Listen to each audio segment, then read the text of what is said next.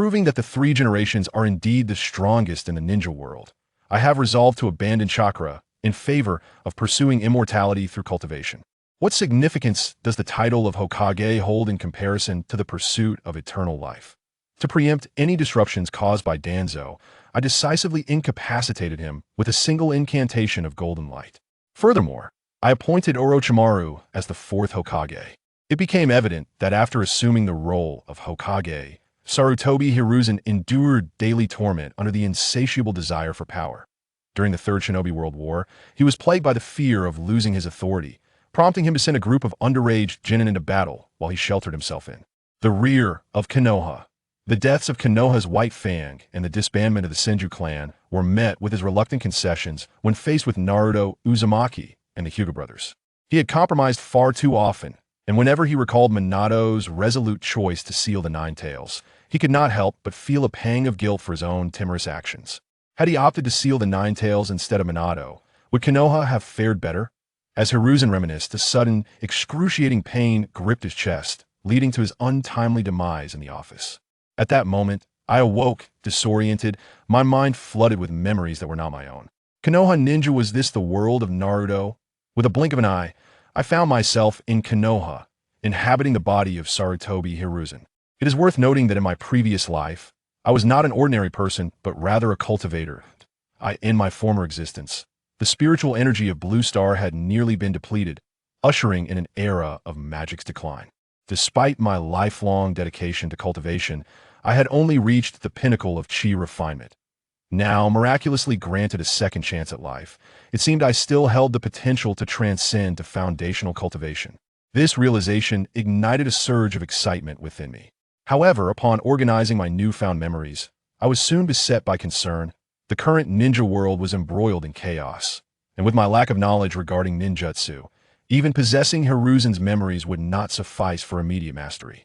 As I contemplated whether to cultivate chakra, I instinctively sensed the abundant spiritual energy in my surroundings, which sent my heart racing. The density of spiritual energy and the vitality of the five elemental forces were astonishing. No wonder ninjas could conjure fire and water with mere hand signs. Could it be that I might even wield the power of the Otsutsuki like a ball? After assessing Hiruzen's frail body, I was doused with the cold reality of the situation. This body could only be described as riddled with wounds, a testament to the scars left by war and the premature aging caused by excessive chakra extraction. At just over 50 years of age, Hiruzen's internal organs resembled those of a man in his 60s or 70s. It is a well-known truth that to cultivate the spirit, one must first nurture the body to pursue immortality. One must first refine oneself. The body is the foundation. To truly cultivate, I must begin with physical enhancement. In the original narrative, chakra is derived from the power of the divine tree. Before Kaguya's arrival, this world was devoid of chakra. Rather than being a gift, chakra resembles a burden. Those who cultivate it become mere sustenance. Chakra not only depletes the practitioner's physical and mental faculties, but also continuously siphons natural energy from the surroundings. It appears that chakra diverges from the path I seek. My pursuit is of immortality and freedom, a journey of cultivation that does not align with the path of chakra, although consuming the fruit of the divine tree indeed grants immortality, and the more one consumes, the stronger one becomes. Such shortcuts are scarcely found in this world. Fortunately, by relinquishing my entire chakra, I can gradually restore my physical form through the nourishment of energy. You speak of talent yet. Talent is of little consequence. Hope resides in possessing spiritual energy. After struggling for decades in this age of decline, I have come to understand this truth. It is akin to fishing. Regardless of how exquisite your rod is, how lavish your bait, or how adept your technique, if there are no fish in the waters, all is in vain. Conversely, if the waters are rich in resources, any method will yield a catch. Now, in this ninja world abundant with spiritual energy, a sudden frown crosses my brow. As the leader of a village, if I forsake my chakra, my strength as a shadow will dwindle to nothing. Should I be detected, peril awaits. I am tasked with nurturing the fifth Hokage, yet the Hokage's role remains crucial. However, Konoha must undergo transformation. All notions of power and lineage are mere illusions. Chakra itself is a fraud. The so-called Sage of Six Paths serves merely as an adornment for the Otsutsuki clan. If we were to prioritize technological advancement, it would be another matter. Yet the ninja world has strayed down a misguided path due to the existence of ninjas. The technological tree has warped refrigerators and appliances exist, yet firearms are scarcely utilized. Ninjas primarily rely on cold weapons and ninjutsu. Are they unaware that firearms are swift beyond 7 steps and precise within? Yet, the scientific weapon from Boruto's narrative is indeed intriguing. Returning to the main topic, who would be a suitable heir? Perhaps the future 6th Hokage, Kakashi? No, he currently lacks the fire within. The 5.5th Hokage, Danzo, comes to mind instinctively. However, I shake my head. Guo Ying's heart is too dark, completely blinded by power. Jiraiya might be a worthy candidate. Yet would he consent? The esteemed Jiraiya prefers to wander the ninja world, never able to settle down. He would not make a competent leader. Tsunade, the granddaughter of the first Hokage, possesses formidable medical ninjutsu and is the sole heir of the Senju clan. Suddenly, my heart skips as I realize I am thinking in the manner of Hayashi. It is his memories that influence me. I shake my head. It matters not. At this moment, I am not Hayashi, but a being with different choices. The ninja world will inevitably transform alongside my own evolution. Once I become an infant soul practitioner, I shall reveal to the ninja world that I, Hayashi, am the strongest Hokage. Here, let me add a playful touch. Ha ha.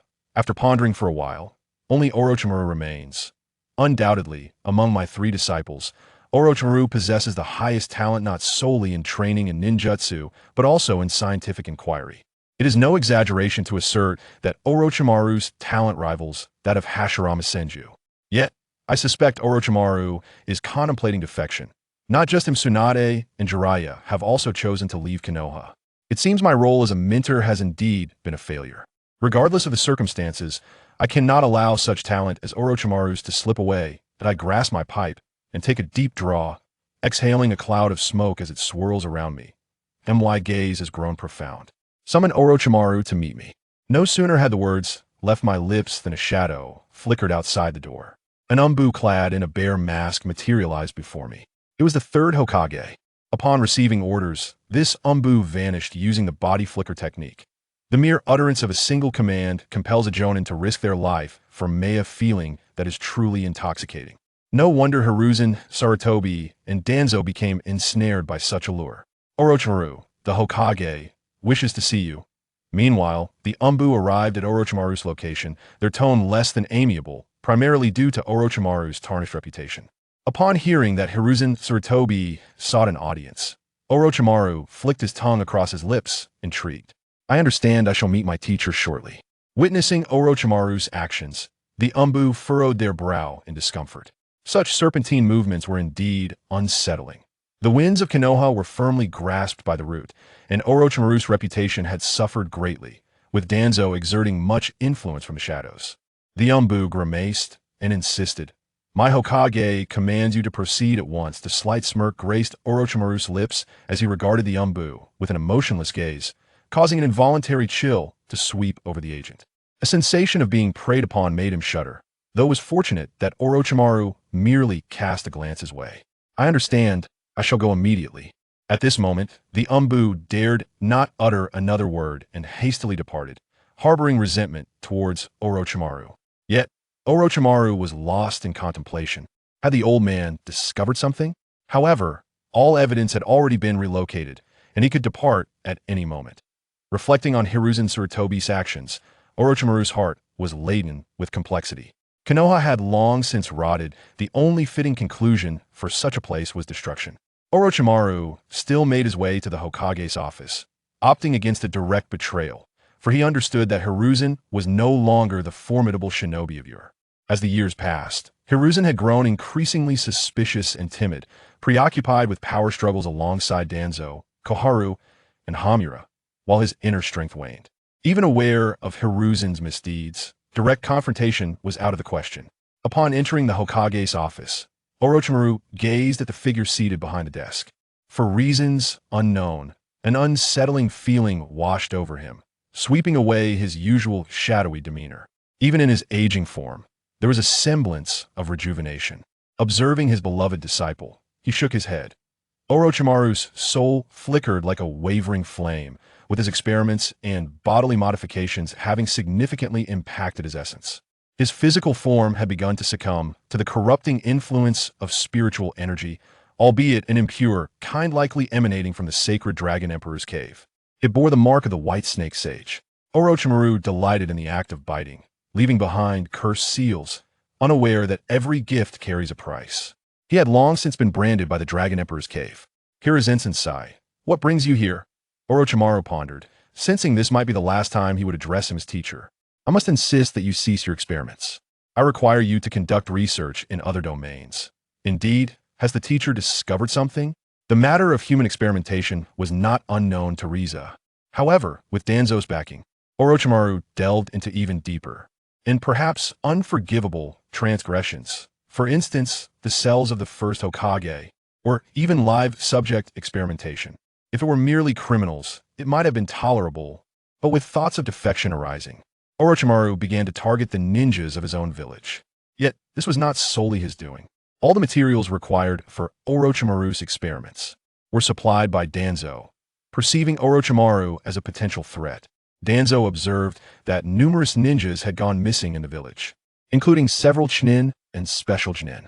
All suspicion pointed towards Orochimaru. The reality of human experimentation is that many hidden villages engage in such practices in secrecy. It is not that they do not wish to conduct human experiments, but rather they lack the capability. Reflecting on this, Orochimaru darkly remarked, "Isn't this permitted by the village? You did not voice any objections at the time, did you?" Though today's teacher seemed somewhat peculiar, Orochimaru remained steadfast in his convictions that I rapped the table and stated solemnly, "I intend to groom you as the next Hokage. Do you wish to assist in this role?" As I spoke, my gaze sharpened. The current Konoha has aged, like decaying roots, merely depleting the village's vitality. Orochimaru, are you willing to aid me in severing these decaying roots, to incinerate the withered branches and leaves, so that the great tree of Konoha may flourish anew? I set down my pipe and turned my eyes upon Orochimaru. My presence, as a ninja of great stature, crashed upon him like tumultuous waves. He seemingly glimpsed his revered teacher from his youth. My words pierced deep, like a sharp blade, into the innermost recesses of Orochimaru's heart. "Is it not somewhat too late now for you to assist the Hokage?" Orochimaru's voice quivered slightly, his eyes brimming with a hint of moisture. "You Invincibility, please do not yield." Orochimaru found it hard to believe that he encountered an unyielding me, capable of uttering such sentiments, and of severing the decaying roots.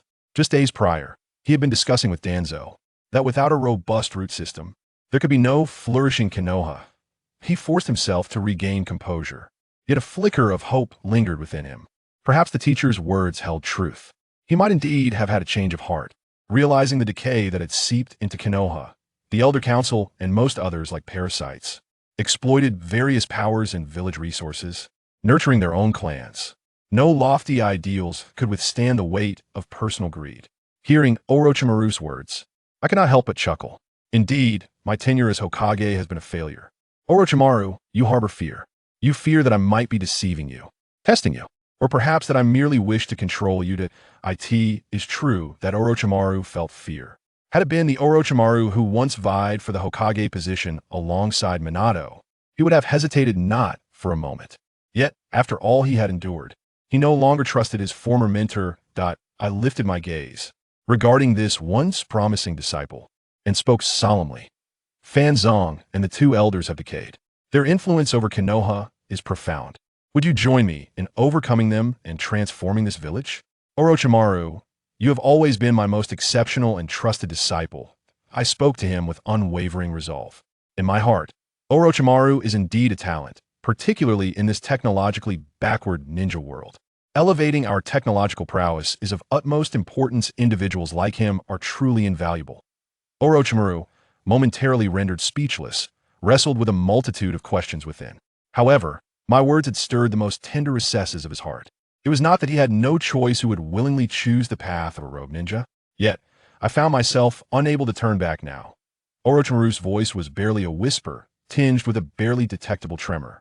He had once been a staunch supporter of the will of fire, dedicating immense effort for the sake of Konoha. Had it not been for the blinding brilliance of Minato Namikaze, he would undoubtedly have been the most suitable heir to the Hokage title. Minato, with his sunny disposition and nickname Little Sun, was universally adored by all normal individuals that, in contrast, Orochimaru's cold and sinister nature instilled dread in many. Among the legendary Sannin, he bore the worst reputation. Following his defeat in competition and the tragic demise of his disciple, his heart grew increasingly dark. Upon discerning the true essence of this world, his singular goal became evident: the pursuit of immortality. In a certain light, Orochimaru and I now share a common aspiration: eternal life. Yet, my pursuit focuses on the immortality of the body and the indelibility of the soul, while Orochimaru has begun to stray from the path, resorting to reckless methods that jeopardize his lifespan. Fortunately, he has yet to change his physical form. At this moment, Orochimaru appeared somewhat lost in pursuit of his ambitions. He had conducted numerous experiments, sacrificing countless lives. How could such a being ever become Hokage? Perhaps the title of Hokage still holds sanctity in Orochimaru's heart. Noticing his wavering resolve, I hastily added, "I hope you will assist me in clearing all obstacles. Together, we shall restore Konoha to its former glory as the strongest in the ninja world. But we can also take action against the Great Dragon, ensuring that the Land of Fire is firmly within our grasp." Orochimaru perceived the seriousness of my words. "Very well, I am willing," he replied, though my proposition caused his heart to race. The thought of confronting the great Ming was audacious. My-sensei, though aged, still seemed trustworthy. Orochimaru then departed from the Hokage's office, needing to return swiftly to conclude his experiments and eliminate any evidence. Watching him leave, I reflected that resolving the issue with Orochimaru would render the task of overcoming Danzo quite simple. There remained 2 advisors to contend with, and once these matters were settled, I would focus on honing my own skills that in this ninja world, the shadows of the Hokage barely equate to the capabilities of an ordinary foundational cultivator. The strongest among them merely skim the surface, leveraging bloodlines or chakra to manipulate the faintest threads of the laws of power. That I believe I can foresee the potential for my own advancement to the next stage after addressing the situation with Orochimaru. For the only barrier that remains, only a few members of the Elder Council remain. Currently, the advisors to the Hokage are Shikamaru Nara and Mito Minyin, alongside the leader of the root, Danzo Shimura, and myself, the 3rd Hokage. All of us are former members of the elite guard of the 2nd Hokage. It can be said that we are the offspring of Tobirama Senju, who, in his efforts to counter the Uchiha clan, cultivated the direct descendants of Konoha, while simultaneously diminishing the influence of the Senju clan over the village. His vision was for Konoha to flourish independently, free from the dominance of any single ninja clan. Though the ideal is enchanting, the reality is starkly harsh. The 2nd Hokage's disciples hailed from both ninja clans and commoner backgrounds. After his demise, the rapid corruption of power ensnared them, leading to a stagnation as they clung to their small dominions within Konoha. Internal strife drained their strength. Even now, it is rather absurd that the 3rd Hokage is hailed as the strongest, for how could Sarutobi Hiruzen's prowess ever be compared to that of the Senju brothers? Sarutobi Hiruzen thought back and couldn't help but chuckle. It was truly laughable.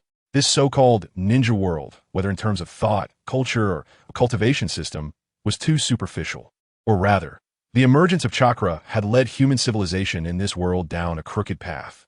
Although chakra cultivation also considers talent, the requirements are not too high.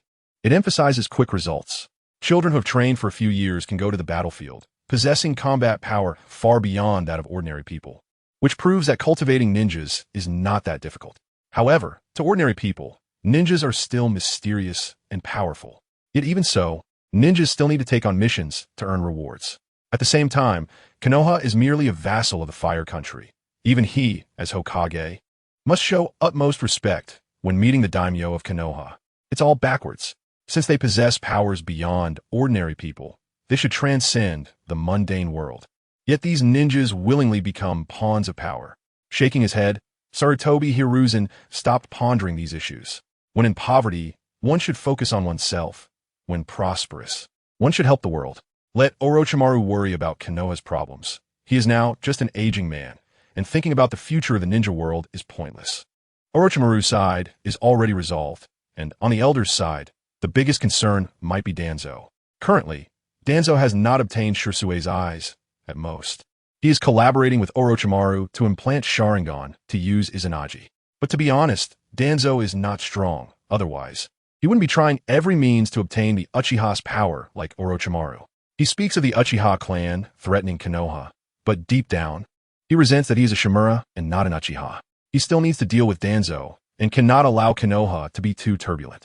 His identity as the third Hokage destined him to not be able to focus solely on himself. Directly leaving Konoha would only lead to the memories within this body potentially becoming a mental demon in the future. Cultivation emphasizes wealth, partners, methods, and land.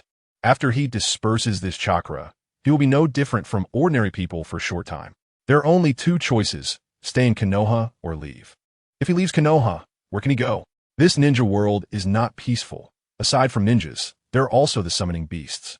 These spirit beasts cultivate natural energy. Although not orthodox, they are born and raised in the way of cultivation, able to absorb the essence of the sun and moon without needing techniques. Would his appearance as a cultivator attract their attention? Chapter 5. The son of the Hokage after Orochimaru left. Sarutobi Hiruzen pondered for a moment and instructed his trusted subordinates in the Umbu to come over. It must be said that Sarutobi Hiruzen's talent in political maneuvering was greater than his talent in ninjutsu. The third Hokage was called the Doctor of Ninjutsu, though most of it was not particularly impressive and of little use to high-level ninjas. However, the lethality of combined ninjutsu to low-level ninjas was self-evident. It was definitely a powerful weapon on the battlefield. In terms of establishing his persona, it cannot be said that he did exceptionally well, but in the entire Konoha, apart from a few individuals, there was no one who did not recognize Sarutobi Hiruzen. In the eyes of the villagers, Sarutobi Hiruzen was powerful and upright, a great Hokage who allowed them to live good lives. For most ninjas, Sarutobi Hiruzen was also worthy of respect. Only a small number of ninjas who had truly been harmed by power knew that Sarutobi Hiruzen was the greatest darkness in Konoha. After glancing at the documents on the table, Sarutobi Hiruzen decided to leave these matters for Orochimaru to worry about. He exited the Hokage building and strolled through the streets of Konoha. It's the Hokage. The children were excited upon seeing Sarutobi Hiruzen. The will of fire permeated all aspects of their lives, and most children in Konoha shared a common dream of becoming Hokage. Hokage-sama, I want to be an outstanding ninja like you in the future. A little boy, with snot running down his face, broke free from his mother's hand and ran up to Sarutobi Hiruzen, filled with longing in his voice. I'm sorry, Hokage-sama. A woman dressed like a housewife hurried over, looking at Sarutobi Hiruzen with a hint of fear and nervousness. She knew her child's level all too well. He was mischievous every day and was at the bottom of his class in the ninja academy. She was just an ordinary person, and with her husband being a low-ranking ninja, she could not provide much help to her child. Her only prayer was that war would not come and that her child would not be sent to the battlefield too early. Hokage? It felt so distant. Almost instinctively, Sarutobi Hiruzen reached out and patted the boy's forehead. Work hard towards your dreams. I believe you can succeed. After saying this, Sarutobi Hiruzen left, leaving the boy in a daze and a crowd of people discussing around them. Yuta, don't be so reckless next time, the mother said, looking at her son with a slightly bitter smile. Perhaps. Sarutobi Hiruzen no longer had the desire to continue wandering around Konoha and quickly returned to the Sarutobi clan's residence in Konoha, just from the Sarutobi clan's mansion. One could see Sarutobi Hiruzen's influence in Konoha. The largest clans in Konoha were undoubtedly the Senju and Uchiha clans, followed by the Hyuga clan and the secret technique clans like Inuzuka and Yamanaka.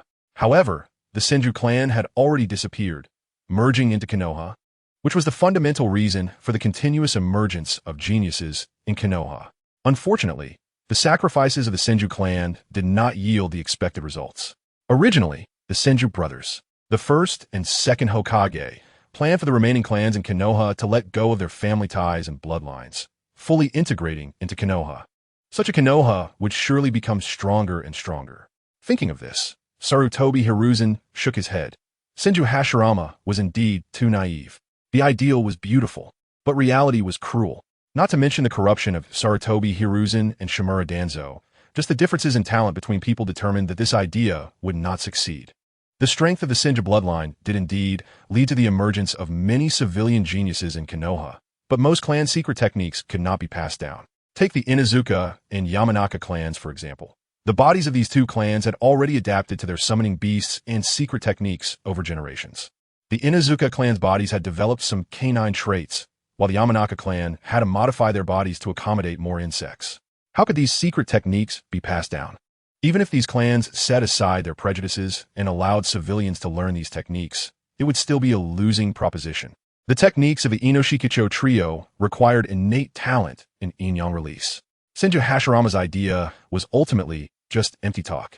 Father. After returning to the residence, Sarutobi Hiruzen's eldest son, Sarutobi Kinomaru, respectfully greeted him. Sarutobi Hiruzen had two sons, Sarutobi Kinomaru and Sarutobi Asuma. To be honest, both of his sons had rather average ninja talent. At this time, Sarutobi Kinomaru was 8 Jainin, while Sarutobi Asuma was not in Konoha. He had left Konoha 2 years ago after a conflict with Sarutobi Hiruzen and had become one of the 12 guardian ninja protecting the daimyo of the Land of Fire. The daimyo was an ordinary person, but whether in the Land of Fire or any country in this world, the number of ordinary people far exceeded that of ninjas. Ninjas engaged in assassination but did not participate in production. They could not live without ordinary people in their daily lives. The existence of ninjas favored the daimyo, who treated ordinary people relatively well, without excessive exploitation, and there was no slave class in the social structure. Furthermore, before the ancient times when there were no ninjas, it was these nobles who ruled the populace, leading to the current situation. Although training a ninja is not considered difficult, the number of people with the talent to become ninjas is quite small. This led to a mutual wariness and dependence between Konoha and the Land of Fire. In simple terms, for countries like the Land of Fire and the Land of Lightning, ninjas represented military power, with elite ninjas above the rank of Hokage being equivalent to weapons of mass destruction, and tailed beasts serving as strategic nuclear weapons. Thus, wars between ninjas were constant. Yet relations between countries remained relatively peaceful. As a Hokage's son, Sarutobi Asuma's choice to become a so-called guardian ninja was rather unwise. However, thinking of Asuma's talent, Sarutobi Hiruzen sighed. The strongest aspects of the Sarutobi clan were twofold: the 5 elemental ninjutsu, encompassing all 5 attributes, and the ability to summon the Monkey King clan. Summoning beasts also come in all shapes and sizes. The Monkey King could not only transform into weapons, but could also independently perform hand signs and cast ninjutsu, while also making partial transformations. Through long-term training with Sarutobi Hiruzen, unique tactics were developed. Both Sarutobi Asuma and Sarutobi Kinomaru had not gained the recognition of the Monkey King clan, which shows that their talents were indeed limited. Once, Sarutobi Hiruzen had thought about training his 2 sons to become Hokage, binding the name of Hokage completely with Konoha and making the ninja village a backyard of the Sarutobi clan. Unfortunately, lacking the strength to become Hokage was surely not enough. Chapter 6. Hidden Injuries and Spiritual Energy. Sarutobi Hizashi's father, Sarutobi Sasuke, was also a ninja proficient in the 5 basic nature transformations. Sarutobi Sasuke was a highly regarded ninja. Even the Uchiha clan held him in high esteem. The name Uchiha Sasuke was actually a tribute to this ninja. Sarutobi Asuma only inherited the wind attribute, while Sarutobi Shino inherited the earth attribute and did not inherit the lineage's 5 attributes. Looking at his son and daughter-in-law, Sarutobi Hizashi felt somewhat complex. In his previous life, he lived over 100 years as a cultivator, naturally passing down his bloodline, and his family had considerable influence in the mundane world. However, all of this was illusory in the face of eternal life. 100 years of glory and wealth is merely fleeting. No matter how noble your status, in the end, it is just a pile of dirt. Shino, I am preparing to step down from the position of Hokage. Sarutobi Shino's eyes widened in disbelief as he looked at his father. He understood his father well and knew Sarutobi Hizashi's thirst for power. As Sarutobi Hizashi's son, he felt immense pressure. Although Sarutobi Hizashi always claimed that everything he did was for him and Asuma, and that he worked hard for the family to become better, in reality, it was merely Sarutobi Hizashi's one-sided wish. With such talent and different aspirations, what could be forced upon him? I'm not joking. You and Hinako need to be ready to leave the Umbu after I step down. Why? Usually dissatisfied with Sarutobi Hizashi's bureaucratic methods, Shino was unwilling to leave the Umbu upon hearing this. Do you really think your strength can handle being an elite J-nin in the Umbu? Without my protection, you might very well die on a mission. Sarutobi Hizashi spoke frankly, leaving no face for Shino. Such direct words left Sarutobi Shino stunned. He had never seen his father be so straightforward before. All right, As my direct subordinate in the Umbu, how can you continue after I step down? Seeing Shino's expression, Sarutobi Hizashi softened and explained. In his memory, Sarutobi Shino and his daughter-in-law, Sarutobi Hinako, died on a mission.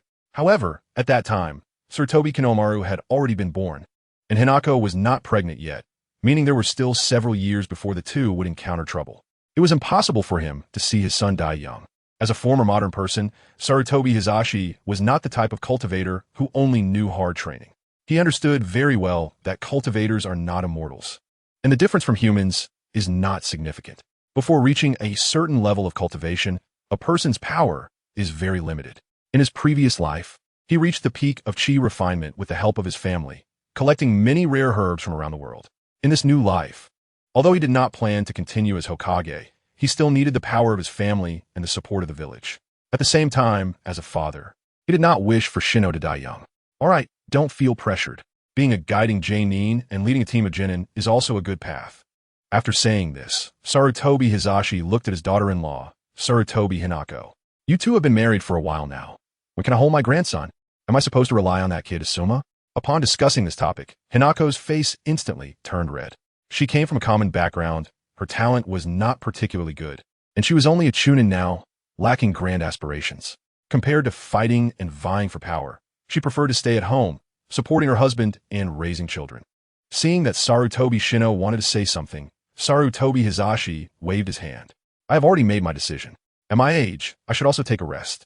Hearing his father say this, Sarutobi Shino realized that the man under the fire shadow's hat had already aged, his figure hunched over. At this moment, Sarutobi Hizashi was only about 163 centimeters tall, and with his gray-white hair and the age spots appearing on his face, it hinted that this third Hokage, who had been in power for the longest time and had single-handedly created the prosperous era of Konoha, had grown old. Shino silently nodded, not saying anything further. This matter must not be spread. After saying this, Sarutobi Hizashi returned to his room. During the Nine-Tails incident, his wife, Sarutobi Biwako, passed away, and now he was all alone. However, this also aligned with Sarutobi Hizashi's wishes. Once he dispersed his chakra to nourish his body, if someone were to be by his side every day, it would certainly be discovered. Sitting cross-legged on the bed, Sarutobi Hizashi began to check his aging body. Cultivation is a solitary journey through the sea of suffering. The sea of suffering is boundless, and the body is the boat. The only thing one can trust is their own body. This is the path Sarutobi Hizashi chose for cultivation. Although after reaching the nascent soul stage, all the essence of flesh and blood would be refined into the nascent soul. Even if the physical body is destroyed, as long as the nascent soul survives, one can recreate the body. But even the recreated body is still one's own bloodline. Seizing another's body is a major taboo in cultivation. However, when Sun Xiaolong crossed over into Sarutobi Hizashi's body, apart from the extra memories in his mind, there was no obscure feeling. Zhuangzhou dreamed of a butterfly, and the butterfly dreamed of Zhuangzhou. Who knows what the truth is? Now the only thing he could trust was this aging body. Due to chakra development, the cells in his body had excessively divided, causing ninjas to age faster. Currently, Sarutobi Hizashi could no longer uphold the title of ninja hero. The younger Sarutobi Hizashi earned this reputation through numerous wars, using the 5 transformations of ninjutsu, making him a battlefield killing machine. It was only natural that he bore many hidden injuries. Fortunately, apart from these hidden injuries, there were no other ailments. His limbs were still intact, and his bodily functions could operate normally. In this case, as long as he found some herbs to refine elixirs, coupled with the abundant spiritual energy in this world, he could still gradually recover. Taking a deep breath, Sarutobi Hizashi began trying to absorb spiritual energy. Although the spiritual energy in this world was rich, its attributes were very chaotic. He could even sense that a small portion of the spiritual energy was polluted. This should be related to the so-called holy places, the areas where summoning beasts reside. These summoning beasts referred to spiritual energy as natural energy, and by absorbing this energy, they gained long lifespans, large sizes, and various special abilities. In Sarutobi Hizashi's view, these creatures were merely insignificant little demons. Chapter 7. The great toad sage absorbing spiritual energy into the body felt like a withered tree encountering spring. Sarutobi Hiruzen could sense the aging flesh's thirst for spiritual energy. However, one cannot rush in cultivation. Absorbing some spiritual energy now was to prepare for the upcoming plan. The biggest obstacle to making Orochimaru the Hokage was Shimura Danzo. This shadow of the ninja world was indeed rather mediocre, merely lingering on the fringes of power. However, Danzo should have already begun human experiments, having accepted the cells of the first Hokage and started to implant Sharingan into himself. At this time, the Uchiha clan had not yet rebelled, nor had they faced extermination. Shirsue's eyes were still beyond Danzo's grasp. The filial Uchiha Itachi was still young and not a concern. The number of Sharingan implanted in Danzo was certainly limited, allowing him to use Izanagi only a few times. Danzo and his root could bully ordinary ninjas, but they would have to avoid true strong opponents. This was also the endpoint for most civilian ninjas. Thus, Danzo believed that to become stronger, he could only rely on the power of the Uchiha. Danzo despised and feared the Uchiha, viewing them as a ticking time bomb, a force that could destroy Konoha at any moment. In essence, Danzo was more envious, jealous of the Uchiha's powerful bloodline. If he could not obtain it, he would destroy it, while also trying to claim the Uchiha's power for himself. From Sarutobi Hiruzen's perspective, such actions were truly cowardly. The Uchiha were the sharp blade of Konoha, and referring to the Uchiha clan as the clan of love might be more appropriate. Although the hatred born from love could lead to extreme power, the Uchiha clan was also quite pure. They only needed to cultivate their recognition and sense of belonging to the village, which was enough. Perhaps after making Orochimaru Hokage, taking in a child from the Uchiha clan as a disciple would be a good choice. Looking at Konoha's history, one can see that the Hokage lineage is continuous. The first and second Hokage were brothers. The third was the second's disciple, and the fourth was the third's grand disciple. If Orochimaru ascended, the fifth would also be a disciple of the third Hokage. Having Orochimaru take an Uchiha as a disciple would also give the Uchiha clan a hope of becoming Hokage. Would one then fear a Uchiha rebellion? In fact, the Uchiha were not that terrifying. The second Hokage's wariness towards them stemmed from the long-standing feud between the Senju and Uchiha clans. Being friends with an Uchiha was definitely much better than being enemies, as one might say the wrong thing and provoke an Uchiha to unleash their power instantly with a single-eye technique. However, due to historical issues and personal biases, the second Hokage held an excessive prejudice against the Uchiha, especially after the death of Uchiha Kagami, the mediator.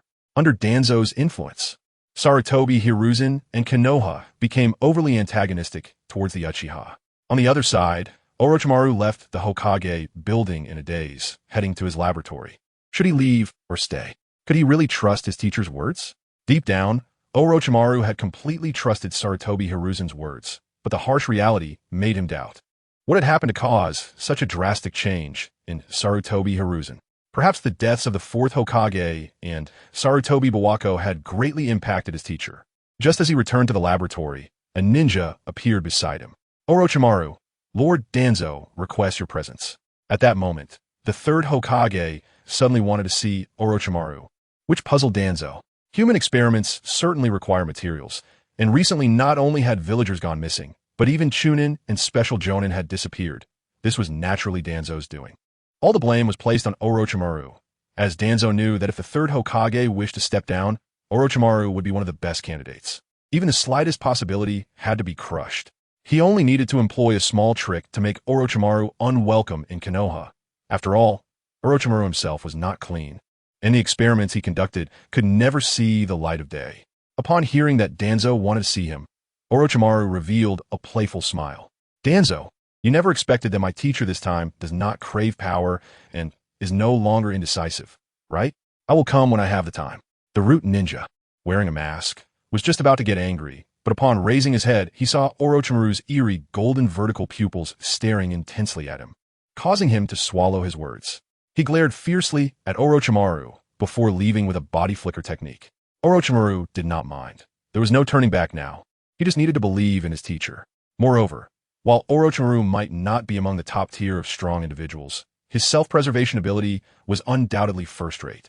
He quickly tidied up the irredeemable evidence of human experiments, such as the experiments related to the cells of the first Hokage, and the corpses of the deceased collected for Edo Tensei also needed to be returned to their original places. At the root headquarters, after hearing that Orochimaru refused to come, Danzo did not get angry. Konoha was currently at its most vulnerable. The war with the Cloud Village was nearing its end. If something happened to Orochimaru now, the Cloud Village would not let it go so easily. Hiruzen was getting old, and having implanted the cells of the first Hokage, his current physical condition was much better than Hiruzen's.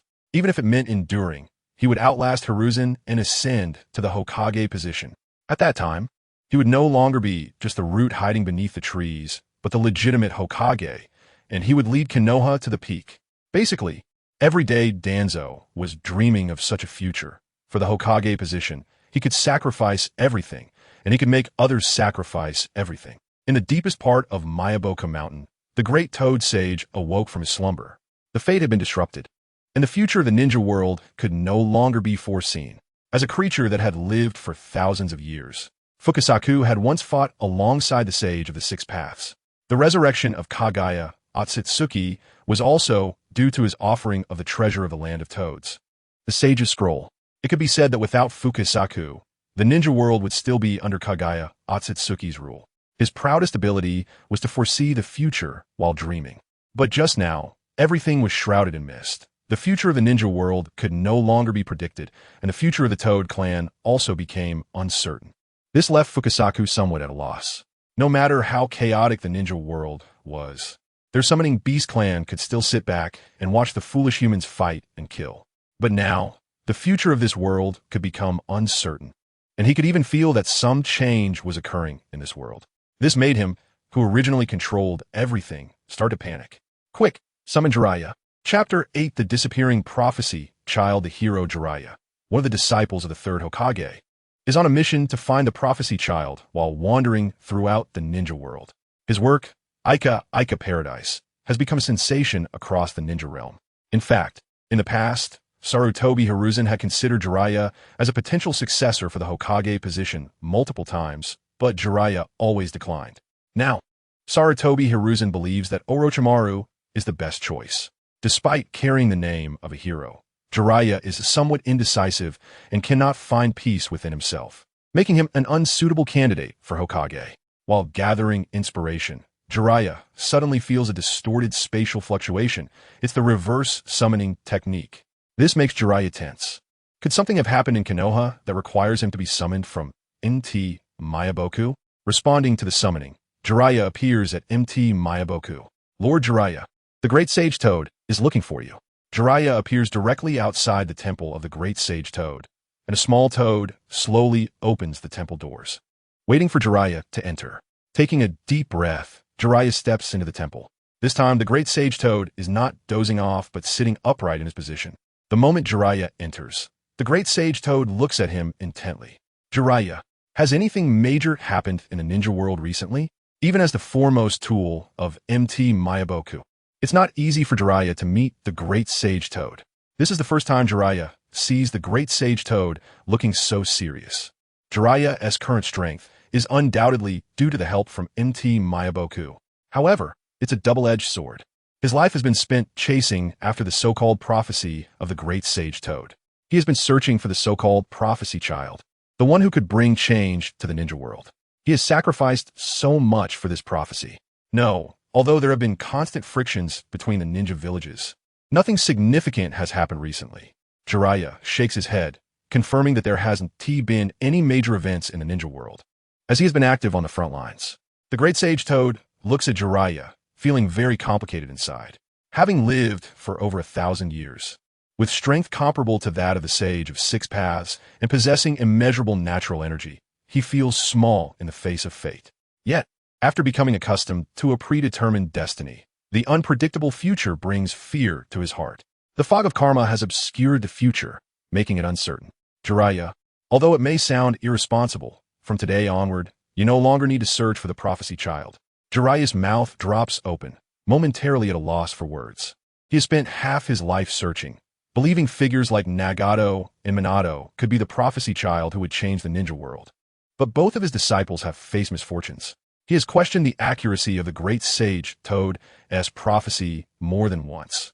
Yet each time he has convinced himself. Now, suddenly being told to stop searching for the prophecy child, how can he accept this? What does the Great Sage Toad mean? Beside him, the Sage Fukasaku and Sage Shima look at Jiraiya with pity. The Great Sage Toad, who usually drifts in dreams, has watched Jiraiya grow from a child to the present. Accepting that he is not the chosen one, but merely the guide for the destined child, is not an easy thing.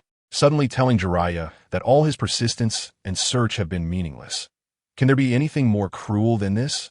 From today onward, I can no longer foresee the future. The future trajectory of the ninja world is no longer fixed, and the prophecy child no longer exists. The great sage Toad's meaning is simple. The future of the ninja world is no longer a predetermined reality, but filled with uncertain unknowns.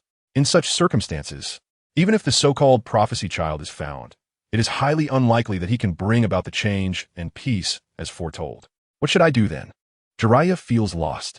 As a legendary hero, one of the legendary 3 ninjas of Konoha, the author of the Ica series, and a free-spirited wanderer, he has temporarily lost his life's goal. Go enjoy your life. You no longer have to bear the mission of finding the prophecy child. The great sage Toad looks at Jiraiya and shakes his head. MT Mayaboku will be closing soon, and I will also enter seclusion for a while. You can pay attention to any occurrences in the ninja world and report back if you discover anything. Life is short, so do more of what you want to do. With that, the great sage Toad closes his eyes. Enjoy your life. Do what you want to do. Is this truly what a ninja should do? Jiraiya has already been quite willful, doing what he wants and rejecting the village's arrangements. But now, with his steadfast belief suddenly gone, he feels very confused. Should he follow his teacher's advice and return to Konoha to become Hokage? However, thinking about the darkness within Konoha makes Jiraiya hesitate. Leaving Konoha was also a way to distance himself from political strife. The founding of Konoha was meant to have the most beautiful intentions, yet it is now filled with intrigue. Jiraiya has watched Sarutobi Hiruzen transform from a heroic ninja to a political bear. He knows well the extent to which power can change a person. His repeated refusals of Hiruzen's request for him to become Hokage were due in large part to his worry that he would become the next Sarutobi Hiruzen, lost in power. However, perhaps he could change Konoha's darkness? Would Tsunade's view of him change if he became Hokage? And would Orochimaru, still in Konoha, have to obey his orders? With these thoughts, Jiraiya feels a flicker of desire for the Hokage position. After all, growing up in Konoha, dreaming of becoming Hokage is quite normal. Unfortunately, it is already too late for Jiraiya to become Hokage now. In Sarutobi Hiruzen's mind, the most suitable choice is still Orochimaru. Orochimaru's temperament and research abilities are crucial for Konoha's future development. Times need to progress, and ninjas are eventually eliminated. By the time Sarutobi Hiruzen has honed his skills, he will definitely choose to take action against the Otsutsuki clan. At that point, ninjas using chakra will inherently be at a disadvantage when facing the Otsutsuki. Chapter 9. Uzumaki Naruto, the nourishment of spiritual energy for the body and soul, stands in stark contrast to the extraction and oppression of chakra on cells. According to Sarutobi Hiruzen's speculation, the Uzumaki clan and the Senju clan's powerful vitality and chakra stem from their better adaptability to chakra. As they are descendants of the Otsutsuki clan, the physical strength of the Senju and the mental prowess of the Uchiha complement each other, which also means that for the Otsutsuki clan, the dangers associated with training chakra are much less than for ordinary ninjas. Ordinary ninjas are essentially nutrients. The Otsutsuki clan evolves by consuming the fruits of the god tree, while ordinary ninjas exhausting themselves through chakra training are merely draining their own lives. Unfortunately, living in this chaotic world, everyone is bound by circumstances, and the chakra that consumes life has ironically become a lifeline. For Sarutobi Hiruzen now, he cannot give up his chakra. He can only start formal training after Orochimaru has established himself and Konoha has stabilized. Currently, absorbing spiritual energy is more about strengthening his soul to avoid the effects of various illusions. Soon, the time came for the next day. For most people in Konoha, today was just like any other day, with no differences. However, the major clans of Konoha sensed the undercurrents stirring. Sarutobi Hiruzen did not head directly to the Hokage's office, but instead walked towards a corner of the Konoha residential area. There was no escaping the sins of his past life. Arriving at a house, he gently knocked on the door. A middle-aged woman opened the door and appeared visibly anxious upon seeing Sarutobi Hiruzen. "Lord Third, what brings you here?" Sarutobi Hiruzen ignored her and walked straight into the house. Inside was a room with a crib, where a child with yellow hair lay sleeping soundly. However, the child was clearly malnourished and seemed to be sleeping too deeply. The heir of Ashura, the true child of prophecy, Uzumaki Naruto. However, Sarutobi Hiruzen doubted that without the powerful vitality of the Uzumaki clan, along with Ashura's chakra and the existence of the Nine Tails, Naruto might have perished long ago. The woman outside was a wet nurse assigned to Naruto by the village. It was evident she had not taken good care of him, possibly giving him sedatives to reduce his crying. This was the result of Danzo's shifting of blame. The destruction caused by the Nine Tails had stirred resentment among the villagers, and Naruto, as the host of the Nine Tails and the son of the fourth Hokage, was clearly seen as a threat. However, this was no longer Sarutobi Hiruzen's concern. A child was still a child, even if he was the orphan of a hero. Such circumstances were inappropriate. Lord Third, let me get you a glass of water. Sarutobi Hiruzen did not respond, but turned to look at the woman. The killing intent and immense chakra immediately caused her to kneel on the ground. She opened her mouth to say something, but the overwhelming pressure choked her throat and made her feel like her heart would stop beating at any moment. However, Sarutobi Hiruzen merely glanced at her before retracting his aura. This is how you take care of a child. I don't care what you think or if someone instructed you to do something. If this child has any problems, your whole family will be sent to the interrogation department.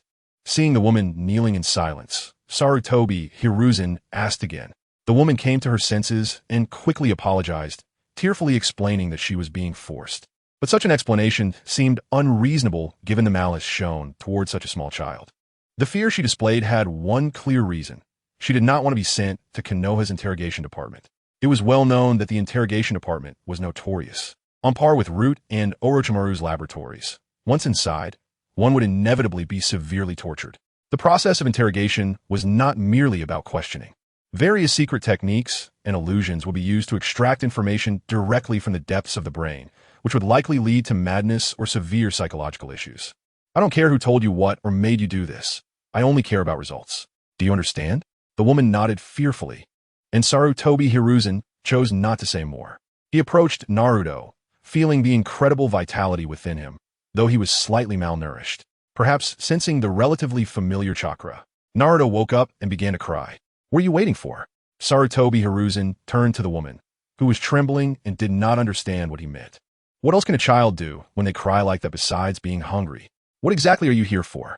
The woman was the wet nurse assigned to Naruto by Konoha, as Kushina had passed away, and he certainly needed nourishment. However, the amount of milk Naruto needed each day was several times more than what her own child required, causing her own child to often go hungry.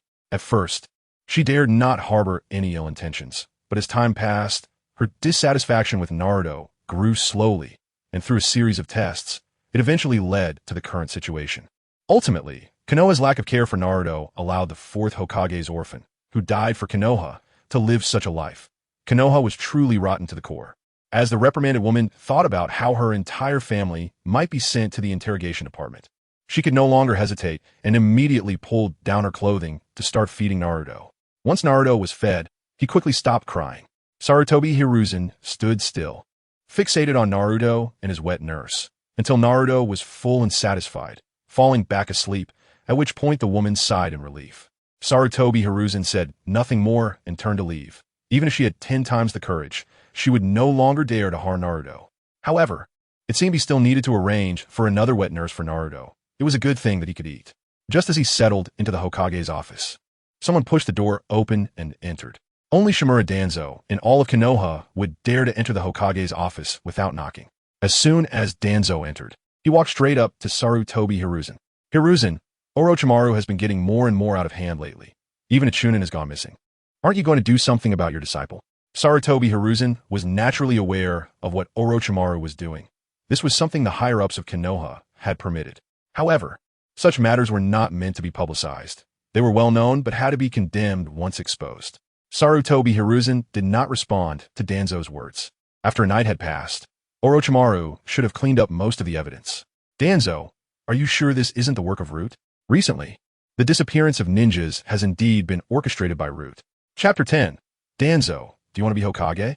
Sarutobi Hiruzen's rhetorical question did not fluster Danzo, as he felt confident in his victory. To drive Orochimaru away, he had already made many preparations. It could be said that Orochimaru had to leave. Konoha could no longer accommodate him. The death of Hatake Tsukumo, the inaction of the third Hokage during the battle with the Nine Tails, and the various encounters with Orochimaru were all part of Danzo's efforts to eliminate his competitors. In order to become Hokage, Danzo had exhausted all means, even if it meant weakening Konoha's strength. Sarutobi Hiruzen found it strange. How could the title of Hokage be so attractive? Perhaps. Every ninja raised in Konoha has a deep obsession with becoming Hokage. Danzo, do you really want to be Hokage? Sarutobi Hiruzen's sudden question left Danzo momentarily stunned. He never expected Hiruzen would suddenly ask him if he wanted to become Hokage. Danzo had never openly stated his desire to be Hokage in front of others. Yet almost every ninja who knew him was aware of his ambition. How could Sarutobi Hiruzen not know? But such matters could not be spoken of openly. That's how politics work. We know they are lying. They know they are lying. They know we know they are lying. And we know we know they are lying. Yet they still lie. Everyone knows what Danzo wants. But as long as Hiruzen remains silent, no one else dares to speak. After all, Hiruzen and Danzo are teammates, both disciples of the second Hokage and the high-ranking advisors, Nara Shikaku and Midogate, also have a close relationship with Danzo. Even if Danzo wants to become Hokage, it is merely an internal matter among Konoha's upper echelons. Now that Sarutobi Hiruzen has brought it up, the significance changes. Seeing Danzo's silence, Hiruzen chuckled lightly. What's this? Is this your temperament? Danzo suddenly reacted. Being mocked and underestimated by Hiruzen made him feel quite strange, perhaps even more fittingly described as embarrassed. This might also be one of the characteristics of the Hokage world, where relationships between the same sex often evolve from mutual conflict and dislike into bonds of mutual understanding. Separation after long association is inevitable. A typical example is Senju Hashirama and Uchiha Madara, who grew up knowing each other but separated due to ideological conflicts after founding Konoha together. Sarutobi Hiruzen and Danzo, having known each other since childhood, worked hard for a common dream. But in the end, only Hiruzen became the recognized Hokage. Their ideological conflicts deepened. Yet due to their past bond, they couldn't truly make a decisive resolution. Hiruzen naturally understood Danzo's thoughts, but for the former Hiruzen, wasn't Danzo also a soft corner in his heart? Danzo couldn't understand why Hiruzen would say such things, but he didn't want to lose face in front of him. Hokage. Indeed, it is my dream. Then give up your dream. You are not destined to be Hokage. Hiruzen's words were firm, without a hint of hesitation. Danzo's eyes narrowed. Hiruzen, what do you mean by that? His clenched fists and furrowed brows proved that Danzo's heart was not at peace at this moment. The roots buried deep in the soil, wanting to expose themselves to the air, would only lead to the tree's decay. We are old. We should hand the village over to the young. Upon hearing Hiruzen's words, Danzo seemed to have heard the biggest joke. Hiruzen, do you have the qualifications to say such things to me? Danzo knew Hiruzen better than anyone else, but he did not realize that the old friend he was most familiar with was no longer the same Hiruzen. In the past, Hiruzen truly did not have the qualifications to say such things to Danzo. Even during the fourth Hokage's era, Hiruzen had not completely relinquished power, and most authority still rested in his hands. One could say that Hiruzen's greed for power and status was not much less than Danzo's. Qualifications? Do I still need qualifications? Hiruzen chuckled lightly. Give up your fantasies. Even if you obtain the Sharingan and the first Hokage cells, you are still a weakling, accustomed to hiding in the shadows, which makes your temperament so small and narrow. With his greatest secret exposed by Hiruzen, Danzo's expression could no longer be maintained. Orochimaru must have betrayed him. At that moment, Danzo could no longer remain calm. Whether it was the transplantation of the first Hokage cells or coveting and even implanting the Sharingan in his arm. If the villagers found out, he would never be able to become Hokage again. I'm doing this for Konoha. The Uchiha must be eradicated. The power of the first Hokage must be inherited by someone. Danzo spoke with righteous indignation, clearly believing what he said. Discussing values with a mad ninja was evidently futile. But as a cultivator, Hiruzen did not want the village's troubles to become inner demons during his future tribulations. I have made a decision about all this. Root will temporarily cease all activities and accept the Umbu's inspection, and you will work with Koharu and Hamura as advisors for Konoha. After taking a puff of smoke and exhaling it, the lingering smoke obscured Hiruzen's face. However, the sharp gaze made Danzo feel a slight pain in his body. Naturally, Danzo could not simply surrender. It was even more impossible to give up Root to become an advisor without specific powers. Hiruzen, stop joking. Danzo roared, and immediately two members of Root rushed in from the doorway, standing beside him. Almost simultaneously, 5 or 6 figures appeared in the office, including Sarutobi Shino and Sarutobi Hinata. These were all directly under the Hokage's Umbu. Only Danzo could stand against the Hokage in the Hokage building. During their conversation, A barrier had naturally been set up around the office to prevent eavesdropping, but Danzo also had ways to communicate with his subordinates. Now Danzo just wanted to leave quickly. As long as the Green Mountains remain, there's no worry about firewood. If he stayed, the route he had managed for many years might truly be lost. Danzo, I am not joking with you, nor am I negotiating with you. I am ordering you in the name of the Hokage. Although Sarutobi Hiruzen usually kept a low profile, it is undeniable that in Konoha, the Hokage's power is absolute. Hiruzen had prepared for this moment. Dealing with Danzo was not as complicated as imagined. Chapter 11. Golden Light to drive away evil. It was common for Sarutobi Hiruzen and Danzo to have disagreements, but the current tense standoff was unprecedented. Not only were the Umbu around them unsettled, but Danzo himself was also feeling uneasy.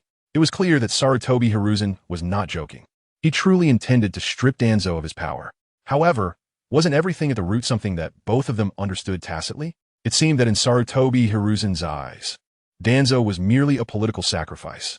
Danzo pondered what could have happened that led Sarutobi Hiruzen to choose to sacrifice him and the root. Nevertheless, Danzo was not prepared to compromise.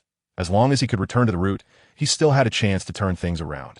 After years of management, he had turned the root into an ironclad organization, with every member under his control through cursed seals, their lives and deaths dependent on his whim. How could he easily give up such loyalty to his own power? Hiruzen, don't be too naive. I will not compromise, Danzo said, placing his hand on the bandage around his arm. He had transplanted the first Hokage cells, but since the Uchiha clan had not yet been exterminated, he had only managed to transplant one Sharingan. To use Izanagi, one needed a 3-tomo Sharingan, and transplantation was not guaranteed to succeed. It could provoke rejection. Even with all his efforts, Danzo had only managed to transplant one eye. However, that single Sharingan granted him a full minute of invincibility, a power that made him even more wary and covetous of the Uchiha clan strength. It was clearly irrational to confront Sarutobi Hiruzen in the Hokage building. He could only rely on that one Sharingan for now. Sarutobi Hiruzen was aware of Danzo's trump card, but he was not worried at all. The previous night, he had absorbed spiritual energy for an entire night. Although he and reached the first layer of chi refinement, he could still perform a simple golden light spell. This golden light spell communicated with the righteous energy of heaven and earth, borrowing the methods of enlightened beings to drive away evil spirits. The spell did not require magical power. Its effects were only enhanced when driven by spiritual power. However, in this world of ninjas, Sarutobi Hiruzen did not know if he could borrow the techniques of those immortal beings. Cultivator's techniques naturally counter various evil spirits, and what Danzo had done was undoubtedly all dark and twisted. Sarutobi Hiruzen formed hand seals. To be honest, the way ninjas performed hand signs was somewhat similar to Taoist hand gestures, but it was merely a resemblance. He had not learned a shred of true meaning. Seeing Sarutobi Hiruzen actually forming seals, Danzo immediately lost his composure. Fighting here would not only damage the Hokage building, but also escalate the situation, leaving no room for maneuver. Hiruzen's movements were quick. He recited the incantation for the golden light spell while forming the lightning seal with his hands, directly casting the spell. In his previous life, he had been the last cultivator of Blue Star, but his cultivation was not high. He was merely at the peak of chi refinement and had not succeeded in foundation establishment. Although Blue Star lacked spiritual energy, societal progress and increasing conflicts had led to the frequent appearance of evil spirits. Thus, Sarutobi Hiruzen was quite proficient in various exorcism spells. Danzo was startled to see Sarutobi Hiruzen casting seals with one hand. He could not discern what technique Hiruzen intended to use, but it seemed like some kind of secret technique. A flash of golden light appeared, and Danzo felt an unprecedented sense of danger, as if he had encountered a natural enemy. His hair stood on end. An instinct for survival prompted him to activate Izanagi in an instant. Everyone present only saw a faint flash of golden light. Danzo immediately stiffened, his body curling and emitting thick black smoke, while a mournful wail escaped his mouth. Izanagi was the ultimate eye technique of the Uchiha, capable of altering and modifying reality, but its use would inevitably lead to blindness of the Sharingan. There is no doubt that this was a form of dark magic, and Danzo had also transplanted someone else's cells. He even had a face resembling the first Hokage on his shoulder. These blasphemous techniques were undoubtedly within the range of the golden light spell's effects. The two root members beside Danzo rushed forward upon seeing his condition. They were Danzo's loyal subordinates, trained to the point of having no independent thought, hoping to create chaos and rescue Danzo in the process. Unfortunately, they were subdued by the Umbu on Hiruzen's side in just a brief encounter. As the black smoke around Danzo dissipated, he fell to the ground, completely drained of strength. His right arm had completely rotted away in such a short time, turning into a pile of rotten flesh that fell to the ground. Danzo then began to vomit large amounts of black blood before losing consciousness. The golden light spell had a significant effect, directly destroying all of the first Hokage cells within Danzo, and Izanagi had also failed. This scene reminded Sarutobi Hiruzen of a time in his previous life when he had exorcised a man, the situation now strikingly similar. What? The Umbu were all stunned. Although ninjas were incredibly powerful, capable of flying and moving through the earth, witnessing this scene instinctively filled them with fear. Danzo looked like a legend possessed by an evil spirit. Take him away and send him to the hospital for treatment, but seal away his chakra, Sarutobi Hiruzen ordered after taking a puff of smoke. This snapped the Umbu back to their senses, and they quickly began to execute the order. Sarutobi Hiruzen had not expected that a simple golden light spell could have such a tremendous effect. However, this was also because Danzo was too weak. He lacked the strength and the bloodlines of the Senju and Uchiha clans, and had turned himself into something neither human nor ghost. Aside from Izanagi, after transplanting the Sharingan, his power was somewhat restricted like Kakashi's. Although he could use wood release after transplanting the first Hokage cells, it was nowhere near the level of the first Hokage. The strength lay not in the wood release, but in the person of the first Hokage himself. While the golden light spell was effective, it probably would not work well against the Uchiha clan, but it would likely be effective against beings like Black Zetsu. As Sarutobi Hiruzen calculated in his mind, deep underground in Konoha, Black Zetsu was nearly scared to death. He could sense that if Sarutobi Hiruzen used that secret technique against him, he would probably end up like Danzo's right arm, turning into a pile of rotten flesh. With no time to think further, he immediately used the fleeting technique to quickly leave Konoha. As a monster that had lived from the Warring States period to the present, the will incarnate of Kaguya Otsutsuki, he could be said to be the most fearless yet fearful existence. Normal methods could not destroy him, and even Uchiha Madara had been deceived by him. He was the puppet master manipulating the ninja world. However, witnessing Sarutobi Hiruzen's secret technique truly frightened him. He was here under Uchiha Obito's orders to monitor Danzo in preparation for the destruction of the Uchiha, but he had not expected to see such a thing. Chapter 12. Undercurrents. Today's Konoha appears calm, but in reality, there are undercurrents surging. All members of Root have been arrested by the Umbu. The cursed seals left by Danzo have all been removed, but some of his die-hard loyalists have minds that cannot be changed. These individuals, if left unchecked, are ticking time bombs and must be eliminated. However, the die-hard loyalists are only a minority. After all, completely destroying a person's independent thought is not easy. There are still many talents in Root, including elites from various major clans in Konoha, and these talents, who were originally to enter the Umbu, were selected to join Root. Now, these talents naturally need to undergo some adjustments and observations before being integrated into the Umbu. With Danzo dealt with, the current Konoha is essentially a one-man show for Sarutobi Hiruzen. The other two advisors cannot stir up much trouble, and Hiruzen is not prepared to care about past friendships. He intends to take down these two former teammates directly. All major clans have received the news. The leader of Root, Shimura Danzo, attempted to assassinate Hokage Sarutobi Hiruzen in the Hokage building, but was captured by the third Hokage with a single move. Root has been disbanded and merged into the Umbu, and the third Hokage truly lives up to his title as the strongest Hokage. This news has sent ripples throughout the village. Who doesn't know that Danzo and Hiruzen were like two peas in a pod? They have been good brothers for many years, and in the past, if anyone wanted to trouble Danzo, Hiruzen would definitely be the first to jump in to defend him. Danzo's assassination of the Hokage, Root merging into the Umbu, there must be some conspiracy behind this. At this moment, in the Uchiha clan's territory, Uchiha Fugaku and several clan elders are gathered together, also troubled by this matter.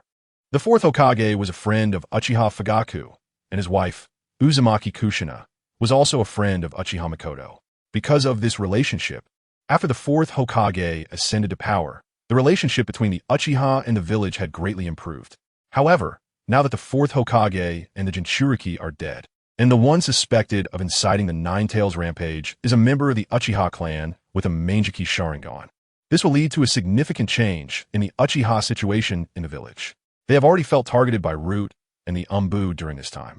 Now that Root has been disbanded and the assassination attempt by Danzo has been made public, everyone is confused about what Danzo and Hiruzen are really up to. Could it be a conspiracy against the Uchiha? The news has been confirmed. Danzo's right arm has been severed, and he is currently recuperating in the hospital. His loyalists have all been executed, and the remaining members of Root are being detained by the Umbu. An elder spoke up, noting that it is already afternoon. The incident occurred in the morning, and there was no concealment throughout the process. All major clans in Konoha have received the news.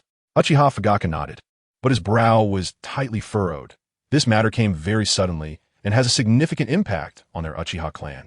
Danzo inherited the will of the second Hokage and has been targeting the Uchiha clan at every turn, embodying the sentiment that the Uchiha will not rest until their clan is extinguished. Now that Danzo has been captured by the third Hokage, how will the third Hokage treat the Uchiha clan? What do you think about this matter? With Danzo and Hiruzen fighting internally, now is Konoha's weakest moment, and it is our Uchiha clan's chance to regain control of Konoha. The speaker was Uchiha Shursui, who had once incited a rebellion against the second Hokage and was imprisoned by the Umbu. After the second Hokage's death, he was released and returned to the Uchiha clan. His current strength is nearly at the level of a Kaguya, and he is the leader of the Uchiha Hawkish faction. Uchiha Shursui has long been dissatisfied with the second Hokage's policies against the Uchiha clan, and now that Danzo has been captured by the third Hokage, he sees an opportunity. The once mighty shinobi has long lost its former glory. Konoha's White Fang is dead, and only Orochimaru remains of the legendary three. Moreover, Orochimaru seems unable to stay in Konoha for much longer. It can be said that Konoha is at its weakest now, and this is the Uchiha clan's opportunity. Unfortunately, Uchiha Fugaka's character is more indecisive, caught between the Uchiha clan and the village. He does not know how to choose. It's not time for that yet. Let's observe the situation. Uchiha Fugaku's words gained the agreement of more clan members. Although the Uchiha clan is known for their extreme personalities, many desire peace and have a strong sense of belonging to Konoha. Similar discussions are happening in various major clans. The ninja clans in Konoha believe that this incident is a scheme between Danzo and Hiruzen. No one believes that Hiruzen would truly take action against Danzo. However, with Danzo currently lying in Konoha Hospital, unconscious, the facts seem to leave no room for disbelief. For a moment, the entire upper echelons of Konoha and the ninja clans are on edge. Everyone believes that Hiruzen has truly lost his mind. He has depleted Konoha's strength to almost nothing. Konoha is still at war with the Rock and Lightning Ninja, and although there is no full-scale war, small skirmishes are ongoing. The Ninetales incident has just ended, and the villagers are still licking their wounds. How could Hiruzen engage in internal strife at this critical juncture? Orochimaru has naturally received the news as well. He is worried that Danzo could become an obstacle to his becoming Hokage, but unexpectedly, Hiruzen directly took down Danzo. It seems that the teacher has truly made a decision this time. Orochimaru's heart is very complex. Hiruzen's changes are so great that he cannot discern his teacher's true intentions. However, the evidence has been mostly cleaned up, and now that Danzo has been taken down, could Hiruzen really initiate reforms in Konoha? Would he even take action against the nobility of the Land of Fire? Orochimaru-senpai, the Hokage is looking for you. Looking up, he saw the iconic white hair. It was Kakashi. Orochimaru still holds great respect for the White Fang, but he does not agree with his methods. Humanity is too small and fragile, and the essence of human nature is truly detestable. Come with me. Kakashi was taken aback for a moment, but nodded in agreement. As a genius who became 8 Nin at the age of 12, Kakashi's talent is not inferior to that of the White Fang. It is just that the Sharingan has held him back from reaching the level of Kage. Kakashi had once joined Root and sabotaged Danzo's plan to assassinate Hiruzen. Even so, Hiruzen still pardoned Danzo. When Hiruzen confronted Danzo today, Kakashi was also present and is still in shock. Kakashi is very aware of the existence of blood stains from Root's experiments and Orochimaru's human experiments. Hiruzen has shown great trust in Kakashi, and in the future, he indeed becomes the 6th Hokage. The two of them walk towards the Hokage building, one in front of the other. Chapter 13. Confused Kakashi as he walked down the street. Orochimaru watched the passersby in Konoha, feeling completely different from a few days ago. Just days earlier, he had been struggling with whether to escape the village, but now he was about to become Hokage. Orochimaru was fully convinced that his teacher truly intended to pass the Hokage position to him. Not to mention that dealing with Danzo alone was enough to prove that Hiruzen Sarutobi was genuinely clearing obstacles for him. Kakashi, how are you adapting to the Umbu work? Kakashi's expression under his mask was somewhat surprised. Was this really Orochimaru, or was someone impersonating him? Orochimaru actually cared about his juniors? Orochimaru smiled. He could see Kakashi's doubts. He was definitely not satisfied with just becoming an elder of Konoha. If he could really settle down, he still wanted to strive to become the next Hokage after Minato's resignation, and he needed his own team, with Kakashi being a good choice. He was also very interested in Kakashi's Sharingan and wanted to know what effects the transplantation of Sharingan would have on the body. Until the two of them arrived at the Hokage building, Kakashi still hadn't answered Orochimaru's question. Kakashi knew that Orochimaru had collaborated with Danzo and was involved in human experiments, and even had a child en route who inherited would release. However, now that Danzo had been taken down, the Hokage called Orochimaru over, and he was probably going to deal with this guy too, right? Hiruzen Sarutobi was still vigorously puffing on his pipe. The habits left by his predecessor weren't something that could be changed in a short time. In the last few days, after Orochimaru became Hokage, he would use this chakra to nourish his physical body. Seeing Kakashi enter the room with Orochimaru, he didn't pay much attention. Orochimaru, I need some changes in the village. In a while, I might have to go into seclusion for a period of time. During that time, you and Narashikaku will temporarily manage Konoha for me. Kakashi? Kakashi's face was full of questions, but the mask obscured them from view. He suspected he hadn't woken up yet. The events of today were simply too unbelievable. Sarutobi actually asked Orochimaru to help him temporarily manage Konoha. What on earth happened to make Sarutobi do this? Did he intend to cultivate Orochimaru as the next Hokage? What's going on, Hiruzen? At this moment, two people pushed the door open and walked in. They were Konoha's two advisors, Tsunade Koharu and Mito Kazumi, former teammates of Sarutobi and Danzo. Advisors? This is really a nonsensical position. The strength of these two is not even comparable to Danzo, and with age, they could barely match an ordinary jonin. They became high-ranking officials in Konoha just because of their past ties with Sarutobi. Over the years, they have acted arrogantly, forgetting that they also came from humble beginnings. What happened with Danzo en route? The two advisors stared intently at Sarutobi, hoping to get an answer from this former friend. Isn't it clear enough? He attempted a coup and has been dealt with by me. Sarutobi raised his head and looked at the two advisors. You're just in time. I need to inform you both to relinquish all your current positions. The Umbu will conduct an investigation on you. The two old geezers' few remaining uses were that they had embezzled a lot of resources from the village over the years. It was time to return those resources to Konoha. What? I disagree. Mito Kazumi shook his head repeatedly, almost jumping up to protest. Usually, he was closer to Orochimaru, and now Sarutobi was saying that he had taken down Danzo and was going to take them down as well. Was Sarutobi really this insane? Hiruzen, how can we not discuss such matters? Tsunade Koharu was also very dissatisfied, but her tone was noticeably softer. I am a Hokage, and I am the strongest Hokage. Everything in Konoha must change according to my will. Sarutobi's words silenced everyone present. He was indeed correct. Konoha was like this. If it weren't for their past friendship, both Danzo and these two wouldn't have reached where they were today. But now Sarutobi was actually preparing to monopolize all the power. Was he really becoming more insane with age? He even intended to have Orochimaru temporarily help manage Konoha. Was Sarutobi under some sort of genjutsu? Did Orochimaru have the will of fire? Kakashi genuinely thought that Orochimaru did not have the will of fire. His father, White Fang, was blamed by the villagers for saving his teammates and ultimately committed suicide, leaving Kakashi's heart filled with pain and distortion. In his eyes, Orochimaru's experiments were unforgivable. Their intentions and viewpoints could not influence Sarutobi's decisions. The matter had been confirmed. Relinquish your power, and Konoha will soon investigate you. But Mito Kazumi still wanted to struggle. There are no buts. I am Konoha's Hokage. My decision is the village's decision. My will is the village's will. Sarutobi was unequivocal, deciding the future of the two advisors. Konoha no longer needed these decayed individuals. The leaves of Konoha, bathed in sunlight, should dance with the wind, while the roots buried in the soil needed to cut off their rotten parts. There is nothing more to discuss. Just leave.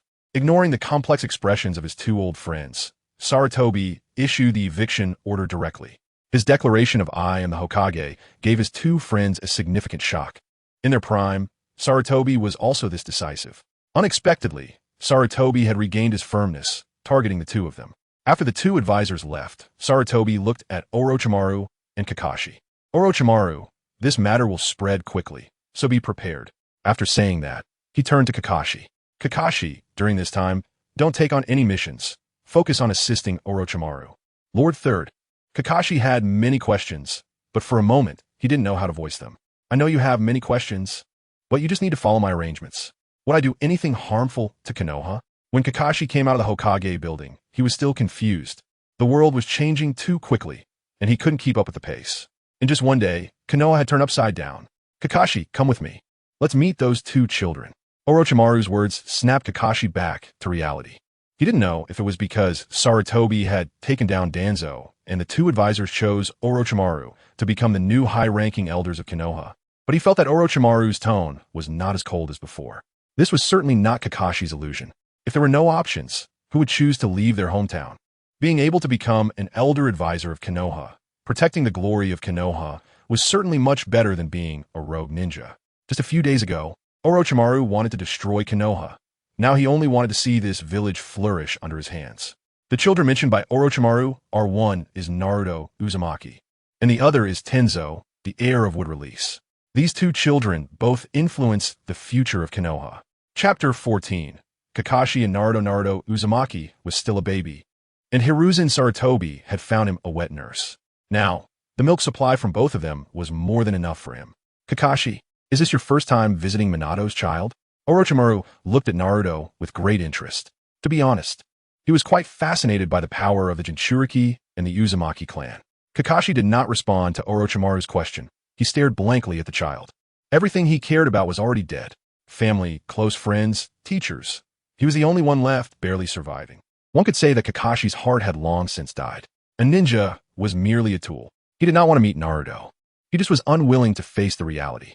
Kakashi, how about you take care of Naruto? Kakashi was highly talented, even surpassing Orochimaru. However, the current Kakashi was a man whose heart was dead, with no ties remaining in this world.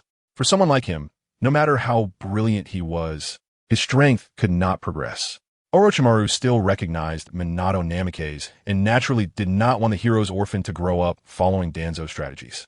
A hero should have the treatment befitting a hero. With both him and Kakashi looking after Naruto, the boy's childhood should be much happier, right? Kakashi hesitated for a moment and nodded in agreement. After Danzo was taken down, Orochimaru became one of the few high-ranking officials in Konoha, and he also wanted Minato's child to have a happier life. The two of them reminded the two wet nurses and left the place. Kakashi, only strength can determine fate. Otherwise, you will only lose again and again. Orochimaru did not need Hiruzen Sarutobi's will of fire to brainwash him, nor did he require Naruto's talk no jutsu. But he understood one principle. Only by having enough strength can one choose their own fate. Besides strength, Orochimaru's pursuit was only immortality. However, his ambitions had now increased by one, to make Konoha rise again. Kakashi was still quite confused and did not say much. Too much had happened in the past few days, and he needed to think things through. The two of them arrived at the Umbu headquarters. Other than a few die-hard loyalists to Danzo who could not communicate, the rest had been temporarily taken over by the Umbu. Most of them were not genuinely loyal to Danzo, but had no choice. Ninjas were merely tools. However, this time, they could choose their lives again. They could choose to join the Umbu or become ordinary ninjas, but they would need to report to the Umbu once a week for 6 months before gaining complete freedom. There was one exception. His codename was self-styled as Tenzu. He was Orochimaru's experiment, having successfully fused with the first Hokage's cells and inherited Wood Release.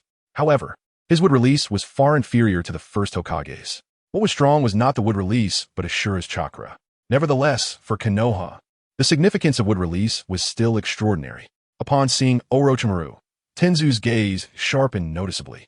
Kakashi stood to the side, watching Orochimaru warily, fearing that Orochimaru might kill Tenzu to silence him. After all, Tenzu was a product of Orochimaru's human experimentation and could potentially become a stain on Orochimaru's reputation in the future. Kakashi still thought along his previous lines. At least for now, Orochimaru did not care about his reputation. Join the Umbu. Temporarily follow my orders. What does that mean? I am about to become an elder of Konoha while concurrently serving as the head of the Umbu. It was evident that Tenzu found it hard to accept this. Orochimaru was actually going to become a high-ranking official in Konoha? Orochimaru smiled wickedly, his long tongue extending out to lick his lips.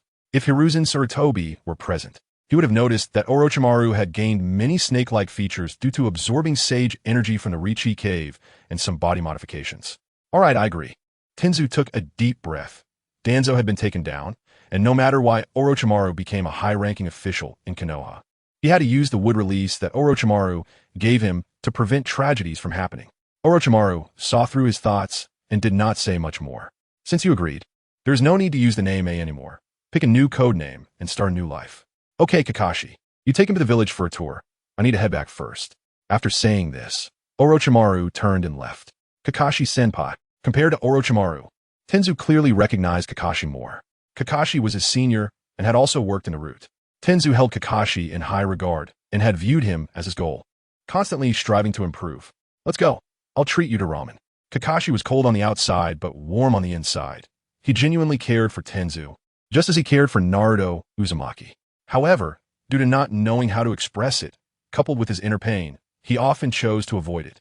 Orochimaru did not return to his lab, but instead went back to the Hokage's office. He wanted to have a chat with his teacher. Hiruzen Sarutobi was bored in the office. Just a couple more days, and then I can start refining chakra and prepare for foundation building. Looking at the crystal ball on the desk, Hiruzen Sarutobi was a bit curious. While ninjutsu was said to be strong, it actually wasn't. But some secret techniques could achieve effects that were quite unreasonable. They could even summon souls and bring the dead back to life. Hiruzen believed that it was probably because the 6 paths of reincarnation in this world was not perfect, and even the rules were quite fragile, allowing chakra to easily manipulate the rules. For example, the telescope technique was quite miraculous. By infusing chakra into the crystal ball and using the secret technique, the ball displayed the scene of the women's bathhouse in Konoha. The occurrence was sudden, likely because Hiruzen's last use of this secret technique involved peeking at the women's bathhouse. Teacher, I need to talk to you. Just then, Orochimaru pushed the door open. The umbu at the entrance did not stop him.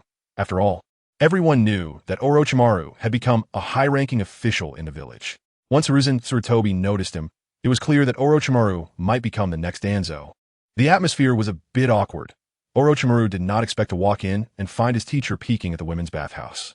Ahem, come over quickly. As long as I'm not embarrassed, the one who should feel awkward is others.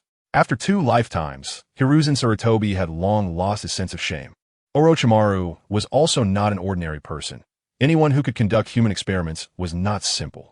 The two of them directly ignored the scene in the crystal ball. What brings you here?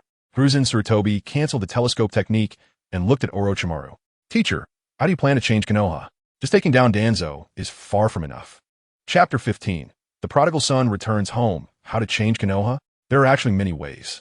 Orochimaru is undoubtedly a genius, whether in ninjutsu or scientific research. His talent is extraordinary. Furthermore, Orochimaru's charisma is also impressive. As a competent leader, there is no doubt about it. Entrusting most of Konoha's affairs to Orochimaru would be a great choice. The village's previous reluctance to choose this genius was merely due to power struggles. In the eyes of the former Hokage, Hiruzen Sarutobi, Orochimaru was clearly harder to control than the naive Minato Namikaze. I have many different ideas for changing this village, but it needs to be done step by step. Now that you have become a high-ranking official in Konoha, you need to help me handle some village affairs. Hiruzen Sarutobi certainly cannot be bogged down by political matters and decisions. He only needs to continue serving as Hokage in name. It's ridiculous for a village of this size to have its leader dealing with administrative duties. Orochimaru nodded, not probing further, as his teacher might be facing some issues. However, it was certain that this time, his teacher truly trusted him and wanted him to help handle some of Konoha's affairs and decisions. Moreover, now he could trust his teacher. How about telling the villagers that Naruto is the son of the 4th Hokage? You can make the decision. Orochimaru is also a classic example of love turning to hate. His desire to destroy Konoha stemmed from his disappointment in Hiruzen. His inquiry about this matter was to test Hiruzen's bottom line, but he did not expect Hiruzen to agree so easily. Orochimaru must seize this opportunity to change everything. Orochimaru, pursuing immortality is not a bad thing, but excessively desecrating the body and manipulating the soul is not the right path.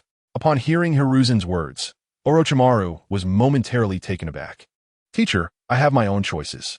It was clear that Orochimaru had absolute confidence in his research. Each body replacement in the reanimation jutsu weakens the soul. Perhaps you can live for 200 or 300 years by changing bodies, but what about 1,000 years later? Upon hearing Hiruzen mention the reanimation jutsu, Orochimaru's eyes widened. Teacher, how do you know? The soul and the body are equally important. Think it over carefully. Hiruzen wanted Orochimaru to help him with some research. The Otsutsuki clan's bloodline still has some merits, but practicing reanimation jutsu leads to becoming neither male nor female, with too many obvious weaknesses. After all, he is still my disciple. I should give him some guidance. Orochimaru did not dwell on this topic, and the two continued discussing the current situation in Konoha. Orochimaru noticed that Hiruzen was preparing to relinquish some of his power, not wanting to hold on to everything himself. Whether it was about revealing Naruto's true identity or changing strategies regarding the Uchiha, Hiruzen did not object. A few days later, the events of these days began to brew. The news that Orochimaru would become a high-ranking official, the new Hokage advisor, and a Konoha elder had already spread throughout the village, reaching both ninjas and civilians. Orochimaru's reputation was not good at the moment. Many people had opinions against him. Perhaps it was also because the fourth Hokage was too sunny, making Orochimaru seem a bit too dark in comparison. However, the opinions of Konoha civilians could not influence the upper echelon's decisions.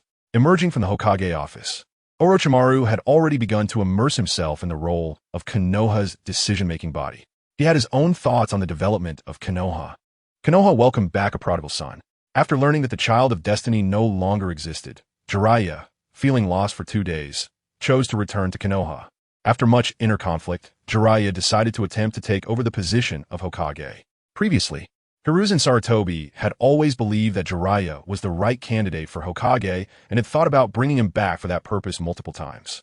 However, Jiraiya wanted to search for the prophesied child and was well aware of the internal struggles within Konoha, not wishing to get involved.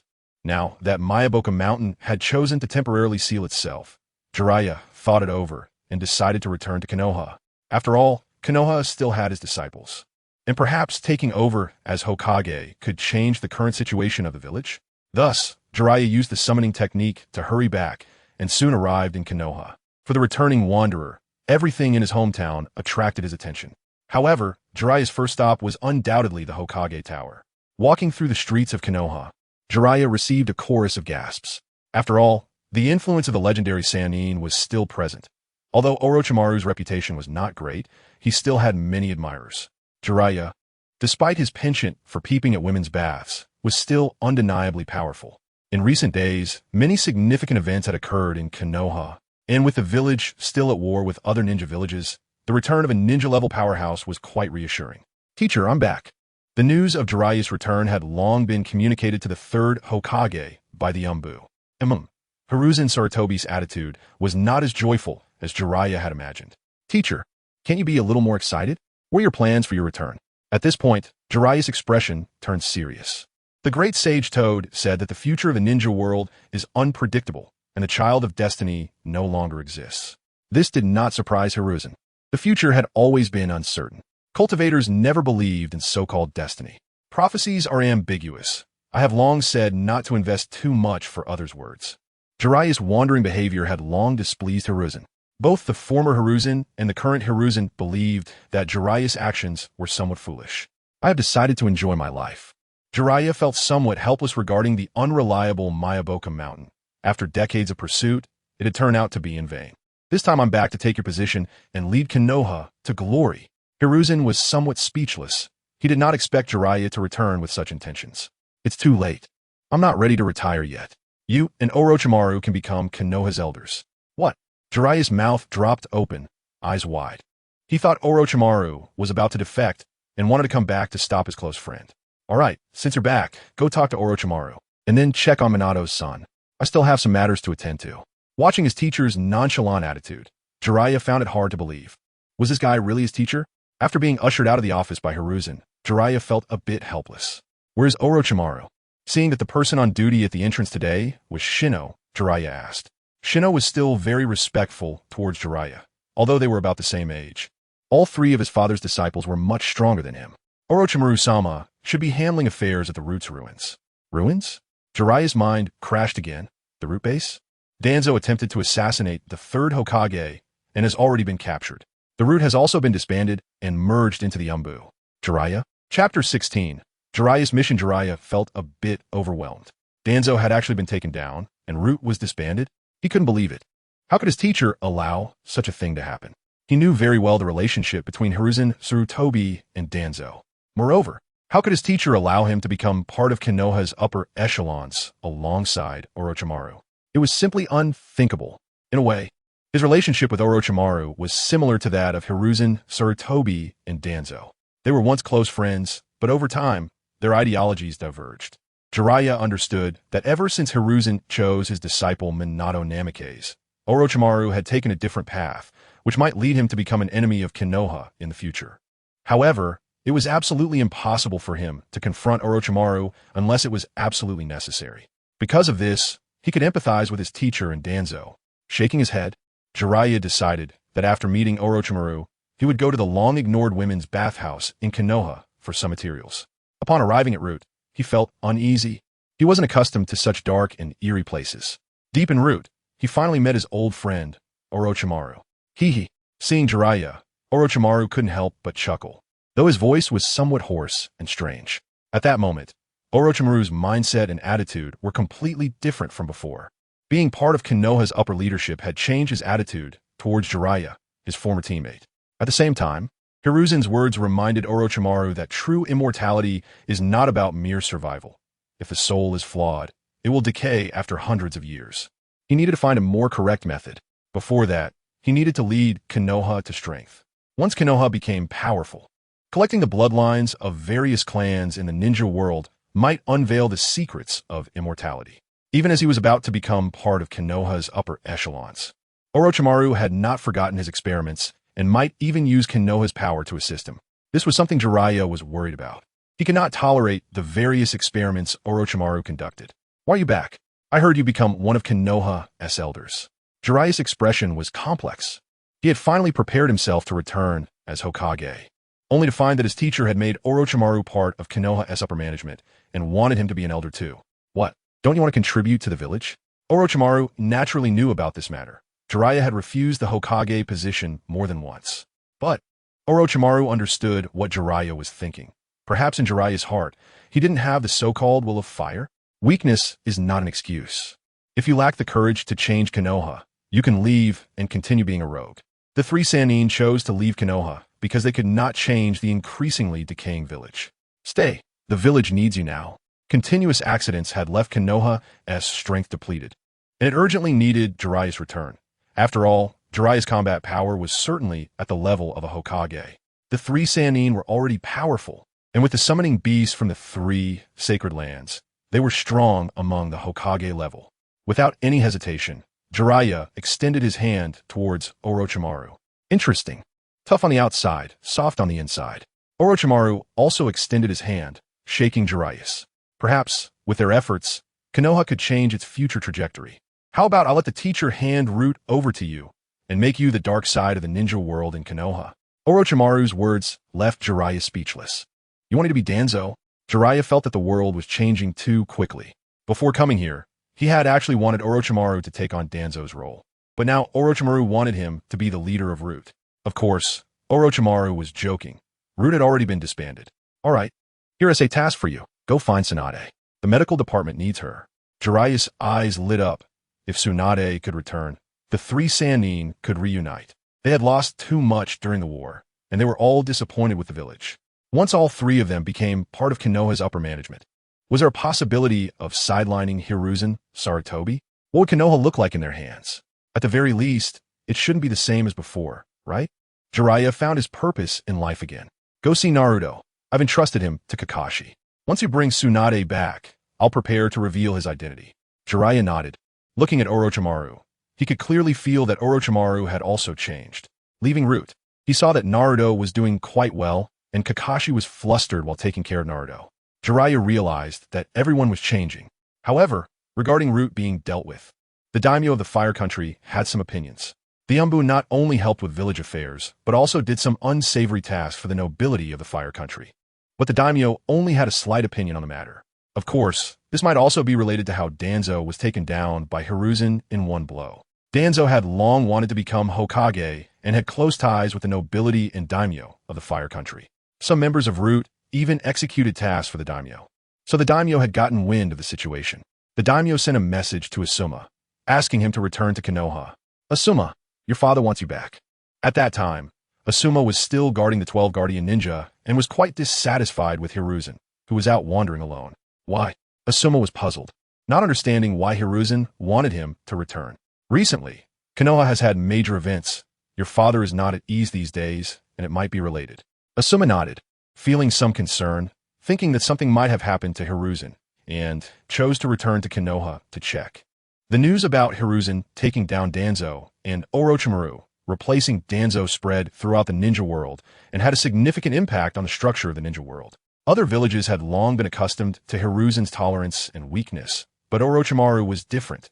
During the ninja wars, he was known for his ruthless command. Orochimaru becoming part of Konoha's upper management might change Konoha's policies. At that time, the Cloud and Rock villages were both at war with Konoha, with minor skirmishes occurring continuously. Orochimaru's rise to Konoha's upper echelons made both the Cloud and Rock villages consider whether to continue the war. Orochimaru was still young, if he did not show tolerance.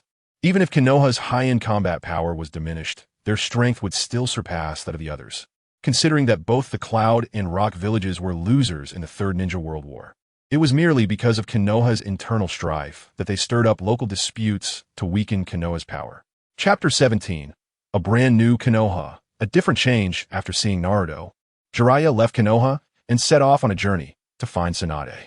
Among the legendary three of Konoha, Tsunade was the most disappointed with the village. The deaths of her brother Nawaki and her lover Dan left her utterly disillusioned with Konoha and Hiruzen Sarutobi. After leaving Konoha, she severed all ties with the village. Jiraiya and Orochimaru maintained contact with Konoha, but Tsunade completely cut off her connection. Wandering through various casinos, Jiraiya's earnings were mostly squandered by Tsunade, which is how he learned her whereabouts. Asuma Sarutobi returned to Konoha with the daimyo's delegation. What is going on? As soon as he returned, Asuma rushed to the Hokage's office. Hiruzen Sarutobi was drinking tea, preparing for his retirement in a few days. Old man, why did you hurry me back? On the way back, Asuma learned that Danzo had been taken down, Root had been temporarily disbanded by Hiruzen, and even Orochimaru had become part of Konoha's upper echelons. Such upheaval in Konoha would impact the entire ninja world. Why are you running around outside? This isn't how you should behave, Hiruzen said, feeling somewhat helpless about his rebellious son. Asuma, whose skills weren't particularly great, was still very rebellious. If he continued to wander outside, he would surely encounter danger. The so-called 12 Guardians were poorly skilled and held a great grudge against Konoha. Some believed that Konoha shouldn't exist at all and that the entire Land of Fire should be under the daimyo's control. In a few years, Asuma would conflict with these people, leading to the dissolution of the 12 Guardians. With Konoha on the verge of upheaval, Asuma would face even more targeting. It was better to have him return to Konoha. This is my pursuit. However, Asuma was not swayed by Hiruzen's words. Still young, he wanted to forge his own path and prove himself. Asuma held great respect for Hiruzen, but his ideals clashed significantly with his father's, leaving him dissatisfied with Hiruzen's previous actions. I'm getting old. The village may undergo significant changes. You should come back and contribute, Hiruzen said. Contrary to Asuma's expectations, Hiruzen wasn't too angry. His tone was very gentle. Hiruzen's words made it hard for Asuma to refuse. Communication between father and son often falters due to their rigid attitudes, but with Hiruzen's softened demeanor, Asuma recognized his own tone issues. All right, I'll go find my brother. After saying that, Asuma turned and left, realizing that his father had changed. In the afternoon, Tsunade, Shizune, and Orochimaru arrived at the Hokage's office. Besides them, the heads of Konoha's major clans had gathered, and even Fugaku Uchiha was present. Tsunade and Jiraiya would return to the village as new advisors, and the decision was already made, but the two advisors clearly wanted to resist a little. Hiruzen, they are unfamiliar with many matters. We can transition slowly, and there's no need to rush the handover, Tsunade insisted, unwilling to give up, even wanting to maintain the status quo similar to when Minato was in charge. On the surface, Minato was the Hokage, but he was merely a hand dealing with trivial matters. The core decisions were still made by the upper echelons of Konoha. The Umbu's investigation on you is nearly complete. Do you really think I'm unaware of the misdeeds you've committed over the years? Orochimaru had figured out Hiruzen's thoughts over the past few days. His former teacher was genuinely willing to temporarily relinquish some power and had even changed his views on the ninja world considerably. It seemed that Hiruzen was quite resistant to the political affairs of Konoha, and many matters have been handed over to him for assistance recently. You two should retire early, Hiruzen stated, giving a final decision on the matter. In the ninja world, strength ultimately spoke, and Tsunade and Shizen were struggling against a single J-nin. So how could they possibly compare to Jiraiya and Tsunade? Previously, Tsunade and Shizen could command respect in Konoha due to Hiruzen's strength. The clan heads were merely watching the drama unfold. The ninja clans have been dissatisfied with Konoha as upper echelons for quite some time. Clearly, it was a village established by various ninja clans, yet it ended up being dominated by a few commoners. The leaders of the Uchiha and Hyuga clans were contemplating how Orochimaru's rise would affect them. The Uchiha were clearly the most troubled. Fugaku Uchiha was no fool, and Orochimaru had been eyeing their Sharingan for a long time. Although Danzo was gone, with Orochimaru in a high position in Konoha, the village would still target the Uchiha, making their situation even more difficult. No one spoke up for the two advisors. After a brief struggle, they chose to compromise. After all, they were getting older, with grandchildren already, and if they truly tore their faces, it would be hard to deal with later. However, this time, Hiruzen did not discuss the will of fire, and instead looked towards the upper echelons of Konoha. The ninja world is undergoing a major change not seen in a century. Konoha needs new hope, and I will lead Konoha forward. After saying that, the expressions of the clan heads varied. Although Orochimaru had a bad reputation, his strength was formidable. The news that Jiraiya and Tsunade would also return to Konoha excited everyone even more. Once Orochimaru became a high-ranking official in Konoha and began to assist with some administrative matters, the style of Konoha changed. Everything was simplified, seeking greater efficiency. At the same time, a scientific research department was established, with Orochimaru directly taking on the role of minister and inviting the Nara clan to join. It was too wasteful not to utilize these highly intelligent but lazy individuals for research and administrative tasks. Another explosive piece of news spread. The so-called Fox Demon was actually the son of the fourth Hokage. In other words, the son of a hero. In an instant, the majority of Konoha's villagers felt deep guilt. Naruto and Kakashi were currently living in the house that once belonged to the fourth Hokage, and the entrance was filled with various gifts. This made Kakashi feel somewhat gratified yet bitter. His father had died amidst public opinion. Why did these people lack their own judgment? Chapter 18. Chi refining in the evening. After handling all his affairs, Orochimaru let out a sigh. Even though many unnecessary steps had been removed, there were still a lot of things to take care of. Sarutobi Hiruzen had entrusted him with many tasks, and even with the help of Nara Shikaku, he was busy for a long time before finishing. There were many matters that required his consideration. At this moment, Konoha was in a state of disarray, with many wounds needing to be healed and numerous problems needing to be resolved. Sarutobi Hiruzen, having temporarily delegated all these useless administrative tasks, was now free and unburdened. His two sons had grown up, and with his wife deceased, Sarutobi Hiruzen was now alone. After finishing today's work, Sarutobi Hiruzen returned to the Sarutobi clan's residence. Although it didn't match the quality of the major clans in Konoha, the Sarutobi clan had a considerable number of people, even more than some of the larger clans. However, their talents were all average, with most only reaching the level of J-nin. The 5 elemental affinities of the Sarutobi clan had not been passed down. In other words, Sarutobi Hiruzen and Sarutobi Asuma were exceptions. After instructing Asuma and Shinnosuke to follow Orochimaru's arrangements, Sarutobi Hiruzen began his seclusion training. The training efficiency of ninjas was not high. It relied more on talent, the amount of chakra, and the affinity for chakra, which were closely related to one's bloodline. It had been several days since his arrival, and he could finally start formal training. The spiritual energy in Konoha village was not particularly rich, so Sarutobi Hiruzen went to the outskirts of the Forest of Death. The reason Konoha was viewed with hostility by other ninja villages was largely related to its geographical location, as the forests within the Land of Fire were exceptionally abundant in resources. In contrast, other ninja villages had relatively sparse resources. The trees in the Forest of Death were incredibly robust. Even a single branch could accommodate several ninjas moving around. Such a vast forest had been left by the first Hokage, which also gives one an idea of how powerful he was. Years had passed, yet the forest still maintained an astonishing vitality. This place was full of life, and the spiritual energy was equally rich. In fact, the dense spiritual energy in the forest had even nurtured some beasts that far exceeded normal sizes. Finding a thick tree stump, Sarutobi Hiruzen sat cross-legged and began to sense the chakra within his body, the unique energy created by squeezing the potential of both mind and body. While it could consume lifespan and potential, had to be said to be very efficient and versatile. Moreover, over a long period, chakra and ninjutsu had evolved in response to the environment. For instance, people from the land of water were more suited to water release. And there were beings like Kisame who were completely different from normal humans. The entire ninja world had fused with chakra. But that did not change the fact that chakra originated from the god tree. Sarutobi Hiruzen could use compound ninjutsu, even techniques like the 5 elements great bomb, and there was still plenty of chakra within him. However, now Sarutobi Hiruzen needed to disperse all his chakra to nourish his physical body and lay a foundation.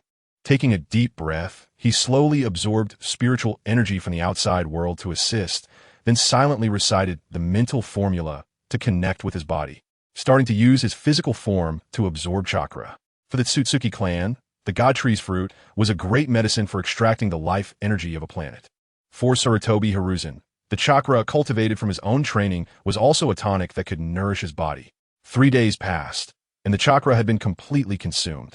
His seemingly fragile body became full again. His previously white hair turned black, and even new teeth grew in his mouth. His skin had cracked, and as Sarutobi Hiruzen stood up, the old skin shattered and scattered in the wind, revealing a tan complexion. At this moment, Sarutobi Hiruzen looked completely different from 3 days ago. The previous Sarutobi Hiruzen resembled a frail old man, but now it was hard to determine his exact age. His muscles were full, and his aura was long. He looked to be only in his 30s or 40s. Shaking his head, although his body had recovered somewhat, it was still a bit fragile and needed some rare materials. In the forest of death, he sought out some spiritual beasts and directly killed them to start barbecuing. At this point, Sarutobi Hiruzen was only at the first level of chi refining, but he had already made a good start. At the Nange River, which witnessed the rise and fall of Konoha, Uchiha Shursui and Uchiha Itachi were discussing the ninja world and life. The two young boys, with serious expressions, were talking about many topics that even adults wouldn't consider. They were both exceptional talents from the Uchiha clan. Danzo believed the Uchiha were uncontrollable, perhaps related to the fact that the Uchiha clan produced such individuals. The Uchiha were too stubborn, easily deceiving and moving themselves emotionally, and their logical thinking was different from that of normal people. Uchiha Itachi and Uchiha Shursui were the cream of the crop in the Uchiha clan. Itachi, do you smell that barbecue aroma? Shursui suddenly turned his head to listen carefully as the scent of grilled meat wafted from the forest. Uchiha Itachi nodded. He smelled it too, but he preferred sweets and wasn't very interested in barbecue. Let's go take a look. This area was close to the Uchiha clan's territory, and other ninjas generally wouldn't approach. Shursui thought it was someone from the clan barbecuing. The two hadn't had lunch, and Uchiha Itachi didn't object, so they walked together toward the direction of the scent. Sarutobi Hiruzen had caught a large black bear and was at the Nange River, skinning and deboning it before grilling. The bear's paw was particularly nourishing, just what he needed to replenish his energy. Only in the foundation building stage could one initially begin fasting. After reaching the golden core stage, one started to rely on chi for sustenance, but this didn't mean that high cultivation meant one could completely stop eating. The flesh and blood of powerful beasts and medicinal materials were beneficial for cultivation. Using fire release to speed up the grilling, he found some simple seasonings in the forest. It was an ordinary cooking method, but the ingredients were good enough to make it top-notch delicious. Shursui and Itachi followed the scent, and soon discovered a stranger grilling meat. The grilling technique was quite crude. A giant black bear had been cut up and skewered on a stick, and there was enough meat for at least a dozen people. Sarutobi Hiruzen had long noticed the two little ones and recognized them at a glance. It was the filial Itachi and the Navi Shursui. Due to Uchiha Kagami, Sarutobi Hiruzen was relatively familiar with Shursui, who also had intentions of joining the Umbu. He wanted to become a bridge between the village and the Uchiha. Just like Uchiha Kagami, he looked somewhat familiar, but he couldn't immediately recall who he was. However, he was definitely not from the Uchiha clan. Uncle, who are you? Uchiha Itachi didn't speak, but was secretly on guard. A stranger appearing around the Uchiha clan's territory was likely not well-intentioned. Don't you recognize me? The voice was also quite familiar. After a moment of thought, Shursui's mouth opened wide. You are. Lord Hokage? That's right, I'm the third Hokage, Sarutobi Hiruzen. Chapter 19. Itachi and Shursui and Itachi stared at each other, confused as to why the third Hokage had transformed from a hunchbacked old man into the appearance of a middle-aged man. Ha ha ha, even if I'm older, isn't it reasonable to use a secret technique to make myself look a bit younger?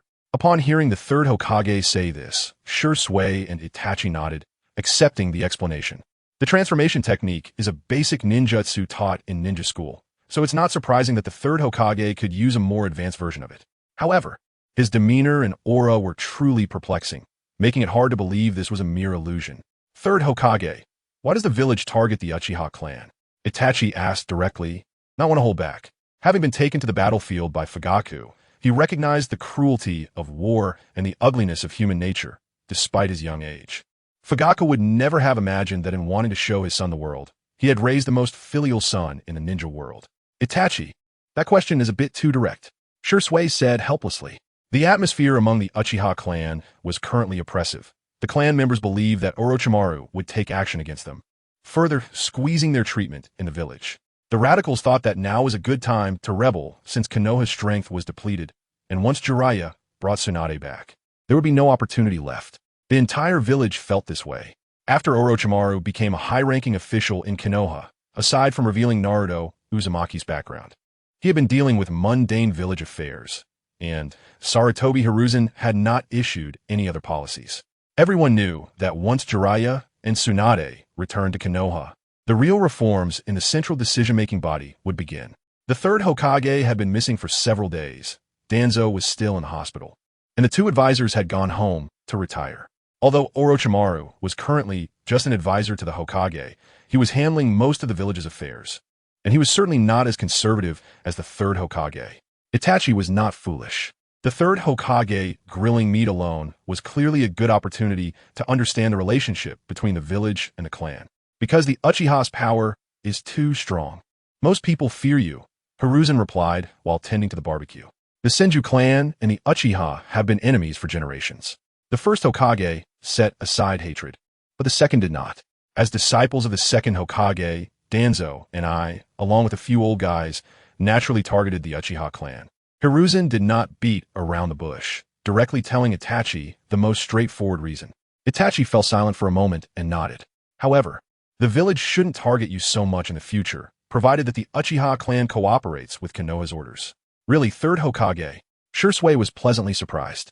If the village did not target the Uchiha clan, he believed that with effort, the relationship between the village and the clan would definitely improve. Let's wait and see. Do you two want to join me for some barbecue? Itachi's personality was relatively calm, even a bit socially anxious. However, dining with the third Hokage might yield more information. Both Itachi and Shursui hoped for harmony between the village and their clan. Okay, the two sat down, watching Hiruzen grill the meat. They wondered how this black bear could grow so large, but it seemed that in the ninja world, the strength of summoned beasts was correlated with their size. The meat didn't need to be fully cooked. Hiruzen used fire release to char the surface, sealing in the juices, and with simple seasoning, it was undoubtedly a top-notch delicacy. He tossed a hind leg to the two young ones. This hind leg was larger than both of them combined, but being ninjas, Shursui quickly divided it into two portions with his ninja blade and handed one to Itachi. The craving for meat is hard to resist for any normal human. And even though Itachi liked sweets, he had been training with Shursui for a long time and was already hungry. Seeing the meat Shursui offered, he accepted it and began to enjoy it. The bear meat was indeed delicious. After a couple of bites, Itachi turned to continue discussing Uchiha issues with the third Hokage.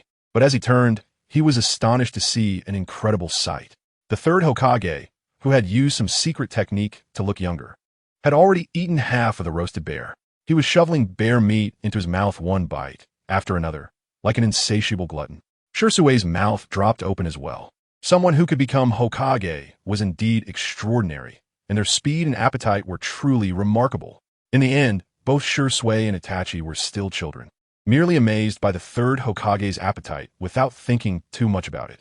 Meanwhile, Sarutobi Hiruzen, despite appearing much younger on the surface, was actually quite weak and required sufficient meat to supplement his energy in addition to absorbing spiritual energy. Not long after, Sarutobi Hiruzen finished off an entire bear, and the two bear paws helped him recover quite a bit. After eating, He let out a sigh and looked at the two astonished Uchiha boys, chuckling. In reality, Uchiha clan members were quite proud. While the villagers feared the Uchiha clan, the Uchiha had a desire for friendship and recognition that far exceeded that of ordinary people. Cultivating the Uchiha's recognition of the village was far better than destroying the Uchiha clan. If the Uchiha were uncontrollable, did that mean others in the village were controllable? Many times, pure Uchiha were actually more trustworthy. Alright, you two should head back quickly. I need to find something else to eat. Sarutobi Hiruzen still felt his blood energy was low and needed to supplement his nutrition. Not full yet. The Hokage is a monster.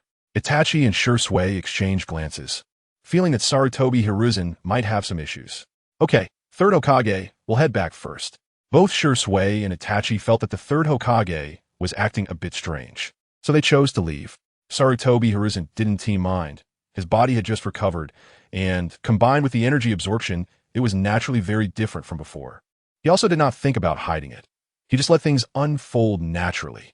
After spending nearly a week in the Forest of Death, Sarutobi Hiruzen finally returned to the Sarutobi residence. Konohamaru and Asuma looked at their father, who had become younger, in disbelief. It's only been a few days, and he has actually become younger. Even his demeanor has changed. I've said for a long time that Konoha needs some changes, and I need to make some changes too. At the dining table, the third Hokage smiled at his two sons and began to explain. How was that possible? Asuma did not believe his father's nonsense. Even if ignoring village affairs would make things much easier, such a drastic change was impossible. This is a secret technique that I'm still developing, and the cost is that my chakra is gone. Asuma and Konohamaru's eyes widened as they carefully sensed it. They indeed could not feel any chakra from their father. Chapter 20. Orochimaru's plans becoming younger is certainly a good thing, but losing chakra? That's no joke. Well, now that Konoha has Orochimaru, Jiraiya, and Tsunade, it doesn't matter whether I have chakra or not, and this won't affect my strength. On the contrary, I will become even stronger. Sarutobi Hiruzen doesn't care, but his two sons do. After all, in their hearts, their father is truly the strongest Hokage. For ninjas, chakra is their capital for surviving in this chaotic world. You two shouldn't talk nonsense. In the future, Konoha will become stronger and stronger. Where would I fit in as an old man? Although he claims to be an old man, he looks like a middle-aged person and appears even more energetic than Shino. Asuma and Shino look at their father and don't know what to say, so they let him be. Shino and his wife have withdrawn from the Umbu and are preparing to have a child. Furthermore, after Orochimaru started handling Umbu matters, he had Shino pass his position to Kakashi. He also realized that without Sarutobi Hiruzen's influence, he wouldn't be as comfortable in Umbu. Relationships are also part of strength, but in the end, one must rely on oneself. Although Kakashi is much younger than him, Shino knows he is unlikely to defeat Kakashi. As for Asuma, after returning, he doesn't know what to do and will likely become a Jonin team leader. Sarutobi Hiruzen, this time back home, doesn't plan to stay long. He intends to move out of the Sarutobi clan's residence to find a quiet place near the edge of Konoha, close to the Forest of Death. Training doesn't necessarily require distancing oneself from the world, but finding a quiet place is still necessary. Sarutobi Hiruzen now needs to quickly establish a foundation. Both chi refining and foundation building require a solid base. However, his energy is depleted and this body is aging. The longer he stays in the chi refining stage, the more it becomes a burden. The Forest of Death is rich in spiritual energy, with some beasts containing spiritual energy and even some rare medicinal herbs. However, to find spiritual herbs, he probably needs to go to the territory of the summoning beasts and the three great sacred lands. Sarutobi Hiruzen plans to visit the Sarutobi clan's territory when he reaches the peak of chi refining. After all, the Sarutobi clan and the Sarutobi clan have cooperated for a long time, and although it's not as close as the Inuzuka clan, it's still more than the cooperation between his three disciples and the three sacred lands. Not many people know about Sarutobi Hiruzen's changes. Shursui and Itachi don't say much. After all, they're still young, and the conflict between the village and the clan haven't reached a critical point. In the village, no one recognizes him as the third Hokage. Everyone's attention is on Orochimaru, the new high-ranking official of Konoha, as well as Jiraiya and possibly Tsunade's return. Most people believe that Tsunade will definitely come back, and Konoha will progress under the leadership of the three ninjas. Many believe that the three ninjas will bring different changes to Konoha, but more think that Orochimaru's style of doing things may be similar to Danzo's. The newly established scientific research department is quite concerning. If either Jiraiya or Tsunade became Hokage, the public and the ninja clan might feel more at ease. This also makes it convenient for Sarutobi Hiruzen, allowing the clan members to build a wooden house for him, and he begins his training. Shino and Asuma discuss it, and feel that it's actually quite good, although they are a bit disappointed. To be honest, both of them are quite dissatisfied with Sarutobi Hiruzen's previous actions and know that he once wanted to cultivate them as the next generation of Hokage. However, after Sarutobi Hiruzen gave up all power, they somewhat regret it.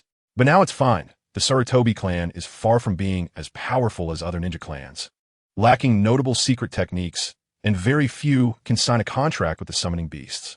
This is also related to the Sarutobi clan's less robust reproductive ability. Being ordinary may not be so bad. Seeing their father looking much younger and full of vigor, they are also quite pleased. Jiraiya travels quickly, this time with a clear purpose, so he doesn't stop to enjoy the scenery, heading straight for Shortbook Street. Shortbook Street is located in the southwestern part of the Fire Country, not too far from Konoha, but not too close either. It took Jiraiya 5 days to get there. As the largest flower street in the Fire Country, it is filled with casinos, taverns, and other establishments. However, there are very few ninjas here. Most are merchants and nobles. Naturally, Jiraiya feels right at home here, and whether he finds Tsunade seems less important. The priority is to relax for a day. Sarutobi Hiruzen naturally doesn't know that Jiraiya hasn't found Tsunade and has instead already relaxed. He has many things to handle, but most of them need to wait until Jiraiya and Tsunade return. Nara Shikaku, one of the Ino Shikicho trio, has been invited to become the Hokage's secretary and assistant, helping him handle Konoha's affairs alongside Orochimaru. Nara Shikaku thought about it all night and chose to agree. He has also sorted out his thoughts regarding the recent happenings in Konoha, from the meeting of the upper echelons of Konoha a few days ago, where the third Hokage dismissed the advisor. It is clear that the third Hokage has completely relinquished power, although Orochimaru doesn't leave the best impression on everyone. During the Ninja World War, everyone understood that Orochimaru is definitely a reliable companion. There were many bad rumors before, but during these recent meetings, it can be seen that Orochimaru's demeanor and tone are not as gloomy as before. The current Orochimaru possesses a unique charisma and may very well become a better leader than Sarutobi Hiruzen. With Nara Shikaku's help, Orochimaru has focused all his thoughts on research in recent days. He doesn't want to deal too much with Konoha's political affairs. Perhaps only the former Sarutobi Hiruzen was so obsessed. Becoming a high-ranking official in Konoha does not mean stopping research. In fact, he wants to bring his research into the open. Of course, not all research will be made public. A large portion of it is unsightly. However, many simple studies can involve the people of the village. As a researcher, Orochimaru understands how important technological development is. The technological foundation in the ninja world is not bad. But due to the existence of ninjas and various enormous beasts, technological development faces significant obstacles. When a world possesses special abilities, people's thoughts tend to be more conservative. Today, Orochimaru has one more thing to do, which is to visit Danzo in the hospital. Lord Orochimaru, advisor. After becoming an advisor, Orochimaru has gained even more admirers. Regardless of their inner thoughts, they certainly show great respect for Orochimaru on the surface. Upon arriving at the hospital, patients and nurses are quite excited to see Orochimaru. For these young nurses, Lord Orochimaru is not only young but also powerful, making him the best catch. Orochimaru also didn't expect to encounter so many admirers, and quite a few young nurses are subtly expressing their affection towards him. Chapter 21. Danzo, I am the elder of Konoha. The change in the villagers' attitude towards Orochimaru was evident. After being influenced by several Hokage, the people of Konoha had almost blind trust in the Hokage. Once Sarutobi Hiruzen made Orochimaru a high-ranking official in Konoha. Even with bad public opinion, he gradually gained recognition from everyone. What about Danzo's condition? He just woke up today but hasn't said anything. It's unclear if there are any mental issues. The doctor in charge of Danzo answered Orochimaru's question. Orochimaru nodded and pushed open the door.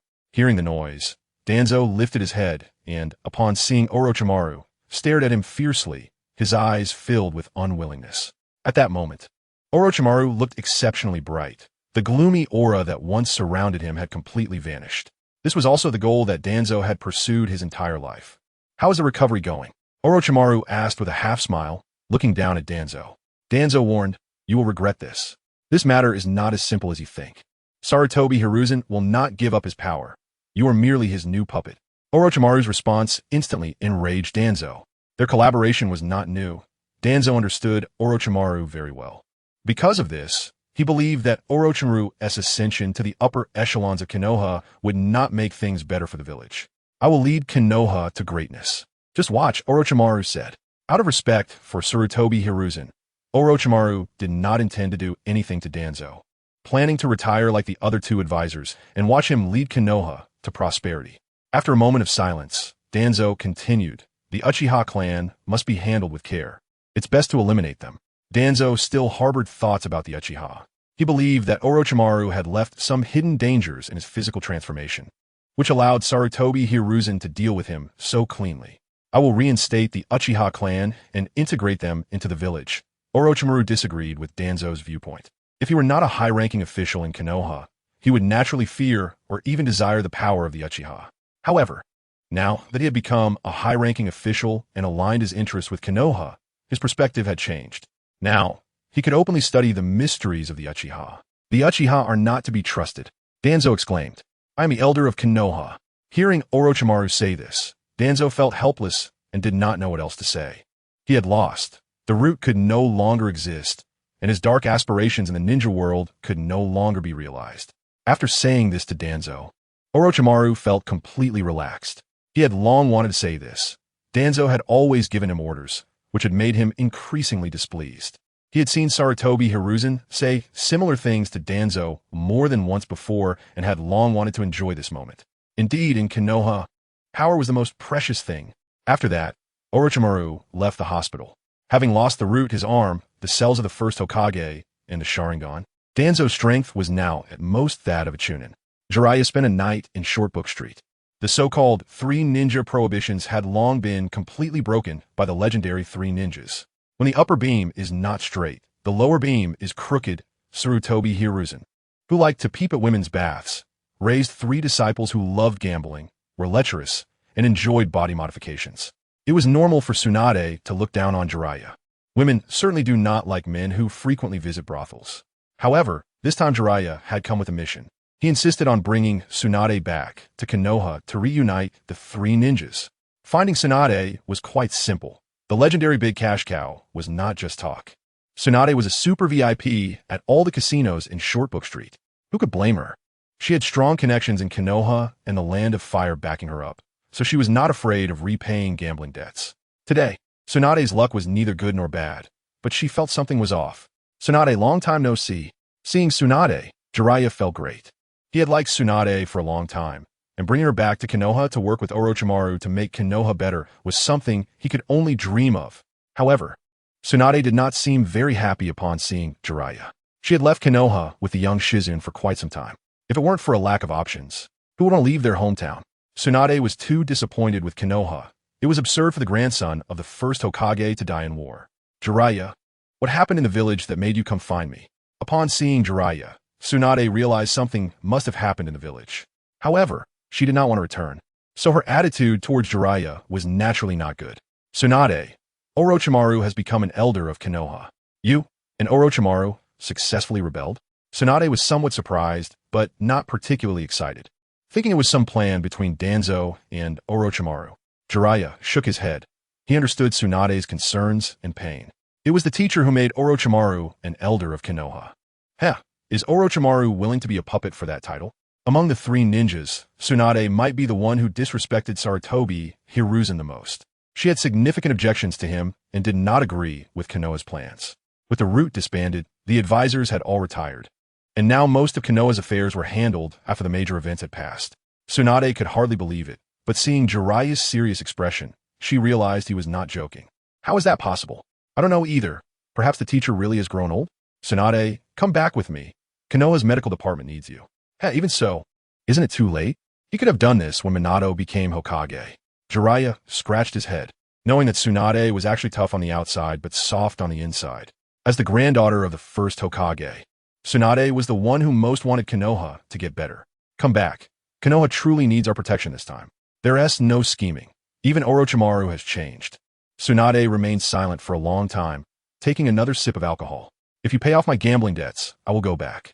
Jiraiya naturally agreed, but when he really got the bill, he realized what it meant to be at a loss for words. Tsunade, how about not going back? Even if the village pays, they have to think about such a large sum. Stop talking nonsense. Hurry back. I still want to see what that old man is really trying to do. Whether he is truly going to change. Tsunade could return to Konoha, and the village would definitely be willing to pay the bill. In the face of strength. Money was not important. The Land of Fire, located in the center of the continent, is mostly hilly, with vast arable land and forests, and has always been the wealthiest region. Konoha's income was not small. Chapter 22 Return. Sarutobi Hiruzen has been diligently cultivating in the newly built wooden house these past few days. The cultivation speed during the chi refinement stage is quite fast. In his previous life, he spent decades at the peak of chi refinement and was already very familiar with everything about this stage.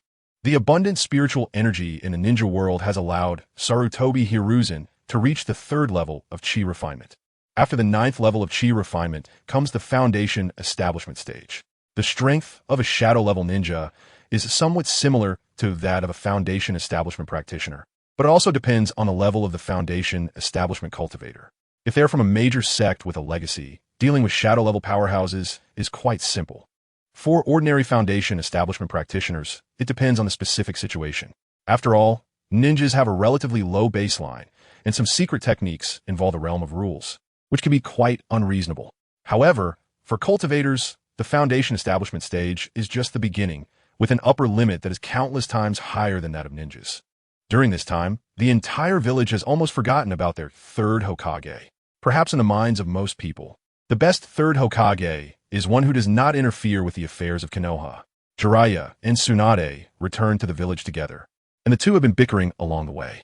Nevertheless, they successfully made their way back. Even though Tsunade had a fear of blood, with their strength, they could still walk through the entire ninja world with ease. As they approached Konoha, they could already see the welcoming party, with Orochimaru, the elder of Konoha, standing at the front.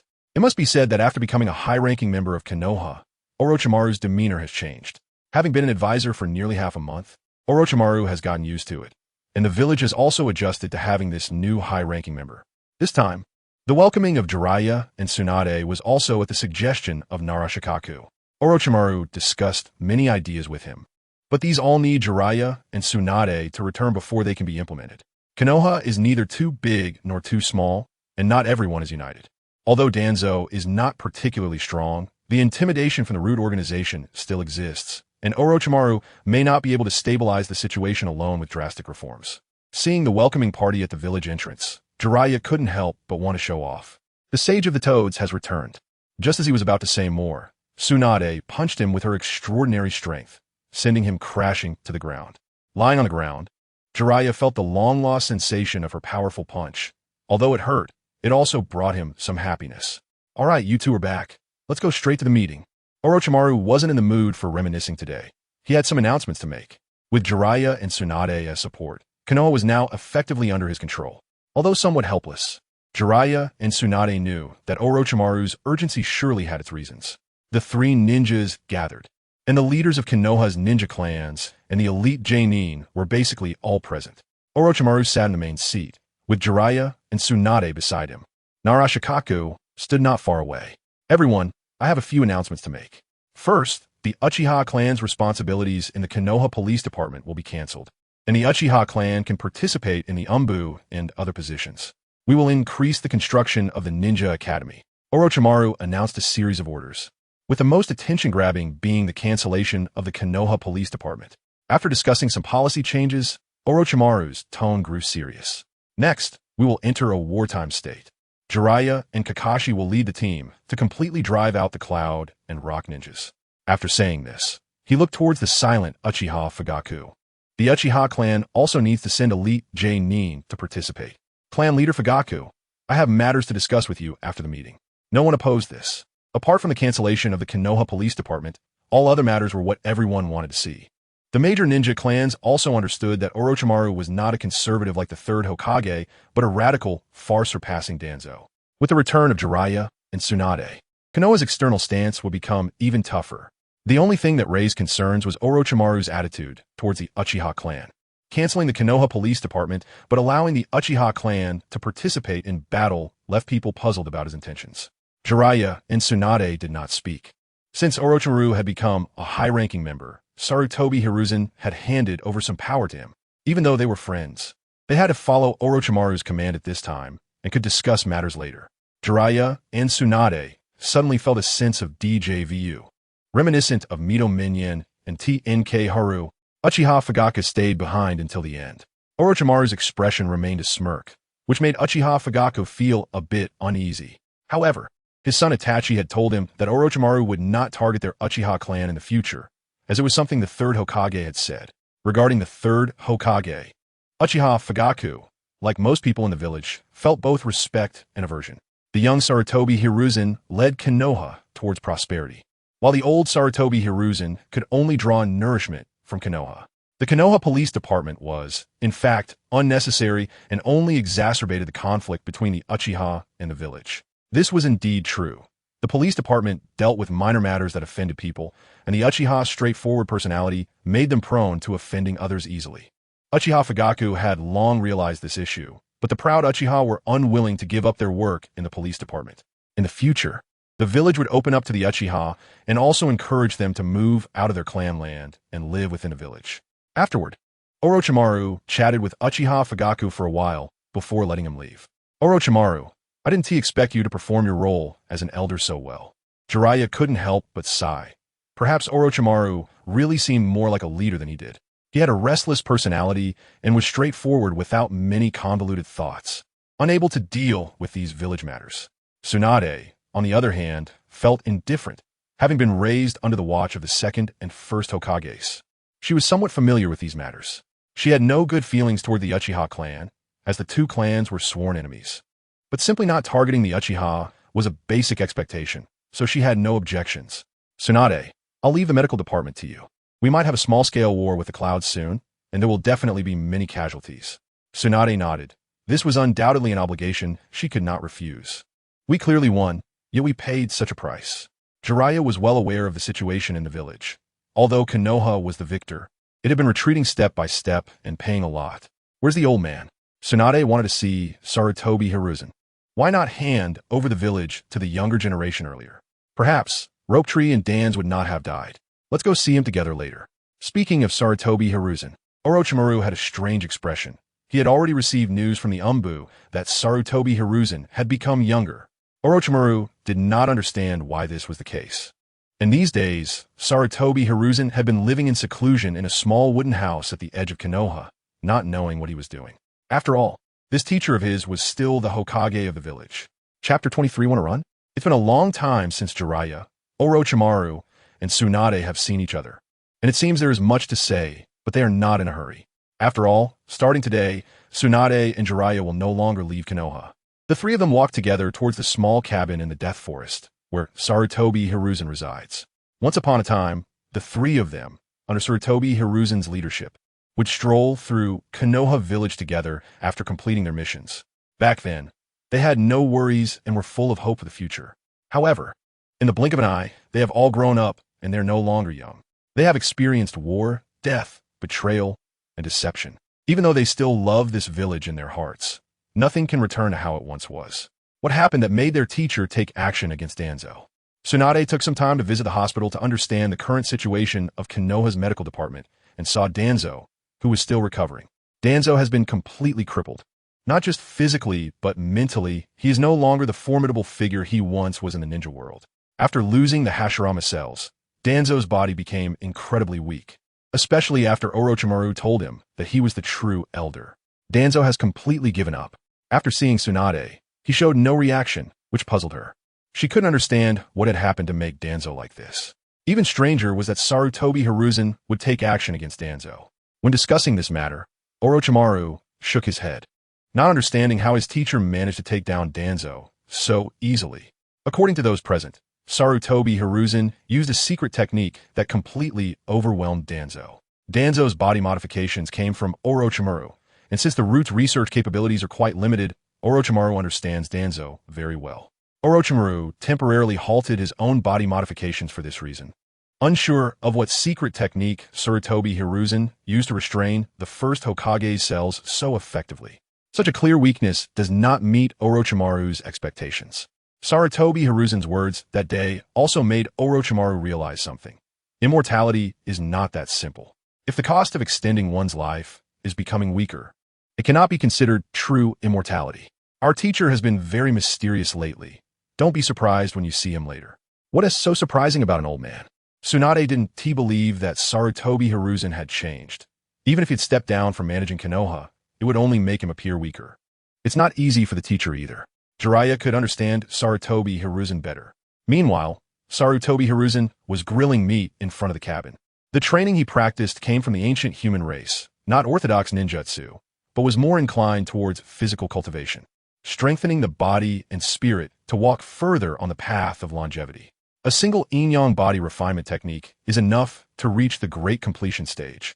But based on Sarutobi Hiruzen's estimation, this ninja world could only allow him to practice to the nascent soul stage at most. Worlds are different. This world is evidently weaker and can accommodate less energy. The so-called Otsutsuki gods that absorb so much life energy from planets probably have power equivalent to a failed golden elixir cultivator. This world is just too small and weak, and the suppression ability of the great Tao is too limited. If ninjas were to enter the cultivation world, even Uchiha Madara, using his strongest fire release, could only produce a small fireball at most. There's still plenty of time now, so Sarutobi Hiruzen can cultivate slowly. When hungry, he would go to the death forest to catch wild beasts, eat, and then continue cultivating, which reminded him of his days of secluded training in the mountains in his previous life. However, this world is rich in spiritual energy, while the last era he lived in was a time of decline. As the three ninjas arrived at the death forest, they saw a familiar figure grilling meat. This old man seems to be quite relaxed. Tsunade felt a bit helpless seeing Sarutobi Hiruzen so leisurely. She now believed that he really did want to retire this time. Sarutobi Hiruzen had long sensed the three of them, but showed no reaction. "Teacher, we're here." Jiraiya was very happy. It had been a long time since the three of them were together with their teacher. However, when Sarutobi Hiruzen turned around, Jiraiya, Tsunade, and Orochimaru were all stunned. At this moment, Sarutobi Hiruzen had completely transformed into a handsome middle-aged man. He resembled the young Sarutobi Hiruzen by about 60 to 70%. But he was even more handsome, taller, with a more rugged appearance and demeanor. He exuded an indescribable charm. "You're here. Want to join me for some grilled meat?" Jiraiya was left speechless. Orochimaru was also dumbfounded, while Tsunade found it hard to believe. But judging from his aura, this was indeed Sarutobi Hiruzen, and he hadn't even used transformation jutsu. "Teacher, what is going on with you?" "Maybe it's because I've realized a lot recently. With less pressure, I feel younger." He laughed, scratching his head. "How is that possible?" Jiraiya's mouth was agape. He couldn't accept that his teacher had become more handsome than him. He even looked younger. Jiraiya wasn't particularly handsome. His hair had been white since he was young, making him appear older than Sarutobi Hiruzen. Tsunade found it a bit strange. Perhaps this was some kind of secret technique similar to the Baika technique, but she felt no chakra emanating from Sarutobi Hiruzen. "Old man, how old are you? And you still have the leisure for this?" Orochimaru had been silent, just observing Sarutobi Hiruzen. He was very familiar with the human body and realized that Sarutobi Hiruzen had not used any secret technique. His body had genuinely regained vitality. "When you reach my age, you'll understand. Getting old means you should retire and enjoy life." Taking a bite of grilled meat and a sip of hot tea, Sarutobi Hiruzen comfortably squinted his eyes. Seeing Sarutobi Hiruzen enjoy himself so much, the three of them couldn't take it anymore and joined him for grilled meat.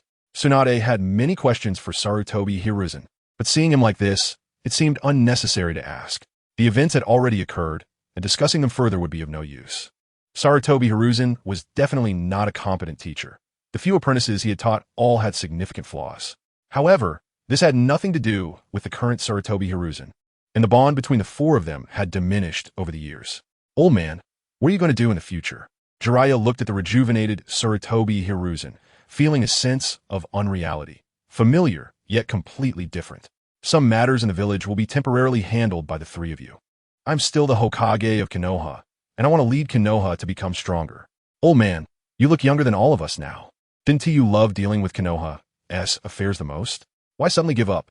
Tsunade looked displeased at Sarutobi Hiruzen. "Want to run?" "No way." Chapter 24, I have no chakra left. Yunin has been testing Konoha, precisely because Sarutobi Hiruzen is too weak. His continuous concessions have led to today's outcome. In Tsunade's view, if Sarutobi Hiruzen truly realized his mistakes, it would be best for him to join Jiraiya at the front lines to contribute. or to continue helping Konoha deal with a large amount of useless administrative tasks. Moreover, seeing Sarutobi Hiruzen appear, so youthful, only made her angrier. Leaving behind a mess and then cultivating himself to live a second spring, and still enjoying the title of the strongest Hokage as the highest ruler of Konoha. Sarutobi Hiruzen is dreaming too beautifully. I have no chakra left, and I am no longer a ninja. Sarutobi Hiruzen's expression did not change. Among his 3 disciples, he felt most sorry for Tsunade. Stop talking nonsense. How could that be possible? Tsunade was very angry and wanted to give this irresponsible old man a powerful punch, only to see Sarutobi Hiruzen extend his hand. If you don't believe me, you can feel for yourself. Tsunade hesitated for a moment and also extended her hand to shake Sarutobi Hiruzen's. To her astonishment, there was not a trace of chakra present. Tsunade was stunned and confirmed it several times. Old man, what happened to you? Tsunade's medical ninjutsu is said to be the strongest in the ninja world, and she could confirm that Sarutobi Hiruzen truly had no chakra left. However, Sarutobi Hiruzen's body was very healthy, so healthy that it was excessive, showing no signs of aging. As for the Hokage War, I don't need to take action. Having chakra is no longer useful. Although Orochimaru did not speak, he also extended his hand to feel Sarutobi Hiruzen's body. Indeed, there was no flow of chakra at all. How is this possible? Jiraiya found it hard to believe. How could chakra just disappear? Letting me become young came at the cost of my chakra. I have also come to understand that I don't need to exert myself in the Hokage War. Sarutobi Hiruzen withdrew his hand and looked towards the distant death forest.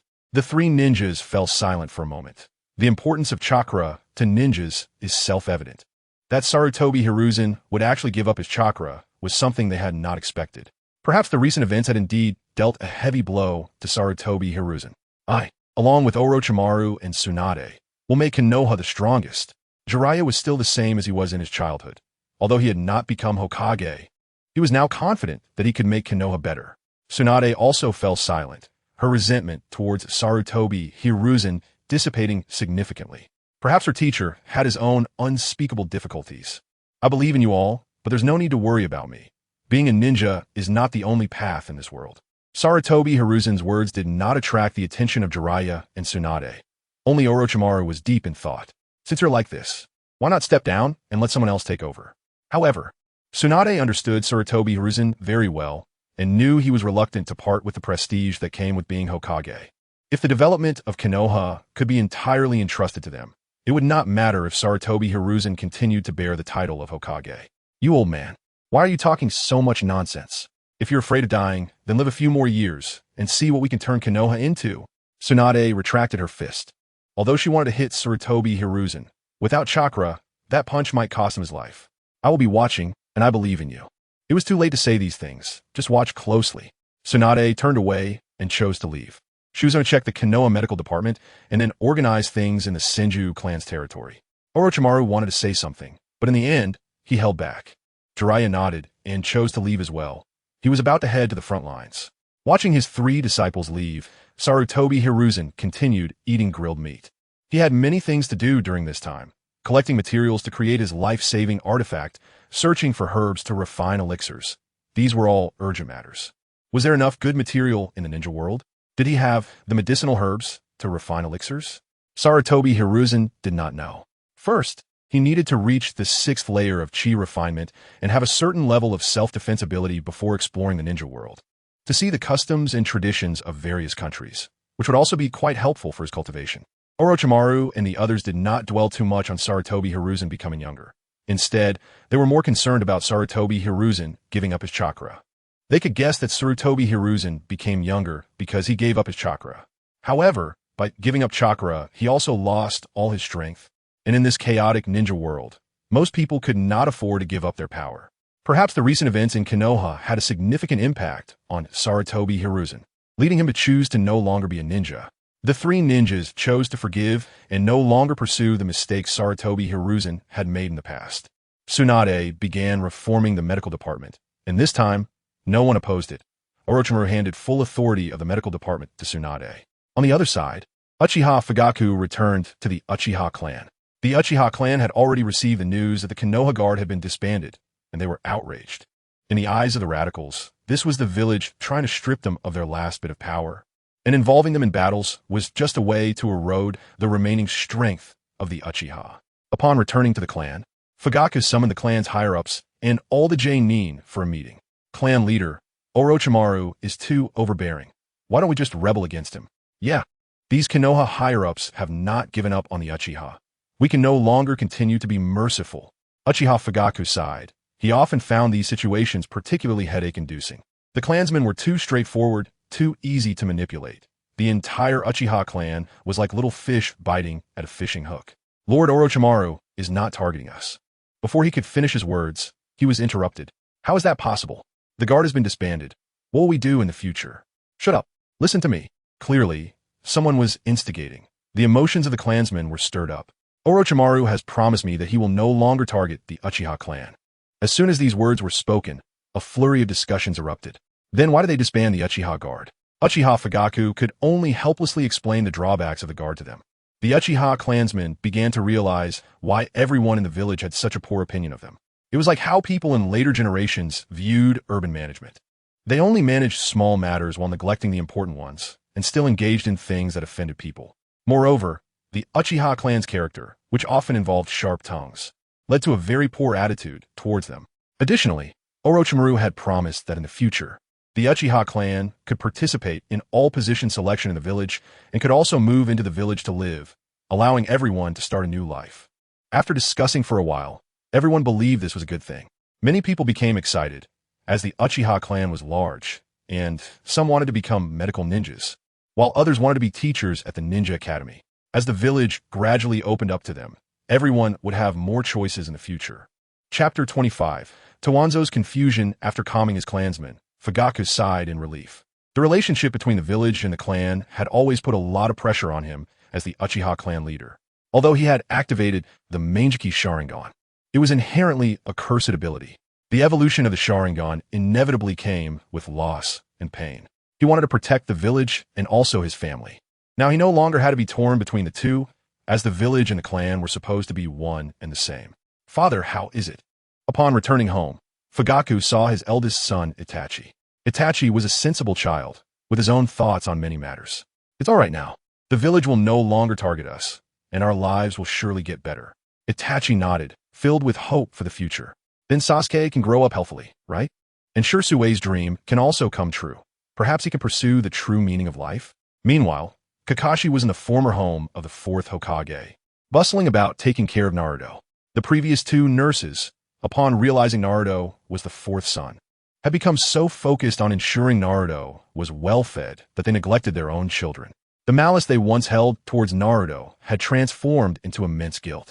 The transition from being a despised fox demon to the son of a hero could happen in a very short time. After discussing the situation with the Cloud Village, Jiraiya also arrived in this familiar room. As the master of Naruto's father, Jiraiya had never come to see Naruto, having left Konoha long ago. Jiraiya-sensei. Kakashi was still in awe of the legendary Sannin. Naruto, that name was given by Jiraiya. With his yellow hair, he looks a lot like Minato and seems very lively.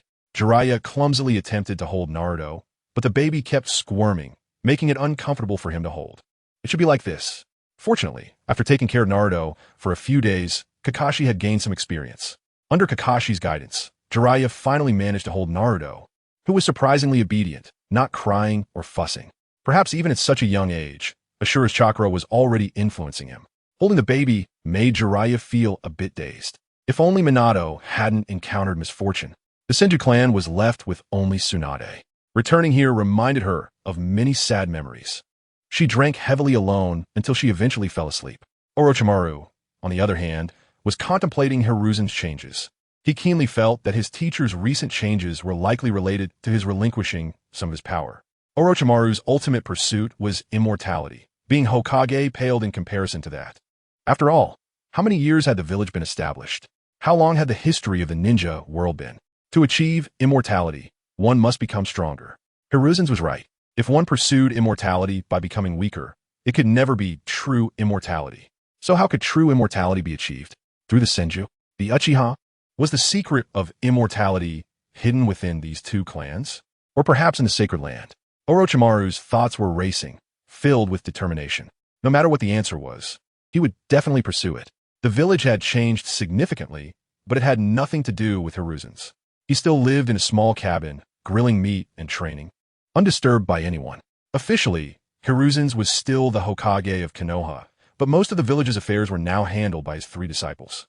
His wife, Buwako Sarutobi, had passed away, and his 2 sons, Konohamaru and Asuma, had grown up and started their own lives. However, today, Hiruzen's received a visitor, an old friend, Tawanzo. After lying in the hospital for a few days, Tawanzo had mostly recovered. There was no serious injury. He had merely expelled all the foreign evil from his body. However, when Orochimaru told him, "I am the elder now," Tawanzo truly felt defeated. What had he spent his life pursuing? The position of Hokage was never meant for him. He was merely a root buried in the soil, waiting to decay. After coming to this realization, Tawanzo let go of his insistence. Perhaps also because everything he had was destroyed, leaving him with no chance of a comeback. Walking through the streets of Konoha, Tawanzo realized that the village could no longer accommodate him. In fact, he had always been the most unpopular person in Konoha. None of the clans would allow him to become Hokage. No one recognized him, nor would anyone cheer for him. Therefore, Tawanzo did not return to the Shimura clan, but instead headed to the outskirts of the village to see how Hiruzen's was doing. Even now, Tawanzo could not understand why Hiruzen's had acted this way. Everything was proceeding according to plan, yet Hiruzen's suddenly stopped playing, directly taking him down along with the other 2 advisors. He then handed most of the village's affairs over to Orochimaru, calling back Jiraiya and Tsunade, while also breaking most of the guidelines established during their tenure. Hiruzen's. Upon arriving at the small cabin, Tawanzo did not find Hiruzen's. He called out, but there was no response. The cabin was simple, with no decorations, just a bed and a tatami mat. On the table were some simple seasonings and a tea set. Aside from that, there was nothing else. Had Hiruzen's taken down him and the 2 former teammates just to live this ascetic life? Tawanzo still could not comprehend. With nothing to do, Tawanzo picked up the tea set on the table and started brewing tea. After a short wait, just as Tawanzo was about to take a sip, heavy footsteps echoed from outside, each step causing the ground to tremble. A loud crash startled Tawanzo, spilling tea all over him. In a flash, he stepped outside, only to find a gigantic tiger lying dead at the door.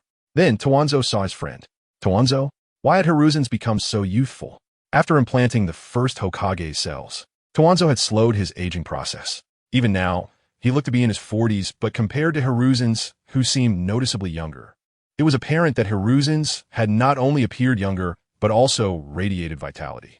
His determined gaze and muscular physique made it impossible for Tawanzo to associate this person with the hunchbacked old man he once knew. Why was that? Tawanzo couldn't figure it out. Chapter 26, Black Absolute Day / Tawanzong is really a bit confused and can't help but ask. Sarutobi Hiruzen had already noticed Tawanzong, and he felt a bit helpless towards this old friend who he had once defeated with a single gold light spell.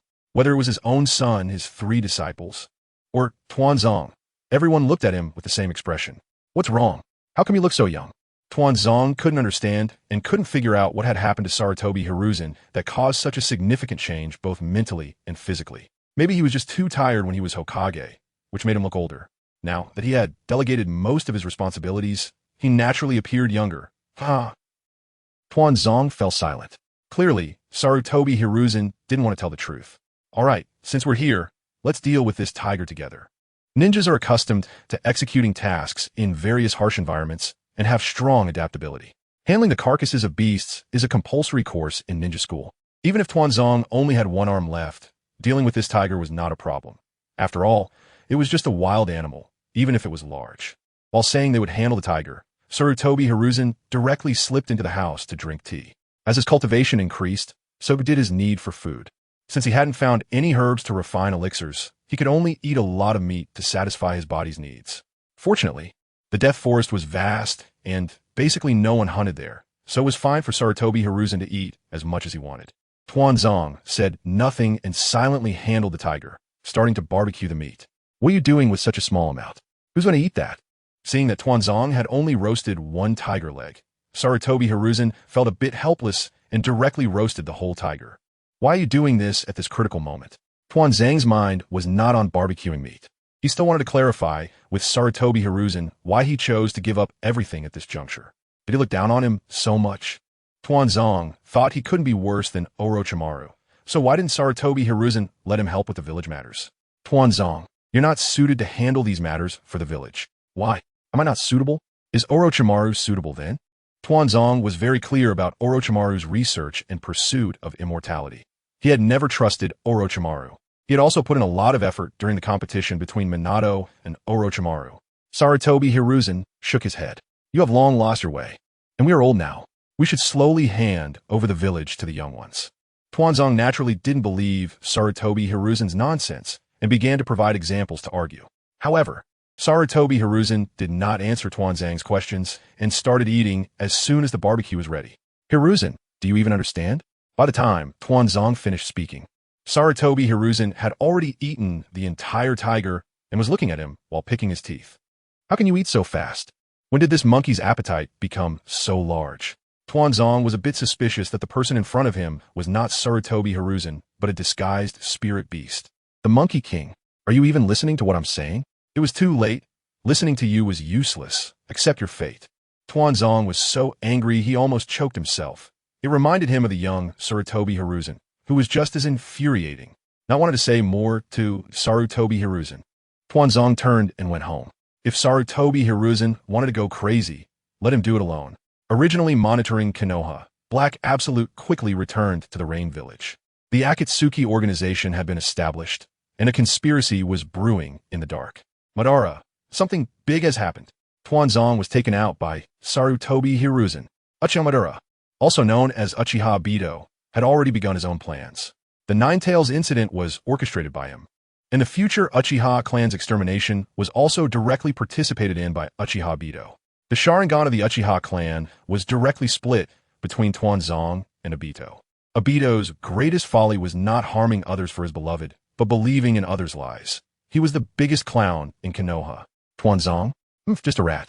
Successfully initiating the Nine Tails incident, he was not at a disadvantage when facing the fourth Hokage, and even now he was the behind-the-scenes mastermind of the entire ninja world. At this moment, Obito was incredibly inflated, which was inevitable.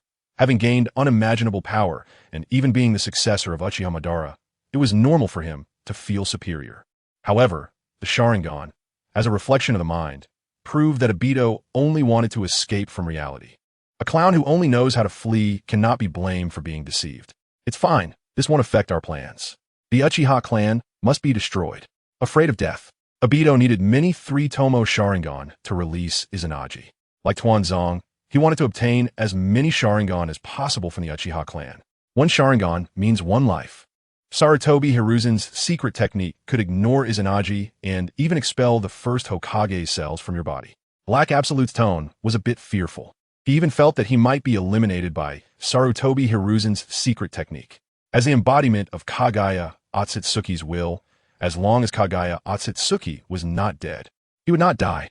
Although Kaguya Otsutsuki was sealed on the moon, she had eaten the fruit of the divine tree.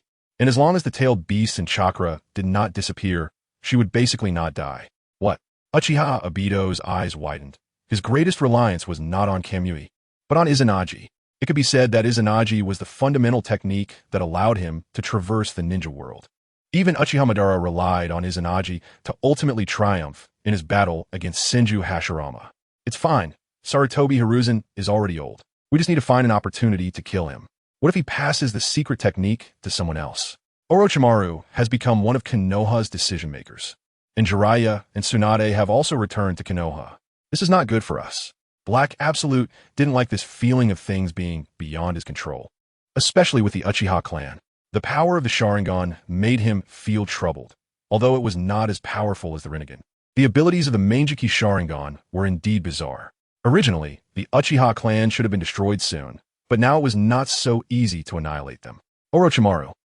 It's fine. We still have plenty of time to plan slowly. Obito's words calmed Black Absolute down. Yes, he had waited for too long. Waiting a little longer was not a problem. I'll go take a look at that Sarutobi Hiruzen guy. Obito decided to personally check it out. If he could seize the opportunity, he would directly kill the cowardly Hokage Sarutobi Hiruzen. Be careful. If the situation is not right, run immediately. Black Absolute did not plan to go with Obito. If Obito died, there could be another, but if he died, it would truly be over. Anyway, Ashura and Indra were entangled, and he just needed to wait silently. Obito did not respond, and directly used Kamui to leave the Rain Village. Chapter 27 Encounter Battle. The turmoil in the ninja world has begun, but none of it concerns Sarutobi Hiruzen. After half a month of arduous training in the Death Forest, Sarutobi Hiruzen's cultivation has reached the 4th level of chi refining, although the speed of his improvement has slowed down. The current pace is largely due to his experience from 2 lifetimes, making the process of recultivation quite familiar. Meanwhile, at the border of the Land of Fire, the first wave of attacks from the Konoha organization has already commenced. The Rock Ninja and Cloud Ninja did not expect Konoha's counterattack to come so swiftly. Although Konoha won the 3rd Shinobi World War, its strength has weakened significantly. In each of the 3 Shinobi World Wars, Konoha emerged victorious. Yet its power has continued to decline. Every war inevitably brings death and sacrifice. After the 3rd Shinobi War, Konoha lost several shadow-level powerhouses. Coupled with the Nine Tails incident, Konoha lost the extremely strong Hokage, Namikaze Minato, and the Nine Tails Jinchuriki also faced problems. Sarutobi Hiruzen has aged, his strength has deteriorated, and his heart has become weak. Even 2 of the legendary 3 Sannin have left, with Orochimaru on the verge of defection. These factors have led the Rock Ninja and Cloud Ninja to become restless at the border, constantly probing Konoha's limits. Both the Rock Ninja and Cloud Ninja aspire to supplant Konoha as the strongest ninja village, and both villages are more united than Konoha. The strength of the Cloud Ninja even seems to hint at being superior to Konoha. However, Konoha's location is indeed advantageous. The Land of Fire is rich in resources compared to other countries, but because of this location, it is also caught in the middle of major nations, facing enemies on all sides during wars. Nevertheless, Konoha remains Konoha, and now Orochimaru has begun to command this war, with Jiraiya leading the team, while Kakashi collaborates with the Uchiha clan and Tens. This lineup is not afraid of any forces in the current ninja world, and can even wipe out the Akatsuki, which is not yet strong since it was established during the 2nd Shinobi World War and is currently in a state of turmoil with Yahiko's death and Nagato's collapse. Obito has just seized the opportunity, and Nagato has not yet fully mastered the power of the Rinnegan. The Akatsuki still requires a long time to develop. The Rock Ninja and Cloud Ninja also suffered heavy losses in the 3rd Shinobi War, but they are now trying to test and weaken Konoha's strength following the Nine Tails incident. With the entire upper echelon of Konoha replaced, there's an urgent need for a significant victory to stabilize their position. The Cloud Ninja active at the border of Konoha were quickly subdued by Jiraiya and his team. The Uchiha, who knew the village was no longer targeting them, also desperately hoped to achieve more military exploits. Despite the apparent conflicts between the village and the Uchiha, most Uchiha still love this village. When encountering a group of frenzied Uchiha, the only outcome is death. Under the leadership of Uchiha Fugaku, the Uchiha clan, along with Jiraiya and several Umbu, began to sweep through the Konoha border from 2 different directions. Neither the Rock Ninja nor the Cloud Ninja stood a chance against them. They couldn't even send back intelligence. Upon meeting, it was instant annihilation. In just 2 days, the other ninjas active at the border of the Land of Fire were cleared out. Some rogue samurai and mountain bandits suffered unwarranted disaster and were also eliminated. Master, something feels off. You should hurry back to the Cloud Thunder Gorge. At the border of the Land of Fire and the Land of Lightning, Samui is very worried. Although Reikage had instructed her master, Killer Bee, to train well at the Cloud Thunder Gorge, Killer Bee often sneaks out to play. Hey, it's fine. My bond with the Eight Tails is unmatched. Killer Bee has a great relationship with the Eight Tails. After the 3rd Shinobi War, their cooperation has improved significantly, and he is now able to skillfully use the tailed beast bomb. Recently, due to friction between the village and Konoha, Killer Bee couldn't resist the urge to go out and brought his disciple Samui to the border. Master, many troops have lost contact. Konoha must have dispatched strong fighters. We should retreat early. Samui is very calm and cautious, the complete opposite of Killer Bee. Although she is young, she is trusted by the 4th Reikage. It's okay. It's just the right time for me to meet those Konoha guys. After becoming the perfect Jinchuriki, Killer Bee is eager to prove himself, which is why he came to the border region. However, this time, Killer Bee will pay the price for his arrogance. Lord Jiraiya, Uchiha Fugaku, and the Uchiha ninjas successfully completed their mission, and Uchiha Shursui also began to shine, with his body flicker technique and swordsmanship complementing his Sharingan, allowing him to eliminate many Nin along the way. Only a few areas remain. Let us finish the mission quickly. Jiraiya nodded, having a very good impression of the new Uchiha clan leader. He does not possess the blind arrogance typical of ordinary Uchiha, but is instead very steady. Moreover, Shursui, this junior, is also very likable to Jiraiya.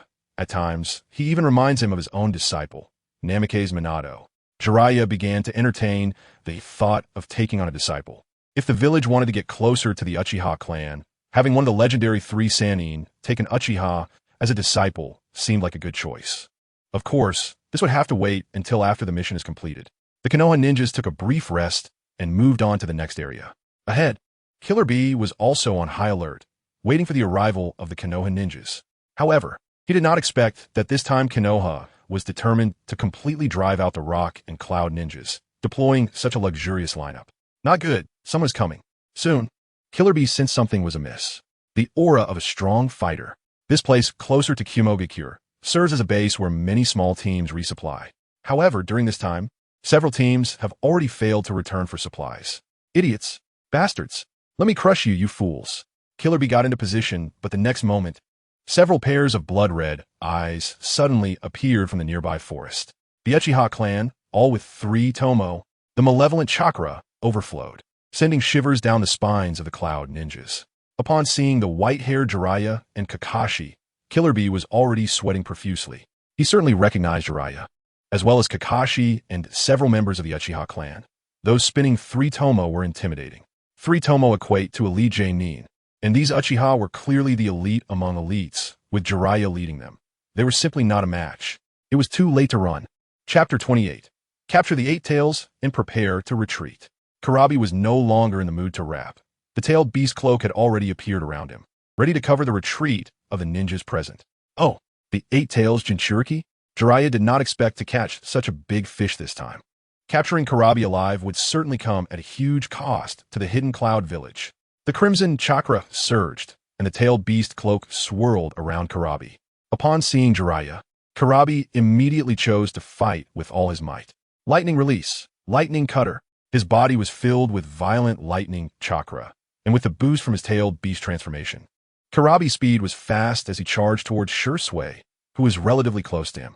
Fire release, great fire dragon technique. Several Uchiha ninjas simultaneously formed hand seals, and multiple fire dragons rushed towards Kurabi. After a loud explosion, only an octopus tentacle was left, and the surrounding Cloud ninjas took the opportunity to scatter and escape. Unfortunately, this supply point of the Cloud ninjas had no strong fighters, just 2 ordinary jonin, who were quickly taken down before they could run far.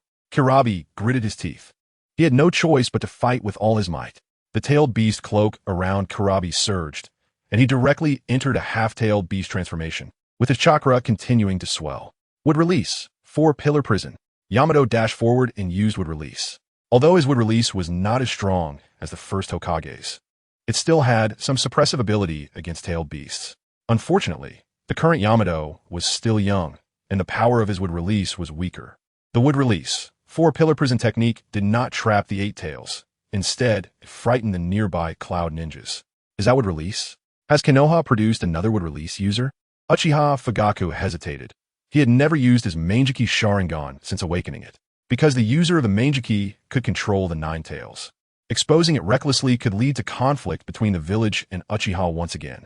Summoning technique. Jiraiya directly summoned Fukasaku, whose enormous size caused a stir. Jiraiya, is this another troublesome enemy? Fukasaku immediately noticed the half-tailed beast transformed Kurabi, but was not afraid.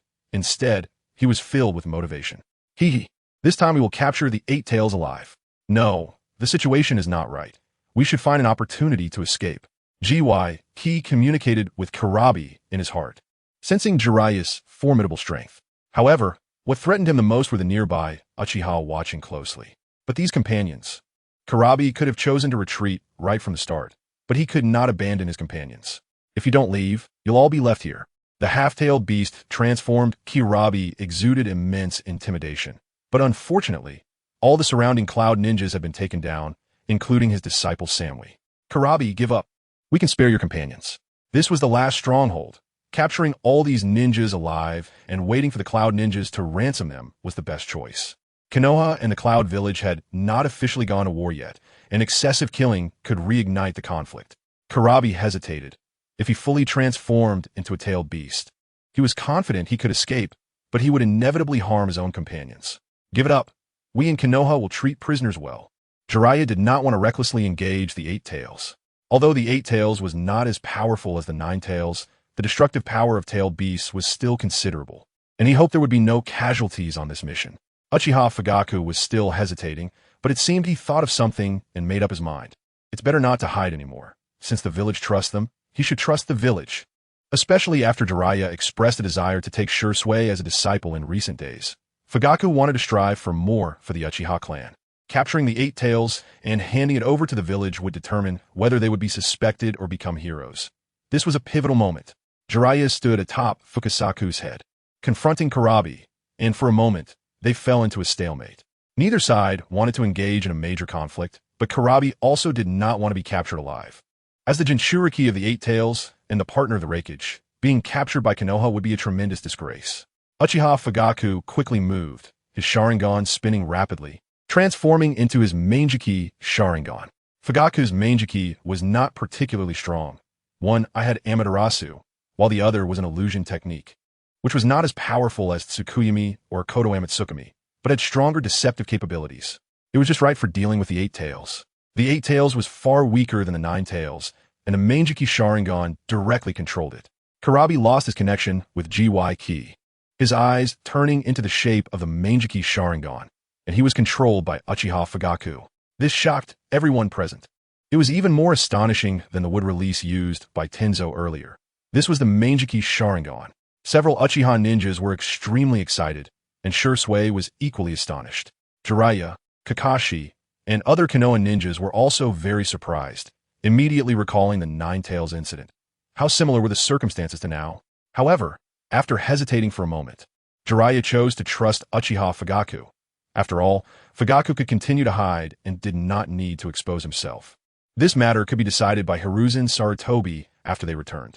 What they needed to do now was to trust their comrades. Jiraiya looked at Tenzo. During this time, Orochimaru had taught him many ninjutsu from the first Hokage, to ensure Naruto would not have issues. Tenzo specifically learned the first Hokage's secret technique, Hokage-style ear-listening technique, K, in Yuzen Shuch. This technique could hypnotize the Nine Tails, although Tenzo was far from the first Hokage's level. Now that the Eight Tails was controlled by Uchiha Fugaku, Tenzo did not need to exert much effort and allowed Kurabi to enter tailed beast transformation. Jiraiya came up and performed a sealing technique on Kurabi, ensuring he could not use chakra or tailed beast transformation. Fugaku. This time your Uchiha clan has made a great contribution. Capturing the Eight Tails is not easy. Jiraiya smiled happily, already imagining the expression on Orochimaru's face when he returned with Kurabi. Originally, he just wanted to intimidate the Cloud and Rock ninjas, but he did not expect to capture Kurabi alive. Jiraiya's attitude made Fugaku relax a bit, and he nodded without speaking. Lord Clan Leader, is that the Manjiki? Several clan members gathered around. Their clan leader actually possessed the legendary Manjiki, which was explosive news. That's right, prepare to retreat. Uchiha Fugaku did not want to say much. Now that they had captured Kurabi, they needed to return to Konoha as quickly as possible.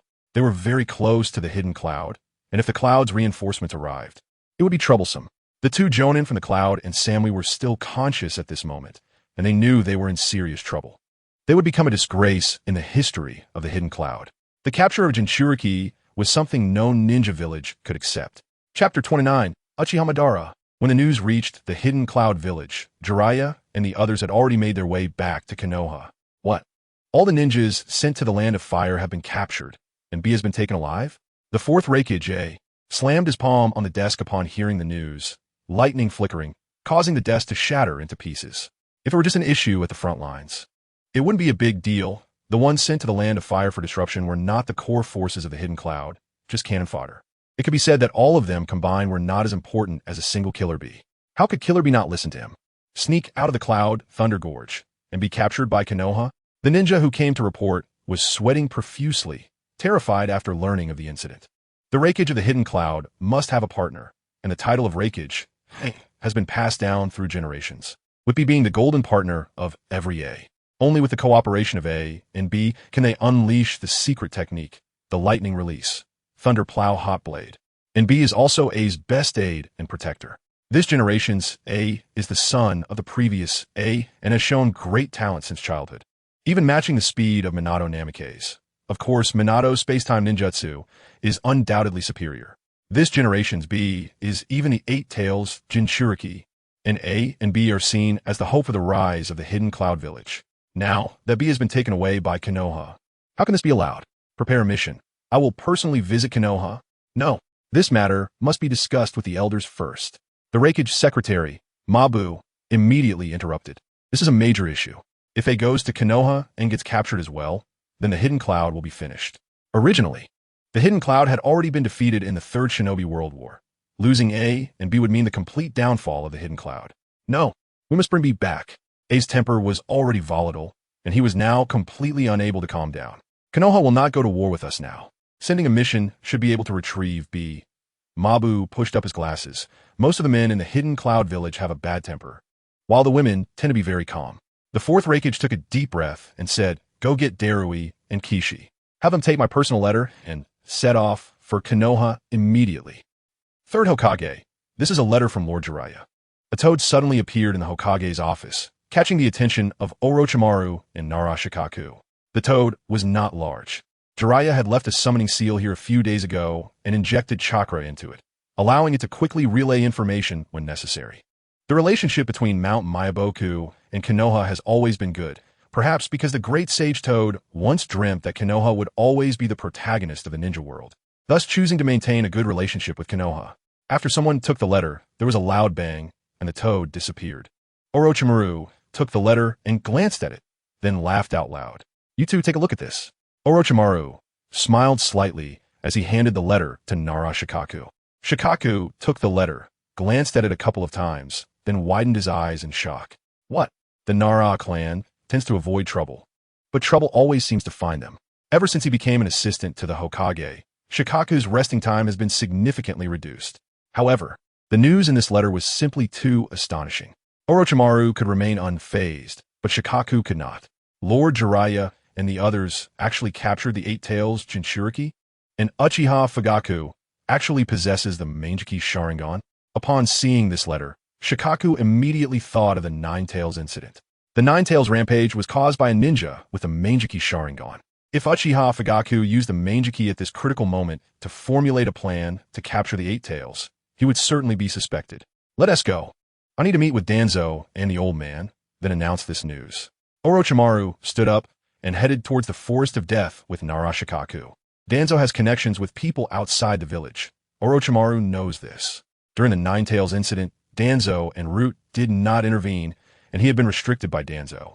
Orochimaru suspected that Danzo must be colluding with a ninja who caused the Nine Tails incident. Because of this, it was unlikely that Fugaku was the one controlling the Nine Tails. Ever since their last meeting, Danzo would often come looking for Hiruzen Sarutobi. The village could not accommodate him, and Root had long been disbanded. So Danzo had no choice but to seek out Hiruzen for something to do. Unfortunately, Hiruzen was either out hunting beasts to roast or sitting on a cushion with his eyes closed. Even though he no longer had chakra, Danzo could not understand what Hiruzen was doing with his eyes closed. Ninjas who do not practice sage techniques cannot sense the spiritual energy within Hiruzen. If Jiraiya were to observe Hiruzen's training, he would likely be shocked by the astonishing natural energy within him. "Hiruzen, what exactly do you want to do?" Danzo muttered to himself while roasting meat for Hiruzen. Orochimaru and Narashikaku arrived at the small cabin. Upon seeing Orochimaru, Danzo's squinty eyes narrowed even tighter. He felt a surge of anger at the sight of Orochimaru. "Danzo, I have something to ask you." Hiruzen Sarutobi took a deep breath and ended his training. Orochimaru's arrival was timely. He needed to go out for a while to see if there were any medicinal herbs in the ninja world that could be useful. After entering the 6th level of chi refining, the speed of his training had slowed considerably. Refining medicine is not something that can be rushed. Instead, taking elixirs would better establish a foundation. "Just say what you need to say." Narashikaku looked at the third Hokage and suddenly widened his eyes. Why does the third Hokage look younger? This atmosphere seems off. Hiruzen Sarutobi practiced the yin-yang body refinement technique before forming a Dan. The characteristics of his physical cultivation were very obvious, but after forming a Dan, he became much more reserved. "Danzo, do you know the Uchiha who caused the Nine Tails incident?" Danzo did not speak. If you want the village to become better, you should answer quickly. Narashikaku couldn't help but speak up, forgetting about the third Hokage's changes. This matter has a significant impact, and they must get an answer quickly. "Danzo, I am a Hokage. Orochimaru is now an elder of Konoha. You must listen to him. Hiruzen's words made Danzo's face look grim. After a moment of silence, he finally spoke. That was a ninja who called himself Uchiha Madara. He has approached me more than once, wanting me to collaborate with him. Uchiha Madara? Orochimaru's subtle smile faded, and the atmosphere suddenly became serious. Everyone present knew what this name signified. Chapter 30. The hero Uchiha Madara is dead, and that person is Uchiha Obito, Minato's disciple. Sarutobi Hiruzen naturally knows the plot and is aware of Obito's identity. There's no need to conceal it. He spoke directly. His words drew the attention of the other three. Uchiha Obito? Orochimaru and Danzo had no impression of this name, and Nara Shikaku was even less familiar. Uchiha Madara indeed survived, barely hanging on until recently. And Uchiha Obito was the pawn he trained. Teacher, how do you know this? I learned it during my confrontation with Minato. His Manjiki Sharingan ability is very strange. He can enter a different space and ignore attacks for a short time. It was precisely because of this that he succeeded in releasing the Nine Tails. Hiruzen's words caused the other three to frown. The amount of information was too overwhelming for them to process at once. Uchiha Fugaku also possessed a Manjiki, and he and Jiraiya had captured the Eight Tails Jinchuriki at the border and were returning to Konoha. Hearing that another Uchiha had a Manjiki, Danzo's squinting eyes widened. The Uchiha clan cannot be trusted. Who knows if they are colluding with that Obito? Hiruzen, you must control Uchiha Fugaku. You should mind your own business and enjoy your retirement. Orochimaru did not agree with Danzo's viewpoint. He also desired the power of the Uchiha clan. But the Uchiha were not a scorpion to the village, and there was no need to fear them. Hiruzen, you will surely regret this. Unfortunately, I'm Hokage. Hearing Hiruzen say this, Danzo felt a wave of anger. Hiruzen's attitude truly disgusted him, using the Hokage's identity to suppress him. Lord Third, do you have more information about that Obito? Only Nara Shikaku remembered the key question, but when he looked at the third Hokage, he couldn't help but be drawn to his explosive muscles. Not to mention Shikaku. Even Tsunade had swallowed hard when she saw the third's muscles a few days ago. He had completely come to hate Konoha and the Uchiha clan due to the death of his loved one, and he had to be cautious about the Uchiha's secret techniques. Izanagi must be handled carefully. After speaking, Hiruzen looked at Danzo. Tell me, what is Izanagi? Danzo took a deep breath. How did Hiruzen know everything? Izanagi is a secret ninjutsu of the Uchiha, which allows one to alter reality for a short time at the cost of permanently losing the sight of one Sharingan. This made Orochimaru and Nara Shikaku take a deep breath. Such an invincible ninjutsu is indeed too powerful. Nara Shikaku began to understand why the second, third Hokage and Danzo would target the Uchiha clan. The Uchiha's power was too strong, and their unstable personalities made them a double-edged sword for the village. If there were more ninjas like Obito, the ninja world would be doomed. I understand now. Let's keep this matter confidential for now. We'll head back, teacher. Orochimaru thought for a moment and chose to leave with Nara Shikaku. Hiruzen, trusting the Uchiha like this will definitely lead to big troubles for the village. Danzo looked at Hiruzen and couldn't help but speak up. Hiruzen did not respond to Danzo, but stepped closer, continuing to grill meat. If they talked any longer, the meat would burn. Hiruzen, are you even listening to me? Danzo, why can't the Uchiha become the village's strength? The more you fear the Uchiha, the more they love this village. If we don't target the Uchiha, give them opportunities and hope, they will give everything to protect the village. Hiruzen's words left Danzo silent, unsure of how to respond. By the way, Orochimaru, I might be traveling for a while. Orochimaru hadn't gone far. After hearing Hiruzen's words, he turned and nodded. This was a good thing for him. After all, Hiruzen was now the Hokage, but most of the village's affairs were handled by him. If Hiruzen temporarily left Konoha, he could instead allow the village to develop better. He had to return with Nara Shikaku to announce the capture of the Eight Tails. However, Fugaku's Manjiki needed to be concealed, stating that Jiraiya subdued the Eight Tails, and then several Uchiha used Jinjutsu to control it. He wanted to make the Uchiha the heroes of Konoha. If the Uchiha still posed a threat to the village, it wouldn't be too late to act then. After Orochimaru and Nara Shikaku returned, news from the front lines quickly spread throughout the village. The news of Jiraiya and Uchiha clan leader Uchiha Fugaku defeating all the Rock Ninja and Cloud Ninja squads at the Konoha border and capturing the Eight Tails caused an uproar in Konoha. After suffering heavy losses and losing several strong ninjas, the village desperately needed uplifting news. Many civilians and ordinary ninjas learned of the Uchiha clan leader's name for the first time. During this time, the village's strategy towards the Uchiha clan had changed. The Uchiha clan's territory was on the outskirts of the village, making life inconvenient. After the security department was disbanded, many Uchiha members moved into the village. Until today, the Uchiha had still faced discussions and disdain within the village. However, today, the Uchiha clan became the heroes of Konoha. The aloof Uchiha walked through the streets, and when civilians saw the Uchiha fan clan emblem, they would come up to thank them. This left the Uchiha clan members at a loss. But everyone felt proud of their clan leader and several jonin capturing the Eight Tails. Shursui. At home, Uchiha Itachi also learned of this matter and couldn't help but think of his friend, Uchiha Shursui. At this moment, Uchiha Shursui had opened his eyes and also possessed a Mangeki Sharingan. Itachi only knew that his friend had a Mangeki, but was unaware that his father also had one. He suspected that perhaps Shursui had used the power of the Mangeki, but the village's attitude towards the Uchiha had improved. The clan members returning to their territory were all smiling. Even civilians and some ninjas with grudges against the Cloud Village sent gifts to the Uchiha clan. The relationship between the village and the clan was improving. Hopefully, your choice was not wrong. Looking at Sasuke in his arms, Uchiha Itachi couldn't help but smile and pinch Sasuke's cheek. His younger brother was just too cute. In such a village, Sasuke should be able to grow up healthily, right? The next day, Jiraiya and the others rushed back to Konoha, receiving the treatment befitting heroes. This made Uchiha Fugaku and several other Uchiha Jonin feel awkward, while only Uchiha Shursui enjoyed it. This was the goal he had been striving for. The village and clan should be one. The glory of the clan and the village would be guarded by him, Uchiha Shursui. Chapter 31, Koto Amatsukami.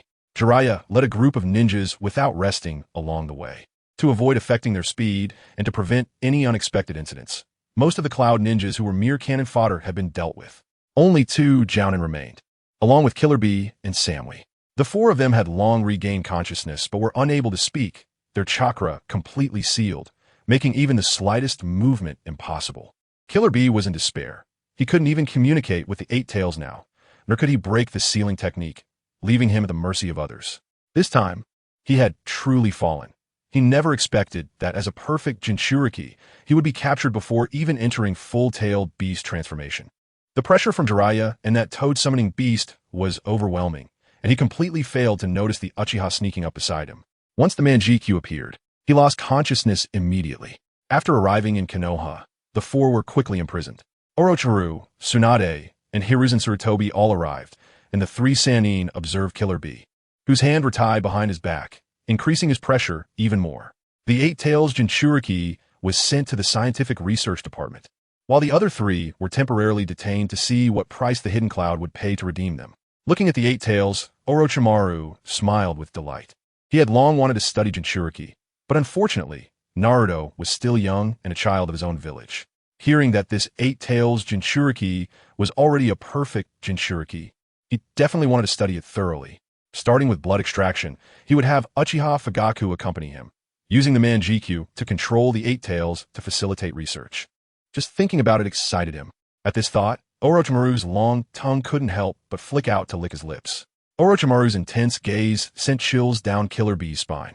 This person was so strange. Lord Third, I have something to report. Shursui looked at Hiruzen Sarutobi, and in a moment of impulsiveness, he wanted to report that he had also opened his Mangekyo to Sarutobi. Shursui was quite naive, and most Uchiha were as well. It was precisely because of this naivety that after experiencing the death of a loved one, they would unleash power beyond imagination. Hiruzen Sarutobi glanced at Shursui and nodded. The 3 Sannin, Hiruzen Sarutobi, and Uchiha Shursui returned to the Hokage office together. Uchiha Fugaku remained silent, casting a deep glance at Shursui before being surrounded by arriving Uchiha clansmen and returning to the clan grounds. This time, the Uchiha clansmen were quite arrogant, taking credit for capturing the Eight Tails. Lord Hokage, I want to ask you, what do you really think of the Uchiha clan? In the Hokage office, Shursui fixed his gaze on Hiruzen Sarutobi and asked.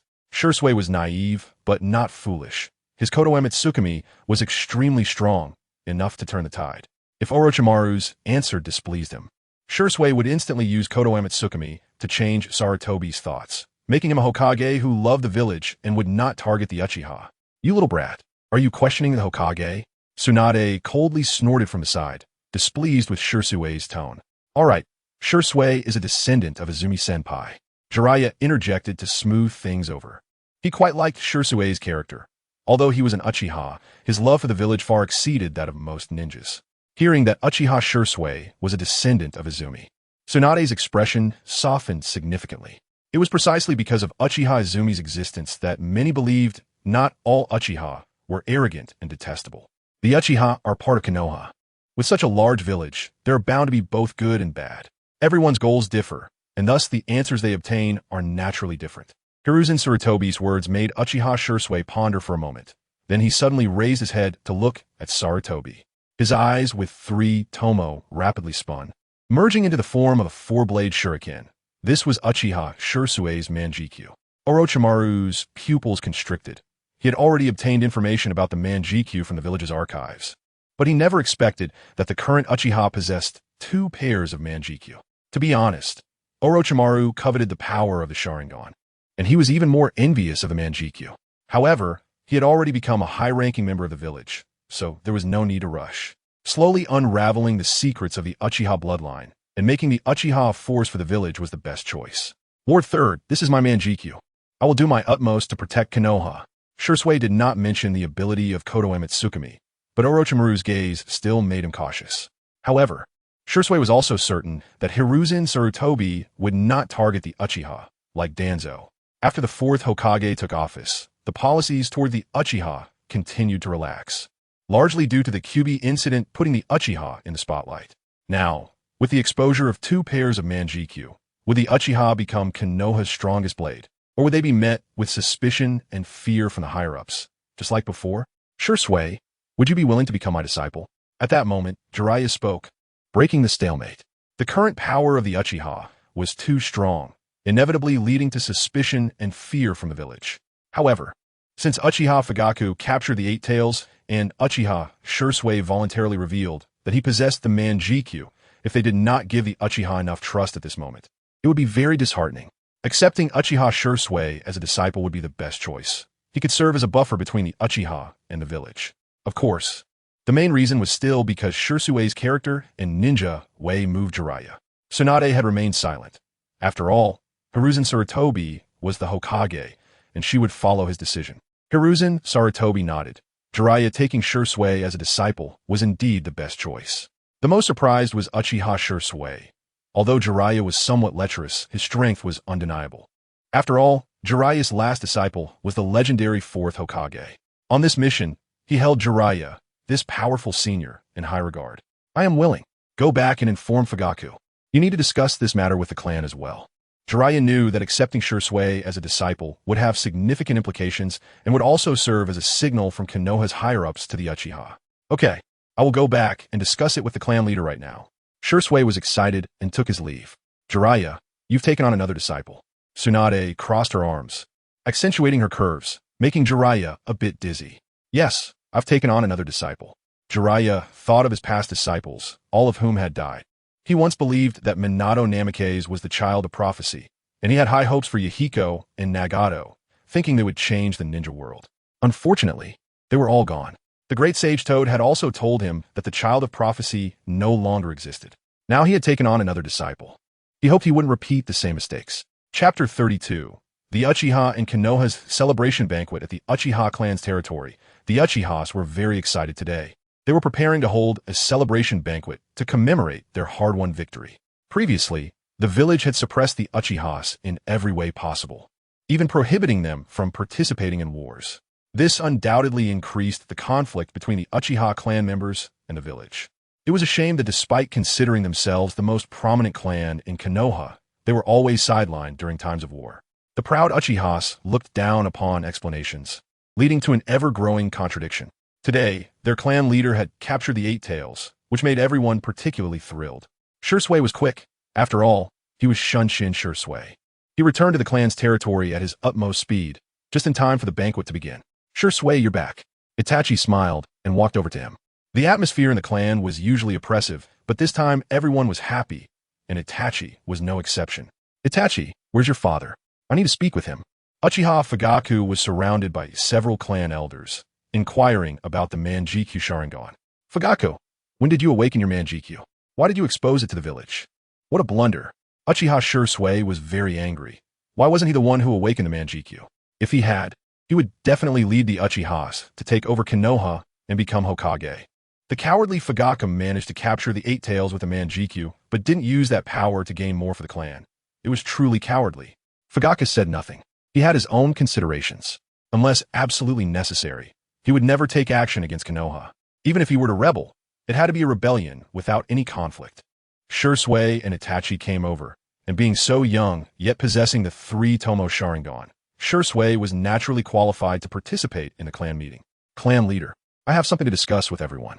Uchiha Fugaku nodded. Shursui was currently the brightest genius of the Uchiha clan. Itachi was also a genius. But due to his young age, he had not yet made a mark.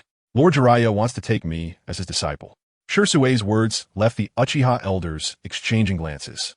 Both the 3rd Hokage and Tsunade were aware of this matter, and Shursui had come back to ask the clan leader for his opinion. What are your own thoughts?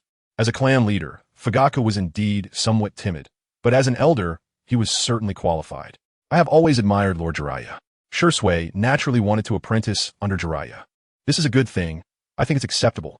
The one who spoke was Uchiha Hakudai, who had held a high position in the security department. He did not blindly believe that the village and the Uchiha clan could not coexist.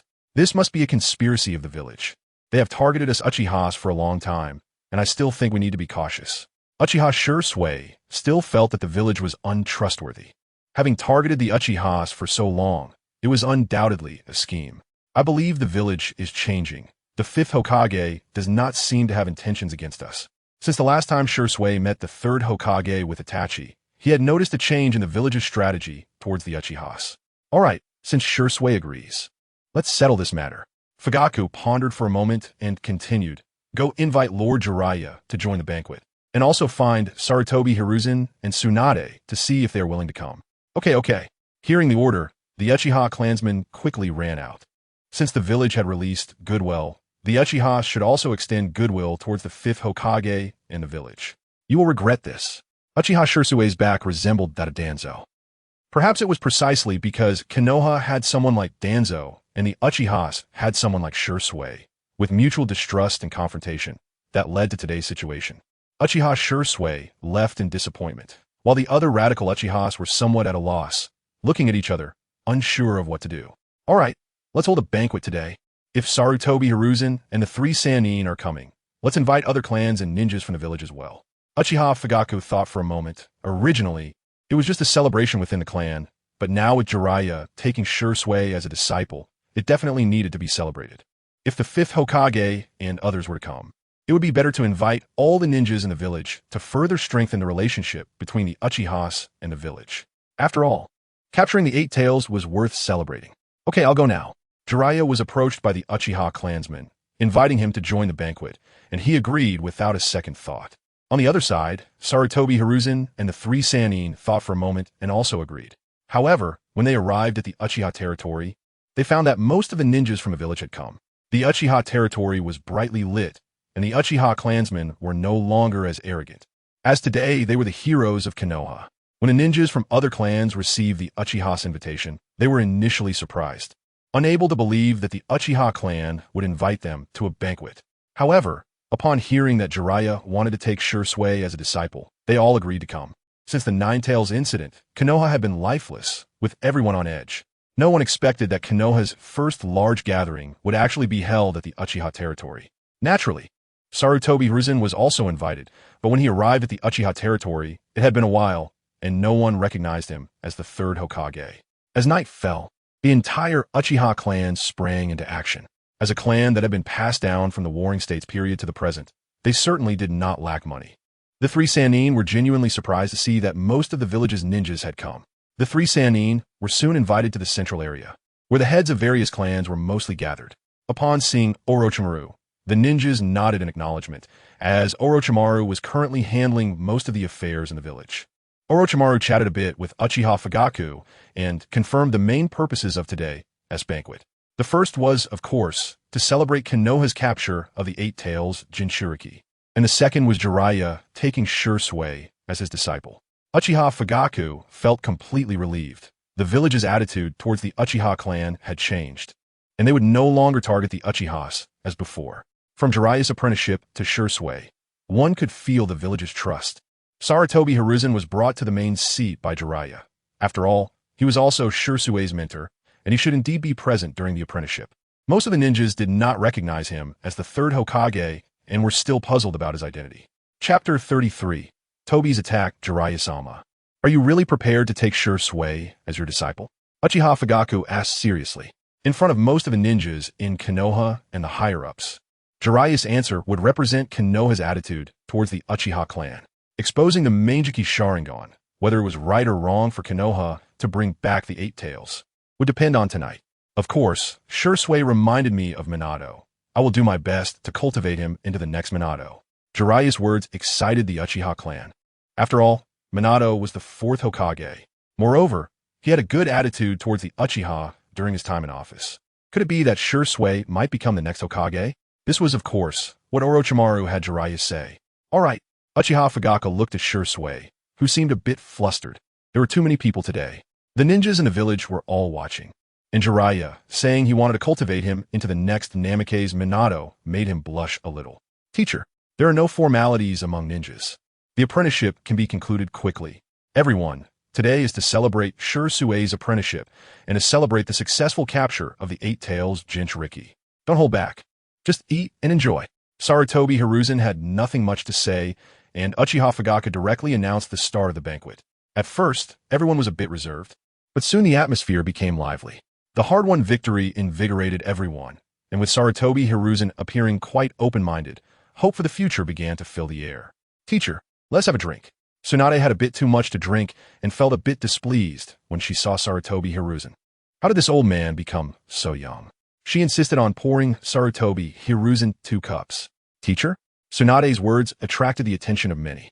Sarutobi Hiruzen was eating non-stop, already drawing the attention of several people. This was also because Sarutobi Hiruzen's demeanor was outstanding, making him stand out among the surrounding ninjas. His muscular build was like a sculpture, exuding strength, while his righteous and steadfast temperament immediately made people feel favorable towards him. Sarutobi Hiruzen was not afraid. The ninjas were drinking sake, which posed no pressure for him. After drinking a few cups, it was Tsunade who ended up getting drunk first. Upon learning Sarutobi Hiruzen's identity from Jiraiya, the ninjas present were left wide-eyed. It was simply impossible to connect this person with the previous third Hokage. Had Sarutobi Hiruzen undergone some kind of human experiment? Did Orochimaru develop some secret technique? Sarutobi Hiruzen paid no mind to the gazes of the ninjas present. He had been eating grilled meat every day lately and was quite tired of it. The food prepared by the Uchiha clan was quite tasty, though the portions were a bit small. He was busy eating when several Uchiha clan members serving him started to sweat. At that moment, Sarutobi Hiruzen frowned. An unexpected guest had arrived. After receiving news from Kurizetsu, Uchiha Obito rushed towards Konoha. The current Obito held nothing but boundless hatred for Konoha. He loathed the third Hokage even more. Rin's death was related to the village and the ninja world. If the village hadn't been so corrupt, if it weren't for the war, Rin wouldn't have died. Therefore, Obito wanted to overturn this ninja world. He was willing to pay any price to bring Rin back to life, even if it meant directly causing the deaths of his teacher and teacher's wife. He felt no regret. He was even planning to destroy the Uchiha clan to obtain more Sharingan to activate as an Aji. Obito himself was also fearful of the Uchiha clan's power. Perhaps a reverse Manjiki would emerge that could counter his Kamui. When he arrived at Konoha, he had also received news from Kurizetsu. Konoha had captured the Eight Tails Jinchuriki. Uchiha Fugaku was suspected of having the Manjiki. This made Obito grit his teeth. Why hide? If the power of the Manjiki had been used earlier, Konoha would have won long ago. Then Rin wouldn't have died. The barrier outside Konoha was nothing to Obito. Upon arriving at the Uchiha clan, the lively scene intensified his hatred. Why? Why could these people be so happy? Why could the current Uchiha clan get along so harmoniously with the villagers? Obito's hatred peaked. And a surge of murderous intent and extreme malice, along with evil chakra, was instantly detected by Sarutobi Hiruzen.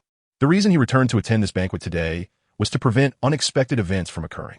There were too many hidden enemies lurking in the shadows, aside from Obito. There was also Otsutsuki Kinshiki hiding behind the scenes. His arrival had already changed the future of the ninja world. No one knew what kind of enemies they would encounter. Obito could not hide his inner hatred. Why could the Uchiha clan live so well? However, Obito quickly suppressed his emotions. Before confirming Uchiha Fugaku's Mangeki abilities, he dared not act rashly. He directly phased out of the Uchiha clan's territory. Uchiha Fugaku and Uchiha Shursui both sensed the fluctuation of the Mangeki at the same time as Obito phased out. Both were a bit puzzled. Was there really another pair of Mangeki? Was it someone from the clan or a wandering Uchiha? I'll head back first. Sarutobi Hiruzen stood up to bid farewell, sensing that Obito had gone to the cabin to rummage through his belongings. Old man, heading back so early? Are you really going to become an ascetic? Jiraiya had also drunk quite a bit and was feeling a bit tipsy. Jiraiya privately believed with Tsunade that Sarutobi Hiruzen was likely going to become an ascetic to atone for past mistakes. Perhaps he would run off to become a monk in a while. Ignoring Jiraiya, Sarutobi Hiruzen left the banquet. Orochimaru didn't pay attention to Sarutobi Hiruzen's departure. Watching the cheerful banquet, he even had an impulse. Should he use Edo Tensei to summon the second Hokage? Let him see that the Uchiha clan was not that terrifying. Sarutobi Hiruzen returned to his cabin. Everything in the cabin was just as it had been when he went out, with no changes at all. Cowering little rats. Why are you so timid? There was a fluctuation in the space outside the cabin, and Obito appeared from the void. His Sharingan fixed intently on Sarutobi Hiruzen beneath his mask. How did you discover me? Foundation-building cultivators possess spiritual awareness. But a ninja at the 6th level of chi refining has sensing abilities far exceeding that of ordinary ninjas. Furthermore, Obito's community might be difficult for ninjas to deal with. But to a cultivator, his use of space was too crude. Should I call you Uchiha Madara or Uchiha Obito? You are definitely not the third Hokage. Who exactly are you? Obito's pupils instantly contracted as he questioned. Chapter 34. Cowardly you, how will you revive Rin? Abandoning the name of Uchiha Obito, he uses the name of Uchiha Madara to roam the ninja world. This has led Obito to develop the illusion that he is Uchiha Madara. Unfortunately, he is just a coward fleeing from reality. Obito, constantly hiding and deceiving himself. Can you really revive your beloved? Sarutobi Hiruzen did not answer Obito's question, but instead inquired about him. Hiruzen's words struck deep, each word addressing what Obito was most unwilling to face within himself. You have no right to mention Rin. If it weren't for you, Rin wouldn't have died. The Sharingan spun, and Obito formed hand seals, launching his ultimate move. Fire release, Tempest Dance. First using Kemui to distort space, then releasing a powerful fire release. A vortex of storm and flame merged and surged toward Hiruzen. Hiruzen and Obito simultaneously formed seals, casting the golden light technique, which not only wards off evil, but has the strongest effect of protecting the body and spirit with golden light. He then flickered away, dodging Obito's fire release. After all, according to the first law of Hokage, no matter how strong the fire release, it cannot hit a person. If it were an ordinary chi refining cultivator without suitable magical tools, they would likely not be able to defeat Obito. However, Hiruzen's yin-yang body refining technique, starting from the chi refining stage, provides formidable combat power, which is also an advantage of body cultivation. Hiruzen, aren't you also a coward? Allowing the death of White Fang and the first Hokage's grandson is inseparable from you. Obito closed in, chains swirling in his hands, attempting to bind Hiruzen and then use Kamui to pull him into another space. After all, this is Konoha. Such a commotion must have attracted the attention of other ninjas. Once the legendary 3 and Uchiha ninjas arrive, it won't be easy to kill Hiruzen. Hiruzen directly reached out, grabbing Obito's chains, and with a pull, Obito felt a tremendous force, as if the other end of the chain was some wild beast from the wilderness that he couldn't resist, and he was pulled toward Hiruzen. In an instant, Obito activated his intangibility, evading Hiruzen's punch. Hiruzen's missed strike led to a series of punches, each carrying fierce winds and immense power. Obito could only activate intangibility and retreat. If he had been hit by a punch just now, this body would have been ruined. Cold sweat broke out on Obito. How could Hiruzen be so strong? At the moment of contact, he wanted to use the Sharingan to pull Hiruzen into another space but felt a resistance, likely due to the strange golden light surrounding Hiruzen. 5 minutes later, how will you hide again? Hiruzen knew all the information about Uchiha Obito, while Obito knew nothing about Hiruzen.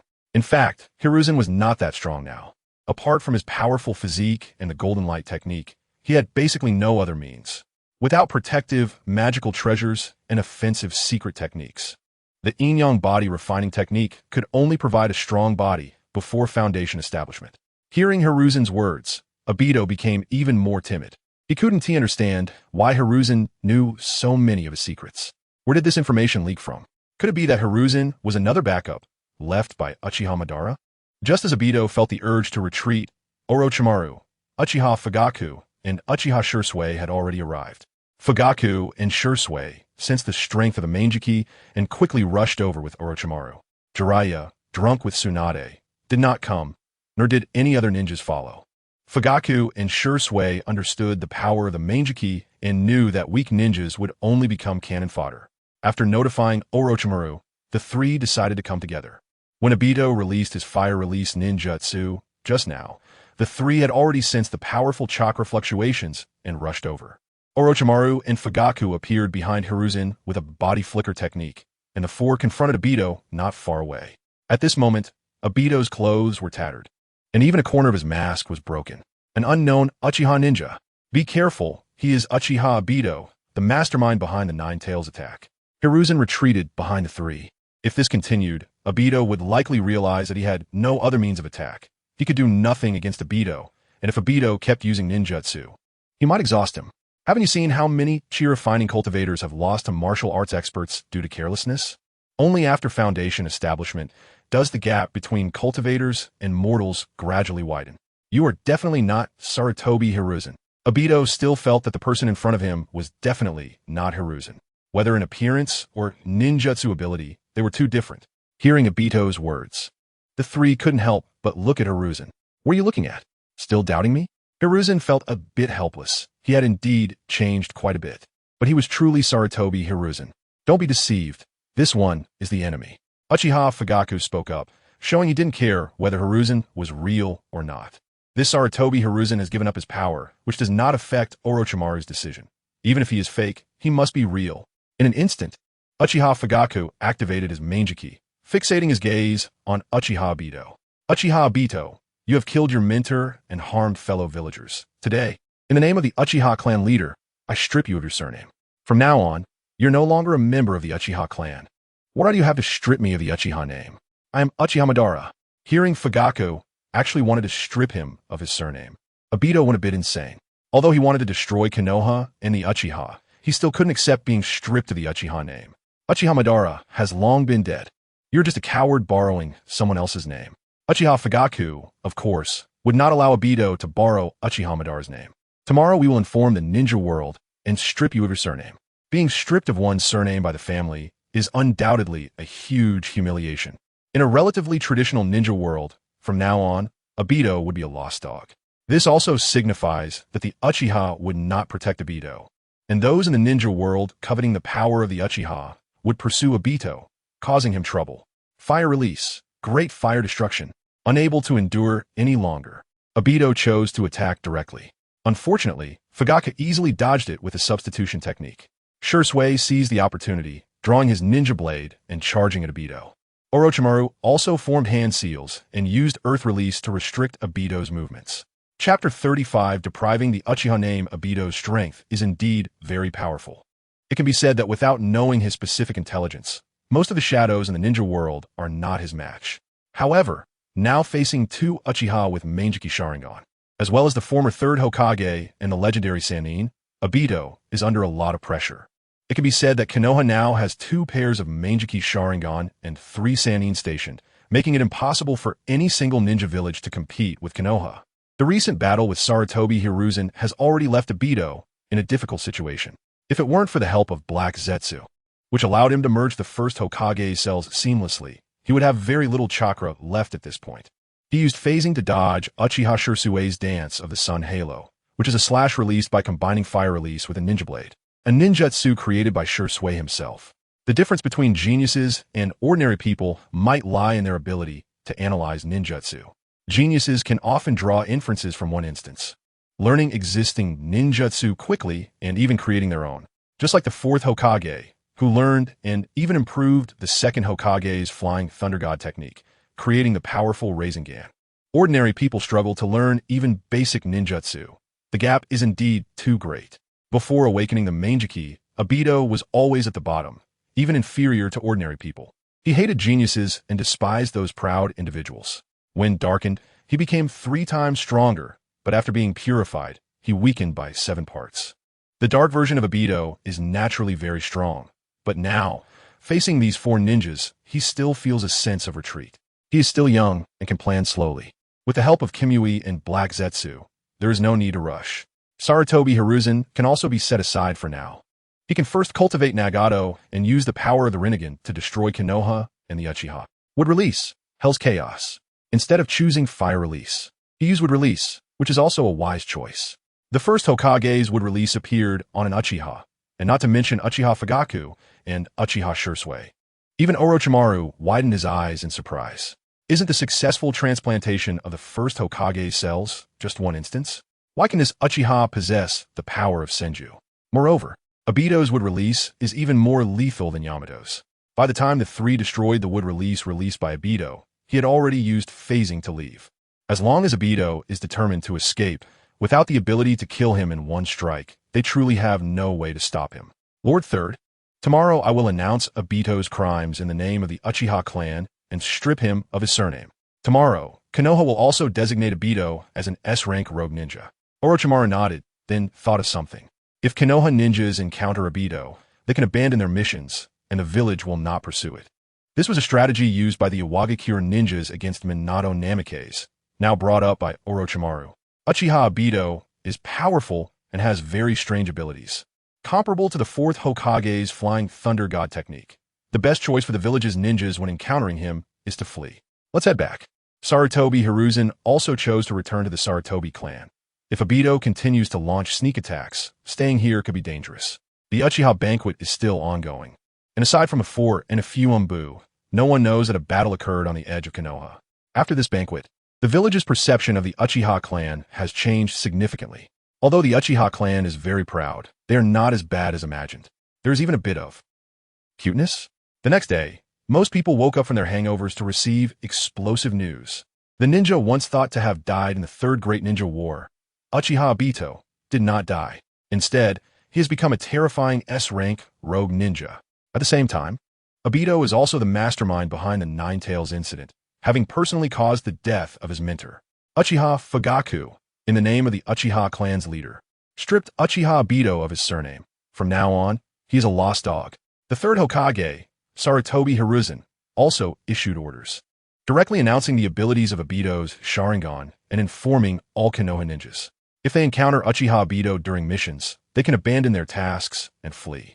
This undoubtedly caused a stir, as the death of the White Fang was due to abandoning a mission to save his comrades, making him the target of public criticism. Even the teammates he saved turned against him, leading to the death of this talented ninja. Now the 3rd Hokage is announcing that one can choose to abandon a mission to save their life. This had a significant impact on many people.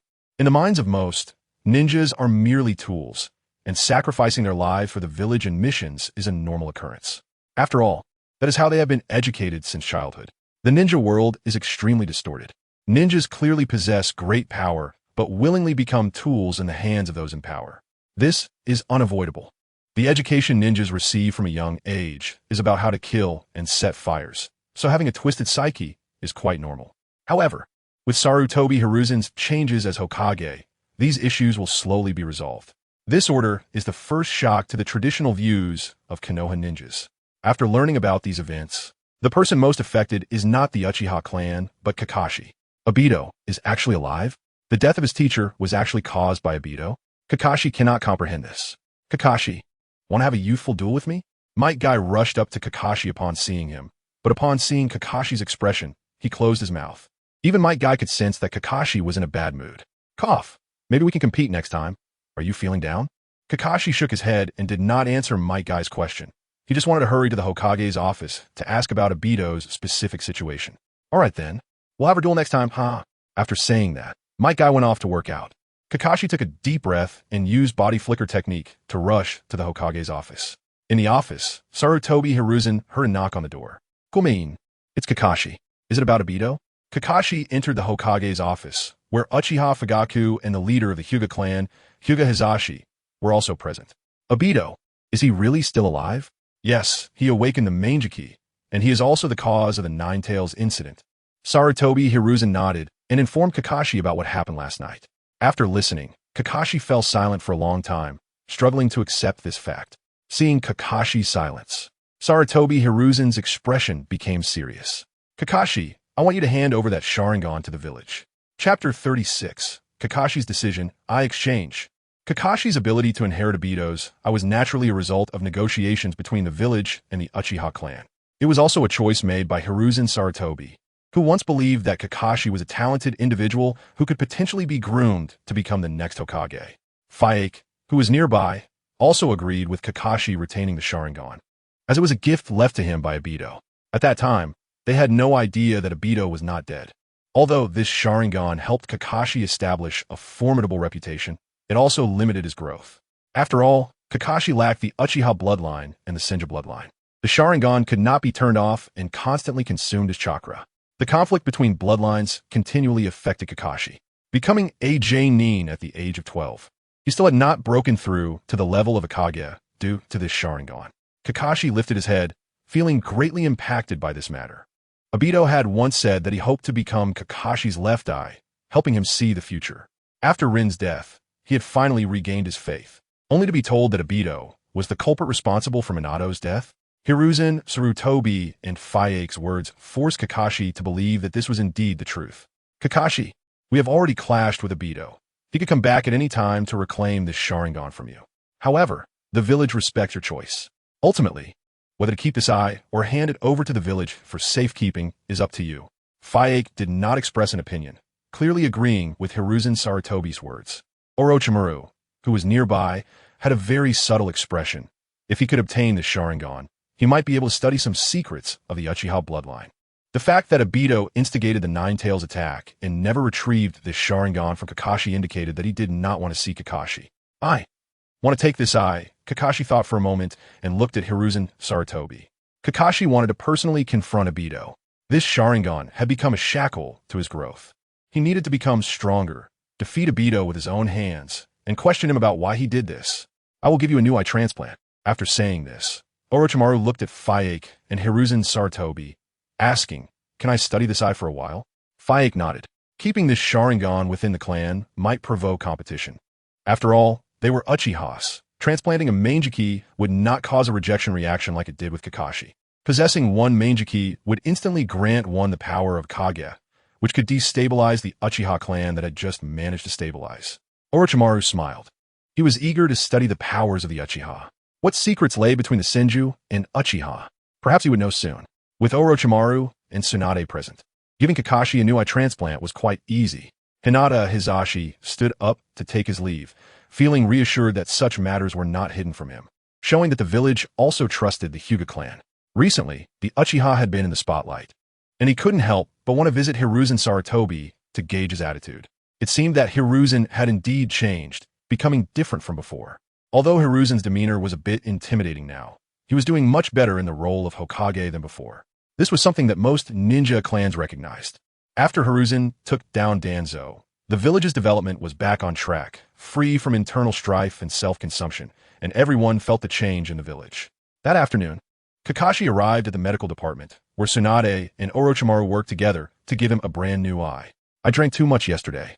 Jiraiya woke up in the morning, feeling a bit disoriented after learning about yesterday's events. He had drunk a bit too much with Tsunade and was completely unaware of what had happened. After wandering for years, he had finally returned to the village, witnessing it gradually improve through his efforts and resolving his issues with his old friends and teachers, which led him to drink too much. Jiraiya also thought about whether something could happen with Tsunade while she was drunk, but he had poor alcohol tolerance, and while Tsunade wasn't drunk, he had already lost consciousness. Hearing about today's events, Jiraiya rushed to the medical department with his new disciple, Shursui. Jiraiya also admired Kakashi, and so did Shursui. Of course, there was also Might Guy and the new generation of Leaf Ninja, all gathered together. Everyone had heard about Ibito and Kakashi giving up the Sharingan, and they all wanted to offer some comfort to Kakashi. You should have woken me and Jiraiya yesterday. Maybe we could have kept that Ibito here. In the operating room, Tsunade injected anesthesia into Kakashi while speaking. Orochimaru shook his head. It's not that simple. If he wants to escape with his Manjiki ability, we won't be able to keep him. Tsunade did not respond. For ninja like her and Jiraiya, unless one wanted to get drunk, it was impossible to do so. Alcohol doesn't intoxicate people. People intoxicate themselves. For Tsunade, changing an eye posed no difficulty. Soon, the manjiki was placed in a glass container and handed to Orochimaru. Kakashi received a brand new eye. As for where this eye came from, the Leaf's interrogation department had many. Orochimaru, having obtained the manjiki, left the medical department like a treasure hunter, heading to his research lab. He wanted to see what secrets were hidden within the manjiki. Meanwhile, Kakashi quickly regained consciousness. The ninja's body far surpassed that of ordinary people, and his recovery speed was rapid. With the aid of medical ninjutsu, the new eye matched him perfectly. Upon opening his eyes, there was no feeling of soreness, and the flow of chakra within him was smoother. Obito's eye was no longer there, and without obstacles, he was determined to sever this bond himself. Soon, this news spread from the Leaf Village to the entire ninja world, causing an uproar. Obito, are you an idiot? Kurizetsu naturally received the news that Obito's information had been made public. Their plans would face significant obstacles, and Nagato would also begin to suspect Obito. Furthermore, from now on, he could no longer hide under the identity of Uchiha Madara. This Obito was truly foolish. Kurizetsu, having manipulated the ninja world for so many years as the biggest puppet master, found Obito to be the worst pawn he had ever dealt with. Obito was the angriest one. Now the entire ninja world knew that he had been disowned by the Uchiha clan. From now on, he was a nameless stray dog. This made it hard for Obito to accept, but he was powerless. Who would have thought that the Uchiha had two pairs of manjiki? The most suspicious one was that Hiruzen Sarutobi. He knew all of my information. Chapter 37, Sage of the Six Paths? He is unworthy. At this moment, Yahiko had already died under the conspiracy of Hanzo the Salamander and Danzo, but unfortunately, Hiruzen Sarutobi dealt with Danzo a bit too late. Obito had already formed a partnership with Nagato under the identity of Uchiha Madara, and the Akatsuki organization had turned into an evil group that collected tail beasts. At this time, Nagato was creating the Six Paths of Pain, preparing to take revenge on Hanzo the Salamander. Obito, are you not going to explain this to me? Nagato naturally received the news, and although he never believed that Obito was Uchiha Madara from the beginning, he did not expect Obito's identity to be so unremarkable. What is there to explain? In any case, our goals are the same. After Nagato exposed Obito's identity, his expression was not good. He looked deeply at Uchiha Obito and did not say much. Nagato was also blinded by hatred at this time, only wishing to make this ninja world feel pain. Only pain and fear can bring true peace. Nagato's viewpoint cannot be said to be right or wrong. Peace is indeed something that can never be achieved. And eternal peace is nothing more than a luxury. Sages are all scheming against each other. How can mortals be any different? Even without the Otsutsuki clan, wars would still occur between countries. The location of the Rain Village destined it to become a buffer zone between great nations. And even with a shadow-level powerhouse like Hanzo the Salamander, it could not change that. Hiruzen Sarutobi was not aware of the situation in the ninja world. Information in this era was still relatively closed off. Right now, he had only one goal, which was a star from the Star Village. A meteorite from the universe could activate a person's chakra, enabling them to master the peacock method, a technique that can activate chakra. In simple terms, the radiation from this meteorite can react to chakra, and long-term exposure can cause great harm to the body. From a scientific perspective, this meteorite should contain some kind of highly radioactive heavy element. However, from the perspective of a cultivator, this is a piece of extraterrestrial iron that can react to spiritual energy. It's definitely a good idea to collect it first, then go to the long-lost land of whirlpools to see if there are any herbs or treasures, and then check the land of craftsmen for good materials. It is said that the land of craftsmen has active volcanoes, and the people here are very skilled at making various tools. Most of the ninja tools of the 5 great nations are supplied by the land of craftsmen. It is said that the ninja tool store in Konoha is actually related to the parents of 1010, and their supply comes from the land of craftsmen. If the strength is sufficient and they create powerful spiritual tools, they will definitely go to the land of water to take a look. Places like the land of water, surrounded by the sea and covered in thick fog all year round, generally have hidden treasures. The climates of the 5 great nations are very unique, but the 5 great nations are actually not very large, so it shouldn't be forming such variable climates. In Hiruzen Sarutobi's understanding, it should be the existence of certain hidden treasures that cause this special environment. Or perhaps it is these different environments that nurtured these unique treasures. However, before leaving Konoha, Hiruzen Sarutobi still needed to visit the Sarutobi clan. As early as the Warring States period, the Sarutobi clan had reached a cooperation with the Saru King clan. Although Hiruzen Sarutobi no longer had chakra now, what chakra could do, spiritual energy could also do, and even better. Just like Naruto and Jiraiya, after entering Sage Mode, they would receive all-around enhancement, and using natural energy would also strengthen ninjutsu. Hiruzen Sarutobi now was in a permanent Sage Mode. After all, he was a cultivator. Spiritual energy can also be used to perform summoning techniques. However, he hadn't summoned the Saru King in a long time. Both Hiruzen Sarutobi and the Saru King were not young anymore, and they hadn't fought side by side for a long time. It was necessary to meet. This summoning beast clan in the ninja world hid many secrets. He arrived at a small cabin on the edge of the Forest of Death and summoned the Saru King using the summoning technique. Boom! With a loud bang, the Saru King made a grand entrance amidst a cloud of smoke. Hiruzen, do you have enemies? After the Saru King appeared, he instinctively observed the surroundings and found no enemies, questioning Hiruzen Sarutobi with confusion.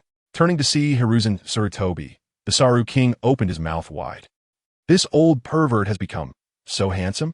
As Hiruzen Sarutobi's old teammate, the Saru King knew that this seemingly serious third Hokage was actually a complete lecher, always peeping at the women's bathhouse with a crystal ball. Why has he become so young now, and yet exudes such righteousness?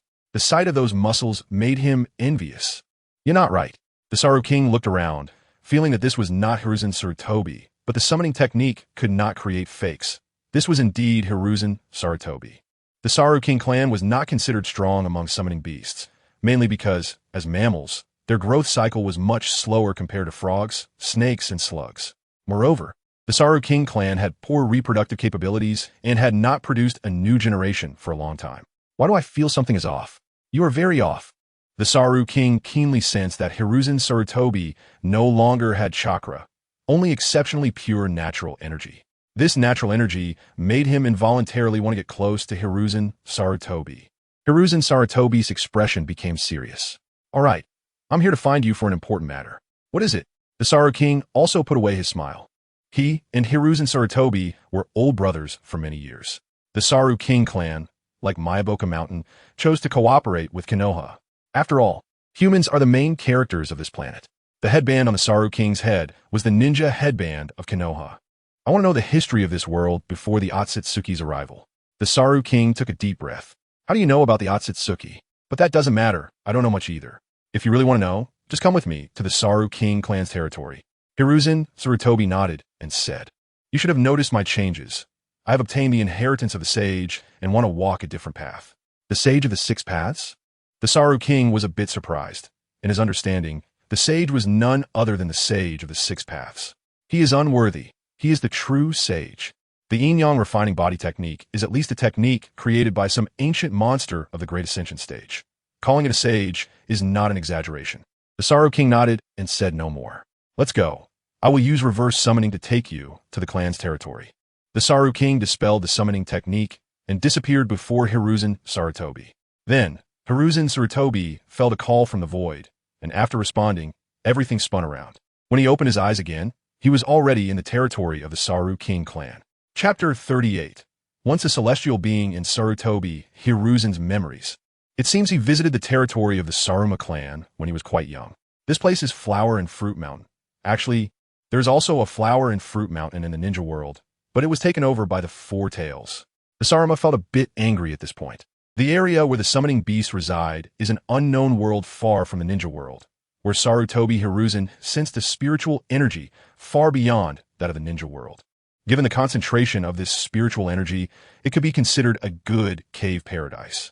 The Dragon Cave of Myaboka Mountain and the Whetbone Forest, as the three sacred places of the summoning beast world, should have even denser spiritual energy, right? Your question probably requires the knowledge of our clan's ancestors to answer. Let's go. The Saruma led the way, walking deeper into Flower and Fruit Mountain with Sarutobi Hiruzen. Ahead was the Water Curtain Cave. The Water Curtain Cave in the ninja world was built by my father and his men. At that time, there was also a fierce battle with the Four Tails. The Saruma clan is physically closer to humans. They can even learn ninjutsu, and it was precisely due to the conflict with the Four Tails that they were injured. Along the way, various strange plants and minerals dazzled Sarutobi Hiruzen. Such rich spiritual energy naturally nurtures many spiritual herbs and medicines. Sarutobi Hiruzen also sensed that the Saruma clan was indeed experiencing a decline in population, with a lack of young members. After passing through a waterfall, he followed the Saruma into the water curtain cave. There were many little monkeys running around and playing. Upon seeing Sarutobi Hiruzen and the Saruma, they swarmed over. Who is this? We have a guest. A group of mischievous little monkeys, with 3 or 4 climbing on a Sarutobi Hiruzen, pulled his hair and tugged at his beard. Okay, stop messing around. We have something important to discuss with the ancestor. The Saruma waved his hand to shoo them away, and upon hearing ancestor, the little monkeys scattered. Come on, that's how little monkeys are, he said. Sarutobi Hiruzen didn't mind. The little monkeys were quite cute. They arrived at the depths of the water curtain cave, where a hunchbacked old monkey was dozing off. Ancestor, I brought Sarutobi Hiruzen here. He wants to ask you some questions. Another little monkey has come? The old monkey opened his eyes and looked at Sarutobi Hiruzen, expressing surprise. Oh, this little monkey is quite interesting. Why aren't you a ninja anymore? Chakra harms both others and oneself. I have given it up. That's a good choice. The old monkey nodded and shook his head. No matter how you did it.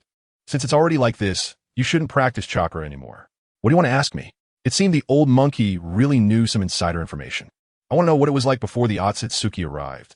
And how did people in summoning beasts practice? Otsutsuki? That's an ancient name. Our Saruma clan's lifespan is not as long as those sages of Myaboka Mountain. I only know a few things from the elders. Before the Otsutsuki came, there was no chakra in this world. Both humans and beasts relied on absorbing natural energy for cultivation, but very few humans could cultivate natural energy, while beasts had a natural advantage. Thus, the entire world was basically ruled by us beasts. The human race struggled just to survive until one day, a powerful human appeared. He was unimaginably strong, killed a large number of powerful beast clans, and used powerful secret techniques to create a world, which is now the world where summoning beasts reside. Many beasts were transferred to this world. For some unknown reason, he mysteriously disappeared, and the summoning beasts slowly rose again until the arrival of the Otsutsuki. The chakra brought by the Otsutsuki had a huge impact on this world. We summoning beasts can no longer absorb natural energy as perfectly as before. We must absorb both chakra and natural energy at the same time, and we can no longer be as powerful as we once were. After the old monkey finished speaking, he sighed. These were things he had heard from the elders. Sarutobi Hiruzen nodded. This world once had a cultivation system, but it was not very complete and had never produced a legacy. However, a genius did emerge, killing a large number of demon beasts and creating living space for the human race, and he probably ascended to another world in the end. After that came the Otsutsuki clan, which completely destroyed this world's cultivation system, leading the entire world down a wrong path. The Otsutsuki's divine tree not only absorbs the energy of the world's creatures, but also absorbs natural energy, although the conversion efficiency is very low. After talking for a long time, the old monkey seemed a bit tired. He looked at Sarutobi Hiruzen. That's all I know. Have you found the cultivation methods of the past? Can you not practice chakra and only absorb natural energy? Sarutobi Hiruzen nodded. From a certain perspective, it was indeed so. Little monkey, can you promise me one thing? You say it. Sarutobi Hiruzen nodded. He would definitely help as long as it was within his ability. In the future, can you take back the flower and fruit mountain from the Four Tails? The Saruma clan has a deep-seated feud with the Four Tails, and the current lack of young members is caused by the Four Tails. All right, I can guarantee this. Hearing Sarutobi Hiruzen say this, the old monkey nodded in satisfaction. The ninja world has developed for thousands of years. They have long adapted to the existence of chakra and cannot completely abandon it like Sarutobi Hiruzen. Sarutobi Hiruzen sensed that the world where the summoning beasts are located is also restricting their cultivation, which should be a backup plan left by that previous powerful figure. I want to look for some herbs and minerals around Flower and Fruit Mountain. Is that okay? Of course, these are of no use to us. Just don't go too far into the territories of other races. In fact, there's no need to worry too much. The 3 strongest forces in the summoning world are the 3 sacred places, and the other summoning beasts are rarely able to form clans. Perhaps it is because these 3 sacred places have some connection with the 6-path sage, leaving behind some legacy. Just like that sage talisman that can resurrect people. It may have been left by that ascended individual from this world. Sarutobi Hiruzen and the Saruma walked out of the water curtain cave together. Hiruzen, although I don't know what happened, if you need anything, you can summon me anytime. This old bone still has some strength left. Although the Saruma was old, he still reminisced about the days when he and Sarutobi Hiruzen roamed the ninja world together. Don't worry, I will take you to deal with the Four Tails soon. That's all I need to hear. If you want to return, just find me on a mountain ahead. After saying this, the Saruma vanished, leaving Sarutobi Hiruzen alone to explore this summoning world. Chapter 39. Spiritual Medicine and Cultivation. The spiritual energy in the spirit world is extremely rich, likely related to the fact that these spirit beasts do not cultivate. The emergence of chakra has significantly accelerated the growth of these originally wild beasts, allowing even ordinary wild animals to attain massive sizes. However, it has also limited the growth potential of these spirit beasts. Even the great toad sage, who has lived from the Otsutsuki era to today, is not as powerful as one might imagine. Around Flower Fruit Mountain, Sarutobi Hiruzen found quite a few spiritual herbs and medicines, most of which are relatively young. The Sara demon clan must regularly gather these herbs and medicines to strengthen their bodies. These spiritual medicines do help with chakra cultivation, but their effects are not very pronounced when taken directly. It seems that to find older spiritual medicines, one would have to leave the vicinity of Flower Fruit Mountain and explore deeper into the spirit world. However, Sarutobi Hiruzen's cultivation level is still only at the 6th level of chi refinement, which is the level of anew. This spirit world was likely left behind by a powerful being who ascended to the celestial realm during the Great Ascension period, and there may still be hidden tricks and legacies within. Additionally, these spirit beasts have survived here for so long that there may be some strange monsters present as well. Sarutobi Hiruzen decided to continue searching for some spiritual medicines around Flower Fruit Mountain, refine some pills, and improve his cultivation first. Although the yin-yang body refinement technique does not have any offensive spells before the foundation establishment stage, each increase in cultivation significantly enhances the strength of the physical body. A ninja's body is still quite fragile, relying entirely on the enhancement of chakra. Even the strongest taijutsu in the ninja world, the 8 gates, relies on exhausting the potential of the physical body, forcibly utilizing hidden strengths at the cost of lifespan, requiring long-term training to exploit the body, which is not the correct path. The development of the ninja world seems to disregard consequences, only seeking to extract the strongest combat power in the shortest time possible. This has nothing to do with Sarutobi Hiruzen. He dispersed his chakra and began to cultivate his physical body, destined to walk a different path. Sarutobi Hiruzen chose to settle in Flower Fruit Mountain and mingle with the little monkeys here. His nickname is Monkey, and the Saru clan and Sir Demon clan have been partners for many years, so living in Flower Fruit Mountain posed no discomfort for him. After a few days, Sarutobi Hiruzen had nearly collected all the spiritual medicines around Flower Fruit Mountain. Coincidentally, inside Flower Fruit Mountain, besides the water curtain cave, there's also a fire eye that connects to the earth's fire for pill refining. In his previous life, Sarutobi Hiruzen had refined many pills, and it was quite normal to have mediocre quality herbs without a pill furnace.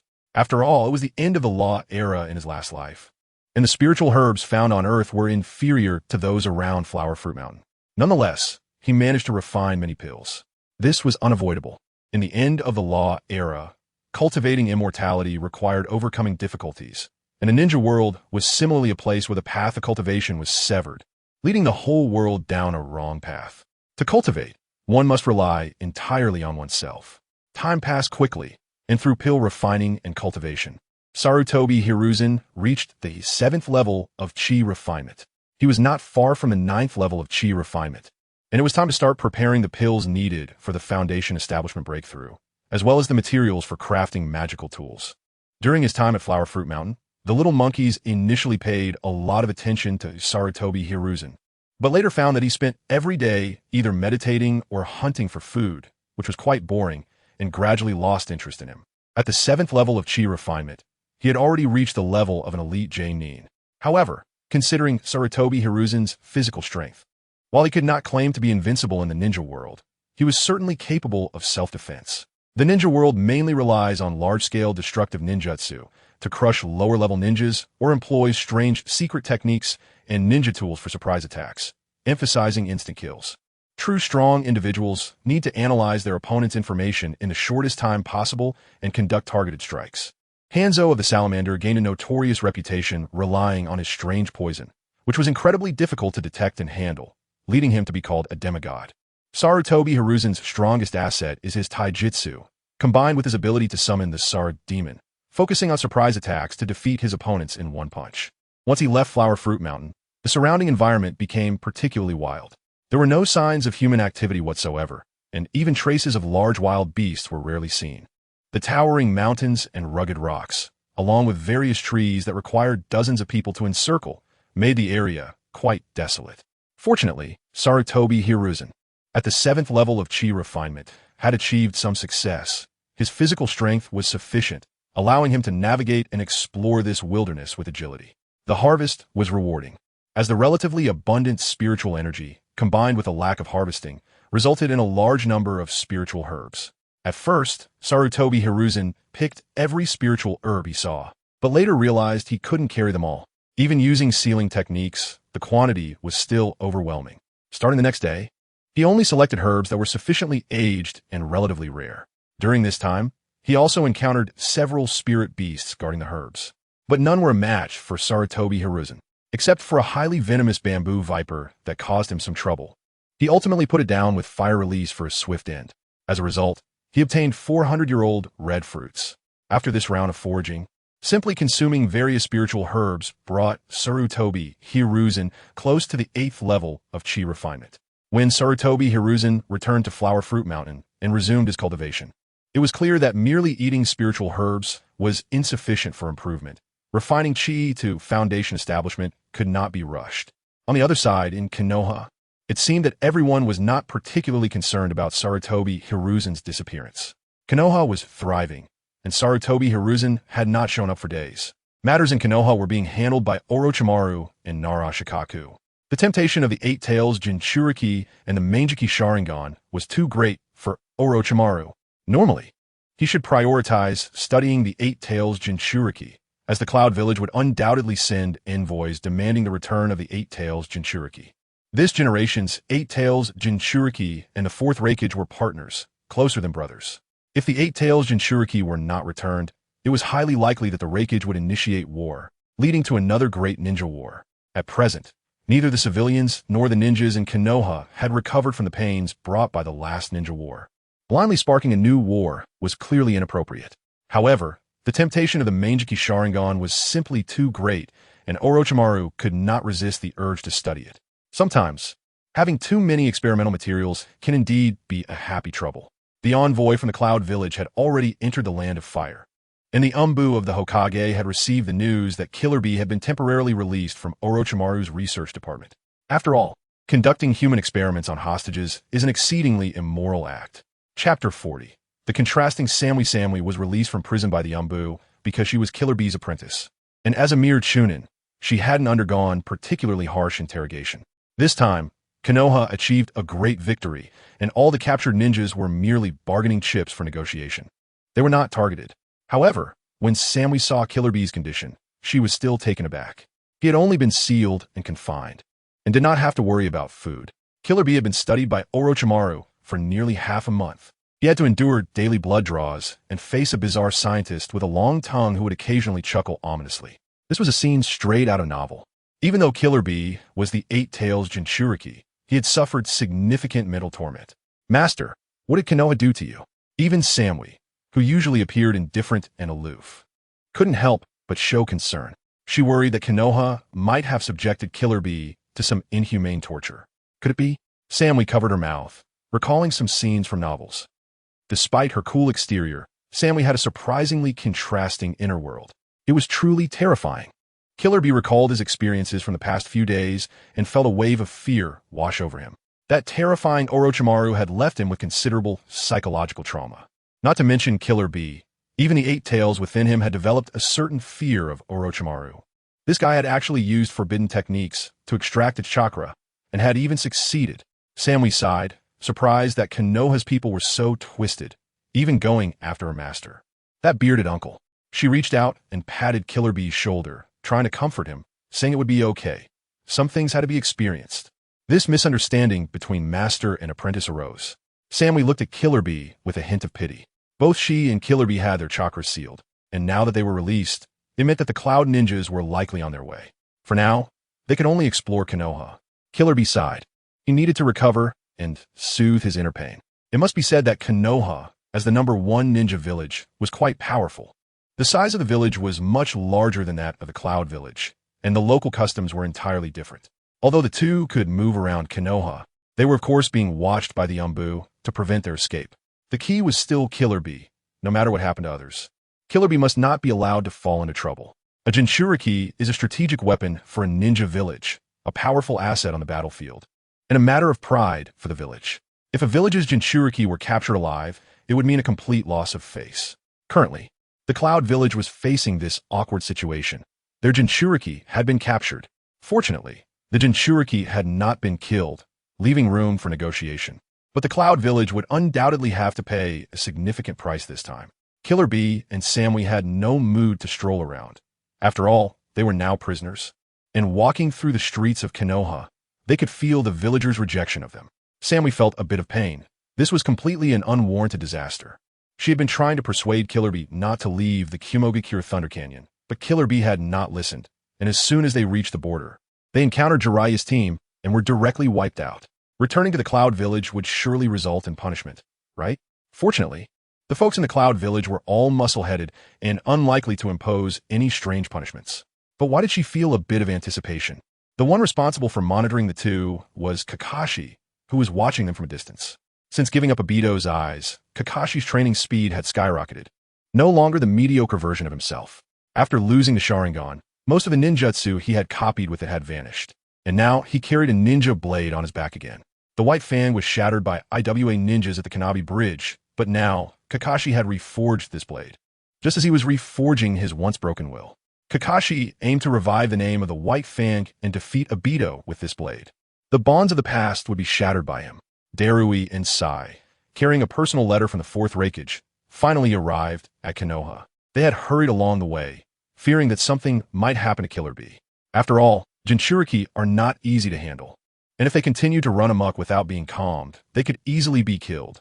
However, this was Konoha after all, where the ceiling of tailed beasts was very well established, and there was Yamato, the heir of would release, as well as the sealing techniques left by the Uzumaki.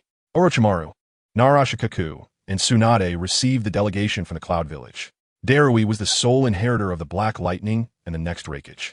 Sai was also an elite ninja from the Cloud Village, skilled in Jinjutsu, medical techniques, and sensory abilities. The new generation of Cloud ninjas had not yet fully matured, but in the face of the current situation, they had no choice but to send the two over. Sarutobi Hiruzen was not present, so it was naturally Orochimaru who received them. Orochimaru still wore the same faint smile as before, sending chills down Killer Bee, who was being watched by Konoha's Umbu not far away. Samui and Killer Bee sat together, watching Sai and Darui, not daring to speak, as she was still a prisoner. Orochimaru-sama, this is a personal letter from our Reikage. Darui handed the letter to Orochimaru. Orochimaru took a look at it and remained non-committal. It was nothing more than threats and promises, demanding that Konoha release Killer Bee. Unfortunately, no matter how tough the Reikage appeared in the letter, it couldn't mask the fact that they were in a weak position. After all, the Cloud Village had truly suffered this time. Harassing the borders of the Land of Fire was fundamentally the Cloud Village's fault, and having the Eight Tails captured only made them more passive. I'm a very pragmatic person. Orochimaru set down the Reikage's letter. The irritable Reikage's personal letter held little weight. It was more important to see what the Cloud Village could offer. Why don't you tell me what kind of bargaining chips the Cloud Village can present this time? Darui and Sai exchanged glances. Orochimaru was significantly different from the third and fourth Hokage, and he seemed much more difficult to deal with. This was quite normal. Orochimaru was not a purely political figure. For him, Konoha was the last piece of softness in his heart, and also his research base. This time, the Cloud Village would undoubtedly have to pay a painful price. And Orochimaru would seize this opportunity to announce to the entire ninja world that Konoha had changed. Sai was a calm ninja and the main force in this negotiation. The Reikage had given him a lot of autonomy. As long as it wasn't excessive, he could agree to Konoha's conditions. Narashikaku and Sai began their negotiations. And in the end, the Nara clan proved to be more adept. Chapter 41. Searching for materials, Yunrin village paid a huge price to retrieve Karabi. However, fortunately, Konoha was not aggressive, and once they got what they wanted, they backed off directly. Orochimaru and Narashikaku both understood that promises between villages are often a joke. Even so-called alliances and cooperative relationships cannot be trusted. For example, Konoha and the Land of Whirlpools have been family friends for generations, and their cooperation is very deep, with many whirlpool patterns still found in Konoha today. But didn't T. Konoha just watch as the Land of Whirlpools was destroyed and the Uzumaki clan was wiped out? No matter how nice the words sound, they will still go to war for their own interests. Other countries and ninja villages resent the land of fire and Konoha for occupying such a good position while they have to face harsh natural environments and scarce resources. The three Sannin and Nara Shikaku stood in the Hokage office, watching the departing Yunrin group. War will still come, but before it does, we will have enough powerful strength, Orochimaru murmured. After becoming Hokage, he gained a deeper understanding of war. Due to the imbalance of interests, war will never cease. There are still conflicts within Konoha, and many people in the Land of Fire are dissatisfied with Konoha, believing that its existence is a threat to the daimyo. If a country is like this, how can countries be peaceful with each other? Jiraiya was also pondering, but he was much more optimistic than Orochimaru. Orochimaru, don't think too much. Isn't everything getting better? Tsunade chose to remain silent. The loss of her lover and brother, as well as the decline of her family, now made her the last remaining member of the Senju clan. She carried much more than Jiraiya and Orochimaru. The village is her village, but is also not her village. Aside from the medical department, she felt somewhat out of place in this village. Sarutobi Hiruzen also returned to Konoha. During his time in the summoning realm, his supplies were nearly used up. His clothes were tattered, looking like a wild man. The seals on Karabi, Samui, and the other two Nin had been lifted. Karabi and the Eight Tails regained contact. Damn, this time we really messed up. Gyuki was somewhat helpless. The Uchiha were their tailed beast's nemesis. While focusing on Jiraiya and that frog, a Sharingan Jinjutsu made him lose contact with Karabi. Then came the wood release and seals, which he couldn't break free from. Fortunately, Karabi was not killed. Otherwise, he would have to wait a long time to revive and then be captured and sealed again. Now being able to chat with Karabi when nothing was happening was quite nice. Sai, who knew Konoha was so strong. Karabi sighed, communicating with Gyuki in his mind. During the Third Ninja War, Konoha left a weak impression on other ninja villages. Aside from Minato Namikaze, there were no highlights. The Nine-Tails incident caused Konoha to lose Minato and the Nine-Tails Jinchuriki, leading to the belief that Konoha was now incredibly weak. Their dispatch teams acted recklessly at the borders of the Land of Fire, only to run into Jiraiya and the Uchiha. Lord Karabi, Lord Raikage is really angry this time. Samui's expression was also not good.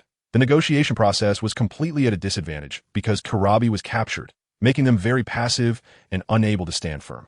Moreover, the pressure from the three Sannin was immense. Just the presence of Jiraiya, Tsunade, and Orochimaru made him break out in cold sweat. Fortunately, Konoha was not aggressive and still left him some leeway. Samui recalled the robust man she saw just after leaving Konoha. Their Yinrin were known for their strong physical qualities, but this was the first time she had seen such a muscular physique, making her a bit weak in the knees. Samui was naturally referring to Sarutobi Hiruzen, and one could only wonder what her expression would be if she knew the man who made her heart race was the third Hokage.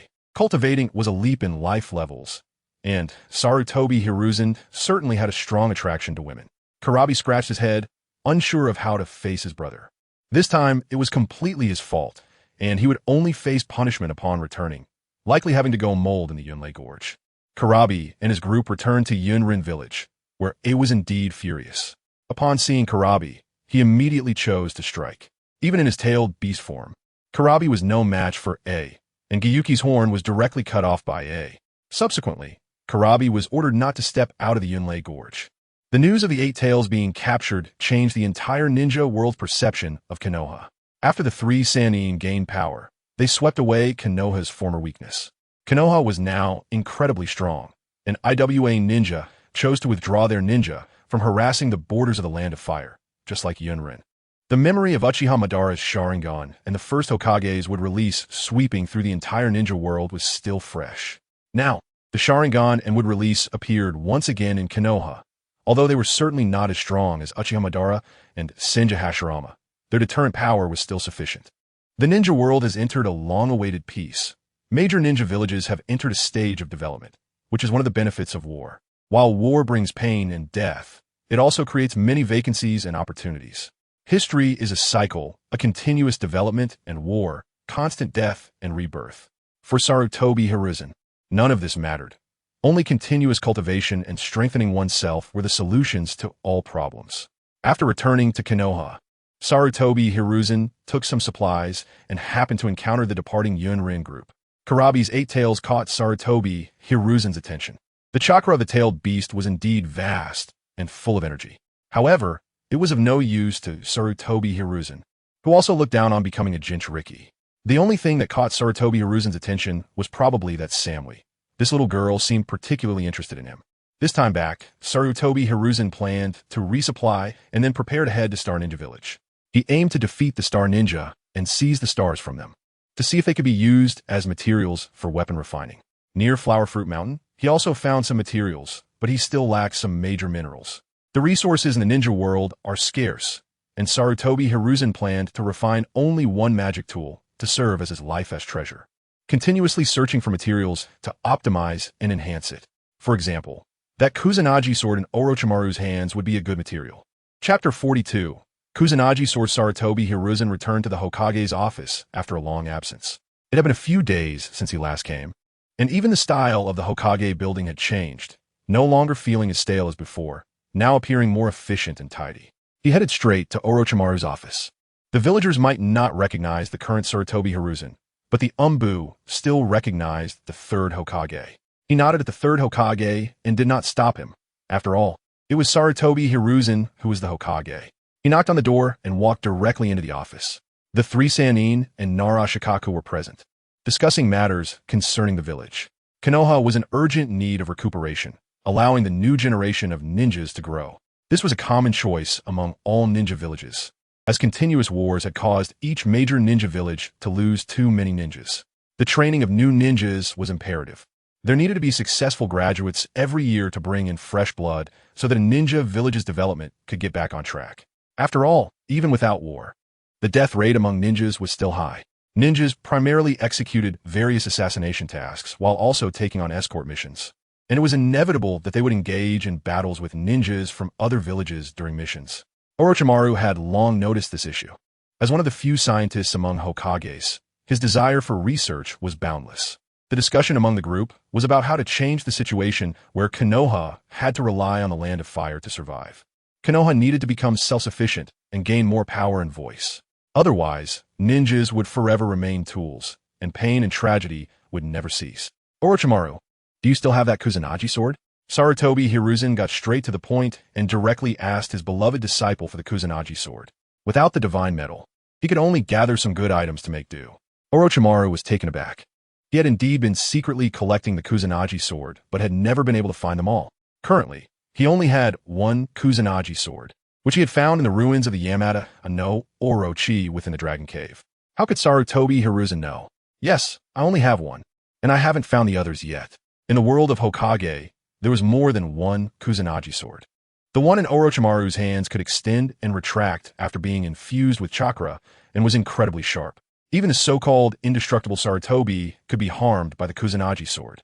Another Kusanagi sword was with Uchiha Itachi, but at present, Itachi had not yet awakened his Manjiki Sharingan and could not use Susanoo.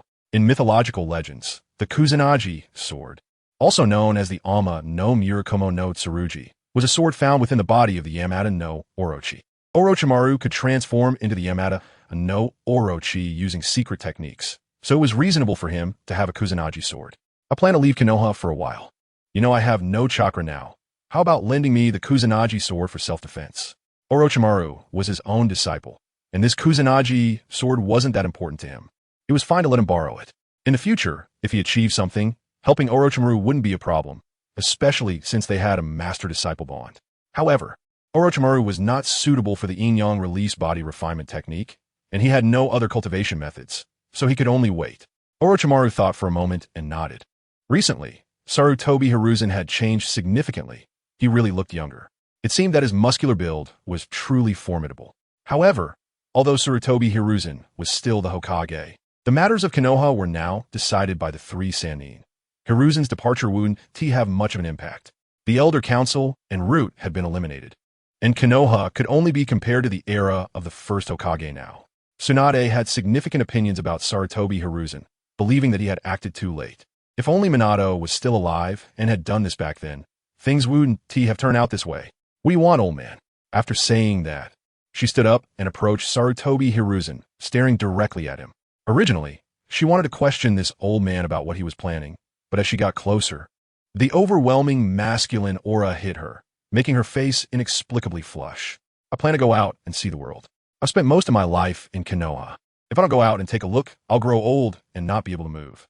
Sarutobi Hiruzen looked at Tsunade, knowing that his disciple was a renowned big-breasted war machine, and indeed, she lived up to her reputation.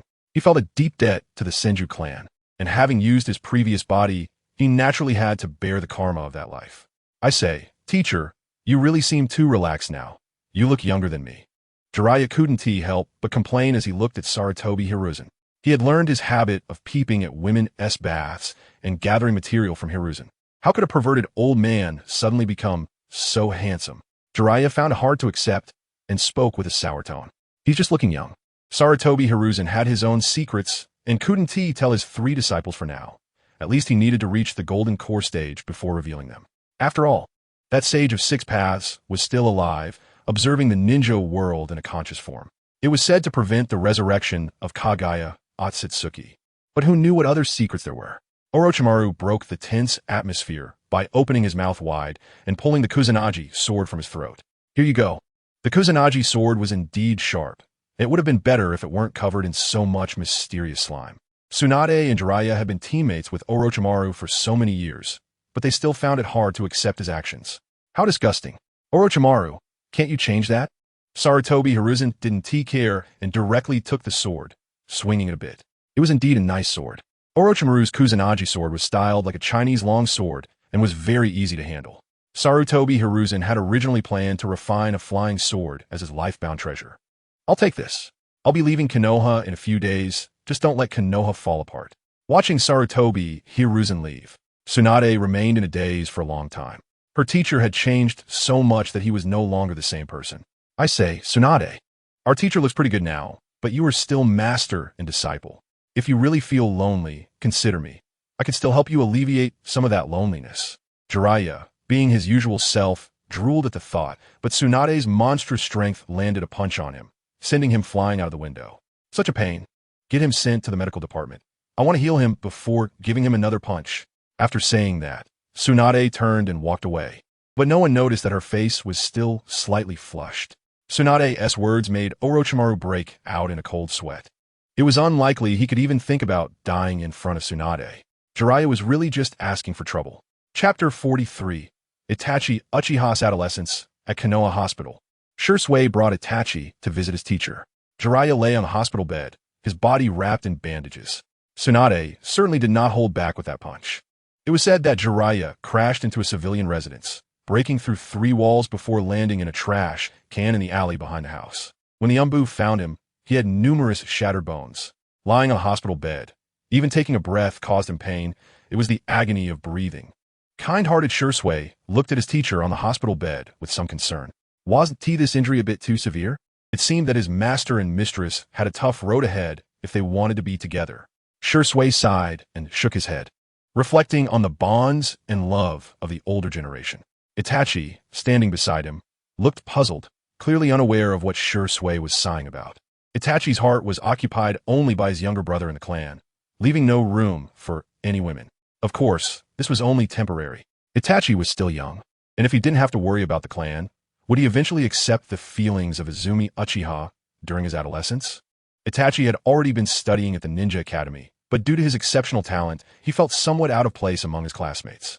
Besides Izumi Uchiha, he had no other friends at the academy.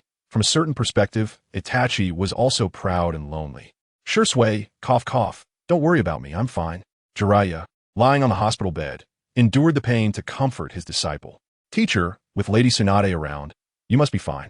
As an authority on medical ninjutsu in the ninja world, Tsunade's medical skills were certainly commendable. Jiraiya's injuries were nothing to her. Shursui's expression became serious as he continued. Teacher, if you want to pursue Lady Tsunade, this won't do. What?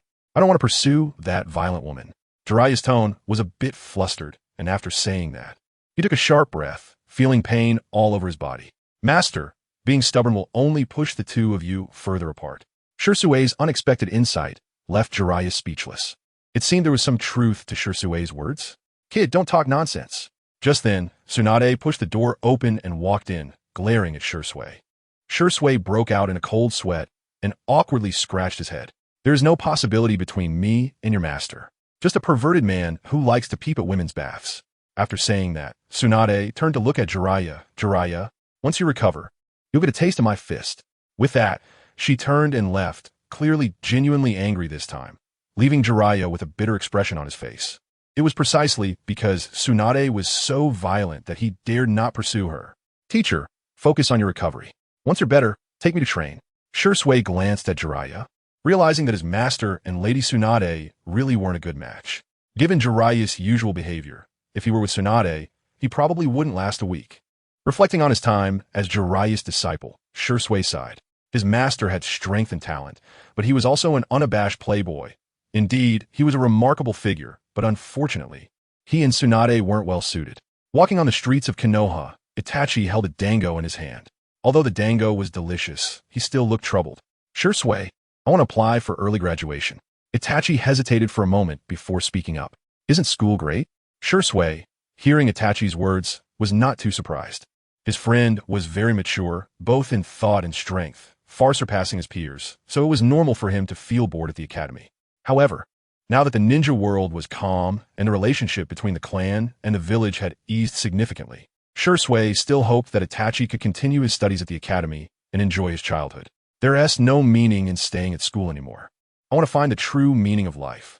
Now that the village and clan didn't require Itachi's concern, he began to ponder a deeper question. What was the true meaning of life? Why'd he live? Perhaps life itself doesn't need a meaning? Hearing about the meaning of life made Shursui a bit confused. Everyone pursued different things, and finding the meaning of life was not easy. If you've truly made up your mind, you can apply to the school, and Orochimaru will come to personally assess you. Perhaps he has a different answer to your questions. Currently, Shursui held a high regard for Orochimaru.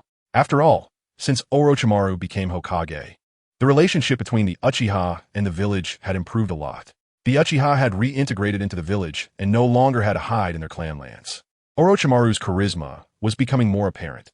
After taking charge of Konoha, many Anbu ninjas began to exhibit blind admiration and confidence in him. Perhaps this was the charm of a villain. His leadership was far superior to that of Sarutobi Hiruzen, who only spoke of the will of fire. Itachi nodded, feeling a sense of anticipation in his heart. What kind of answer would Lord Orochimaru give him? Meanwhile, Sarutobi Hiruzen was at the Sarutobi clan's compound, educating his two sons. Asuma had joined the Anbu, and after a while, when there were graduates from the academy, he would become a leading teacher.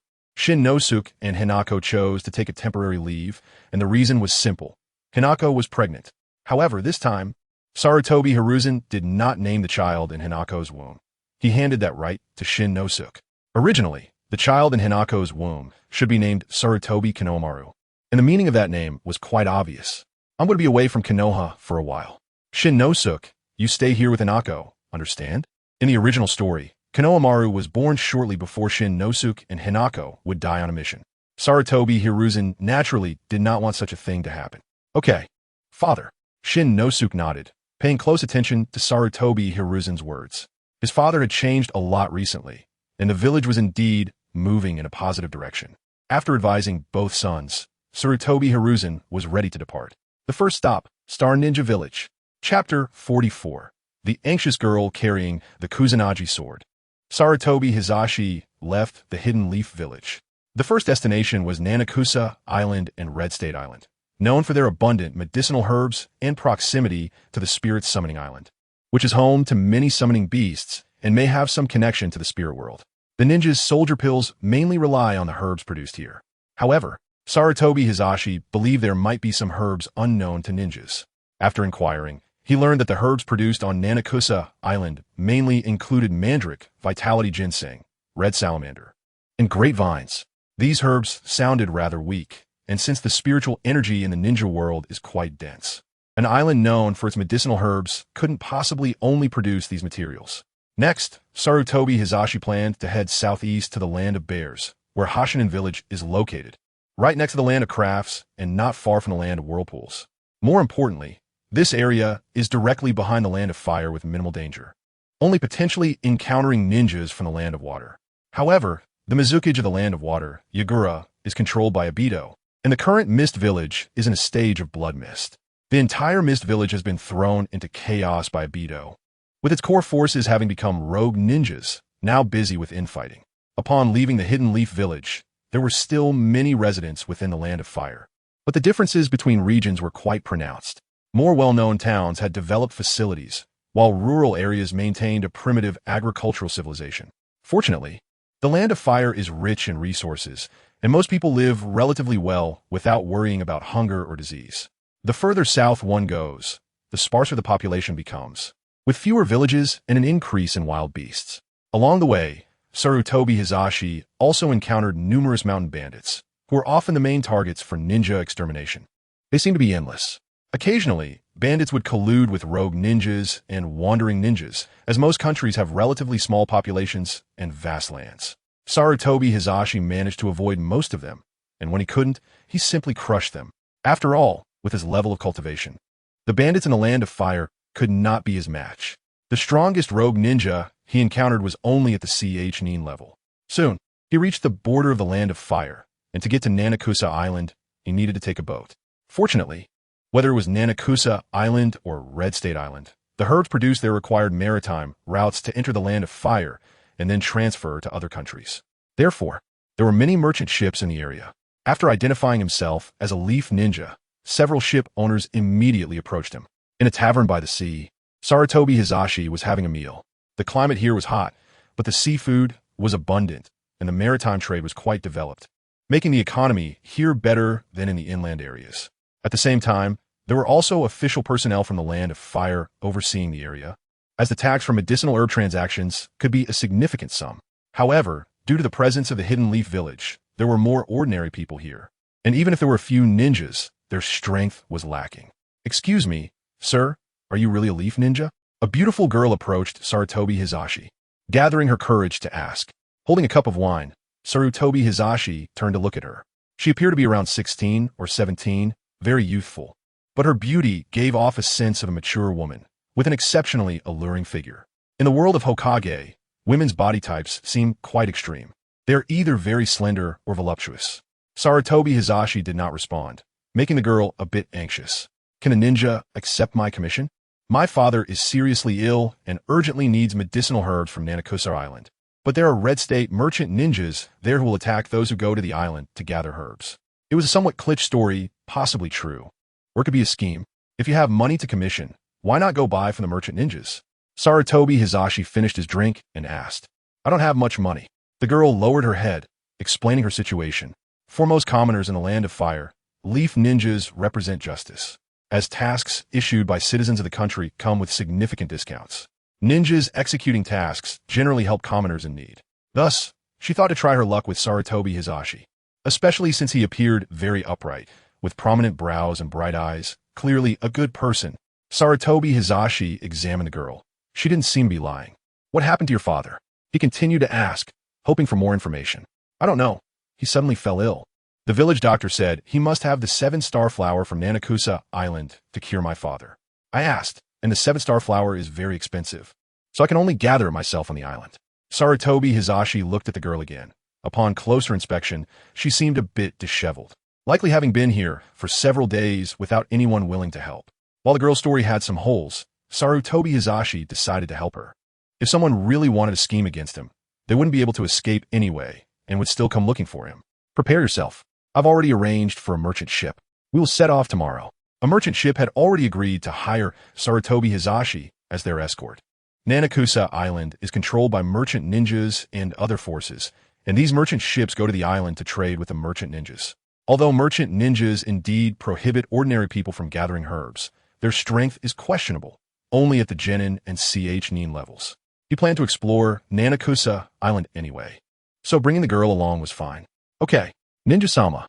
The girl was very excited, feeling grateful that the leaf ninjas were indeed good people, believing her father's illness would finally be resolved.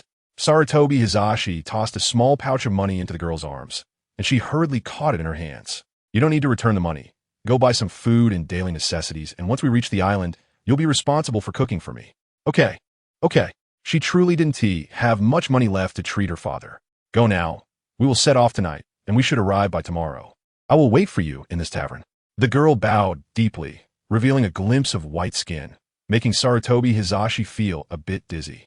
It was unclear whether it was due to his original influence or the vitality of his body, but his desires were stronger than before.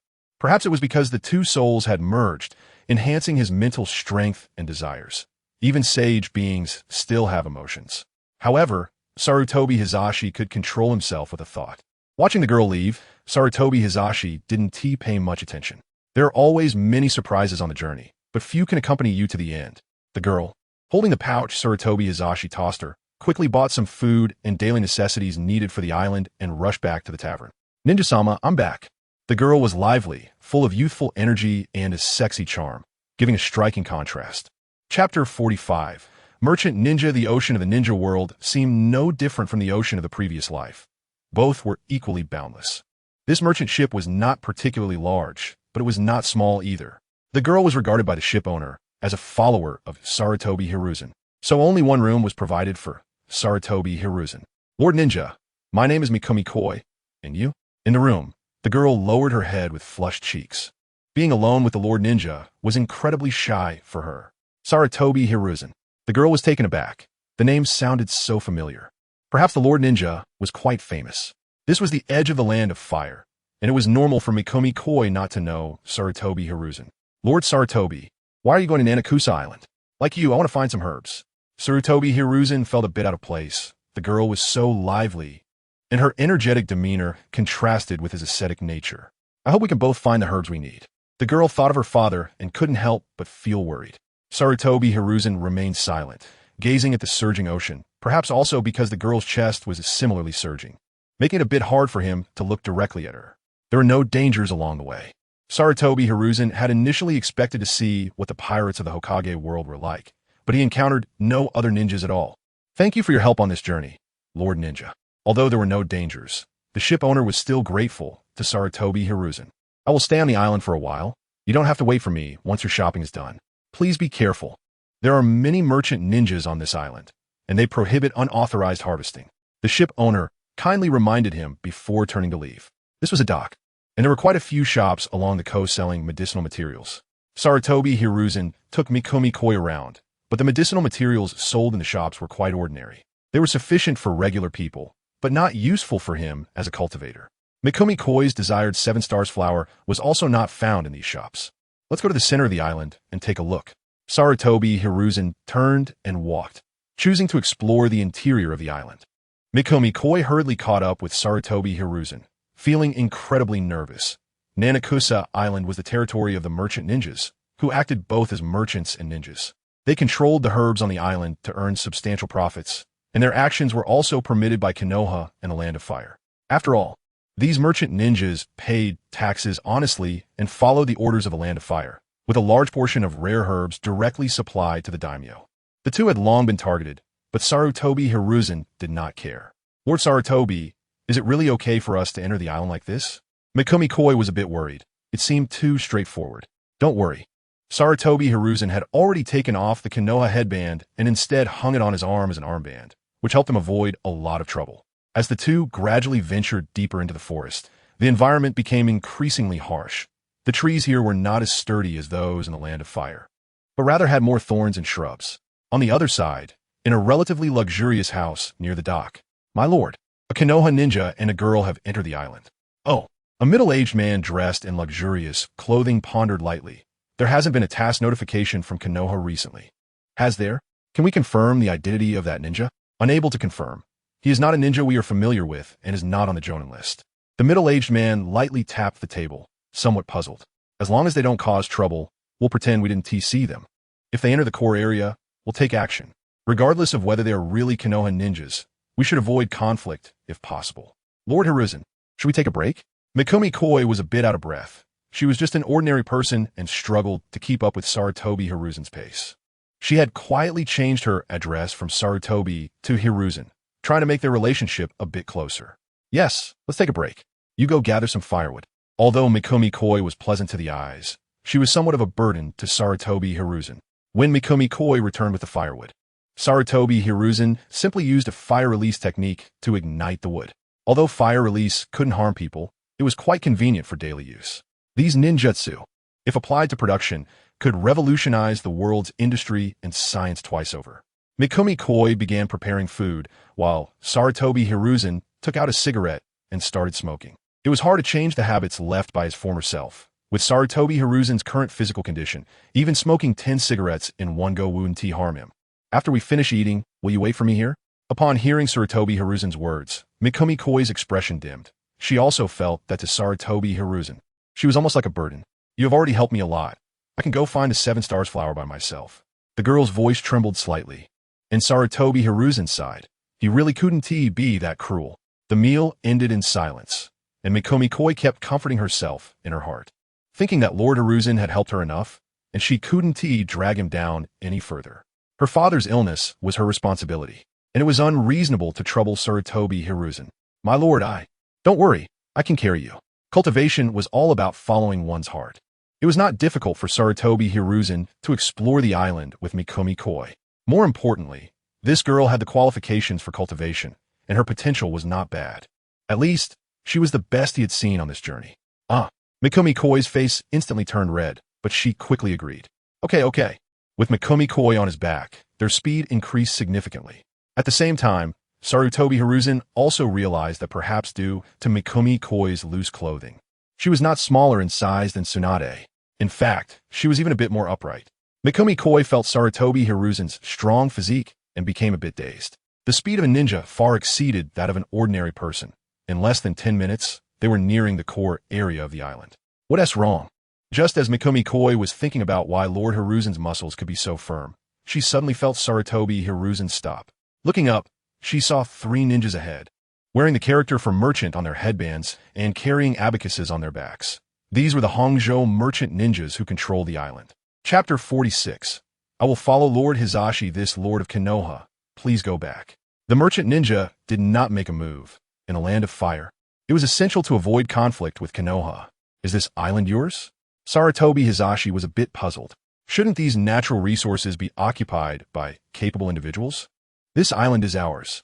One merchant ninja drew a counting tool from his back and pointed it at Sarutobi Hizashi. Miki Xiaowai tugged at Hizashi's clothing, feeling somewhat scared. Many villagers from the surrounding area used to come to the island to gather herbs. But after these merchant ninjas arrived, they killed many civilians and occupied Nanakusa Island and Hongzhou Island. This is the absolute gap between ninjas and civilians. In Sarutobi Hizashi's eyes, these merchant ninjas were not worth mentioning. But for civilians, their strength was already a nightmare, akin to lower and middle-ranked ninjas. It's mine now. With a swift movement, Sarutobi Hizashi appeared in front of the 3 ninjas and knocked them all away with a single punch, even shattering the counting tool behind them. Of course, Hizashi held back his strength. Otherwise, they would have definitely died on the spot from a single punch. My lord, Miki Xiaowai just reacted when the 3 merchant ninjas were defeated by Hizashi, and she could only let out a gasp. Let's go, we continue. Hizashi gestured for Miki Xiaowai to come over. After a moment of hesitation, she quickly ran to his side and jumped onto his back. Hizashi flashed away again, carrying Miki Xiaowai as they left. So strong. The 3 merchant ninjas had no time to react before losing their combat ability. This was definitely a Nin. After lying on the ground for a while, the 3 of them finally stood up shakily, no longer having the thought of troubling Sarutobi Hizashi, and quickly ran off to report.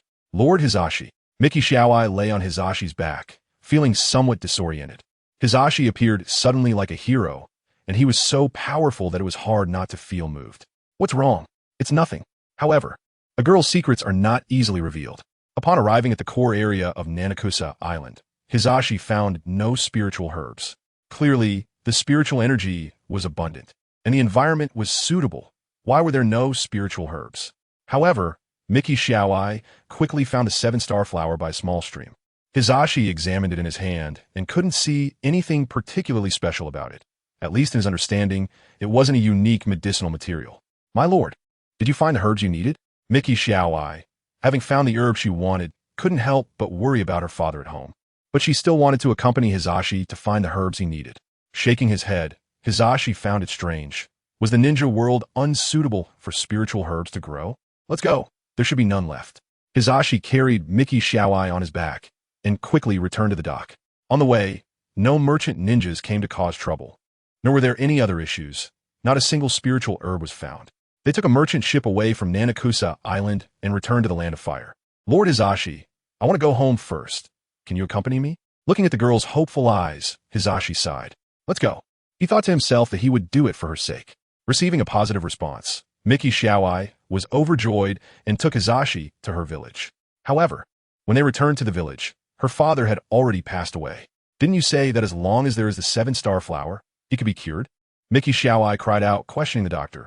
The doctor shook his head, but his eyes were fixed on Sarutobi Hiruzen, not far away. It's too late. I didn't expect the illness to progress so quickly. The girl sat on the ground in despair, her eyes losing their light. You and those merchant ninjas must have colluded beforehand, right? Hizashi approached, looking down at the old man who claimed to be a doctor. Don't say such things. Hearing Hizashi's words, he clearly panicked. Miki Xiaowai didn't understand Hizashi's meaning and looked at him in confusion. They tricked you to the merchant ninja's side, to claim you as their own or sell you as a slave. Do you want me to help you kill them? In this absurd ninja world, human trafficking does exist. It was normal for someone with the girl's looks and figure to be targeted. Miki Xiaowai said nothing, but Hizashi understood her meaning. Drawing the Kusanagi sword, he swiftly killed them all. He massacred his way from the village to Hongzhou Island, discovering some poorly preserved spiritual herbs in this merchant ninja stronghold. Seeing how the herbs from Nanakusa Island had been taken by these guys. Watching Hizashi kill many people with a blank expression, Miki Xiaowai felt somewhat numb and confused. Her father was dead. What should she do now? Lord Hizashi, can I follow you for the rest of my life? The only person she could rely on seemed to be Sarutobi Hiruzen. Looking at the girl, Hizashi nodded.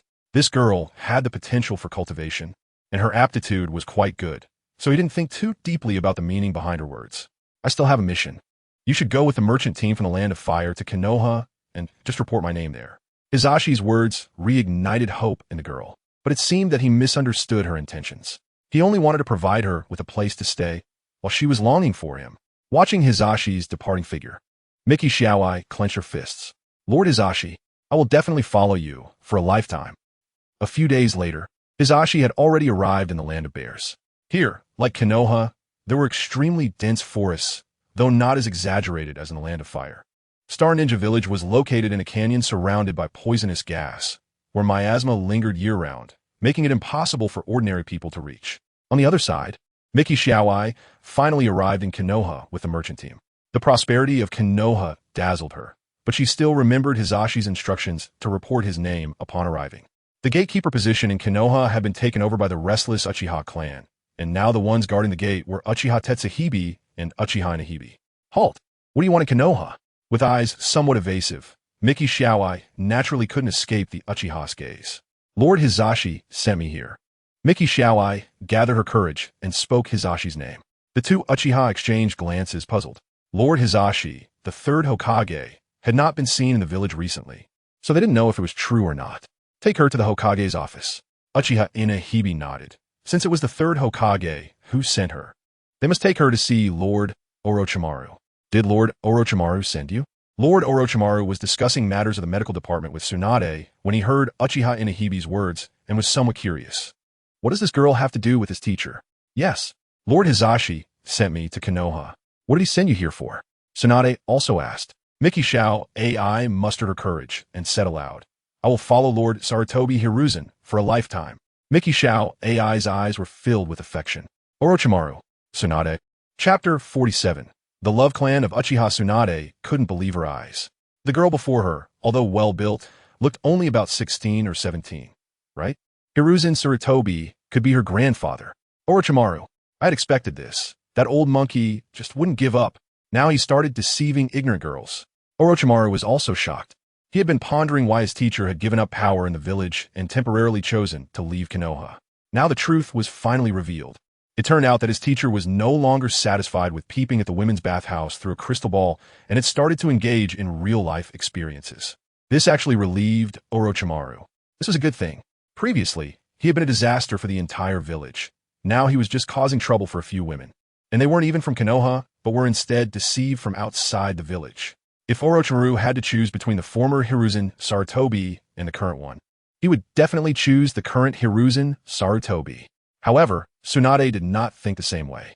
Hiruzen Sarutobi was truly a scoundrel. It wasn't enough that he had harmed the village.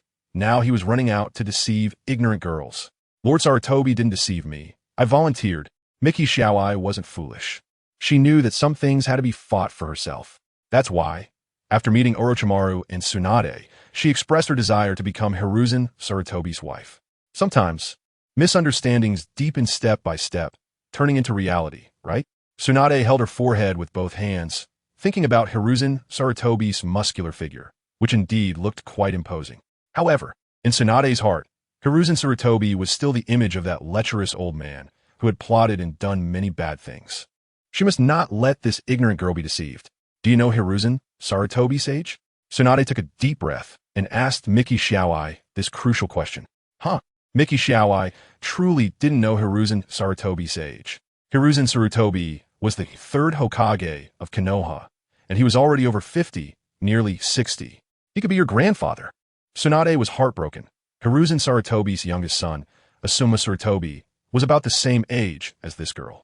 Moreover, everyone knew that Shino Sarutobi and Hinata had a child, and they had just celebrated at the Sarutobi clan a few days ago.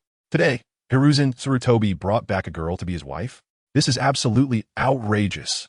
Miki Xiaowai had always thought the name Hiruzen Sarutobi sounded familiar, and now she remembered it was the name of the Hokage of Konoha. Seeing Miki Xiaowai's surprised expression, Tsunade nodded with satisfaction.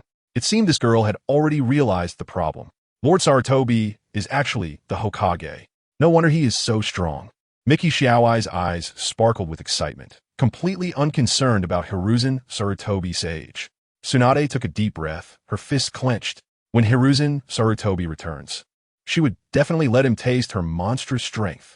That old pervert should be made to lie in a hospital for half a month, just like Jiraiya. Jiraiya had turned out this way, absolutely due to Hiruzen Sarutobi's influence. She was sure her gambling habit was also because of her teacher, and Orochimaru's transformation into this perverted state was also because of Hiruzen Sarutobi. All right, Tsunade, let's not worry about our teacher's matters. After saying this, Orochimaru turned to Miki Xiaowai. I'll have someone take you to my teacher's house. The Sarutobi clan has quite a few houses and properties in Konoha. You can find Shino Sarutobi and have him arrange a job for you. Tsunade took a deep breath, holding back her words. After all, Orochimaru was now the 5th Hokage. The Umbu took Miki Xiaowai away, and Tsunade finally couldn't hold back. Orochimaru, that old man is going too far.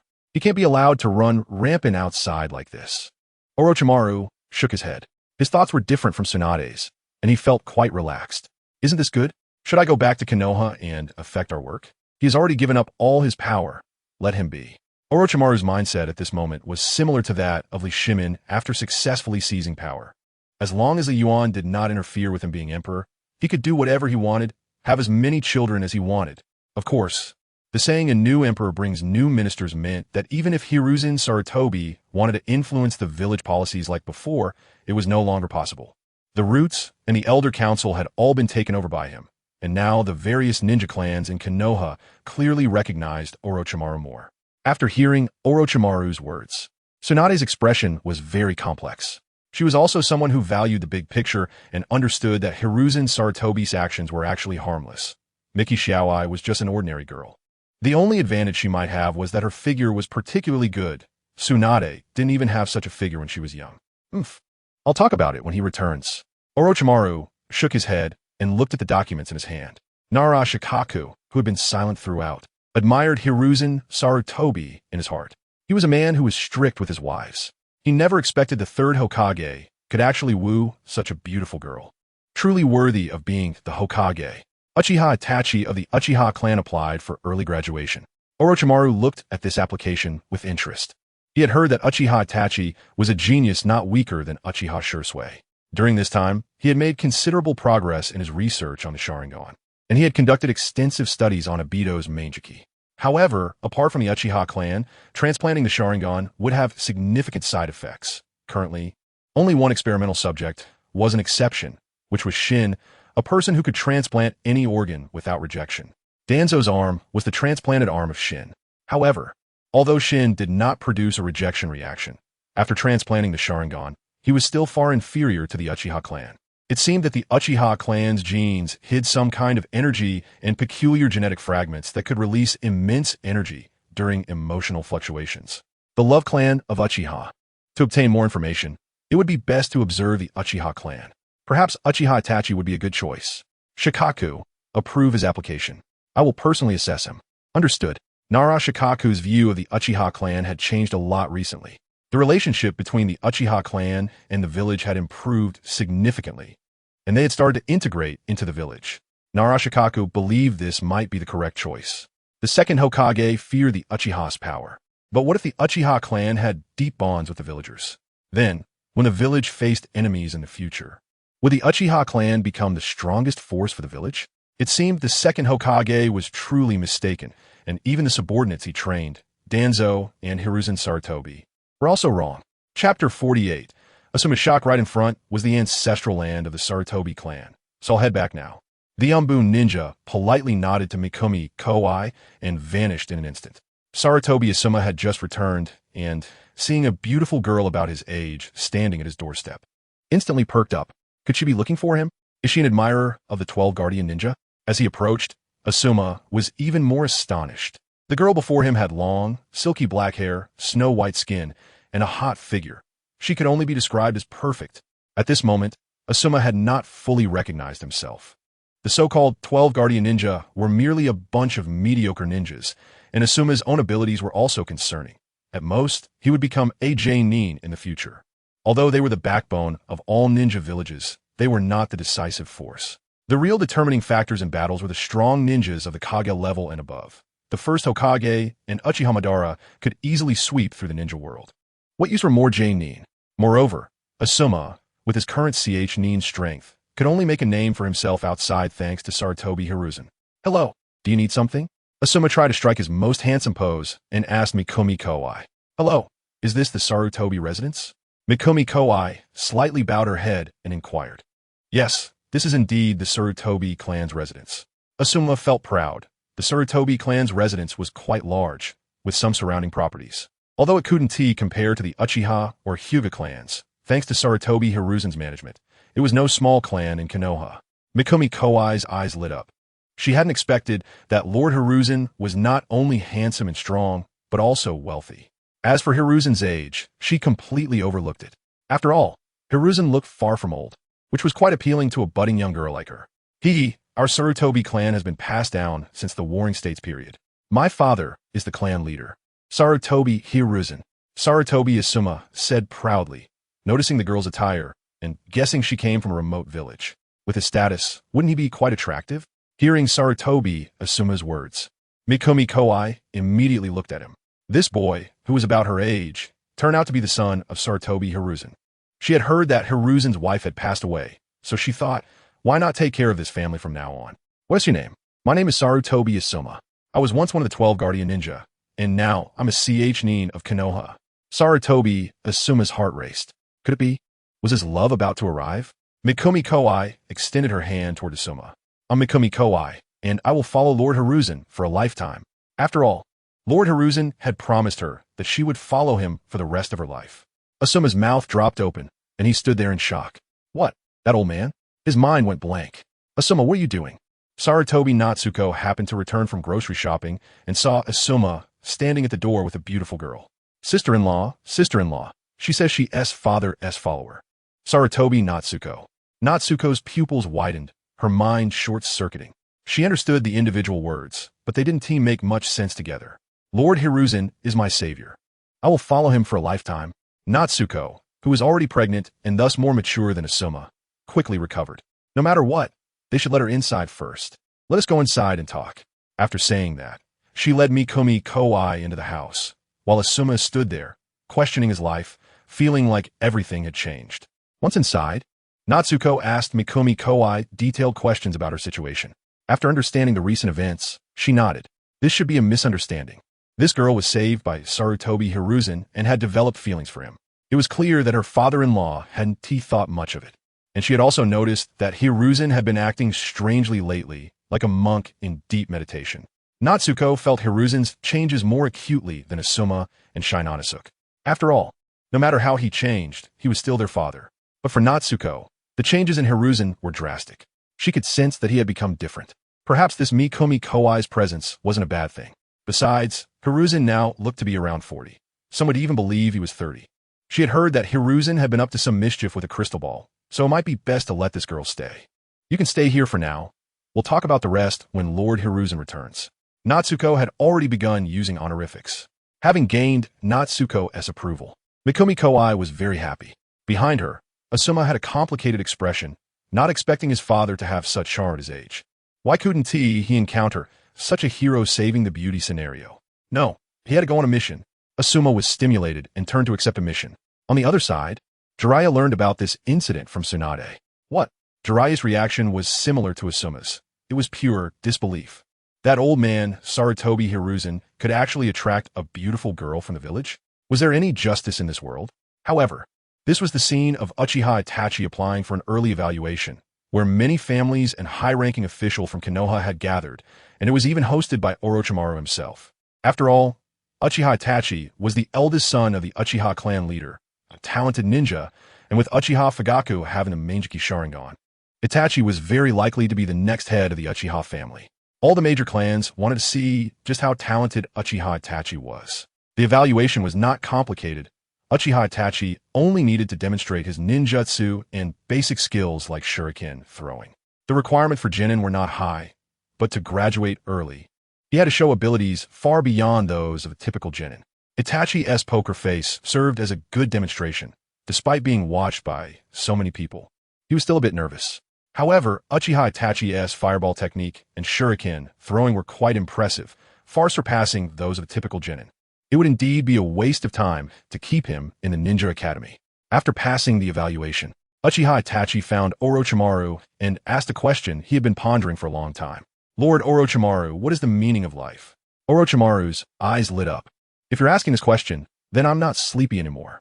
Of course, it's immortality. Chapter 49. Itachi Uchiha apprentices to Hiruzen. Sarutobi Itachi Uchiha's gaze was intensely passionate as he looked at Orochimaru before him. Itachi was an absolute genius. At the age of 4, he was taken to the battlefield by Fugaku Uchiha, where he witnessed the cruelty of war. To be honest, Fugaku's judgment was questionable for bringing such a young child to the battlefield. Even in the ninja world, Itachi was too young at that time. As a genius, encountering the harsh realities of war at such a young age could easily lead to psychological issues. It can be said that the Uchiha clan's massacre in the original work was significantly related to Fugaku taking Itachi to the battlefield. The great filial son of the ninja world, jokingly referred to as the Uchiha Weasel, was cultivated by Fugaku Uchiha. Itachi's thoughts, like Shursue's, were not bound by the concepts of family and village. He harbored a deep aversion to war while also possessing an extreme spirit of self-sacrifice. Not only did he embrace self-sacrifice, but he also liked to lead others to sacrifice alongside him. However, the Uchiha clan had undergone a tremendous change. The so-called radical faction no longer existed. Even Uchiha Shursui, who had previously plotted rebellion multiple times, had now joined the Umbu. The talk of rebellion was gone, and they had even moved from their clan grounds to reside in the central area of Konoha. The Uchiha clan's capture of the Eight Tails by Jiraiya, along with the apology and compensation from Kyomogakure, allowed the entire village to hold their heads high. As a result, both civilians and ninjas in the village had become much warmer towards the Uchiha. Through this period of interaction, everyone also discovered that the Uchiha clan was not so terrifying. They were just a group of proud individuals. Moreover, executing missions and working as teammates with the Uchiha seemed quite pleasant. The Uchiha clan was powerful and did not like to hide their strength. They would give their all in battle, even when facing stronger opponents. As long as the bonds were deep enough, the Uchiha clan could unleash tremendous power. Who wouldn't want teammates like that? The changes in the village and clan made Itachi see a glimmer of hope for peace. Eternal peace seemed impossible to achieve, but wouldn't it be great to do everything possible to protect the current peace? However, Itachi's heart was filled with more questions. What is the meaning of life? Itachi, what do you think the meaning of life is? Orochimaru looked at the child before him and could sense that Itachi harbored immense potential. After careful contemplation, Itachi expressed his answer. For me, the meaning of life might be to protect, but everything I cherish will eventually fade. What is the point of my protection? Itachi's words brought an involuntary smile to Orochimaru's face. These questions had once troubled him as well, but now he had only one goal: power and immortality. Itachi, only with enough power can you protect what you want to protect, just like the first Hokage, who transformed the entire ninja world into what he desired. Orochimaru's words made Itachi lower his head in deep thought. He naturally knew of the first Hokage's achievements. Konoha was established by the first Hokage, and Senju Hashirama and Uchiha Madara ended the Warring States period, leading to the ninja village system being imitated by other countries' ninjas. However, could having power truly guarantee the protection of what one desires. Just look at the Senju clan now. Only Tsunade remains. And Konoha is no longer the glorious place it once was. Of course, besides power, there was another crucial factor: lifespan. Although the first Hokage was powerful, his immense strength came at the cost of his life. Orochimaru had extensively researched the first Hokage's cells, noting that both the Senju and Uzumaki clans possessed vast chakra and strong regenerative abilities. However, the number of times life cells can divide is limited, and the price for vast chakra and rapid recovery is a shortened lifespan. I believe the meaning of life is the pursuit of immortality. Itachi looked at Orochimaru with wide eyes, shocked by his words. If immortality could truly be attained along with immense power, many of his worries could be resolved. The greatest distress of life is its brevity. Itachi, would you like to be my junior disciple? I will have Lord Third Hokage take you as a student. After all, the current Hokage was still Hiruzen Sarutobi. Orochimaru extended the invitation to Itachi. Itachi was momentarily stunned, but nodded in agreement without hesitation. Lord Orochimaru, I am willing. At that moment, Itachi viewed Orochimaru with great reverence, almost resembling a fan of Orochimaru.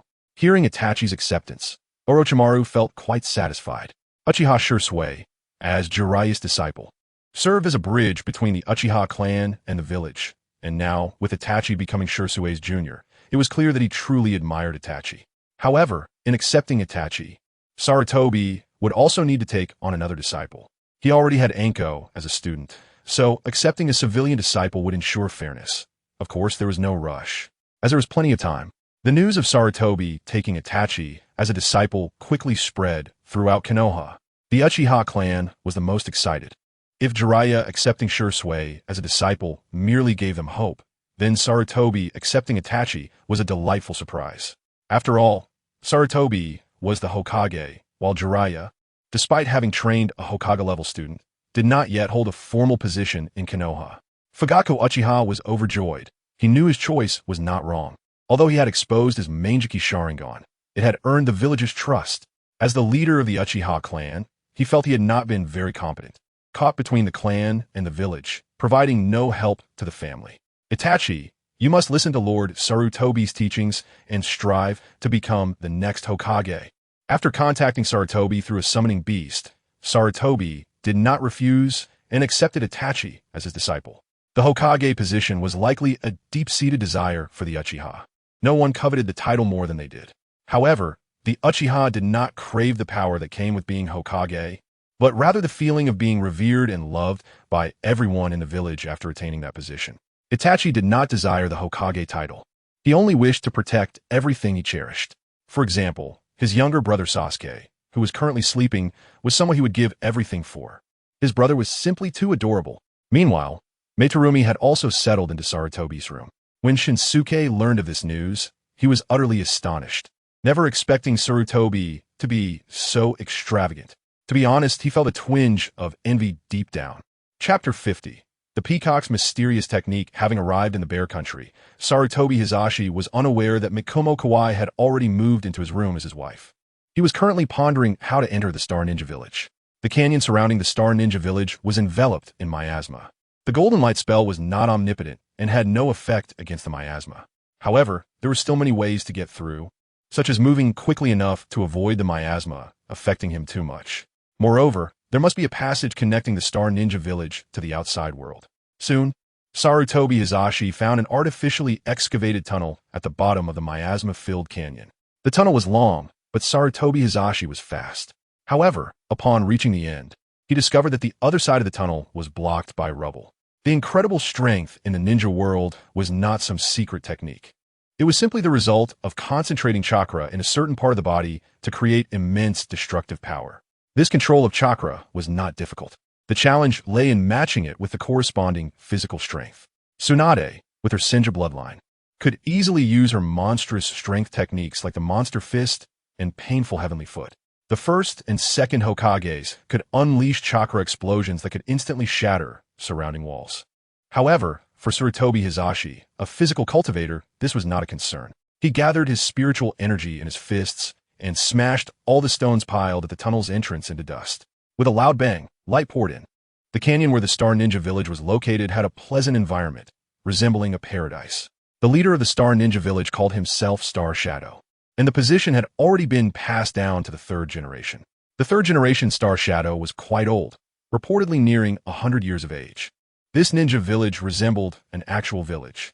The scale of the 5 great ninja villages far exceeded that of an ordinary city in this era, even surpassing the capitals of the daimyos. After all, ninjas had considerable spending power, and the safety of living in a ninja village was higher, leading more people to choose to reside there over time. However, the scale of the Star Ninja Village was even smaller than an ordinary village. With only a few cats and dogs combined, there were only a dozen ninjas, which was hardly a concern. Sarutobi Hiruzen had already entered the vicinity of the Star Ninja Village, but had not yet been detected, indicating that there were no barriers or sensing techniques in place here. Most major ninja villages had barriers and sensing ninjutsu, and, at the very least, there were patrolling ninjas to prevent others from sneaking in. Just like the future Akatsuki organization would use the Rain Tiger Free technique to monitor the entire Hidden Rain Village. Of course, the Star Ninja Village had no need for such monitoring, as outsiders were completely unaware of its existence. Sarutobi Hiruzen walked toward the central area of the canyon, where the Star Ninja Village was located. Stop! A woman with slightly reddish hair appeared ahead, blocking Sarutobi Hiruzen's path. She was Natsui, a genius of the Star Ninja Village, with a deep understanding of the secret technique, the peacock's mysterious technique. Observing the man before her, Natsui pondered privately whether he was a lost ninja or a Konoha ninja. This is the area of the Star Ninja Village. If you have no business here, please turn back. The Star Ninja Village had little value. Even the Bear Country was a peripheral small nation. The Star Ninja Village mostly handled internal tasks for the Bear Country and was largely self-sufficient. For the ninjas of a small village, Konoha ninjas represented strength and were not to be provoked. If a Konoha ninja was killed, it could attract the Umbu's investigation, and the pursuing ninjas would also conduct checks. If something happened to a Konoha ninja in the Star Ninja Village, it could lead to catastrophic consequences. Sarutobi Hiruzen found the woman familiar, but she did not seem to be an important character, and he had no further impression of her. I am here for the star. Sarutobi Hiruzen did not hide his intentions and directly stated his purpose. There was no need for concealment. He was no longer a ninja and did not need to be overly cautious. Natsui frowned. Was he really here for the star? The only thing worth coveting in the Star Ninja Village was indeed the star. The star had a powerful effect, capable of activating a person's chakra and accelerating chakra cultivation speed. Once chakra was activated, it could change into different forms, even transforming into wings or resembling peacock tail feathers. One could say that the existence of the star triggered a fundamental change in chakra. This secret technique was indeed quite powerful, known as the Little Susanoo. Unfortunately, whether for defense or offense, it was far inferior to Susanoo. It was merely impressive in appearance. Moreover, long-term cultivation using the star could have significant effects on the body and could even lead to death. However, aside from the third-generation Star Shadow, no one else was aware of this matter. All right, don't block me any longer. Sarutobi Hiruzen walked toward the village, but Natsui chose to take action. Peacock's mysterious technique, wings. Blue-purple chakra formed wings on Natsui's back, allowing her to fly into the sky. Natsui did not attack Sarutobi Hiruzen, but flew back to the village to report. By the time Sarutobi Hiruzen reached the Star Ninja Village, the place was already on high alert. More than a dozen ninjas had taken positions, and there were even masked Umbu waiting for his arrival. Are you a ninja from Konoha? An elder emerged, draped in a ceremonial robe, with a star character on his conical hat. It looked quite impressive. The village was not very orderly. Sarutobi Hiruzen nodded, but did not speak. The star is the treasure of our village. It cannot be given to you. A man with purple hair and blue eyes stepped forward, his expression somewhat insane, looking rather unstable. Sarutobi Hiruzen could tell that this man's body had undergone distortion, likely due to the influence of the star. Then let's settle this after a fight. Sarutobi Hiruzen directly used the summoning technique to call forth the Monkey King. It was prudent to act cautiously before establishing a foundation. The summoned Monkey King was very excited. It had been a long time since he had fought alongside Sarutobi Hiruzen. Upon seeing the Monkey King, Star Shadow was stunned. You are a ninja of the Sarutobi clan? Could you be the son of the third Hokage, Sarutobi Hiruzen? Star Shadow had some knowledge and recognized the Monkey King at a glance, as it was the signature summoning beast of the third Hokage. I am indeed Sarutobi Hiruzen. Star Shadow frowned, somewhat in disbelief. However, the Monkey King was unmistakable. He was previously a ninja from the land of whirlpools and was aware of Sarutobi Hiruzen's background. But since arriving at the Star Ninja Village, he had lost contact with the outside world and did not know that Konoha had already entered the era of the 5th Hokage. Did the 3rd Hokage really come for the star? That's right. I want to see the so-called star. Without seeing the star, Sarutobi Hiruzen could not determine whether this so-called star would be useful to him. Then let us discuss it in the village. Star Shadow turned and invited Sarutobi Hiruzen to talk in the village. Chapter 51. The red star explodes. Originally thought to be a fight. Who knew that Star Shadow seemed to know him? He nodded and followed behind Star Shadow, while a few ninjas from Star Ninja Village looked at Sarutobi Hiruzen with unkind eyes. Just a moment ago, Sarutobi Hiruzen said he came for the star. These ninjas all relied on the star for their training.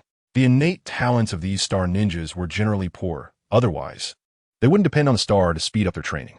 The increased speed of training is also a result of chakra activation. Once they experienced chakra activation, it became difficult to use ordinary training methods. For these ninjas from small countries, ninjutsu is extremely rare. Chakra activation is quite versatile, not requiring the practice of ninjutsu and not being picky about chakra attributes. It is simply a boon for these ninjas with poor talents and no backgrounds. It must be said that Star Ninja Village is quite well organized in various aspects. After all, it is a ninja organization. It is relatively easy to command civilians to help. There is not much difference between this remote ninja village and a local tyrant. Upon arriving at the conference room of Star Ninja Village, Star Shadow and Sarutobi Hiruzen sat down face to face. Are you really Lord Sarutobi Hiruzen? Why are you here in Star Ninja Village instead of overseeing things in Konoha? This was the most concerning question for Star Shadow. Sarutobi Hiruzen nodded. Now Konoha has entered the era of the 5th Hokage, and the 5th Hokage is my disciple, Orochimaru. As for my purpose for coming, it is solely for the star. Star Shadow's brows furrowed. Sarutobi Hiruzen was too direct and too strong, and he didn't know how to respond. If Sarutobi Hiruzen could be a bit more tactful, handing over the star might not be out of the question. Because Star Shadow had actually discovered long ago that training with the star could harm the body. The more one communicates with the star, the greater the impact. If one forcibly absorbs the energy of the star, it could even lead to death. He had been pondering how to deal with the star, but Star Ninja Village was established relying on the star. Without the star, there would be no reason for its existence. The star is like poison. Once touched, it cannot be left behind. Stop talking nonsense. No matter if you are Hokage or not, the star cannot be handed over to you. Akahoshi, standing nearby, couldn't help but speak out. Regardless of whether this man was Hokage, they would never hand over the star. The surrounding star ninjas shared the same thought. To them, the star was their foundation for survival in this chaotic ninja world. Well, giving you the star is possible. But Konoha must establish a cooperative relationship with us in Star Ninja Village. Star Shadow pondered for a long time. This might be the best opportunity to use Konoha's power to completely get rid of the star. Otherwise, always relying on the star would only cut off the future of Star Ninja Village. This I can decide. Konoha can cooperate with you. No way. Akahoshi and several other upper ninjas from Star Ninja Village stood up, directly opposing the idea, unwilling to let Sarutobi Hiruzen take the star away. This matter has been decided. I also have something to announce to everyone. Star Shadow stood up and looked at the crowd of star ninjas. I wonder if everyone has noticed that training with the star can harm a body. I suspect that the death of the second star ninja was because of the star. Star Shadow's words caused an uproar. How is that possible? I see this as your conspiracy. Akahoshi was unwilling to believe such nonsense. He had coveted Star Shadow's position for a long time, but without the star, he would have no way to become stronger. Akahoshi, stop acting recklessly. You're the one most affected. You know best whether the star has any impact on the body. Star Shadow looked at Akahoshi, feeling somewhat helpless. Akahoshi's desires were too strong. Akahoshi and several ninjas chose to leave directly. Lord Third, the star can be given to you, but the cooperation must proceed quickly. The Bear Country is remote and doesn't have any special resources, and the Fire Country doesn't care about this place at all. It is said that the daimyo of the Bear Country has some blood relation to the daimyo of the Fire Country, so they're not worried about being swallowed by the Fire Country. If they can cooperate with Konoha, there's still some future. Sarutobi Hiruzen nodded noncommittally. He still needed to go to the land of whirlpools and the land of craftsmen, and it was uncertain when he would return to Konoha. Let Orochimaru worry about Konoha's matters. Not good, Lord. Akahoshi and the others have taken star. Shiori ran over anxiously. Just now, Akahoshi and a few others went directly to the training ground and took the star away. What? Star Shadow stood up, not expecting Akahoshi to be so bold. However, Akahoshi did not flee, but chose to return with two other upper ninjas. Konoha Ninja, the power of the star is limitless. Today I will take you down and become the next Star Shadow. Star Ninja Village has strict regulations on the time spent training with the star. But Akahoshi often secretly trained with the star to gain powerful strength. Not only did his body have problems, but his mind also became extremely insane. Sarutobi Hizashi's attention was on the star in Akahoshi's hand. The star had an irregular spherical shape, with holes of varying sizes on it.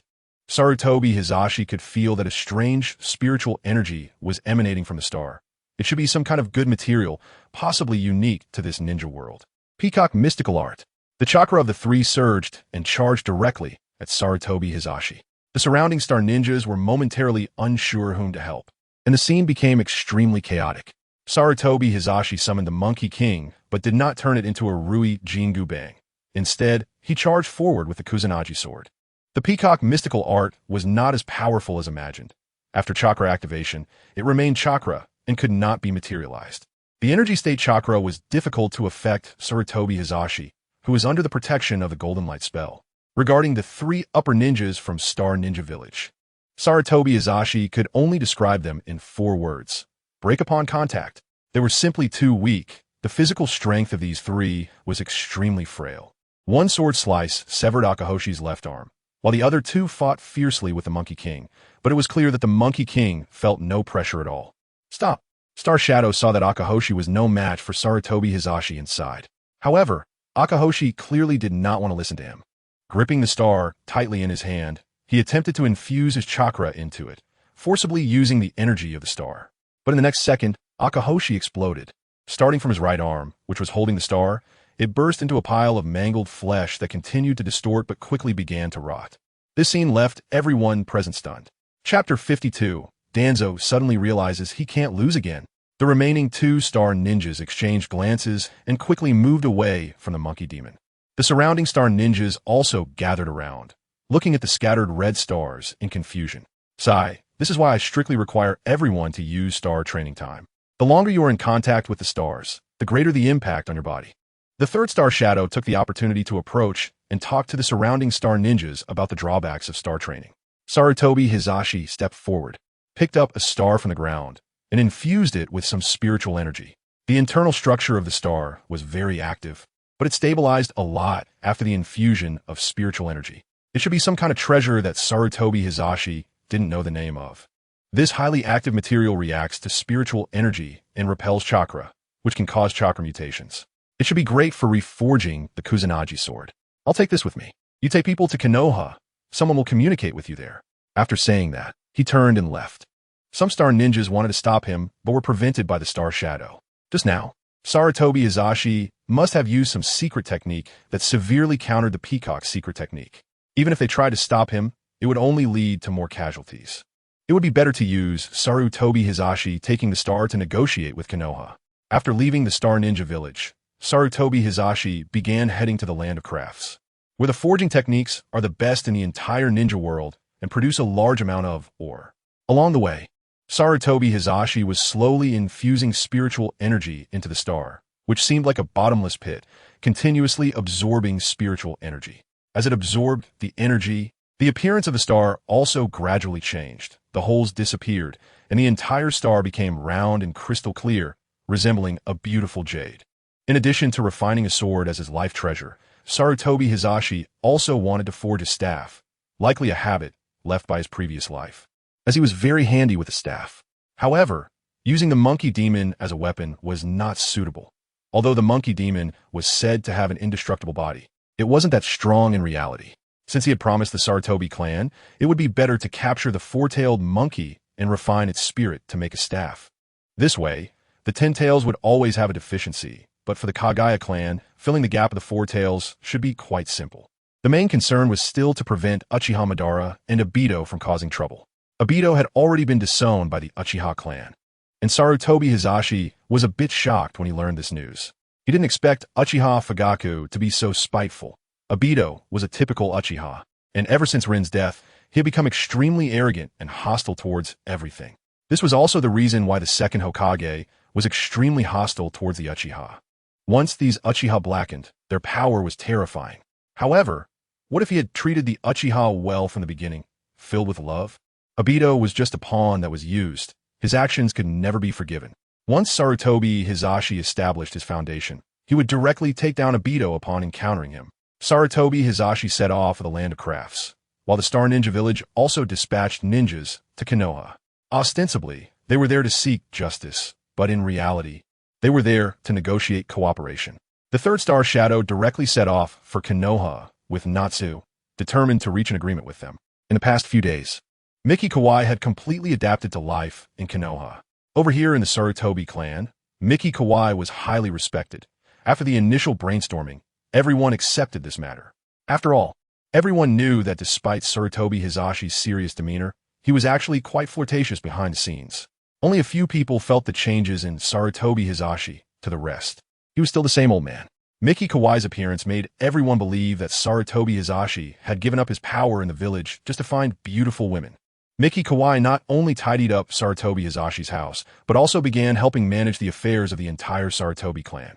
These tasks were previously handled by Sarutobi Biwa, and now by Hinako. But as a ninja, Hinako genuinely disliked these matters.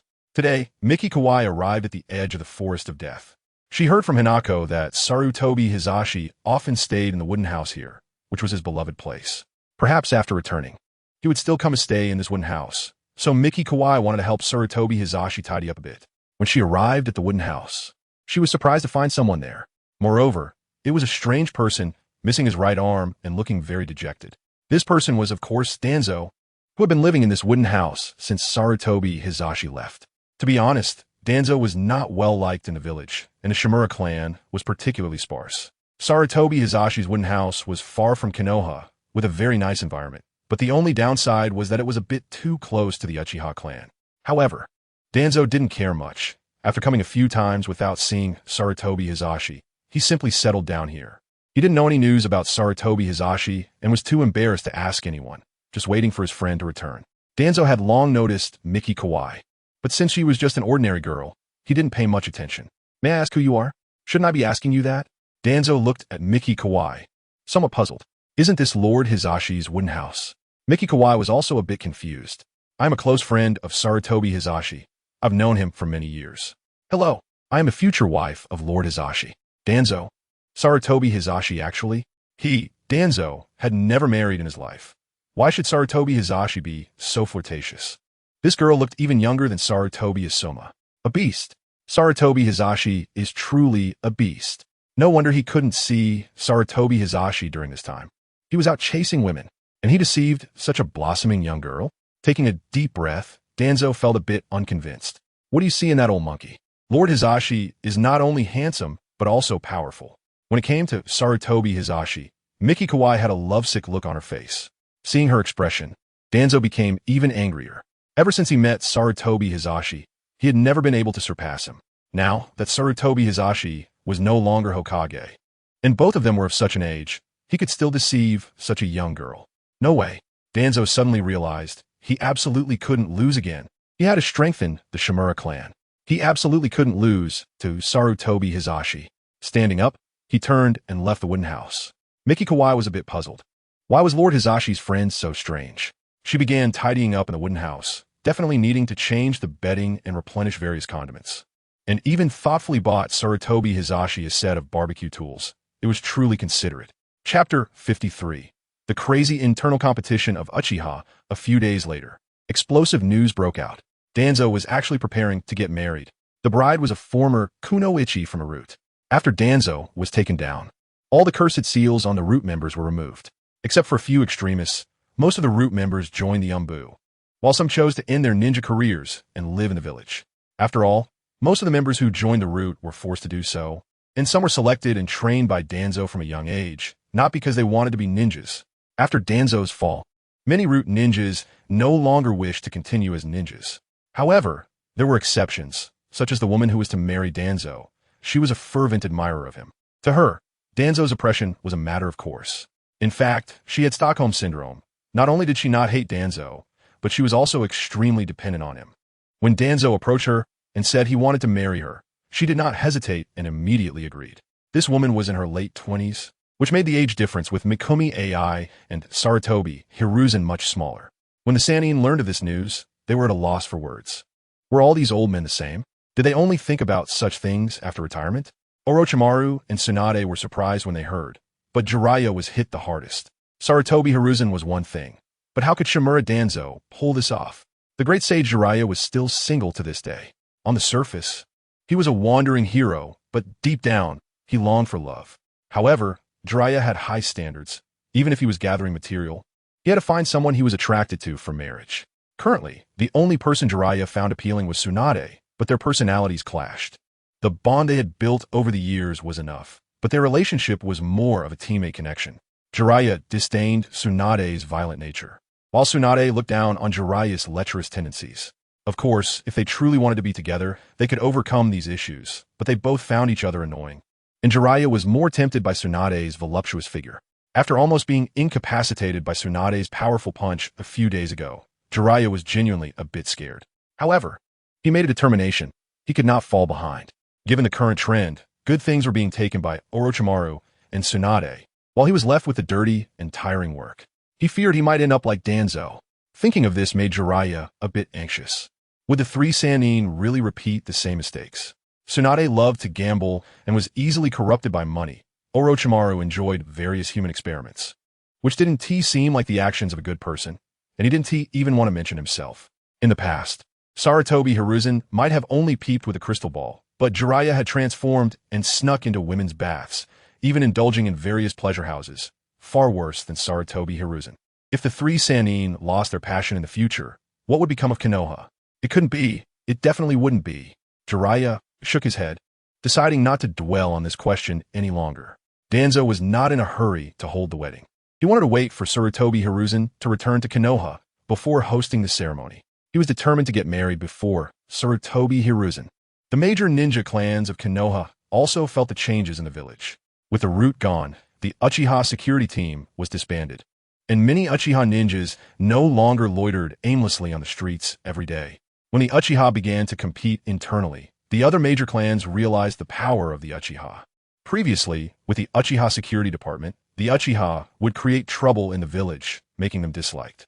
But now, the Uchiha either joined the Umbu or began taking on numerous missions, with even some Uchiha J-Nin starting to mentor lower-ranking ninjas from the Ninja Academy. This was something that had never happened before. The Uchiha were not only proud by nature, but also held themselves to high standards. From the start of their Ninja Academy days, Uchiha ninjas ranked among the top, either first or second. This proud clan always aimed to be the best wherever they went. Now that most of the missions were being taken by the Uchiha, the other clans felt a sense of crisis. The Uchiha were simply too competitive. They were strong, handsome, and now working hard, which was overwhelming for the other clans. No wonder the second Hokage targeted the Uchiha. Now they were forcing everyone else to compete as well. The entire Konoha thrived because of this internal competition among the ninjas, and even Orochimaru was a bit worried, as there were not enough missions to go around. Fortunately, Konoha's reputation had skyrocketed after capturing the Eight Tails and forcing the Cloud Village to pay reparations, leading to more people coming to Konoha to issue missions. Uchiha Itachi had officially graduated from the Ninja Academy and began learning alongside Orochimaru. Although nominally Uchiha Itachi was Orochimaru's junior, with Sarutobi Hiruzen absent, it was fine for Orochimaru to teach him. However, Orochimaru's first lesson for Uchiha Itachi was not ninjutsu, but rather explaining to him in a laboratory about his recent research on Obito's Mangekyou Sharingan.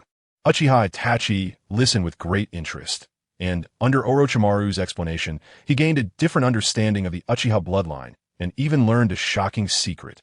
Genetically, the Senju and Uchiha clans actually originated from the same ancestor. It was just that the Uchiha clan spirit was stronger and more suited to chakra, which manifested as the Sharingan. Meanwhile, the Senju clan possessed powerful yang chakra, which manifested as strong bodies and vast chakra reserves. Orochimaru even researched the Hyuga clan and Naruto Uzumaki's Uzumaki bloodline, finding that they had certain blood ties to the Senju and Uchiha. This was truly astonishing.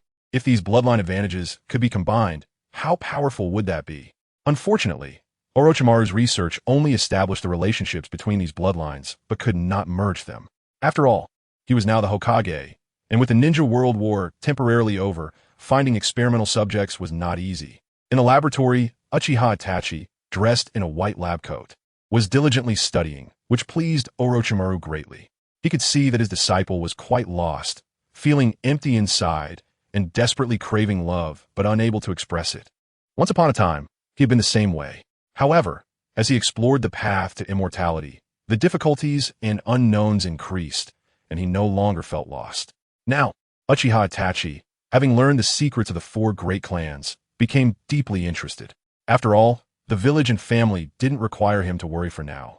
And with a research goal, Itachi temporarily no longer felt lost. Chapter 54, President of the Craftsman Ninja Village Chamber of Commerce. The Craftsman Country is not far from the Bear Country. Sarutobi Hiruzen arrived at the Craftsman Country by merchant ship. Speaking of which, the ninja world isn't particularly large. It resembles a part of a continent. And the Craftsman Country is a small island nation, though not too small, being significantly larger than the Whirlpool Country. All the ninja tools from various ninja villages in the ninja world are forged by the Craftsman Ninja Village. Unlike other ninja villages that primarily rely on accepting missions for income, the craftsmen in the Craftsman Ninja Village can be self-sufficient. It can be said that this place temporarily represents the pinnacle of forging techniques in the ninja world, but current ninjas do not care much about ninja tools. The forging techniques in the Craftsman Ninja Village are advanced, and they understand how to create ninja tools capable of carrying chakra. Kakashi's father earned the title of White Fang because of the chakra short sword called White Fang. Weapons that can carry chakra have their lethality and sharpness increased exponentially. However, perhaps due to the existence of powerful figures like Senju Hashirama and Uchiha Madara, who rely on ninjutsu to be invincible, today's ninjas do not place much importance on ninja tools. This is understandable. No matter how powerful ninja tools are, they still fall far short compared to the magical artifacts of cultivators, and relying too much on ninja tools exposes significant weaknesses. Even so, the Craftsman Country still earns a fortune selling ninja tools, as this is blatant arms trading.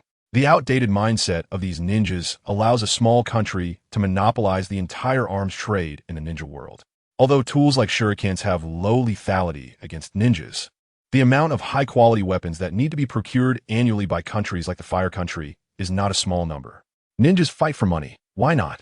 The advanced forging technology in the Craftsman Country is mainly due to the abundance of various rare minerals, and there's a volcano on the island with underground magma present, making it naturally suitable for forging various tools.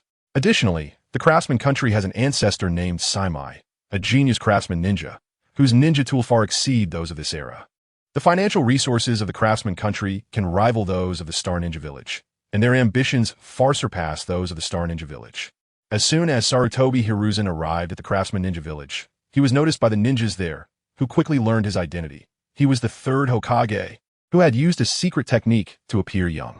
After all, Sarutobi Hiruzen had been Hokage for such a long time, and now he suddenly chose to relinquish all his powers, handing most of Konoha's affairs over to his three disciples, and then became young again.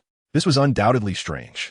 All major ninja villages were closely watching Sarutobi Hiruzen, and even news of him going to the Star Ninja Village to take the star had already spread. The Craftsman Country has ambition and funds, and it pays close attention to various news in the ninja world, so it naturally began to closely monitor Sarutobi Hiruzen. What the Craftsman Country lacked, perhaps, was strength. Sarutobi Hiruzen walked around the Craftsman Ninja Village, which was vastly different in style from Konoha. There were shops selling ninja tools everywhere, and many small forging workshops were busy forging. Wars in the ninja world happen all the time, leading to massive consumption of ninja tools, so the Craftsman Country is always very busy.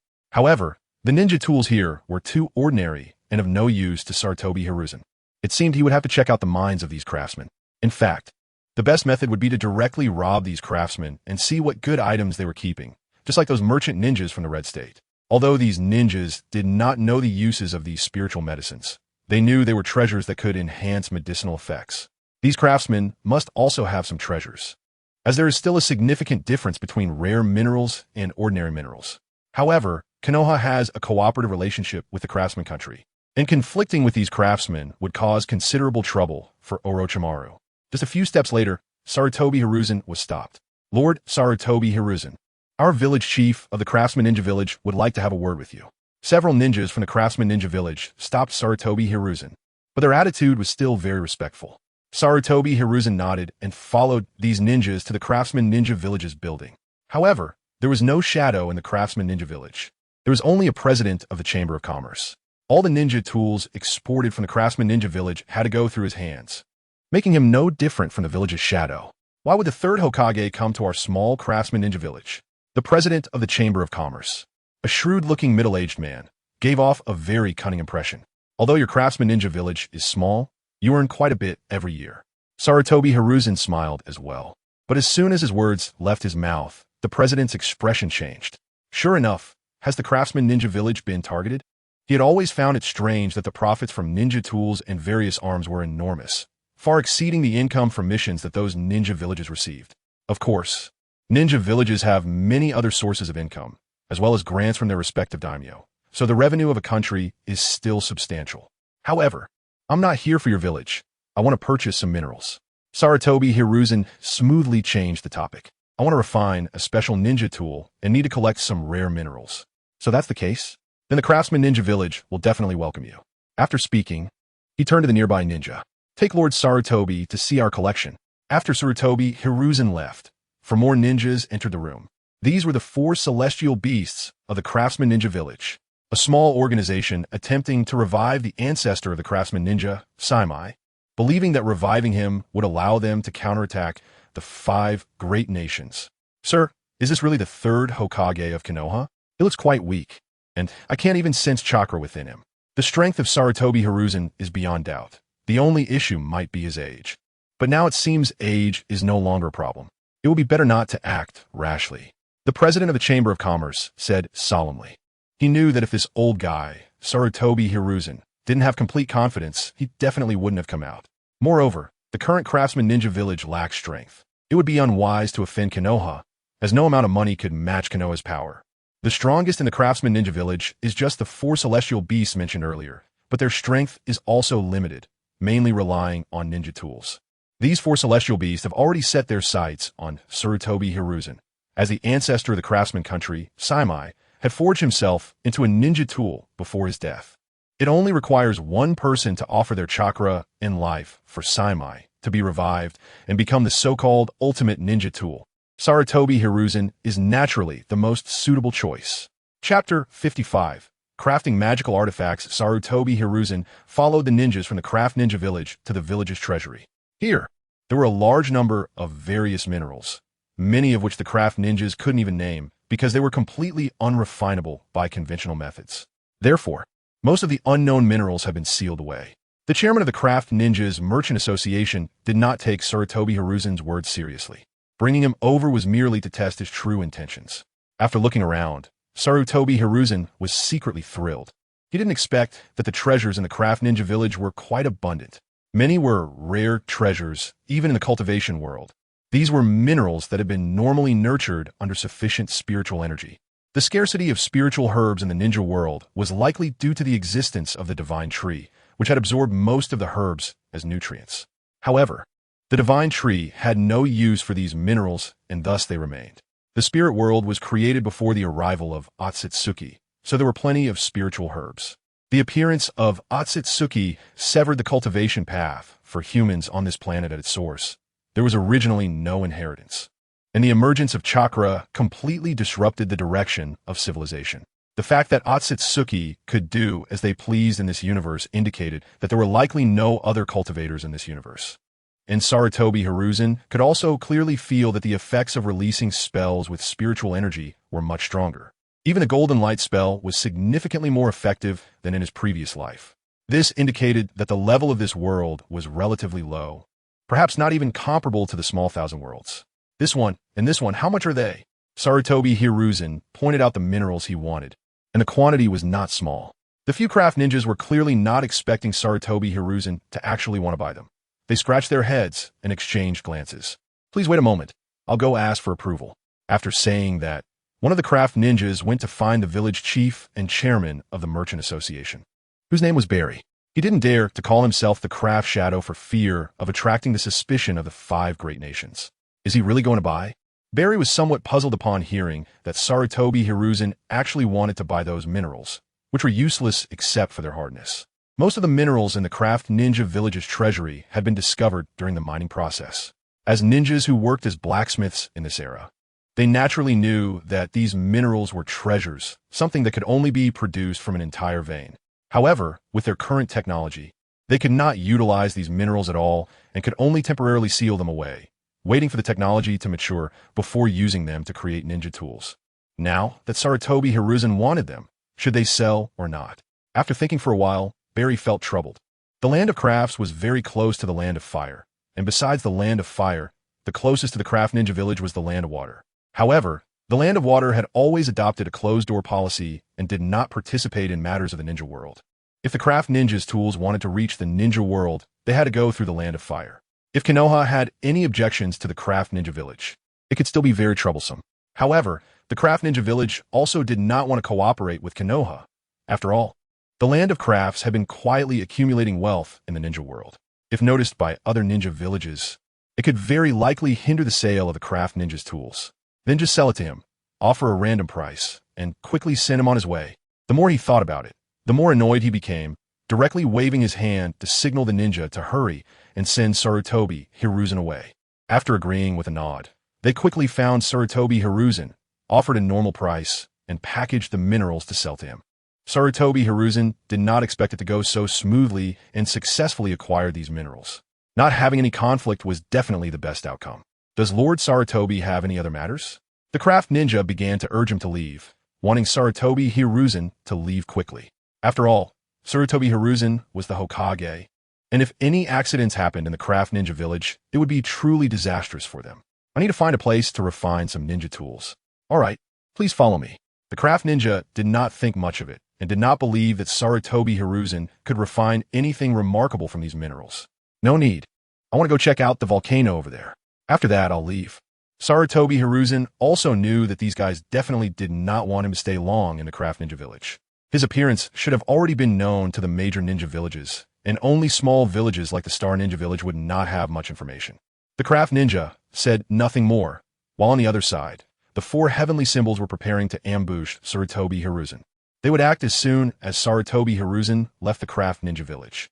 Using Sarutobi Hiruzen's body, they planned to resurrect the ancestor of the craft ninja village, Qingming, thus realizing their dream of using ninja tools to counterattack the 5 great nations. Sarutobi Hiruzen sealed all these minerals using sealing techniques. Soon, he arrived at the volcano in the land of crafts, where he intended to use the earth's fire from here to forge his own magical artifact. The materials he collected exceeded his expectations. Besides reforging the Kusanagi sword, he should also have enough leftovers to craft a staff. This was an active volcano, and the land of crafts was likely an island formed after multiple eruptions of this volcano. He couldn't understand how these people could feel safe living next to a powder keg that could explode at any moment. However, this volcano was convenient for Sarutobi Hiruzen. With his chi refining stage strength, it was impossible for him to refine a life-bound magical artifact. He could only first create a prototype of a magical tool, and only upon reaching the core formation stage could he truly turn the sword into a life-bound magical artifact. The benefit was that during the cultivation process, he could continuously add various materials to enhance the quality of the magical artifact. The first step was to merge the star with the Kusanagi sword and destroy the Kusanagi sword's ability to absorb chakra. Then incorporate the various spiritually charged minerals obtained from the land of crafts. He used spiritual energy to attract the earth's fire, slowly refining the Kusanagi sword. The star was placed aside. Sarutobi Hiruzen was also curious about this so-called star, completely unaware of what it actually was. After continuously injecting spiritual energy, the activity of the star increased.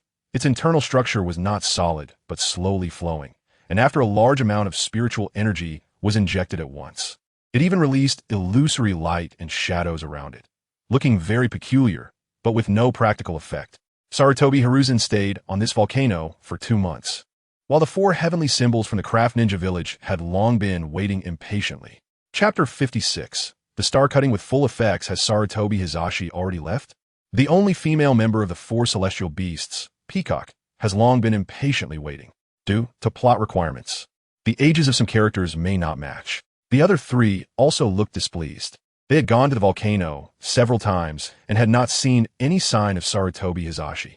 Little did they know that he had entered the volcano and was carving out a cave to refine weapons inside the crater. Fortunately, he had previously refined some fasting pills at Flower Fruit Mountain, so he didn't have to worry about food. In 2 months, Sarutobi Hiruzen had re-refined the Kusanagi sword, with the star perfectly integrated into it, and all the materials collected from the Tool Ninja village had been used up. Not a single extra material was left, and his idea of refining a staff had fallen through. However, the quality of this sword was extremely high, having reached the level of a top-tier magical tool. As Sarutobi Hiruzen's cultivation increased, it would inevitably evolve into a magic treasure. Now, calling this sword Kusanagi seemed a bit inappropriate, so Sarutobi Hiruzen named it Star Cutting. The integration of the star made the sword incredibly sharp, and after infusing it with spiritual energy, a portion of the energy would dissipate.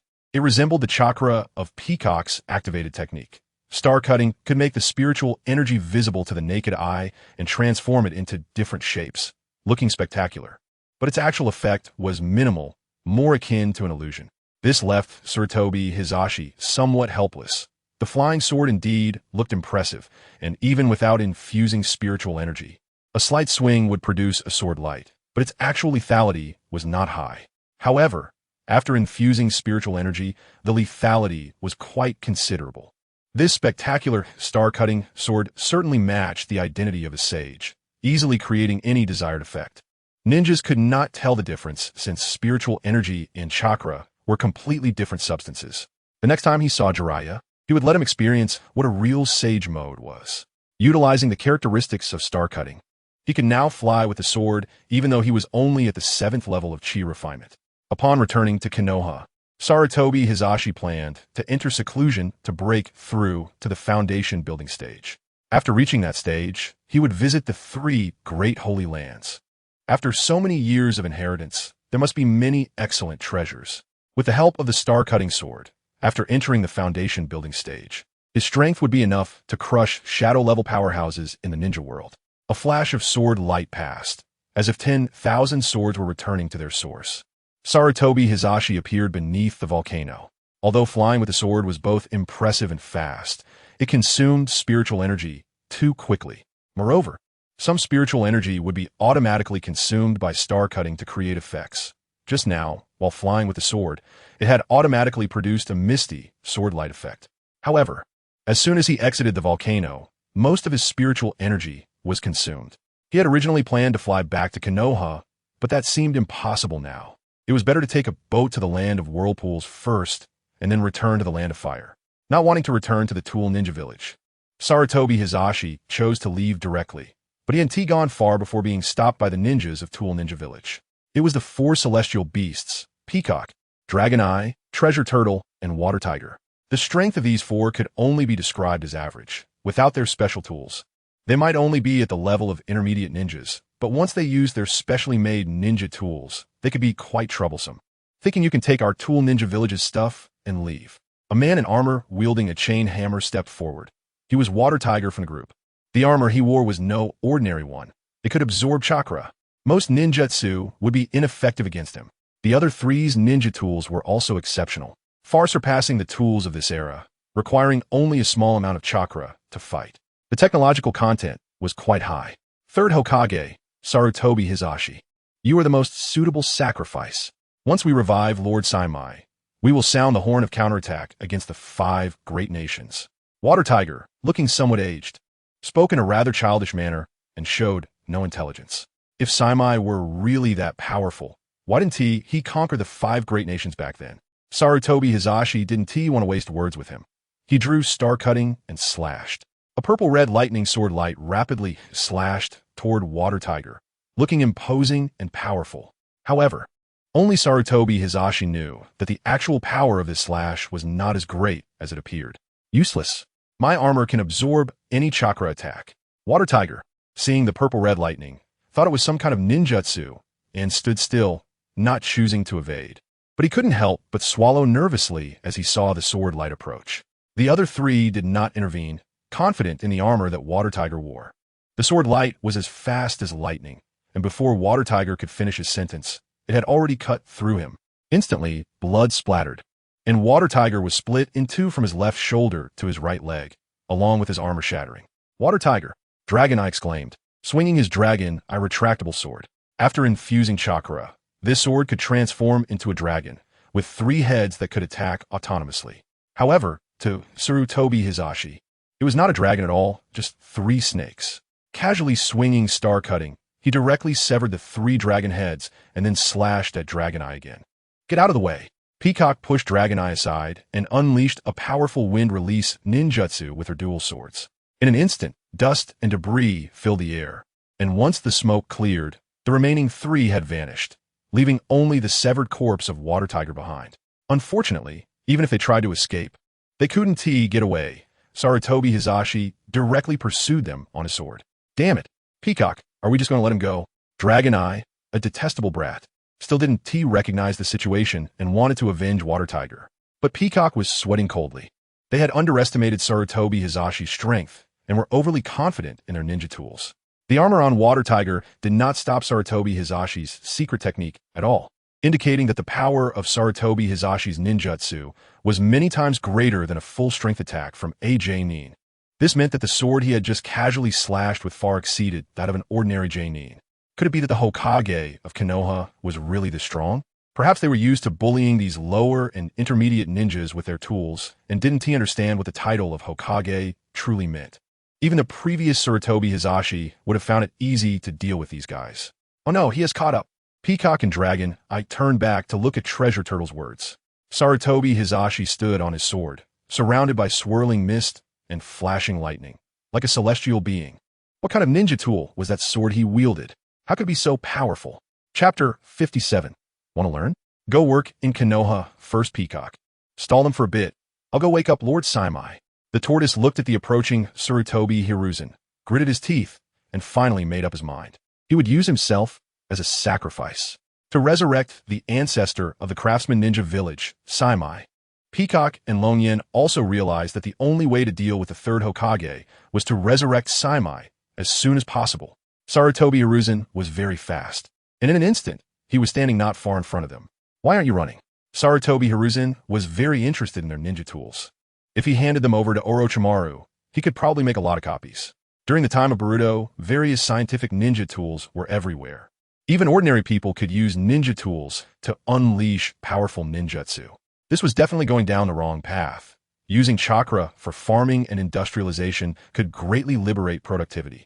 That retractable sword of Longyan was quite interesting. After integrating it with the star cutter, would it have a dragon-like effect due to the combination of the two? Sarutobi Hiruzen was looking forward to it. Don't be too proud. Even if you are the Hokage of Konoha, it won't matter as long as Lord Saimai is resurrected. The 5 great nations will all be defeated by us. Longyan seemed to have a blind worship of Saimai. But the ninja tools in the hands of their 4-man team were all made by Saimai. And this ancestor of the craftsman ninja village indeed had wisdom far beyond his time. Peacock, on the other hand, was not so optimistic. Sarutobi Hiruzen's displayed strength was too astonishing. She had no doubt that Sarutobi Hiruzen could use that sword to kill both of them right now. He was just playing a game of cat and mouse. The sword in Sarutobi Hiruzen's hand was definitely a secret ninja tool of Konoha. Third Hokage. Why has our craftsman ninja village always shared ninja tools with various ninja villages? Yet you are targeting us. Peacock tried hard to buy some time. Haven't you been targeting me? Sarutobi Hiruzen smiled, looking at the 2 in front of him. Leave your ninja tools behind, and I'll let you go. Stop talking nonsense. Longyan still couldn't recognize the current situation and attacked Sarutobi Hiruzen again with his retractable sword.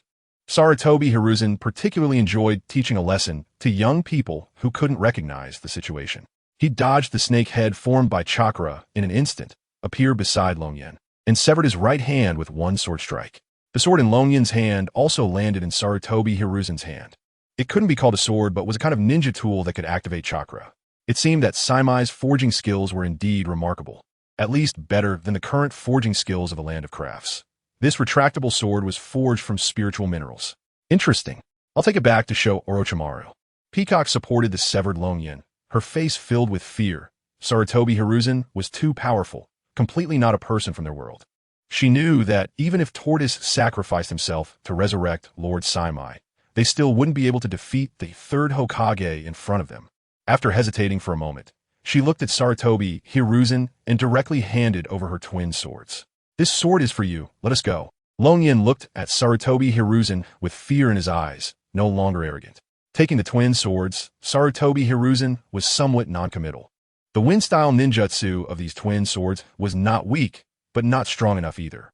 He would throw them to Orochimaru for the village to study. Just then, a strange wave came from not far away. Lord Saimai has been resurrected. Peacock and Longyan knew that this was Lord Saimai's resurrection.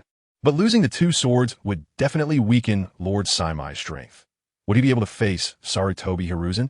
Saimai sensed his two swords and quickly rushed towards Sarutobi Hiruzen. This is our ancestor, Lord Saimai. Tremble. Longyan looked at Saimai with fanaticism, unable to hold back, and started taunting Sarutobi Hiruzen again. Sarutobi Hiruzen looked at Saimai with interest. Rather than a weapon, he appeared more like a puppet. Just like Sasori, he abandoned his physical body and relied on the object for spiritual sustenance. In this ninja world, there is no cycle of reincarnation. When the dead die, their souls do not reincarnate, but live in the world of the deceased. And the deceased can even transmit energy to the living. The Edo Tensei technique also summons the souls of the deceased. This is clearly an unreasonable thing. One can only say it is a problem of this world. The Great Way is not perfect. Sasori and this Saimai both have their spirits relying on ninja tools. And over time, there will definitely be problems. For example, Saimai's resurrection requires a person's life and chakra as a cost. This is certainly not a one-time deal. Saimai would definitely need to keep killing, using others' lives to maintain his consciousness, ultimately leading to more and more killings. And the time he could sustain would grow shorter until his soul completely decayed. Hand over the ninja tools in your hands. Perhaps having slept for too long. Saimai's tone was somewhat awkward. He also sensed the two ninja tools in Sarutobi Hiruzen's hands and rushed over. Lord Saimai, he destroyed the chakra armor and killed the water tiger. You must avenge him. Longyan was extremely fervent. He finally saw Lord Saimai. Saimai did not speak, and the light sword behind him shot towards Sarutobi Hiruzen. Since the battle has begun, then it will be a one-hit kill.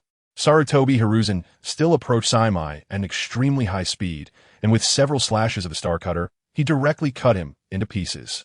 What kind of ninja tool is this?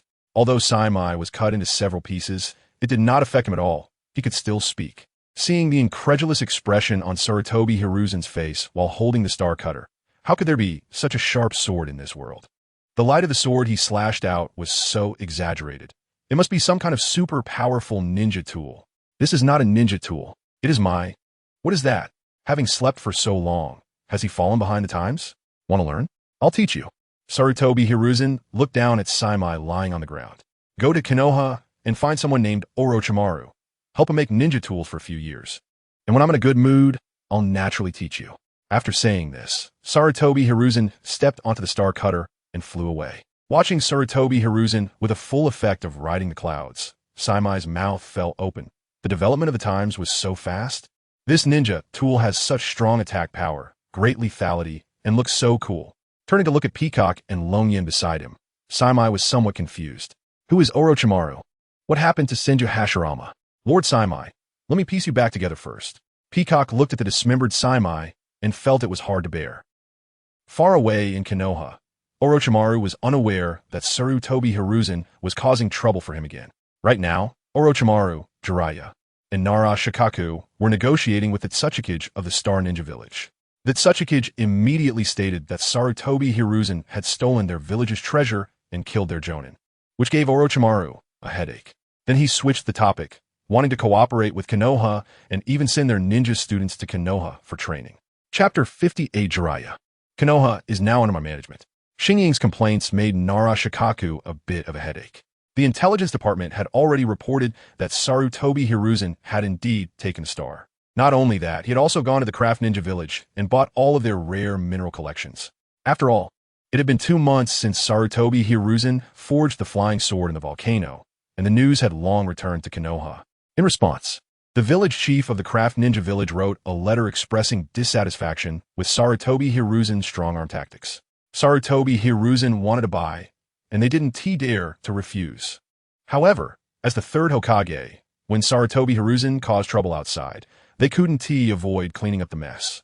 Although Nara Shikaku felt a bit of a headache, he thought to himself, causing trouble for other villages is still better than causing trouble for his own village. During this period, Konoha's development speed was very fast. After the elder group was gone, Konoha's overall efficiency improved significantly. Although the major ninja clans were not united, the Uchiha clan was extremely competitive. and these ninja clans were forced to compete with the Uchiha. However, no matter how they compared, they still couldn't team match the Uchiha. Orochimaru was actually not interested in the Shin Ninja Village. Rather, he was very interested in the Craft Ninja Village. Although the Land of Crafts was not large, it produced a lot of ninja tools. However, the Craft Ninja Village was very adept at self-preservation, always claiming that the ninja tools produced each year were distributed equally to the major ninja villages. But in reality, who knows how many ninja tools were actually made in a year? Moreover, the transportation costs for ninja tools were also different. The transportation costs for the Land of Earth were the highest, while those for Konoha and the Land of Water were relatively low. Even if they were distributed equally to the major nations, it was impossible to achieve true fairness. If Konoha could take over the Land of Crafts, the supply of ninja tools to the major ninja villages would surely be greatly affected.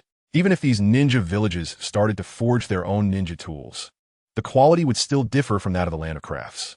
Having your ninjas come to Konoha to learn is not a problem, but the Shin Ninja Village must become Konoha's ally. Orochimaru's tone was somewhat ambiguous, and he didn't even look directly at the Shin'ing in front of him. He was thinking about whether to bring Itachi along to the Dragon Cave. After all, Jiraiya had already taken Uchiha Shursui to Myaboka Mountain, and Uchiha Shursui had gained recognition from Myaboka Mountain. Uchiha Shursui's character indeed did not resemble that of an Uchiha, so being recognized by Myaboka Mountain was understandable. Moreover, the teaching during this period had allowed Uchiha Itachi to gradually develop towards a scientific madman. At the same time, Orochimaru had also taken on a disciple, Kabuto Yakushi, an increased investment in the orphanage, expanding its scale. After all, as long as these orphans were cultivated, they would become the backbone of Konoha, and their recognition of Konoha was beyond doubt. No problem. The Shin Ninja Village is very willing to become Konoha's ally. Orochimaru's words made Shin'ing's face almost smile crookedly. He was eager to become an ally with Konoha. However, he was a bit too early to be happy, as Orochimaru was not the former Sarutobi Hiruzen, and his amiable demeanor towards Konoha's ninjas did not change the fact that he viewed human life as worthless. What I mean by ally is just a pretext. Do you understand? After saying this, he stared intensely at Shin, his eyes filled with cruelty and disdain. A small Shin Ninja village and a land of bears. He truly did not take them seriously. Even if Sarutobi Hiruzen wiped out their village, it wouldn't be a big deal. Lord Orochimaru, what do you mean by this? Shin certainly understood Orochimaru's meaning. The reputation of the Cold Lord was indeed well-deserved. But he would definitely not be willing to let the Shin Ninja Village become a subsidiary of Konoha and be swallowed up by Konoha. The Shin Ninja Village would be nominally alive, accepting Konoha's control, just that simple. Orochimaru was too lazy to waste words with Shin, and in a hoarse voice, he stated his intentions. Jiraiya, who was beside him, frowned, feeling that Orochimaru was being a bit extreme. Treating other ninja villages like this would surely have a negative impact on Konoha's image, right? Jiraiya had been most influenced by the third Hokage in the past, and he had a soft heart and was somewhat indecisive. Orochimaru was truly hard-hearted. There were only a few things that could touch him.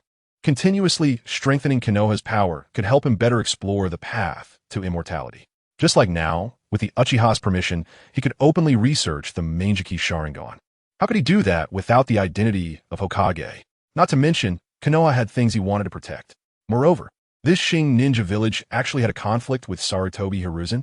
It was their honor that his teacher wanted their star. To some extent, Orochimaru was also a person with a soft heart. The plan to collapse Konoha was merely out of disappointment, to give his teacher a heroic funeral. After hesitating for a while, Shin struggled internally and ultimately made a decision. Okay, but the name of the Shin Ninja Village needs to be retained. Without the star, the Shin Ninja Village would already be nominally dead. In fact, cooperating with Konoha would inevitably require accepting Konoha's management. It's just that Orochimaru didn't hide it and directly stated the facts. No problem. Go and talk to Shikaku. Orochimaru didn't want to get involved in the specifics and directly let Shin discuss the details with Nara Shikaku. The Hokage office was left with only Orochimaru and Jiraiya. Orochimaru, isn't it a bit inappropriate to threaten other villages like this? Jiraiya couldn't help but voice his inner thoughts. Jiraiya, it's just a small Shin Ninja village. There's no need to care so much. Orochimaru truly did not place the Shin Ninja village in his heart. But his indifferent attitude made Jiraiya somewhat angry. Orochimaru, you will regret this. Hearing Jiraiya's words, Orochimaru casually replied, Jiraiya, I am the acting agent helping the teacher manage the village. Jiraiya? However, Orochimaru quickly realized that he was not Sarutobi Hiruzen, and Jiraiya was also not Danzo. Orochimaru still had patience towards his teammates. Being merciful to enemies is cruel to ourselves. Do you really want them to come to Konoha to learn ninjutsu and then oppose us later? Even if I don't clarify things, the Shin Ninja village will slowly become our vassal under the watch of the Umbu. It's better to make things clear. Jiraiya opened his mouth, unsure of what to say. Upon careful consideration, Orochimaru's words seemed quite reasonable. I had thought too simply. No problem, you have much to learn in the future. The two exchanged smiles, and their bond deepened a bit. However, Jiraiya always felt that something was a bit off. Chapter 59. The most beautiful day today. Konoha is as peaceful as ever. Kakashi is at the fourth Hokage's home, hurriedly taking care of Naruto. Recently, there haven't been any villagers coming to deliver gifts out of guilt. 2 months have passed, and the villagers' guilt has mostly faded. After all, life must go on. They have given their gifts, expressed their apologies, and it should be time to forgive them, right? Kakashi is a genius in ninjutsu and training, but he truly lacks talent when it comes to taking care of children. Fortunately, Kakashi is very patient, much more so than Jiraiya. In the beginning, Jiraiya would come to see Naruto every day, but he has been coming less frequently lately. Kakashi understands. Jiraiya has many things to keep him busy every day, and he is not someone who can stay still for long. With 2 nurses helping, Kakashi actually doesn't need to do much. Since finding out that Naruto is the 4th Hokage's child, these 2 nurses care for him even more than they do for their own children. However, Kakashi still wants to personally take care of Naruto, both to make up for regrets and to fill the emptiness inside himself. Having reforged White Fang, Kakashi has also regained his own beliefs. The recent changes in the village have gradually helped him understand his father. Team members are more important than missions. A ninja is not just a tool. He wants to become stronger so he can protect everything he wishes to protect. At the same time, Kakashi must personally find Obito and defeat him. Kakashi can somewhat understand why Obito has done these things. Perhaps seeing him kill Rin with his own hands led to Obito's despair with the world? But why doesn't Obito seek the truth? His actions are far too extreme. Even if he was once a close friend, Kakashi absolutely cannot forgive Obito for killing Kushina and causing Minato to die in despair. On the day White Fang was reforged, Kakashi returned. Now, every day, Kakashi can feel his strength increasing. Whether in ninjutsu or swordsmanship, both are rapidly improving. Obito, just wait. I will defeat you with my own hands. At the Uchiha clan grounds, Itachi is holding Sasuke, enjoying the warm afternoon sun with Shursui. Itachi, Mount Myaboku is really interesting, but the food made by Sage Shima is a bit too terrible. Shursui excitedly tells Itachi about his experiences at Mount Myaboku, but thinking of Sage Shima's cooking makes him a bit nauseous. Holding his sleeping younger brother and listening to his friend's adventures, Uchiha Itachi just wishes time could stay frozen at this moment. You might think this is just an ordinary afternoon, but years later you will realize that this was actually the most beautiful day of your life, and such days will never come again. Teacher Orochimaru is going to take me to the Dragon Cave soon. I wonder how it compares to Mount Myaboku. Itachi actually prefers the Ninja Crows. But since Orochimaru said the Dragon Cave is a place for training Senjutsu, he still wants to give it a try. I heard from the toads that the snakes in the Dragon Cave are hard to get along with. Shursui is a bit worried that Itachi might end up like Lord Orochimaru, with a tongue like a snake. What do you think of Shizen? Itachi suddenly shifts the topic. Looking at Uchiha Shursui, after becoming a disciple of Tsunade, his status and identity have inadvertently risen significantly. Now he is Jiraiya's junior, and Uchiha Shursui is his senior. After all, the current Orochimaru is the Hokage. According to village customs, disciples are usually trained as a ninja team. Mitarashi Anko has long been Orochimaru's disciple, and there was once another disciple, Shinjuro, but he died in the ninja wars. Jiraiya and Tsunade only have one disciple each, which are Uchiha Shursui and Shizen. Yesterday, when he went to buy dango, he saw Uchiha Shursui shopping with Shizen. That is why he asked today, "Huh, Shizen?" Shursui's tone is a bit flustered. How does Itachi know everything? Children of the Hokage generally mature early. It can't be helped. Due to training chakra, ninjas develop quickly, and the average lifespan is relatively short in this era, so early marriage and childbearing are quite normal. However, he and Shizen are only interacting more because of their teacher, so it should be nothing, right? Jiraiya has been somewhat psychologically scarred by Tsunade's punch and is a bit afraid to see her. After all, Tsunade said that once he recovers, she will punch him again. So if he has something to discuss with Tsunade, he always sends Shursui to talk to her. Tsunade is very busy in the medical department, and if there is something, Shursui will first find Shizune, and over time, they have become familiar with each other. Shursui's personality is very sunny, while Shizune is gentle and quiet. The two get along as if they are longtime friends. I just asked how Shizune is as a person. Seeing Shursui's reaction, Itachi is a bit helpless. Shursui really can't hide his feelings. She is a good person, gentle, serene, and very confident. Itachi nods, not pressing further. If he continues to ask, Shursui will probably lose his composure.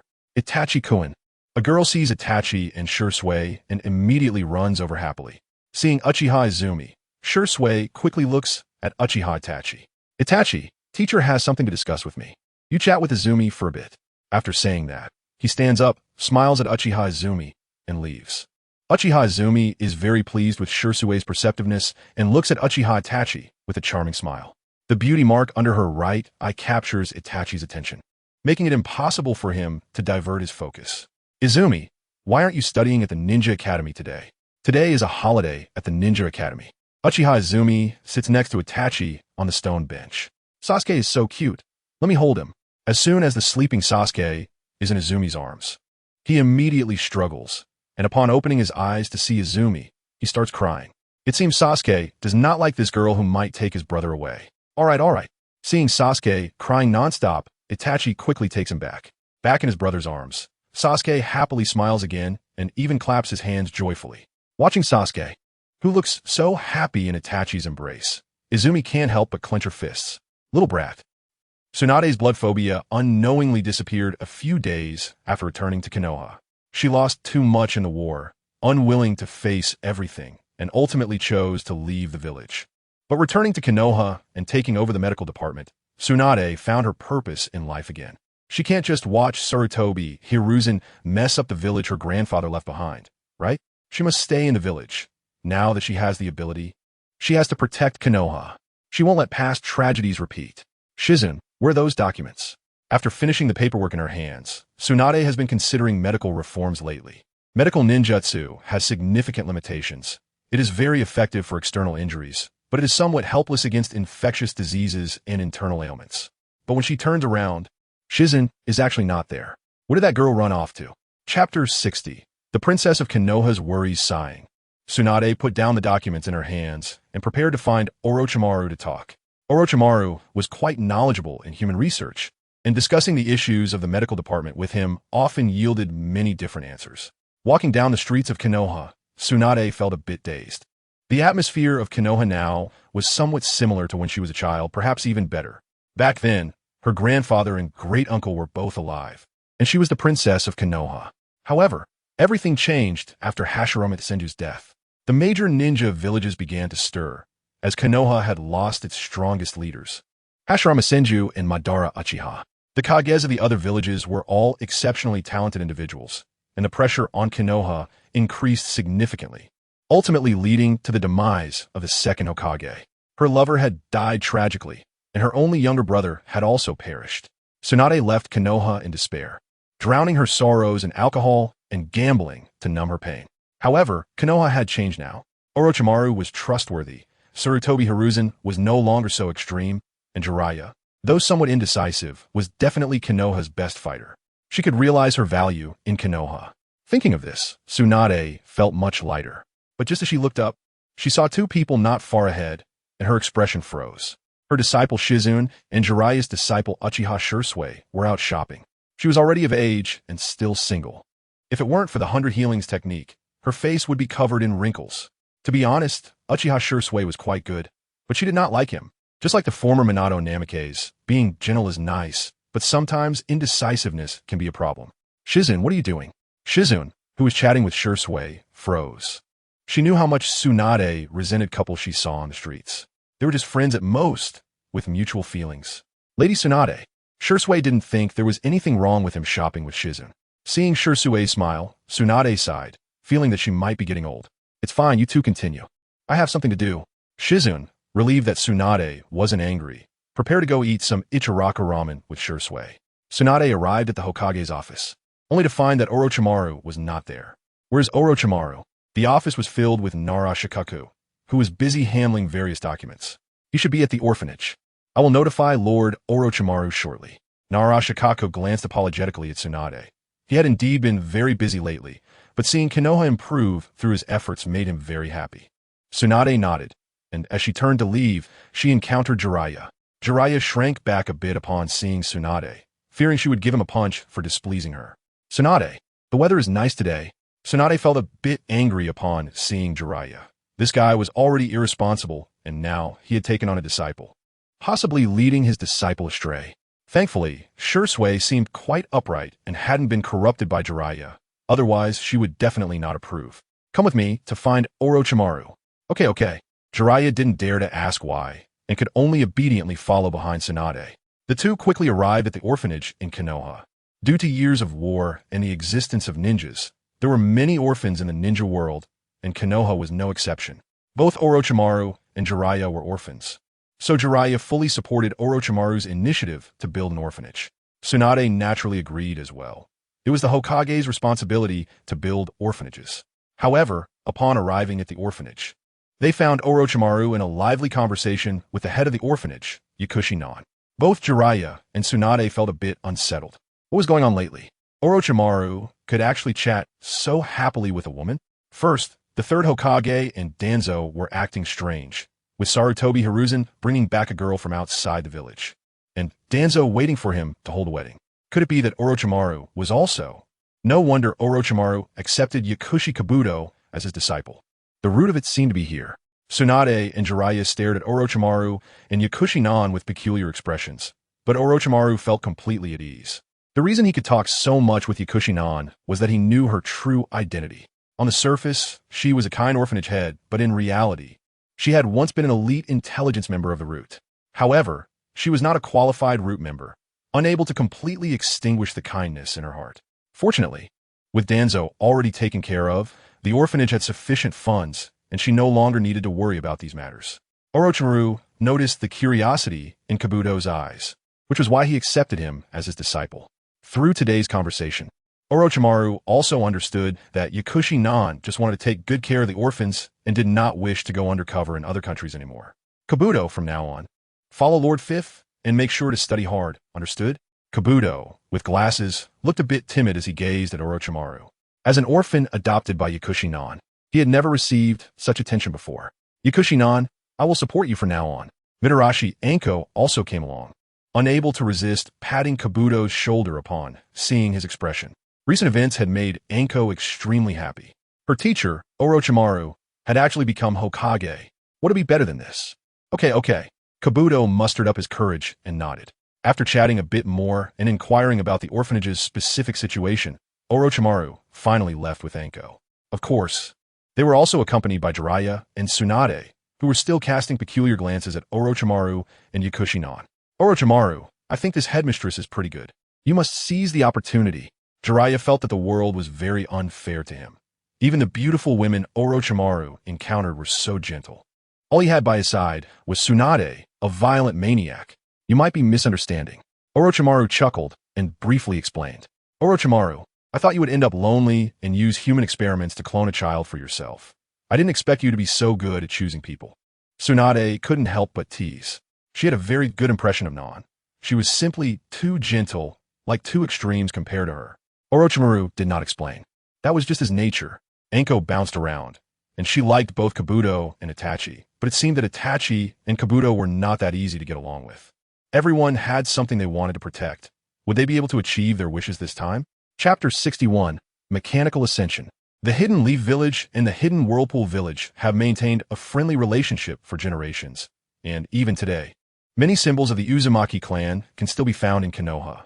The standard attire of the Nin features the Uzumaki clan's emblem. Unfortunately, the strength of the Uzumaki clan has been met with suspicion and fear, which is also related to the location of the Land of Whirlpools. Although it is very close to Konoha, it is not too far from the Land of Water either. The key issue is that the Land of Whirlpools is simply too small, smaller than both the Land of Bears and the Land of Craftsmen. With such a small island, resources are relatively limited and singular, which greatly affects the development of a village. Even though each member of the Uzumaki clan is strong and possesses terrifying sealing techniques, they are powerless against the combined forces of multiple nations and clans. Perhaps this is somewhat related to Kaguya.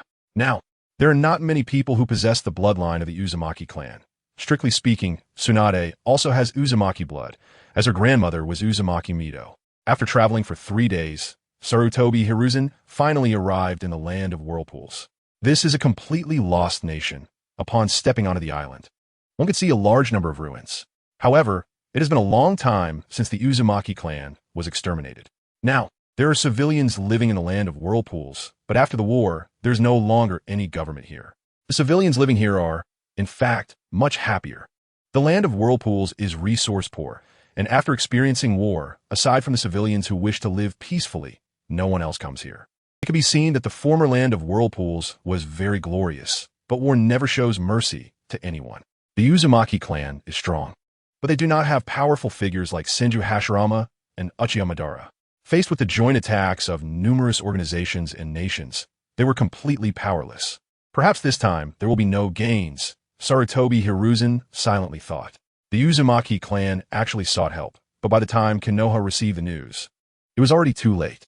At that time, Konoha was struggling to survive, and Sarutobi Hiruzen was hesitant, which led to the downfall of this nation. Most of the Uzumaki clan's sealing techniques are recorded in Konoha, which is also one of the foundations of Konoha Village. With the help of advanced sealing techniques, Konoha is stronger than other ninja villages in many aspects. Powerful sealing techniques can not only seal objects, but even seal souls. It can be said that the mystery of sealing techniques is greater than that of ninjutsu, almost like a legacy passed down from ancient times. After wandering aimlessly in the land of whirlpools for a day, there was nothing but a few scattered villages. At night, Sarutobi Hiruzen finally sensed a different fluctuation of spiritual energy. Standing up, following the wave of spiritual energy, he found a mask among the ruins. This mask is very similar to the Shinigami mask, but it differs slightly from the Shinigami mask that Sarutobi Hiruzen remembers. The Uzumaki clan once built a mask storage hall in Konoha, and the Shinigami mask was among them. As someone who mastered the dead demon consuming seal, Sarutobi Hiruzen is very familiar with that Shinigami mask. What will this mask he holds summon if he puts it on? Is it that Shinigami again? Rather than a Shinigami, it is more appropriate to say that it is a puppet created by sealing techniques. There is no cycle of reincarnation in this ninja world. After putting the mask away, Sarutobi Hiruzen planned to wait until he returned to Konoha and broke through the foundation building stage before finding someone to test what this mask actually does. Of course, he wouldn't try it on himself. The next day, Sarutobi Hiruzen set off to return to Konoha. On the same day, Konkei and Qingming arrived in Konoha, while Longyin chose to stay in the land of craftsmen. His faith had been shattered. The strongest ancestor of the land of craftsmen, Qingming, a genius craftsman who created many powerful ninja tools, actually admitted defeat. Seeing Qingming's fervent expression, eager to learn from Sarutobi Hiruzen how to make ninja tools, Longyin was truly devastated. To resurrect this guy, Shuehu died, Baogu sacrificed himself, and he even lost his right hand, and this is the result? The third Hokage is causing trouble again. Hearing that someone was coming, Narashikaku felt a bit melancholic. This morning, Lord Orochimaru had basically been in a laboratory teaching his 3 disciples, while he handled all the affairs. He heard that someone claiming to be the ancestor of the land of craftsmen had come and seemed to have had a conflict with Sarutobi Hiruzen, which made Narashikaku feel a bit of a headache. He had just dealt with the issues of the Star Ninja Village. The Star Ninja Village has now become an affiliate of Konoha, and Konoha's influence has extended to the land of bears, which is undoubtedly a good thing. But executing it is still quite troublesome. Fortunately, Konoha is not lacking in people now. Ninjas from various clans want to achieve accomplishments. The problem is that both Sarutobi Hiruzen and Orochimaru are hands-off managers. Sarutobi Hiruzen left the village to Orochimaru, and Orochimaru handed most of the trivial matters over to him. So it is he who is busy with everything. However, since this matter involves the land of craftsmen, it still requires Orochimaru to handle it. The countries to the southeast are just the land of whirlpools, the land of bears, and the land of craftsmen. Sarutobi Hiruzen wouldn't go to the land of water again, would he? The current Kirigakure is not peaceful at all. If Sarutobi Hiruzen goes there and acts recklessly, it could lead to war. The Umbu must quickly bring Sarutobi Hiruzen back. An Umbu notified Orochimaru, and Orochimaru instructed his 2 disciples and 1 junior before leaving the laboratory. The teacher finally left, but seeing the serious expressions on Kabuto and Itachi, Akamichi felt discouraged and sat back down. After Orochimaru left the laboratory, Akamichi became active again. It was really difficult for her to follow Orochimaru in research. However, seeing the enthusiastic looks on Itachi and Kabuto, she didn't want to leave either, but she simply couldn't keep up with their pace. Kabuto and Itachi were very interested in various ninjutsu and research. As disciples of the Hokage, all of Konoha's secret techniques were open to them. Kabuto was very fond of various forbidden techniques, while Itachi was somewhat interested in the Flying Thunder God technique. Interesting. When they arrived at the Hokage office and saw Qingming, Orochimaru immediately became interested. With his expertise, he could tell at a glance that this person was not a living being, but had transformed himself into some kind of ninja tool. This was somewhat similar to his research on human modification technology, yet completely different. Orochimaru's focus was on gene mutation to modify the body, while this guy aimed for mechanical ascension. Chapter 62. Body modification. Orochimaru and this Qingming are both scientific madmen, but their research directions are completely different. Qingming is obsessed with ninja tools, even going so far as to turn himself into a ninja tool. Perhaps he and the future Scorpion will have a lot in common. However, the path Orochimaru wants to take is entirely different from Qingming's. He believes more in the power of the body and, after receiving advice from Sarutobi Hiruzen, is not in a hurry to change bodies. Although Orochimaru has already undergone a certain degree of bodily modification, such as soft body modification and the Snake Sage's substitution technique. All of these are abilities gained after bodily transformation. Interesting. Are you the founder of the Craft Ninja Village? What about the third Hokage? Qingming did not answer Orochimaru's question. He just wanted to find Sarutobi Hiruzen and ask him how that sword was forged. The teacher is not in the village. You can tell me anything. Sarutobi Hiruzen is causing trouble again. However, Orochimaru does not care much. In his view, Sarutobi Hiruzen entrusted the village to him, so he can do whatever he wants outside. He does not think much of the small bear country and craft country. It is likely that Sarutobi Hiruzen would not provoke the 5 great nations to cause too much trouble for the village, so he can let him be. Are you Orochimaru? Sarutobi Hiruzen said that if I help you make ninja tools for a few years, he will teach me how to forge that sword. Perhaps due to being dead for a long time and just summoned from the underworld, Qingming's mind is somewhat unclear, and he speaks very directly. What kind of ninja tools can you make? All of Qingming's ninja tools have been taken away by Sarutobi Hiruzen, and he only has the chakra armor left, which he has repaired. This set of armor can absorb chakra. You could try it with ninjutsu. Currently, Qingming is like Orochimaru discovering the secret of immortality, extremely fervent. The allure of Sarutobi Hiruzen's star-cutting blade is too great for him. With his expertise, he can tell that the sword completely belongs to a different forging system and has tremendous power, even capable of carrying people to fly. Carrying people to fly is not difficult. He can also make such ninja tools, but he cannot feel the existence of chakra in that sword at all, nor is there a chakra circuit. How did Sarutobi Hiruzen's sword fly in the clouds, radiating sword light? Qingming is eager to know the secret behind it, and is willing to pay any price for it. After all, he has already died once. After arriving in Konoha, he also understood one thing. Wanting to counterattack the 5 great nations, even with Senju Hashirama already dead, is impossible. The news of his resurrection was directly concealed by the craft country, and many slanderous remarks about him have emerged. Clearly, the current daimyo of the craft country and the leader of the craft ninja village do not want a sudden emergence of a founder of the craft country to affect their rule. Only the 4 heavenly symbols are so naive. Orochimaru used a wind release technique against Qingming, of course controlling the intensity. The wind strike hit the armor and was instantly absorbed by it. This made Orochimaru's eyes shine. If this type of armor could be popularized, the casualty rate of Konoha ninjas on missions could be greatly reduced. There are also offensive ninja tools, but they have all been taken away by Sarutobi Hiruzen. Speaking of which, Qingming is a bit angry. These few ninja tools were painstakingly made by him, and Sarutobi Hiruzen took away those 2 swords, causing him to not repair himself properly. It is also impossible to seek help from the craft ninja village. He still has cracks left by Sarutobi Hiruzen's star-cutting blade.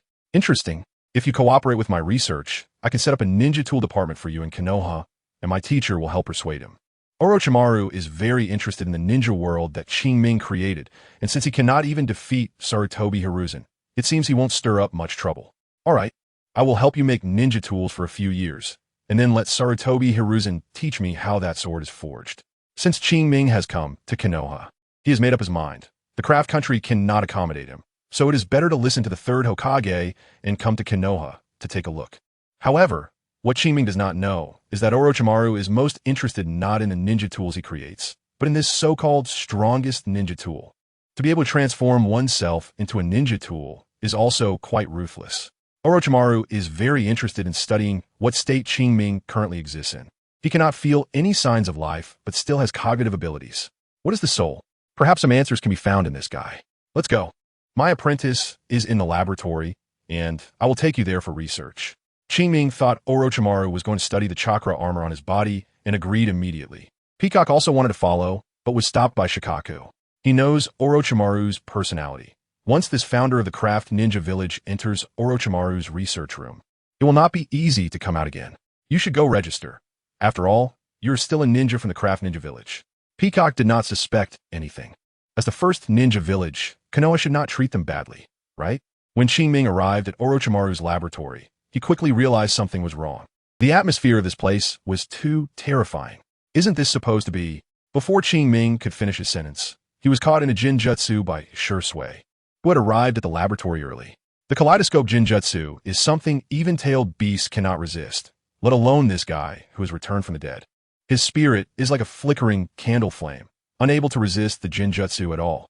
Orochimaru-sama, this guy is too weak, right? Shursui found it strange. How does this founder of the Craft Ninja Village have no resistance to jinjutsu at all? Orochimaru looked at Qingming's condition and thought for a moment before arriving at an answer. It seems that this alternative form of immortality, while allowing one to merge their spirit into ninja tools and avoid aging and illness, causes the soul to become increasingly fragile in the process, and cannot be considered true immortality. The reanimation jutsu also has similar shortcomings. As time goes on, Qingming's humanity and memories will slowly fade away, ultimately becoming a pure ninja tool, no longer possessing self-awareness. Itachi, you, and Kabuto study this guy together. I'll check your research results when I return. The Umbu informed Orochimaru that Sarutobi Hiruzen had returned to the Land of Fire. Since this guy could be studied later, let Itachi and Kabuto research him first. He is more eager to have a chat with his mentor, Sarutobi Hiruzen, as Orochimaru has many questions he wants to ask him. Chapter 63. Revealing the truth of the ninja world. Orochimaru is not foolish, and neither are the people of the ninja world. Everyone has witnessed the changes in Hiruzen Sarutobi. First, he relinquished the power he held, sorted out the roots, took control of the Elder Council, and directly handed over Konoha to Orochimaru. Konoha was indeed a mess, but the most critical issues were resolved by Hiruzen Sarutobi. Orochimaru's leadership and judgment are beyond doubt, and with the support of Jiraiya and Tsunade, as well as Nara Shikaku's assistance, Konoha's development is no longer a problem. The change in policy towards the Uchiha has even revitalized Konoha. The current Konoha is even more prosperous than when the first Hokage was alive. So the question arises, why did Hiruzen Sarutobi give all this up? This question is one that the three legendary ninjas and everyone in Konoha cannot understand. The third Hokage has been in power for too long, and the high-ranking officials in Konoha are all his former teammates. For Konoha, the third Hokage appears to be the Hokage on the surface, but in reality, just like Danzo, he has become decayed, a parasite gnawing away at the great tree that is Konoha. Orochimaru cannot understand the reasons behind Hiruzen Sarutobi's changes. His teacher has changed, yet he is not completely unfamiliar. Therefore, this time when Hiruzen Sarutobi returns, he wants to ask his teacher thoroughly. Besides Orochimaru, Danzo has also been waiting for Hiruzen Sarutobi to return. He is waiting for Hiruzen to come back to attend his wedding. In terms of the Hokage position, he has already been completely defeated. Now that the Sarutobi clan is large and prosperous, the Shimura clan cannot afford to lose. However, after waiting for more than 2 months, he is starting to feel a bit anxious. During this time, Mikumo AI has been comfortably living in the Sarutobi household, spending her days tidying up. She knows that her actions might be a bit presumptuous, but she also wants to fight for herself. At least her admiration and affection for Hiruzen Sarutobi are genuine. Back in the Land of Fire, Hiruzen Sarutobi feels much more at ease. He is a free agent, and although there are no other cultivators in this world, there's still some dangers. However, returning to the Land of Fire means he no longer has to worry. Upon arriving back in Konoha, he is notified by the Umbu that everyone is waiting for him in the Hokage's office. When he arrives at the Hokage's office, he finds that not only Orochimaru is there, but his other 2 disciples are also present, all of them staring at him with serious expressions. Teacher, You should know what we want to talk about this time, right? Orochimaru is still the most polite one, unlike Tsunade, who always calls Hiruzen Sarutobi old man. What do you want to talk about? My changes? The three legendary ninjas are staring at him intently, clearly wanting to know why Hiruzen Sarutobi has let go of everything in Konoha and undergone such significant changes in both body and attitude. Hiruzen Sarutobi is not worried. The information he received from the Sarutobi clan provides a good explanation. This is a very old story. Let me tell you slowly. Before the Warring States period, when the Senju and Uchiha clans did not yet exist, two messengers came from outside the world with a mission to plant the God Tree. The so-called God Tree absorbs the energy of our entire world, and consuming its fruit grants eternal life and immense power. Hearing about eternal life, Orochimaru's eyes widen in surprise. He is clearly intrigued. The two messengers clashed, and ultimately, one named Kaguya Otsutsuki emerged victorious and consumed the fruit of the God Tree. The Otsutsuki clan are plunderers roaming the universe, and whenever they arrive in a world, it leads to the suffering of that world's beings. Fearing retaliation from her clan, Kaguya used people as living sacrifices to create puppets to combat the Otsutsuki clan. Kaguya's two children, Hagoromo and Hamura, disapproved of their mother's actions and began to rebel, ultimately defeating Kaguya and creating the moon to seal her away. Hamura led his clan to live on the moon, while Hagoromo remained on land and created the ninja sect. He is what we commonly refer to as the Sage of Six Paths. The Hyuga clan is a descendant of Hamura, while the Senju, Uchiha, and Uzumaki clans are descendants of Hagoromo. Jiraiya and Tsunade are left dumbfounded, unable to believe it, while Orochimaru ponders deeply as this aligns with his research. The Senju and Uchiha indeed have a common ancestor. Teacher, what does this have to do with your changes? After thinking for a moment, Jiraiya suddenly realizes that Hiruzen Sarutobi has said so much without addressing the key issue. Just listen to me finish. Hiruzen Sarutobi feels a bit helpless. Jiraiya always lacks patience. Kaguya Otsutsuki left behind a backup plan before being sealed, known as Kaguya's Black Zetsu. It has been lurking, trying to gather the power of all tailed beasts. The essence of the tailed beasts is the God Tree of the Otsutsuki clan, which can also be called the Ten Tails, separated into 9 tailed beasts by the Sage of Six Paths. To resurrect the Otsutsuki clan, it is necessary to gather the power of all tailed beasts and possess the legendary Rinnegan. Upon mentioning the Rinnegan, Jiraiya frowns. I have indeed seen a child with the Rinnegan and even took him as my disciple, but he might have already died in the chaos of war. Orochimaru looks at Jiraiya, recalling that Jiraiya had taken 3 disciples in the Land of Rain. However, he was unaware at the time and did not pay attention that the red-haired boy actually possessed the legendary Rinnegan. Why didn't you bring him back to the village?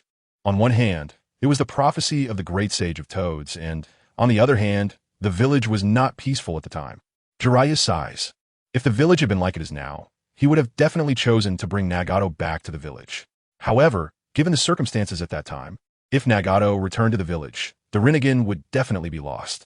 The wars of the Senju clan and the conflicts in the ninja world all have Black Zetsu's shadow behind them. Even a Nine Tails incident caused by Obito was orchestrated by him. The story I am about to tell occurred before the Otsutsuki clan arrived, in a time when this world did not have chakra. Humans were very weak, and various beasts could absorb natural energy to cultivate. Humans were no match for the beasts until a powerful sage appeared, killing a large number of magical beasts and creating the spirit world, separating the summoning beast from our world, allowing humans to have living space. I am the one who inherited the legacy of this sage. The 3 legendary ninjas each have their own thoughts, focusing on different aspects. Jiraiya wants to return to Mayaboka Mountain to ask if what Hiruzen Sarutobi said is true. Tsunade is shocked by the relationship between the Uchiha and Senju clans, while only Orochimaru is focused on the sage mentioned by Hiruzen Sarutobi. The Otsutsuki clan will undoubtedly return, and with Kaguya's Black Zetsu plotting in the dark, if Hiruzen Sarutobi's strength is insufficient, there is a possibility of a setback. It is best to share these secrets with his 3 disciples. Chapter 64. Is there such a good thing? For a moment, the Hokage's office fell silent. While they were talking, a soundproof barrier had long been set up, and the Umbu were temporarily arranged to be outside. Of course, in this ninja world, there probably wasn't anyone bold enough to eavesdrop on the conversation of the 4 masters and disciples. Master, what exactly is the sage's inheritance? Orochimaru broke the silence. After understanding the ins and outs of the matter, he was the quickest to accept it. He had long discovered the problem from a genetic standpoint and had reviewed a large amount of literature from Konoha, already finding clues. But he never expected the situation to be as bizarre as Sarutobi Hiruzen described. A method of cultivation different from chakra, which, when cultivated to the extreme, can achieve true immortality. Orochimaru's eyes lit up. Is there such a good thing? My greatest wish is to pursue the path of immortality. And now, my master actually has a method for eternal life. Master, is it similar to the Sage Mode training method? Jiraiya noted that what Sarutobi Hiruzen said was very similar to the method of cultivating Sage Mode in Mount Myaboku. Not quite. Sage Mode absorbs natural energy to create Sage Chakra within the body, while my method absorbs pure natural energy, which can also become spiritual power. The so-called natural energy from the 3 great Sage lands is not pure. When you have the chance, I'll let you experience what true Sage Mode is like. The natural energy from the 3 great Sage lands is impure. When cultivating the Sage Mode of Mount Myaboku, if one lacks talent, they will end up transforming into a frog or even petrifying, which is the best evidence. Tsunade didn't care much about immortality or Sage Mode. Instead, she found a blind spot in Sarutobi Hiruzen's words. Kaguya Otsutsuki is sealed, but the Otsutsuki clan hasn't been dealt with. Will they come to invade our world in the future? Tsunade's words made Orochimaru and Jiraiya look at Sarutobi Hiruzen. From Sarutobi Hiruzen's description, one could hear the power of the Otsutsuki clan. The Senju and Uchiha clans are merely descendants of the Otsutsuki clan with diluted bloodlines over many generations. Yet they're still so powerful. Even chakra is something that Otsutsuki clan brought to this world. Indeed, the Otsutsuki who came with Kaguya hasn't died either and is still hiding somewhere in the ninja world. In the future, our greatest enemy won't be the other countries in the ninja world, but the Otsutsuki clan from other worlds. Orochimaru and Jiraiya fell silent. Konoha had just stabilized and gotten back on track, and now they had to face such a formidable enemy? There's no need to rush. We still have plenty of time to prepare. Sarutobi Hiruzen reassured his 3 disciples, telling them not to worry too much. If you want to cultivate like me, the first thing is to give up all chakra. Secondly, cultivation also requires aptitude. Not everyone can cultivate. Sarutobi Hiruzen found it strange that although people in this world have different chakra attributes, not everyone has a spiritual root. And the attributes of spiritual roots are different from those of chakra. There are not many people with spiritual roots. The proportion of ninjas with spiritual roots is slightly higher than that of ordinary people. Fortunately, the yin-yang body refinement technique does not emphasize spiritual root attributes. It values spirit and body. As long as one has willpower and resources, they can achieve something. The higher the cultivation level, the less it values aptitude and the more it values comprehension. However, all 3 of you have the aptitude for cultivation. If you consider it well, I can teach you. The 3 ninjas exchanged glances, momentarily unsure about what to choose. Give up chakra? Just thinking about this requirement made even Orochimaru hesitate. Chakra is their foundation for survival in this chaotic ninja world, and the culture of this world is also closely related to chakra. The cultivation method Sarutobi Hiruzen mentioned is something from ancient times, back when even chakra hadn't been born. Is it really reliable? You can think about it slowly. I've already found a candidate for cultivation from outside. I will teach her first and let you see the results. Faced with the Otsutsuki clan, chakra would have an inherent disadvantage, as all chakra originally came from the Otsutsuki and the divine tree. The person you mentioned wouldn't be Muki, would she? Tsunade discovered another issue. Yeah, her aptitude is quite good, and she hasn't practiced chakra, so her progress should be promising. Tsunade's expression became strange. She didn't expect that after this old man practiced the so-called sage arts, he really became more upright. That girl, whose ambitions are no less than his, actually isn't a romantic debt left by Sarutobi Hiruzen outside. However, it wouldn't be surprising if that girl's experience led her to want to become Sarutobi Hiruzen's wife. This matter is better left for Sarutobi Hiruzen to worry about himself. And that guy Danzo has probably been stimulated as well, waiting for Sarutobi Hiruzen to return. Let us take some time to think about it. Orochimaru took a deep breath. He wanted Sarutobi Hiruzen to clarify the cultivation matter, but was afraid he would be unable to resist giving up chakra. However, in the current situation, with the ninja villages around Konoha eyeing them covetously and a formidable enemy like the Otsutsuki clan, he is now the village's leader and cannot give up his strength. Now, Orochimaru also understood why Sarutobi Hiruzen was so eager to finish dealing with village matters and just threw the village at him. It turns out he was pursuing immortality. The most infuriating thing is that Sarutobi Hiruzen is still the Hokage in name, leaving all the bad things for them to handle while he took all the good things for himself. Thinking of his 3 disciples, they are still too young. Orochimaru immediately turned to Tsunade, his eyes burning with enthusiasm. How about we let Tsunade handle the affairs of Konoha? After years of friendship, Tsunade could tell what Orochimaru was thinking just by looking at his expression. I don't want to be that tired. Orochimaru turned to Jiraiya, who directly turned his head away. During this time, they had watched Orochimaru busy himself, and even with the help of Jukyu, he was still overwhelmed. Moreover, even if the 2 of them don't become Hokage, they still have significant influence, just like the former Danzo and his advisors. To be honest, Jiraiya, Tsunade, and Orochimaru have begun to understand the former Sarutobi Hiruzen. None of them are saints, and it's hard to achieve absolute fairness. Alright, take your time to consider. Don't let these matters leak out. When discussing, make sure to use a soundproof barrier, as Black Zetsu doesn't know our information yet. Seeing the different expressions on his 3 disciples, Sarutobi Hiruzen prepared to go home and take a look. I'll take my leave now. Think it over before deciding. Chapter 65. What kind of person are you, Danzo? Stepping out of the Hokage building, Sarutobi Hiruzen looked towards the distant Hokage rock. The expressions of the 4 Hokages were serious, especially the face of his own, which appeared larger than the other 3, with the existence of Earth release and Heaven's concealment. The infrastructure of Konoha was not a problem. The current Heaven's concealment had been renamed to Yamato, possibly due to historical inertia, as he chose this name for himself. Returning to the Sarutobi clan's territory, Hiruzen noticed the strange looks his clan members were giving him. Upon arriving home, he saw the beautiful Mikumo AI dressed in a cheapao, looking like a married woman, and Hiruzen understood. This girl actually pulled a sneak attack. He certainly knew about Mikumo AI's affection and respect for him, but he hadn't thought much of it. Nodding at Mikumo AI, he glanced at his side where Sarutobi Neko was sitting. Asuma and Shinosuke were still on a mission at this time. Neko was almost 3 months pregnant, her belly slowly growing, and now all the household matters were being handled by AI. The 3 of them sat on the sofa, exchanging awkward glances, creating a moment of tension. Mikumo, do you really want to follow me? Hiruzen finally spoke up.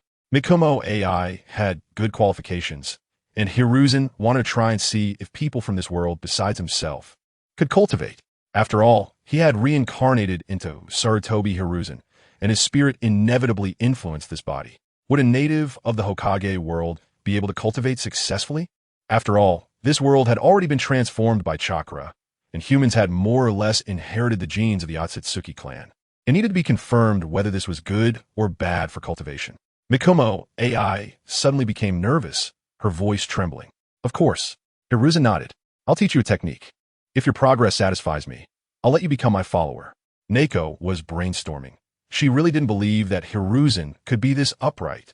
Mikumo AI nodded in agreement. Feeling relieved, she had thought Hiruzen would blame her, but was surprised that he wasn't angry upon learning about it. For cultivators, survival was key. Over time, everything would change and be witnessed. Organizing strength to counter the Otsutsuki clan was the most pressing task at hand. Cultivation required resources, companions, techniques, and the right place. Resources were not lacking for Hiruzen at the moment. There were plenty of spiritual herbs in the summoning realm. He had the yin-yang body refinement technique, and he didn't need to worry about location. In this life, resources were abundant, and he didn't have to fear danger in Konoha. The only thing missing was like-minded people. 3 disciples could be cultivated, and he could also pick suitable candidates from the village to teach techniques. However, the yin-yang body refinement technique was not suitable for everyone. It would be best to find the inheritance of the person who created the summoning realm and ascended. As for companions, Hiruzen was not in a hurry. Such matters still required fate. After teaching Mikumo AI the chi refinement phase of the yin-yang body refinement technique, it was already evening. Shinosuke and Asuma returned home, and upon seeing Hiruzen, their expressions were similarly strange. However, after learning from Neko about Mikumo AI and Hiruzen's situation, the 2 appeared much more relaxed. Having taught Mikumo AI the technique, it was natural to take her as a disciple. At that moment, an unexpected visitor arrived. Hiruzen, tomorrow, attend my wedding. The young Danzo had come knocking. Naturally, Danzo had found his life's goal, to strengthen the Shimura clan. Hiruzen was taken aback. Danzo, did you get some kind of system that grants you many children and blessings? Seeing Hiruzen's surprised expression, Danzo felt quite pleased. He was trying to get married before Hiruzen could. Little did he know that Hiruzen had no intention of getting married at all. Danzo was playing a battle of wits with the air, while Hiruzen was brainstorming. He had changed the world line. Danzo couldn't have received some system that made him stronger by having more children. Could he? Danzo, why the sudden marriage? Hiruzen tentatively probed. Don't think I don't know what you've been up to. Danzo glanced at Mikumo AI in the room, his tone slightly resentful. It seemed Danzo had not received any system, but was simply driven by a strange competitive desire. Fine, I'll attend. Hiruzen glanced at the woman behind Danzo. She must be a member of the root. For Danzo, being able to have a good ending was already a favor from Orochimaru. Otherwise, with all the things Danzo had done, he would definitely be held accountable when the new Hokage took office. Hiruzen's non-committal attitude left Danzo feeling disinterested. But then an idea struck him.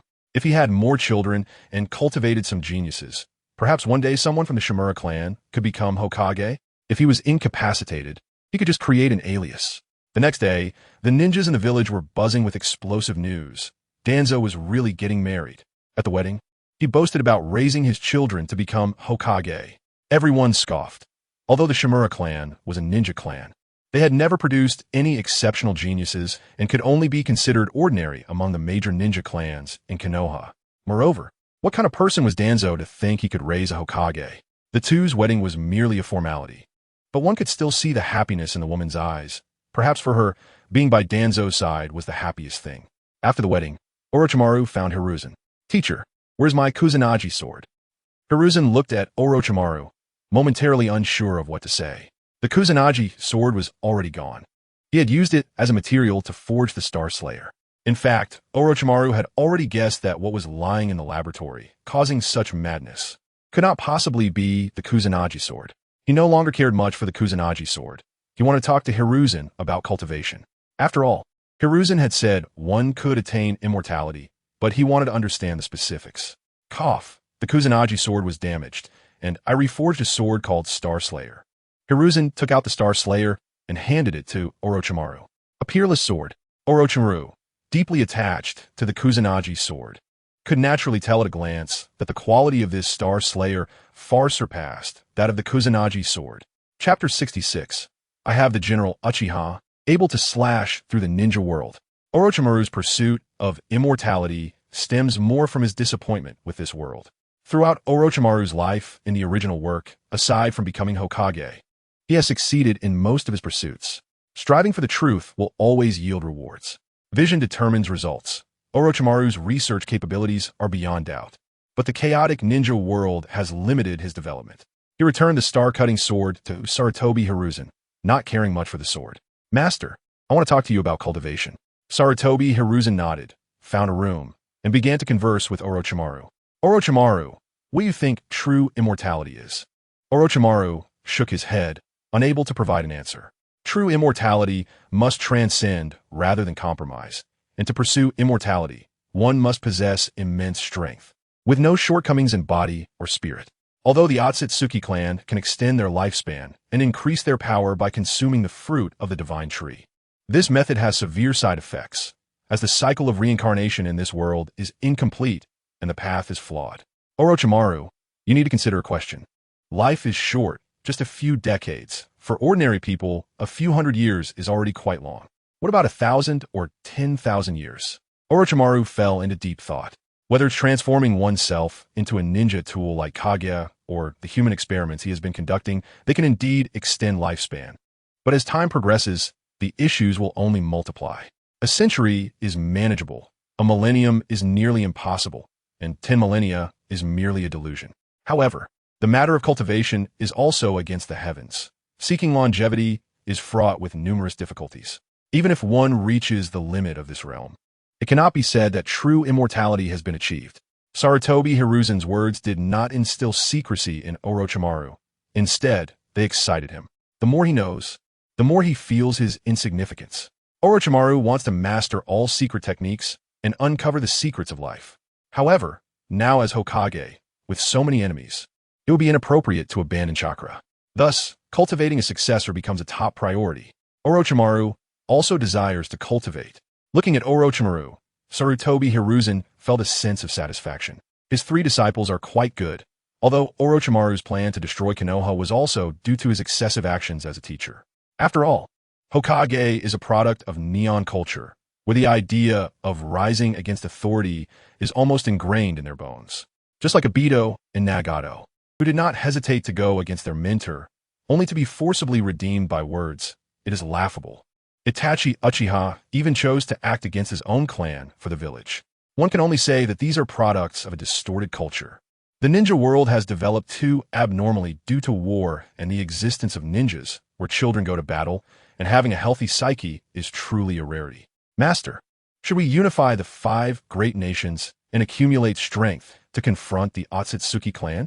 Orochimaru pondered for a moment, and suddenly his eyes lit up.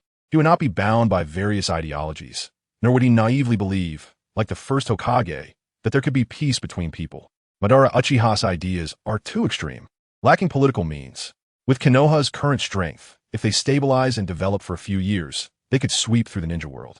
After all, Konoha has General Uchiha, with unmatched courage, able to slash through the ninja world. And those daimyos, why should they be high above? As a scientist, Orochimaru has many ideas. There is no need to rush this. We can take our time. Sometimes, war may not lead to victory. Cultural victory is the true victory. Making other ninja villages look up to Konoha is key. Orochimaru seemed to understand something deep in thought. Just like the Uchiha, they could be a time bomb in the village or the strongest weapon of the village.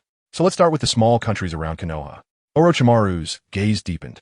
Among the 5 great ninja villages, the weakest is undoubtedly the Sand Village of the Land of Wind.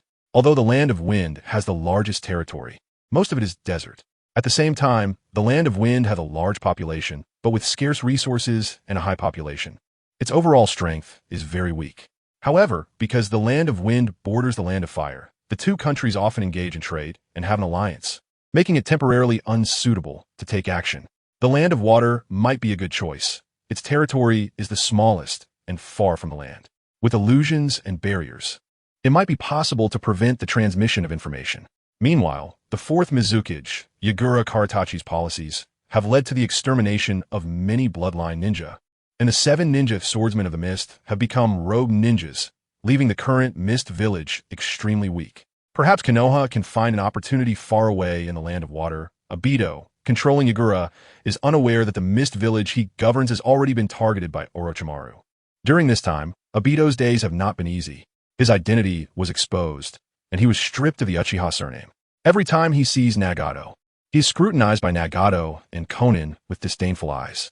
Undoubtedly, his plans will face obstacles, and Nagato will harbor suspicion and wariness towards him. And he is beginning to hate Sarutobi Hiruzen. He does not know that the Uchiha clan he longed for may soon come to the Land of Water to teach him a lesson. After chatting with Sarutobi Hiruzen for a while, Orochimaru completely let go his guard and felt even more respect for Sarutobi Hiruzen. In fact, in Orochimaru's heart, Sarutobi Hiruzen holds a high status. After all, Sarutobi Hiruzen trained them to become competent ninjas. Although the legendary 3 each have their own minor issues, it does not diminish their strength. The early Sarutobi Hiruzen, before being corrupted by power, was indeed worthy of respect. After Orochimaru left, Sarutobi Hiruzen took a deep breath. He needed to prepare for seclusion to break through to the foundation building stage. Waiting for the 9th level of chi refining, Sarutobi Hiruzen planned to visit the Wet Bone Forest. Among the 3 great sanctuaries, without a doubt, the one with the best temper is the Sage of Slugs. But the one with the strongest power is also the Sage of Slugs. After all, she alone is a sanctuary. From a Sage of Slugs, you might learn a lot about past events. Of course, the place with the most secrets is definitely Myaboka Mountain, but before entering the foundation building stage, Sarutobi Hiruzen does not wish to go to Myaboka Mountain or the Dragon Cave. These 2 sanctuaries clearly have a certain legacy and may not harbor goodwill towards him. He only needs to stabilize in seclusion for a period, and he can enter the 8th level of chi refining. On the other side, Orochimaru found Jiraiya and Tsunade to discuss plans against the Land of Water. What? I disagree. Upon hearing about the plan to wage war again, Jiraiya was the first to stand up and oppose it. It is not that war needs to be waged immediately, but rather a preemptive layout. Orochimaru was not surprised by Jiraiya's reaction. Instead, he turned to Tsunade to seek her opinion. Chapter 67, Reanimation Jutsu. Tsunade also fell silent. War, it was a topic she did not want to face. She had lost too much in the war. Is Konoha really going to instigate another war this time? Orochimaru naturally knew what they both were thinking. Most ninjas living in Konoha, apart from Naruto, had hearts filled with justice and kindness. After all, every ninja world war had not been initiated by Konoha, but this time Orochimaru was actually going to provoke a true war that would engulf the entire ninja world. Do you really believe what the teacher said? Tsunade was still somewhat skeptical. After all, the Otsutsuki clan from beyond the heavens, the Uchiha clan, and the Senju and Hyuga clans were all relatives, which was simply too hard to believe. Orochimaru nodded, partly because he believed in Hiruzen Sarutobi, and partly because he saw the answers in the genes of these clans. I have conducted experiments long ago. Your Senju clan and the Uchiha indeed share the same ancestor. Can't we use a more peaceful method? Jiraiya still held on to some fantasy. We can negotiate with the other ninja villages. Do you think that's possible? Orochimaru scoffed. It's simply impossible. Can we really let go of our hatred? At this moment, the new generation of Konoha had not yet grown up, and all the ninjas in Konoha had experienced war, harboring extreme hostility towards the other ninja villages. Moreover, even if a negotiation were to succeed, will we still have the time and energy? The best method is to fight to sustain the fight. This time, we want all of Konoha. Tsunade and Jiraiya exchanged glances, both pondering in their hearts. In fact, both understood that they could not truly believe that the Otsutsuki clan might come to invade this world. It was impossible for the ninja villages to unite unless the Otsutsuki clan directly attacked. The key issue is that the Otsutsuki clan is a group. The Kaguya Otsutsuki that is currently active in the ninja world just wants to resurrect Kaguya Otsutsuki, and even if that is resolved, there would still be other members of the Otsutsuki clan. Perhaps Orochimaru's choice is the most correct one. It's time to make Konoha great again. All right, I agree. Tsunade. Jiraiya couldn't believe that Tsunade actually agreed. Jiraiya, perhaps true peace can be achieved in our hands, even if it's only a brief peace. Tsunade took a deep breath. This time she was going to break her grandfather's ideals, using a war to completely stop war. Seeing Tsunade and Orochimaru looking at him, Jiraiya took a deep breath and ultimately chose to agree. This matter is not urgent. We can take our time. The land of bears and the land of craftsmen are our primary targets, followed by focusing on gathering intelligence from the land of water. Orochimaru confirmed the development policy for Konoha over the next 5 years. Konoha would enter a period of rapid development, with the cultivation of ninjas being a top priority. It was time to select more civilians for enrollment and increase investment and training in the ninja school. The current teachings at the ninja school were insufficient. Orochimaru prepared to incorporate basic ninjutsu practice into the training of ninjas, no longer just simple body replacement technique and kunai throwing techniques. Additionally, more ch-nin and j-nin could be brought into the ninja school for teaching, formulating training policies based on the personal circumstances of the students. After all, the Senju clan's integration into Konoha had too many talents waiting to be discovered. For example, Minato Namikaze. His genes could actually overpower the strong red-haired genes of the Uzumaki clan, which is quite interesting. After discussing these matters, Orochimaru looked at Tsunade and Jiraiya and asked, "Have you two heard of the reanimation jutsu?" Jiraiya looked puzzled, but Tsunade's expression changed. "Orochimaru, you can't. The reanimation jutsu is a forbidden technique developed by her great-grandfather. It is an ultimate forbidden jutsu that can defile the dead. Not only does it defile the deceased, but it also requires a life sacrifice. And it could also pose great danger. The summoned dead do not know fatigue and cannot die unless the summoning contract is released. Otherwise, even if the summoner dies, the reanimation jutsu will not cease. If Konoha encounters an unbeatable strong enemy, can we summon the first and second Hokage to help us defend against them?" Tsunade fell silent again, while Jiraiya was still confused. The enemies we are facing are not ordinary ninjas, but the progenitors of ninjas. Even the chakra within us was given to us by them. If the Otsutsuki clan were to come to Konoha now, our only option might be to summon the first Hokage, right? Tsunade remained silent. She understood that what Orochimaru said was the truth, but she could not determine whether this was good or bad. The resolve she had just made was shaken once more. Would Konoha move towards prosperity under Orochimaru's choice, or would it head towards destruction and extremes? Tsunade temporarily did not know the answer. "Don't worry, I have a sense of measure in my heart. The peace and strength of Konoha are key." Hearing Orochimaru's assurance, Tsunade nodded. After all, Orochimaru was the Hokage, and being willing to discuss with her two old friends was already a sign of respect for them. The two main departments in Konoha are the Umbu and the Administrative Department. There used to be a root, but it has been abolished. After the two advisors of the administrative department were taken down, now only Narashikaku, Orochimaru's assistant, remains. Jiraiya did not hold a position in Konoha, while Tsunade was the head of the medical department. Logically, they should not be involved in this matter. Once they truly began managing Konoha, Jiraiya and Tsunade also realized that many things seemed simple in thought but were not so simple to execute. There were too many people and matters to consider, and most people in Konoha were not united.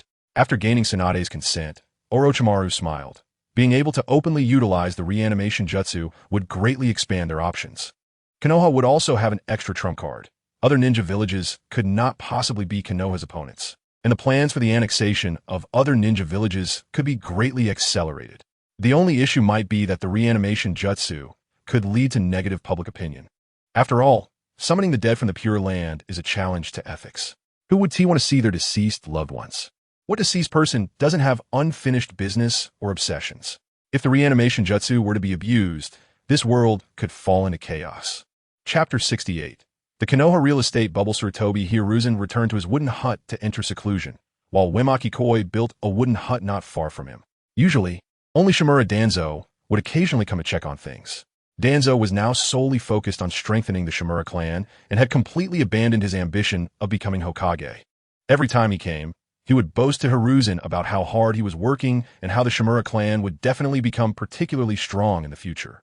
Hiruzen didn't say much. He was still in the chi refining stage, and even though he was in seclusion, it wouldn't be for too long. Nor would he engage in deep-level training. Once he reached the foundation establishment stage, or even the golden core stage, a single seclusion could very well mean Danzo would have passed away. Danzo had no spiritual roots and had undergone a degree of physical modification by implanting other people's cells into his body, essentially rendering himself useless. However, he was still a friend from Hiruzen's past, and his existence was significant for Konoha. He was destined to be remembered in Konoha's history and scorned by the world. Time flew by, and half a year passed in the blink of an eye. Wemaki Koi had made good progress in her training and had reached the third level of chi refining. Hiruzen, having undergone a second round of training, was well-versed in every level of the chi refining stage from his previous life, making Koi's speed quite impressive. However, it was normal for the early stages of chi refining to have a faster training speed. Taking a deep breath, Hiruzen stood up. It was time to find Tsunade and visit the wet bone forest. Walking on the streets of Konoha, Hiruzen noticed that the scale of Konoha had expanded again, and the facilities within the city had become more modernized. This was perhaps one of the benefits of having Orochimaru, the scientist, manage Konoha. Interestingly, Konoha was now seeing many ninjas and merchants from other countries, likely due to the new policies implemented by Orochimaru. As the third Hokage, Hiruzen had been less visible lately, and people were starting to forget him. The only figure currently supported by everyone in Konoha was Orochimaru. At the same time, Tsunade and Jiraiya were following in Danzo's footsteps by joining the administrative department.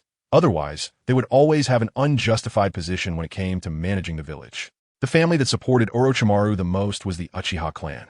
Now, on the streets of Konoha, one could see the proud Uchiha clan everywhere. They had completely integrated into Konoha, and most Uchihas had moved out of their clan land, buying houses in the central area of Konoha. The real estate prices in Konoha were not cheap, and only wealthy families like the Uchiha could afford them. The skyrocketing housing prices in Konoha were mainly due to Orochimaru's decision to open the village. As long as one had identification and was not a wanted criminal from various countries, they could come to Konoha to work and settle down. This attracted a large number of merchants and ninjas who had not committed serious crimes. Other ninja villages generally remained closed off and secretive, scoffing at Konoha's decision to open up. The continuous rise in Konoha's housing prices made everyone envious. Even Orochimaru was a bit worried. Although he didn't know what a real estate bubble was, the total value of all properties in the Konoha ninja village could definitely buy a small country. Nevertheless, Konoha's economy was indeed becoming increasingly prosperous, which was a fact. As long as they waited for the right moment, they could launch wars abroad to resolve these issues. Upon arriving at the Hokage building, the first person Hiruzen saw was Kiyomi. Kiyomi's eyes lit up when he saw Hiruzen and rushed over. "Lord Hiruzen, I've been looking for you everywhere." Kiyomi had spent a brutal time in Orochimaru's laboratory, being subjected to endless experiments alongside Itachi and Kabuto, even having multiple seals placed on him. It was only after he started developing ninja tools for Konoha that his treatment improved significantly. and he began to gain respect. The chakra armor he manufactured was in high demand, but Orochimaru prohibited him from creating offensive ninja tools. The reason was simple. While those offensive tools were indeed good, they could easily lead to dependency. The flashier the tool, the greater the impact. Just like that retractable Lone Yin sword, it only required one to hold it and inject chakra. Wasn't it just that easy? Look at Kakashi, who had been making a name for himself in the ninja world wielding the reforged White Fang, earning the title of Konoha's Little White Fang. Moreover, the forging of these ninja tools was complex, with the chakra armor being the best-selling item and yielding substantial profits. Lord Hiruzen, let me see that sword. Jianqing was right behind Hiruzen. Apart from training, he had been refining this sword for half a year. Jianqing had already left his mark on the sword and was waiting to incorporate it into his body once he reached the foundation establishment stage. It was impossible for outsiders to use this sword.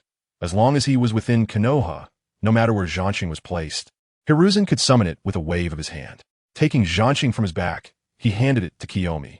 Kiyomi looked at the sword with reverence. Unable to comprehend the forging technique, which had no trace of chakra, as if it were a product from another world. All right, you can take your time to look at it later. I have matters to discuss with Orochimaru. Reluctantly returning Jianqing to Hiruzen, Kiyomi wiped away some drool. If he had forged that sword, he would have deemed it worth dying for. Entering the Hokage's office, his 3 disciples and Nara Shikaku were present. Teacher, what brings you here today? Jiraiya asked, puzzled. For the past half year, Hiruzen had been secluded in his wooden hut while the 3 of them had been busy formulating plans for the village, almost forgetting about Hiruzen. This old man really knew how to enjoy life, leaving all the dirty work to them. I wanted to ask about your situation before heading to the Wetbone Forest. Upon hearing Wetbone Forest, Tsunade raised her head. The village has been developing rapidly lately, attracting many outside ninjas and merchants. But the Fire Country's discontent with us is growing. Orochimaru began explaining Konoha's development to Hiruzen. In about 10 years, once the new generation of Konoha has fully grown, Konoha's strength will be unprecedentedly powerful. Even now, Konoha could directly go to war with the Water Country and confidently defeat the Mist Village. However, doing so would mean facing the retaliation from other ninja villages and the threats from the country's daimyo. Orochimaru believed that to unify the ninja world, it was necessary to take down the daimyo of the Fire Country. Such blasphemous words could only be spoken by Orochimaru in this feudal ninja world. Of course, Hiruzen had already discussed this matter with Orochimaru from the very beginning. He had long made his decision. Chapter 69. Is the Slug Sage a white-haired lowly? The relationship between the daimyo and the ninja villages, as well as the Hokage, is akin to that of the former emperor and shogunate. The Emperor of Neon is of the eternal lineage, so although the daimyo are ordinary people, ninjas have long been accustomed to accepting their rule. Moreover, ninjas themselves are a minority group, and both the ninja villages and clans are highly closed off, with secret techniques not to be shared.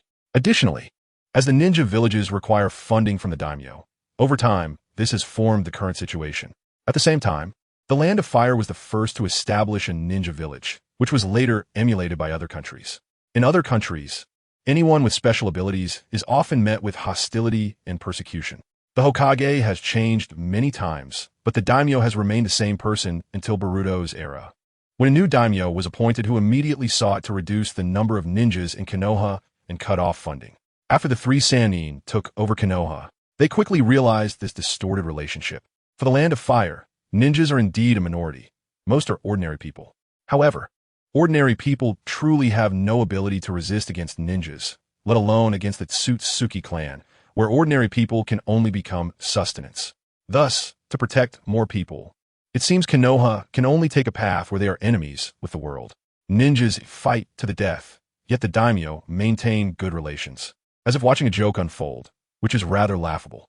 They enjoy rebellion but dare not act against the daimyo. In essence, they are still cowardly. The Land of Fire is not a concern. They just need to wait for the right moment. Sarutobi Hiruzen's attitude towards the daimyo is also non-committal. He does not care about the daimyo. As for ninjas, that's fine, but can a cultivator really allow ordinary people to stand above him? In the world of cultivation, any chi refining stage cultivator can be a sage in a mortal dynasty, so I don't know what this ninja world is about. Perhaps this is the tradition of Neon, aspirations higher than the sky, but life thinner than paper. Konoha has now attracted the attention of other ninja villages and countries, who believe that the current prosperity is temporary. Just like how Konoha entered a period of false prosperity after the third Hokage ascended, but over time, issues eventually surfaced. They repeatedly speak of the will of fire, but in reality, none of the Konoha higher-ups truly embody it. During the war era, one could become a genin around the age of 10. Wasn't that just a deception? Now other ninja villages, including Kyomogakure, which just paid a ransom to retrieve Killer Bee, are waiting to see Konoha's downfall, anticipating the three Sannin to become like the former Konoha higher-ups. Unfortunately, their thoughts are misguided. Orochimaru is not Sarutobi Hiruzen. The four of them, including Narashikaku, discussed for a long time, and Narashikaku had long since discovered Orochimaru's intentions. Orochimaru's ambition is far greater than Danzo's. Danzo merely wanted to become Hokage, whereas Orochimaru wants to initiate a war that sweeps through the entire ninja world. Understanding Orochimaru's intentions made Narashikaku somewhat excited. As a smart person, he naturally understands the problems faced by the village and ninjas. Perhaps this chaotic ninja world can come to an end in their hands? Why go to the Shikatsu forest? After discussing village matters, Tsunade asked her question. Among the three great sage places, the Shikatsu forest has always been the least conspicuous one. Myaboka Mountain is definitely the most influential one, having more contact with the ninja world. The Long Cave is too ferocious, always having a poor reputation. The Shikatsu forest has always kept a low profile. After all, there is only the slug sage there. I want to find the slug sage and ask about the past of the summoning world. At the same time, Sarutobi Hiruzen also wants to take a look around the Shikatsu forest. Summoning beasts also consume spiritual medicine, and both Myaboka Mountain and the Long Cave have their own clans. Hence their demand for spiritual medicine is certainly high, especially in the Long Cave. Aside from the White Snake Sage, the Tenkitsu Shinjiki, Ichikishimaheim, and Tsunaheim can even transform into human forms, indicating they have made some accomplishments in cultivation. Alright, Tsunade naturally would not refuse and directly agreed. She bit her finger and summoned a clone of the slug sage. If it weren't for the ninja's astonishing recovery ability, they wouldn't be able to handle biting their finger every time they summon. Lady Tsunade, is there something you need? The slug sage was very polite and even addressed Tsunade as lady. Of course, this might also be related to Senja Hashirama, as Hashirama's sage mode was likely cultivated in the Shikatsu forest. My teacher wants to visit the Shikatsu forest and ask you some questions. After speaking, Tsunade looked at Sarutobi Hiruzen. The little slug peered at Sarutobi Hiruzen and suddenly voiced its suspicion.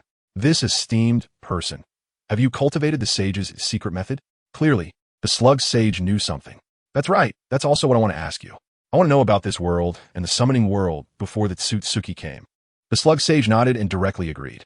Alright, esteemed one, you can come to the Shikatsu forest and talk directly with my main body.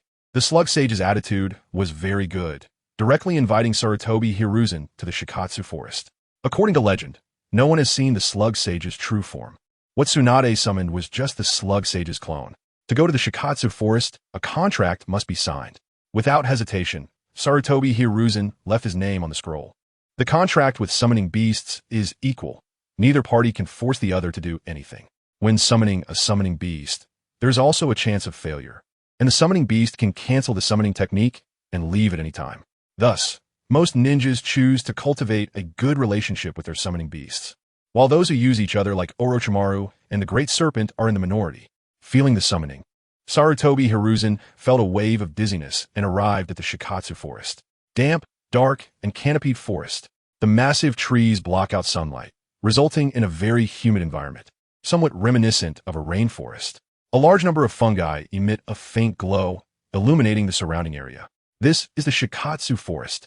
Such an environment is indeed favored by the Slug clan, but these towering trees seem to have some connection to the first Hokage. Perhaps the first Hokage helped the Slug Sage alter the environment here, which is why she holds the Senju clan in high regard. Follow me, Lord Sarutobi. A little slug appeared and led the way ahead. Various slugs of different sizes could be seen everywhere, feeding on fungi. The fungi grow rapidly, and the humid environment is suitable for their growth. Some slugs are so large that it is hard to imagine.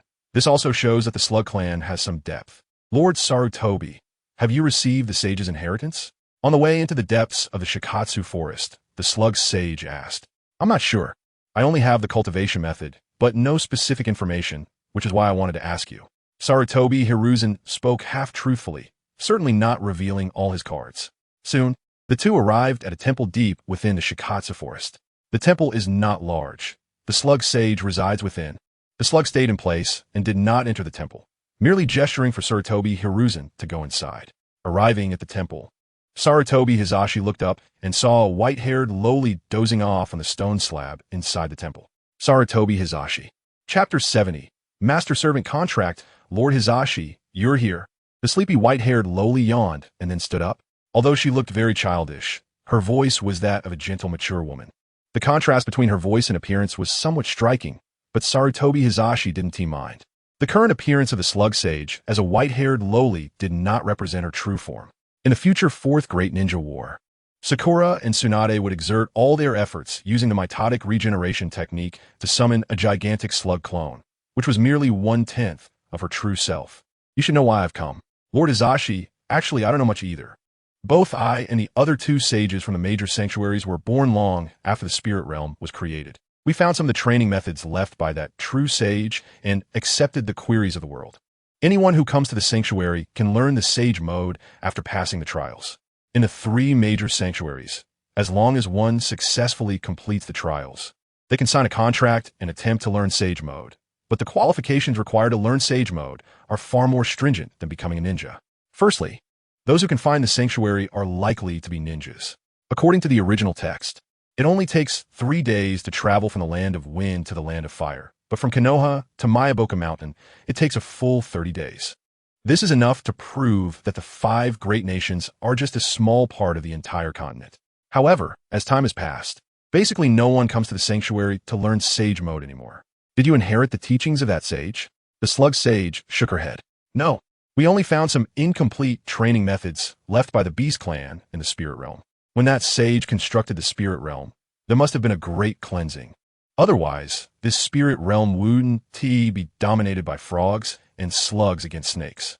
The truly aggressive beasts have already been dealt with, and the 3 major sanctuaries have become prominent, making it difficult for other summoning beasts to develop into larger groups.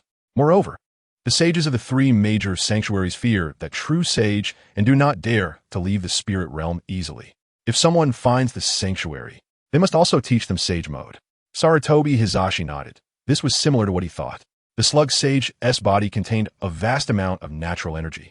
But at the same time, there was also a significant amount of chakra. The existence of chakra limited the growth of these sanctuary sages. If it weren't for the incomplete training methods left by the Beast Clan, it would have been difficult for them to survive until now. So do you know if that sage left any inheritance? The slug sage fell silent. Sarutobi Hizashi knew what she was thinking. The previous sage almost exterminated the Beast Clan, and even though some bloodlines were left in the end, they still created this spirit realm to confine them.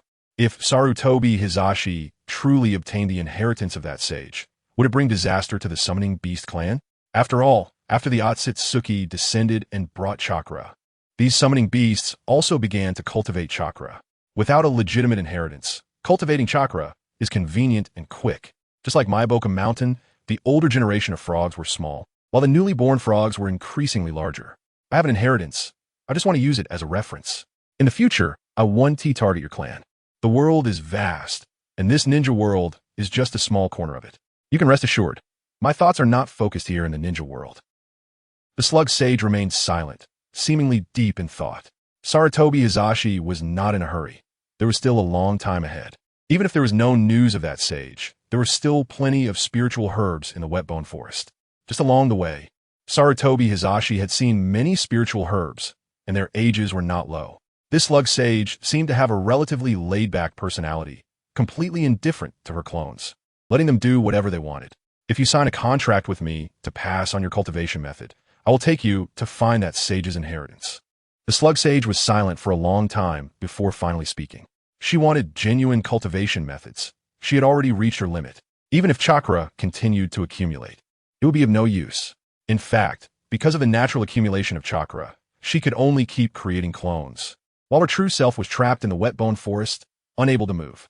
If this dragged on, she would slowly die here in the wet-bone forest. Master-servant contract. I temporarily do not have the cultivation method for demon cultivation, but I will definitely find you a legitimate cultivation method in the future. Sarutobi Hizashi looked at the slug sage and stated his requirements. If it were the white snake sage or the great toad sage, Sarutobi Hizashi would definitely not agree. After all, the Slug Sage had powerful healing abilities, and it wasn't just because the Slug Sage was a white-haired lowly that he signed a contract with her. The Slug Sage hesitated for a moment and nodded in agreement. Taking out a brand new scroll, Sarutobi Hiruzen rewrote the contract on it, but this time using Chinese characters, which was the legitimate master-servant contract. Both of them dripped a drop of blood onto it, and the Slug Sage's eyes widened in shock. This was not the master-servant contract she had imagined. In her understanding, even a master-servant contract should involve a hierarchical relationship, not like this. Sarutobi Hiruzen could decide her life or death, leaving no room for resistance. After all, this was the master-servant contract in the cultivation world, not in the ninja world. At this point, there was no turning back. Sai, the place where that sage left his inheritance, is in the center of the spirit realm, which we beasts cannot enter. At the same time, the 3 major sanctuaries have been preventing humans from discovering that place. Let's wait for a while. Let me cultivate for a period. Sarutobi Hiruzen thought for a moment and decided to cultivate to the foundation establishment stage before going to the place mentioned by the Slug Sage. After all, the Dragonland Cave and Mayaboka Mountain were very concerned about that place and did not want any humans to inherit the sage's teachings, which even a sage of 6 paths might not know about. Are there high-quality herbs in the Wetbone Forest? Yes, I have quite a stock. Bring them all over. Upon receiving Sarutobi Hiruzen's order, the Slug Sage showed no dissatisfaction. Her personality was like this, since they had already signed a contract. She could only choose to trust Sarutobi Hiruzen. After all, staying here was just waiting to die, so it was better to see what changes Sarutobi Hiruzen could bring to this ninja world. Chapter 71. Weasel's hidden shadow snake hands. The Wetbone Forest still has some depth. After all, the entire Holy Land only has the Slug Sage, and the other slugs are her avatars. She doesn't have much demand for spiritual herbs, and the numerous avatars are a product of the main body not being able to continue growing larger. Eating spiritual herbs would only hinder her. Lord Risen, do you think this is enough? Seeing the spiritual herbs brought by the little slug, Sarutobi Hiruzen couldn't help but gasp. Many of the herbs are over 500 years old, and such herbs are quite rare even in the cultivation world. This might also be an advantage of the ninja world. Although there is no suitable inheritance, there are also no other cultivators present. Aside from summoning beasts that consume some spiritual herbs, a large number of spiritual herbs grow in the summoning realm. Although the cultivation world has inheritances, the competition is fiercer. That's enough. With so many herbs, I can refine the Foundation Establishment Pill. The Foundation Establishment Pill is not a fixed pill. Any pill that can enhance cultivation and help a person break through the bottleneck of the Foundation Establishment period can be called a Foundation Establishment Pill. Among these herbs, many can solidify the foundation and enhance cultivation, which is enough for him to refine high-quality Foundation Establishment Pills. Lord Risen, just call me Zissou from now on. This is the name the Slug Sage gave herself. When she was still a little slug, her favorite food was the leaves of perilla. Sarutobi Hiruzen nodded and began to focus on alchemy. He needed to find that guy, Qing Ming, to make himself a pill furnace. The Land of Crafts has quite a few refining materials like red gold and purple steel. It shouldn't be a problem to make a furnace that can withstand high temperatures, even if it can't be used as a magical tool. Because manufacturing chakra armor can yield huge profits, Qing Ming's position in Konoha is quite decent. If it continues to develop slowly, Konoha will surely be able to break free from the economic control of the Land of Fire in the future. Time flows unnoticed in the mountains. The cold ends, yet the years go by. In cultivation, one can hardly feel the passage of time. And in the blink of an eye, another year has passed. During this year, the ninja world appears calm on the surface. Konoha has been quiet aside from capturing the 8 tails. The major ninja villages are similar. After all, it hasn't been long since the last ninja war, and the villages urgently need the growth of a new generation of ninjas. At the same time, the entire social class of the ninja world has experienced many vacancies due to the war, entering a relatively peaceful development period. But behind the peace, there are still surging undercurrents. The scale of Star Ninja Village has expanded significantly and has moved out of the miasma-filled canyon to an open plain. The daimyo of the Land of Bears has no objections to the growth of Star Ninja Village, as the Land of Bears is a small country that relies on Konoha and won't encounter much danger. However, there are still occasional rogue ninjas from the Land of Water coming to the Land of Bears to pillage and kill, so the strengthening of Star Ninja Village is good for the Land of Bears. However, the current Star Ninja Village is no longer the original Star Ninja Village. It has completely transformed into another Konoha. Even in the office of the Star Shadow, one can see a portrait of Orochimaru. Is this really Star Ninja Village? Hondo hopped along, and upon seeing the Star Ninja Village not far away, she immediately quickened her pace. This is her first time going out on a mission with Do and Itachi, but the leading Jonin is not Orochimaru, but Kakashi, as Orochimaru is now the village's shadow and doesn't have that much time. Hondo, slow down, Do said helplessly. His senior sister's personality is too impulsive. Itachi smiled, watching a few of them. Their mission this time is to go to the land of crafts to procure a batch of minerals for making chakra armor and then escort them back to Konoha while gathering intelligence on the land of water as much as possible. Recently, Konoha has been aggressively purchasing minerals from the land of crafts, which may have attracted the attention of rogue ninjas from a mist. Dissatisfied with being controlled by Obito, many mist ninjas chose to defect. Moreover, it's not just the defectors. The mist village may also be eyeing the minerals Konoha is purchasing. The chakra armor currently sold by Konoha has been modified. Orochimaru requested Qingming to weaken its performance, allowing it to absorb only the attacks of lower-ranked ninjas. And it can absorb a maximum of 3 attacks from middle-ranked ninjas. Even so, it is still sought after by merchants and the ruling class. For these ordinary people, encountering a Jonin is undoubtedly a death sentence. But if they have a piece of armor that can block attacks from lower and middle-ranked ninjas, it essentially equals an extra life in many situations. The interests involved have made many people eager. Ahead is Star Ninja Village. After resting here, they will set off for Craft Ninja Village. After arriving at Star Ninja Village, Kakashi instructed the 3 not to leave the village and went to the Star Shadow building. The current Star Ninja Village appears to be an independent village on the surface, but in reality, it has completely become a vassal of Konoha, with figures from Konoha present in its management and Umbu. Kakashi also needs to exchange intelligence with personnel arranged by Konoha. Not only the land of bears and the land of crafts, but also the land of rivers, the land of grass, the land of waterfalls, the land of frost, the land of rice, and even the land of rain have signs of Konoha's Umbu activities. These countries are all adjacent to the land of fire. If Konoha wants to start a war, it must go through these countries. At the same time, these countries have ninjas, and Orochimaru is laying the groundwork in advance, waiting for a suitable opportunity. The 3 of them walked in Star Ninja Village, observing the completely different customs and culture from Konoha, feeling somewhat excited. However, Itachi and Do both keenly sensed that the ninjas in the village were not friendly towards the 3 of them. Seeing the Konoha headbands on their foreheads, they would frown. That looks delicious. Hondo ran around the village, wanting to try anything that looked tasty. Suddenly, a ninja from Star Ninja Village appeared and blocked Hondo's path. Konoha ninjas.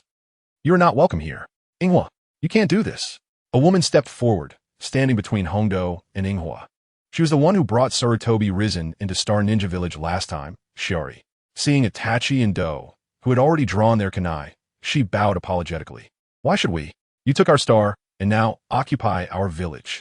Inghwa was somewhat frantic. Usually, the Konoha ninjas who came to Star Ninja Village were Jonin. After losing the star, he could only swallow his anger, but these 3 clearly looked like Konoha genin. Couldn't he vent a little? After all, it was Konoha's fault. The original ninjas of Star Ninja Village could naturally sense the changes. Konoha had already infiltrated their village.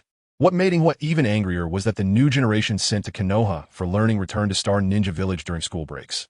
And they all praised Konoha. They are all traitors. Peacock Mystique.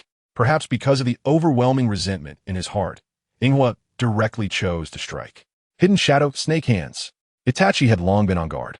Seeing the strange chakra appear behind Inghwa, he flicked his sleeve and summoned a python from within, which immediately rushed to entangle Inghwa. Water Release. Water Bullet Technique.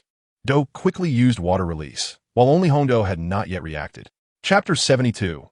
Naruto under the care of Uchiha Hikaru and Natsume are both Jonin of Hashigakure.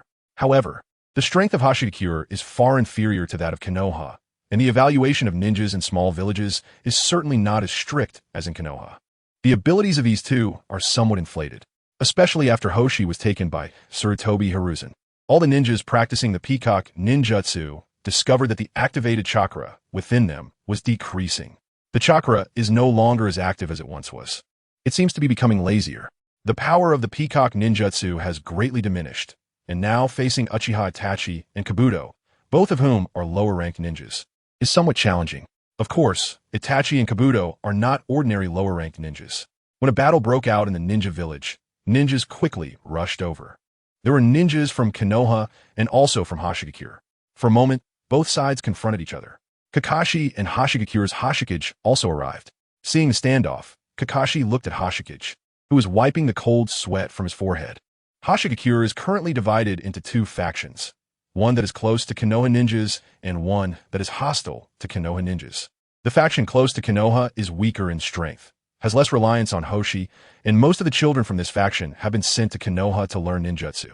The other faction, led by Hikaru and the former subordinates of Akatsuki, has a strong dependence on Hoshi. The fact that Sarutobi Hiruzen took Hoshi from them is a deep-rooted enmity. Unfortunately, their own strength is limited and they are unable to resist Konoha's invasion. Their hostility towards outsiders is natural. Hikaru is also someone who bullies the weak and fears the strong, which is why he took action against the 3 lower-ranked ninjas. But unfortunately, the 3 lower-ranked ninjas are not easy to bully. Misunderstanding, it's all a misunderstanding. It's best if it's a misunderstanding. Kakashi's gaze was sharp. As a pillar of the Umbu, he was quite clear about Konoha's plans. Kakashi did not oppose Konoha's plans, although he hated war. He also understood that war was unavoidable. Since it cannot be stopped, then let's be the victors and let others bear the pain. As Hashigakure is a crucial passage between Konoha and Takigakure, it must be under Konoha's control. Capture Hikaru. Hashikage's order made the Umbu of Hashigakure glance at each other. It was evident that Hikaru still had some influence in Hashigakure. Hurry up. The first to take action was Natsume. She sighed and stepped forward to press down on Hikaru's shoulder. Natsume, you. Hikaru's eyes widened in disbelief. He had a good impression of Natsume, and they had long harbored feelings for each other, but at this moment, the first to act was actually Natsume. The future of the village cannot rely on Hoshi. Konoha is a good choice. Natsume's eyes were complex. The side effects of Hoshi were too great. Among the 5 great nations, Konoha is already the best choice. The key issue is that Hashigakure has no choice at all. If they do not compromise, the village will most likely be unable to maintain its current state. You're also a traitor. Betrayed by the one he loved, Hikaru gave up resisting and was taken away by the Umbu. Kakashi nodded at Hashikage and left with the 3. Until they left Hashigakure, Akane still could not understand why the ninjas of Hashigakure were so hostile towards them. It was clearly their first meeting, yet they were ready to attack. Itachi, do you know what is going on? When in doubt, ask Itachi, who also shook his head. He had guessed something, but could not be certain. The village's plans led to their hostility. The 3rd Hokage took away the meteorite they needed for training because, although that meteorite could assist in training, it could also cause illness and death. Kakashi did not hide this. As disciples of the Hokage, they certainly needed to know about village matters in advance. Especially for Uchiha Itachi, he had always been a key focus for Kakashi. Kakashi knew very well what would happen if the Uchiha clan misunderstood something. As one of the only 2 young geniuses of the Uchiha clan, Kakashi could sense that Itachi was even more unstable than Shursui. Shursui was very sunny, deeply loved the village, and did not require concern. But Itachi was deep-minded, had his own views, and perhaps he might not agree with the village's decisions. Does the village want to annex Hashigakure? Kabuto pushed up the glasses that his adoptive mother, Yakushi Nanoyu, had given him, his eyes shining with wisdom. Huh? Akane was somewhat incredulous. Konoha would actually annex another village? It's not about annexation, but rather subordination. As an important trade route, we cannot accept an uncontrollable factor. Kakashi was very clear that this was indeed annexation, but it certainly could not be stated openly. He was still concerned about Uchiha Itachi's attitude. These are all necessary steps towards the path of immortality. Itachi's eyes were filled with fervor. He had gradually come to accept the ideas of his teacher, Orochimaru. The meaning of life is to learn more secret techniques, explore the mysteries of this world, and continually pursue immortality and power. Apart from his brother Sasuke, he cared for nothing else regarding the village and family. Kakashi felt somewhat helpless. It seemed that Itachi had already become a fervent supporter of the Hokage and did not need him to worry anymore. During this time, more and more people in the village began to talk about Orochimaru with great enthusiasm, believing that Konoha's current prosperity was all brought about by Orochimaru. Orochimaru is indeed the most charismatic villain. Now the girls in the village think that Orochimaru's charm is not inferior to that of the 4th Hokage. And some are even calling for Sarutobi Hiruzen to step down and let Orochimaru become the new Hokage. In the village, after a year, many changes have occurred. For example, Konohamaru has already been born. With Sarutobi Hiruzen absent, Shinji still named him that. In the original work, Konohamaru is 4 years younger than Naruto, but in this world, he is only 2 years younger than Naruto. Danzo's child has also been born, a daughter named Haruno Sakura.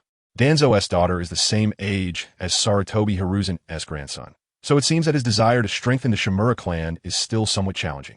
During this time, Kakashi became increasingly busy, and he had less and less time to take care of Naruto. Moreover, Naruto had already been weaned, and after much consideration, he was sent to the Uchiha clan.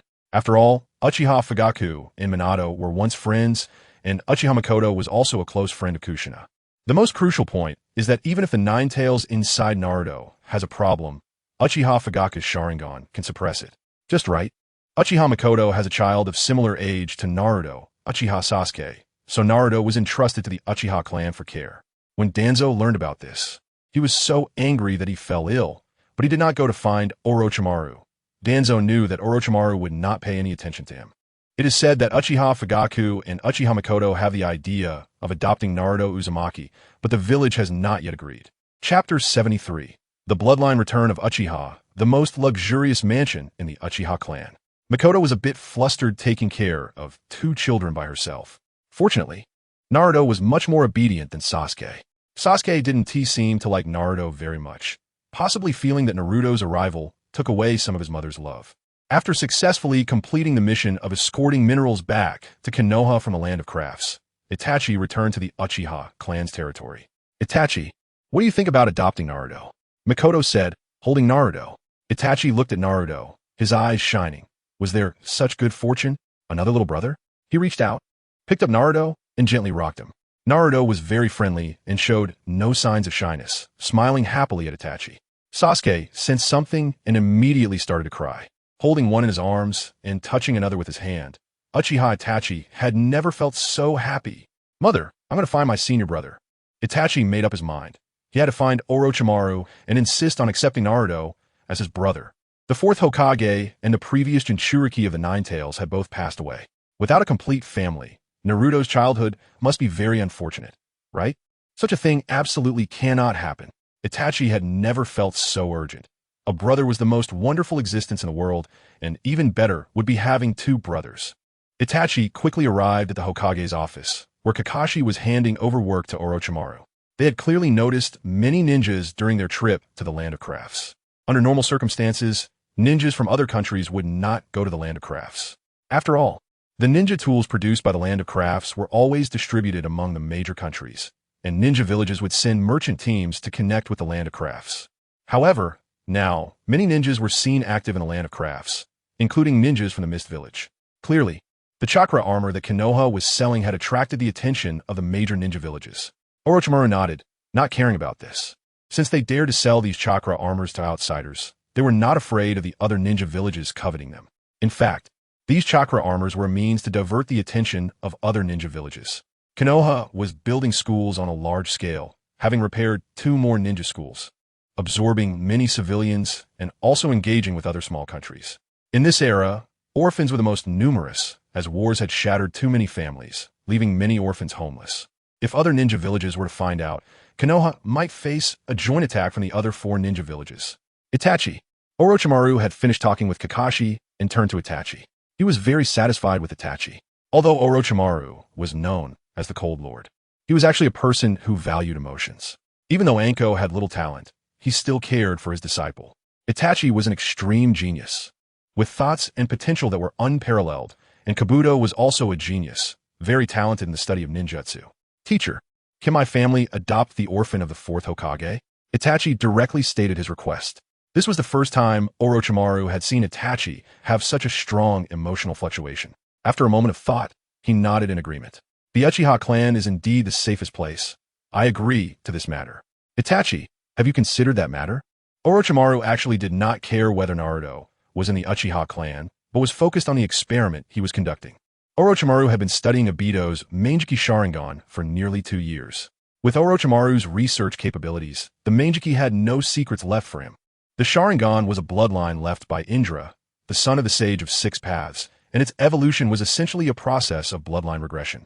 At the same time, the Uchiha clan was not purely of Otsutsuki descent. Their bloodline had also mutated. The various strange abilities of the Manjiki were incredibly powerful, but such special abilities still originated from the Rinnegan. However, Having the sage's eyes without the sage's body and without Indra and Ashura's chakra would lead to great consumption of both body and spirit by the Sharingan. According to Orochimaru's research, when the Manjiki descended, it would also be the final bloom of this Uchiha.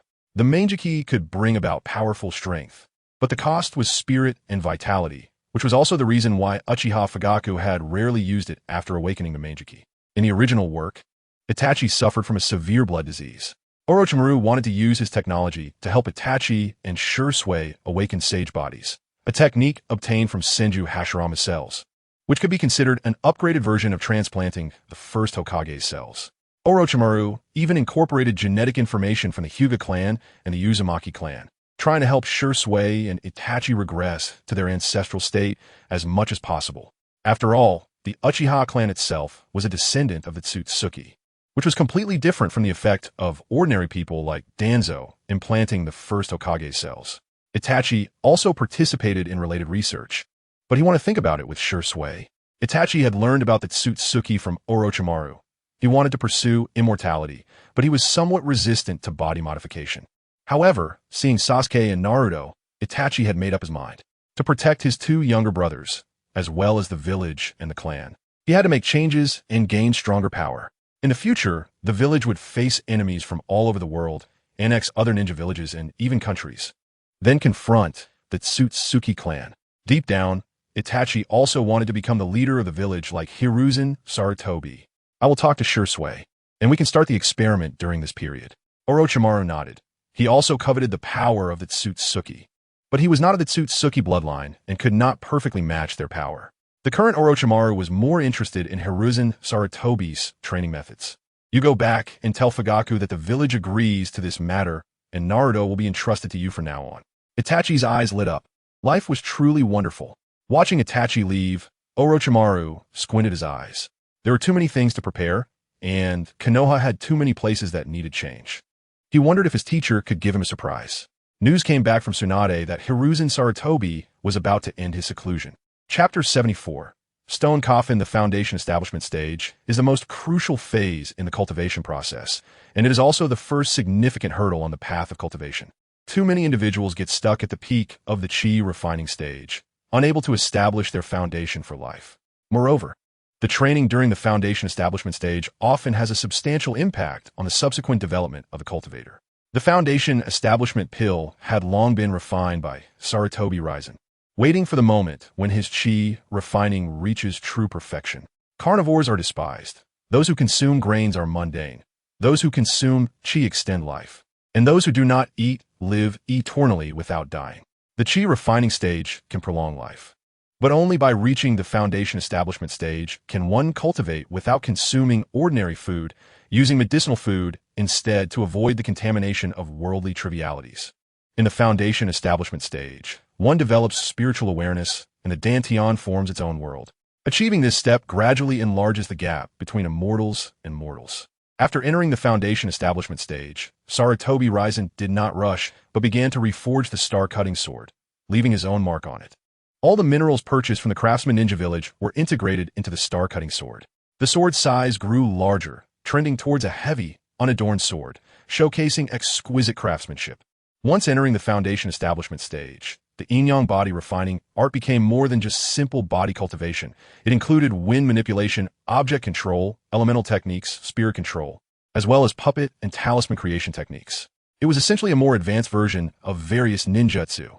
The most powerful offensive secret technique of the yin-yang body refining art is the yin lightning and yang thunder technique, which merges the thunder methods of yin and yang, far surpassing the lightning techniques of the ninja world. Taking a deep breath, he calmed his mind. After establishing his foundation, the connection between Sarutobi Hiruzen and Zissou deepened, to the point that they seemed to share a mutual understanding, as they had signed a master-servant contract. Lord Hiruzen. The slug sage, Zissou, stood by as Sarutobi Hiruzen established his foundation, sensing the natural energy within him multiplying and realizing he had broken through a realm. With his current strength, he should have no problem reaching the place left behind by that sage. Prepare the place you mentioned. Over the course of a year, Sarutobi Hiruzen learned that the sage had left behind a cave dwelling. After all, the spirit world was created by him. But the cave dwelling left by the sage who seemingly ascended was surrounded by the three great holy lands. the wet bone forest, Myaboka Mountain, and the dragon cave stood in a tripod formation, guarding the sage's cave dwelling at the center. The spirit beast clan could not enter the cave. Only humans could. However, the spirit beasts feared that humans would gain the sage's inheritance, remaining indifferent even after the arrival of the Otsutsuki clan. This was likely because the spirit world was a separate realm. Even the divine tree could not absorb energy from within. But there were still passages between the spirit world and the ninja world. The existence of chakra affected the entire planet, and these spirit beasts were also influenced, ultimately suffering the consequences of their own actions. All right, Lord Ryzen. Zisu was a bit excited. Her true form was too massive and had been trapped in the wet bone forest for a long time. Such a large body was a burden for a slug without an exoskeleton or internal skeleton. The Dragon Cave and Myaboka Mountain still had some legacies left behind, such as the sage's talisman produced by the great toad sage and the cultivation methods of the Dragon Cave that devoured humans. Only she had eaten a rare treasure and became powerful enough to establish her own lineage. However, besides not wanting humans to obtain the sage's inheritance, the three great holy lands did not oppose humans. After all, that sage might return, and they did not want to bring trouble upon themselves. Zisu's avatar could not leave the wetbone forest, so she could only send a small slug to guide Sarutobi Hiruzen from his shoulder. After so many years, the three great holy lands had become indifferent to the cave dwelling left by that sage. The ninja world only cared about fighting, and even if someone came to the spirit world, it was either to seek spirit beasts or to sign contracts with the holy lands. The world only knew of the three great holy lands and had long forgotten that there was once a sage. The six-paths sage had become the sage in people's mouths, while the true sage was buried in the river of history.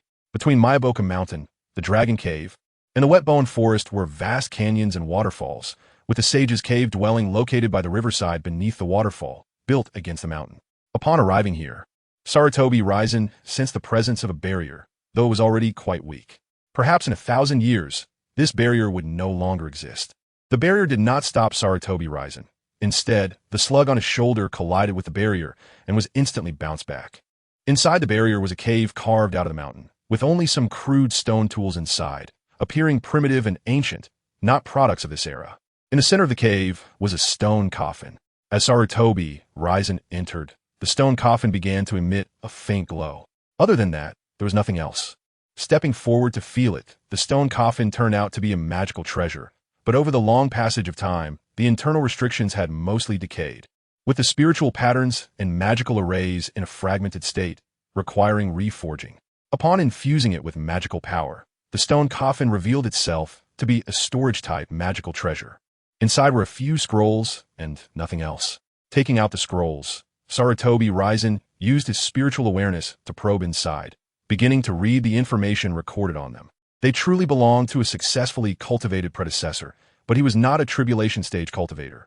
Rather, he was a harmonization stage cultivator, the highest level of power that this world could bear. In ancient times, when demon beasts fed on humans, he received the sage's teachings in a dream, exterminated the majority of the demon beasts, constructed the spirit world, and left behind his legacy before departing from this world. However, the techniques he left behind had not been passed down and remained sealed here. The other scrolls contained 3 different cultivation methods and 1 method for demon cultivation: the Wood Spirit Technique, the Azure Origin Technique, and the Nirvana Spirit Technique. These 3 methods differed greatly from Sarutobi Hiruzen's yin-yang body refining art. After all, the path of immortal cultivation was continuously evolving. The techniques left by this harmonization stage cultivator were more primitive and even somewhat unstructured, not as refined as the yin-yang body refining art. This world's great path was incomplete, and that sage left in a hurry. However, the scrolls also recorded that in the far eastern part of the ninja world, which is the vast ocean east of the Land of Water, there was a place where the space was weak, seemingly able to connect to other worlds. Putting the stone coffin into his dantian, the barrier in this place completely disappeared. After Sarutobi Hiruzen exited, the cave dwelling collapsed with a loud crash, leaving no trace behind.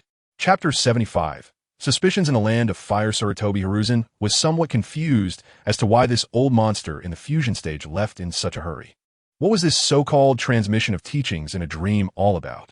Could he, like him, also be a time traveler? However, he was particularly interested in what the immortal had mentioned about the weak point in the eastern part of the Land of Water. Lord Hiruzen, did you receive that immortal's inheritance?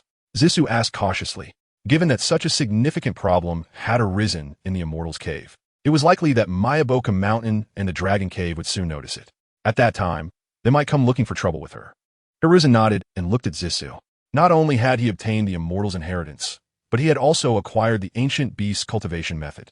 For someone at the foundation establishment stage like him, calling this fusion stage practitioner an immortal was not an issue. Really? Really? Zissou was very excited. If she could truly obtain the ancient beast clan's cultivation methods, she wouldn't mind signing a master-servant contract at all.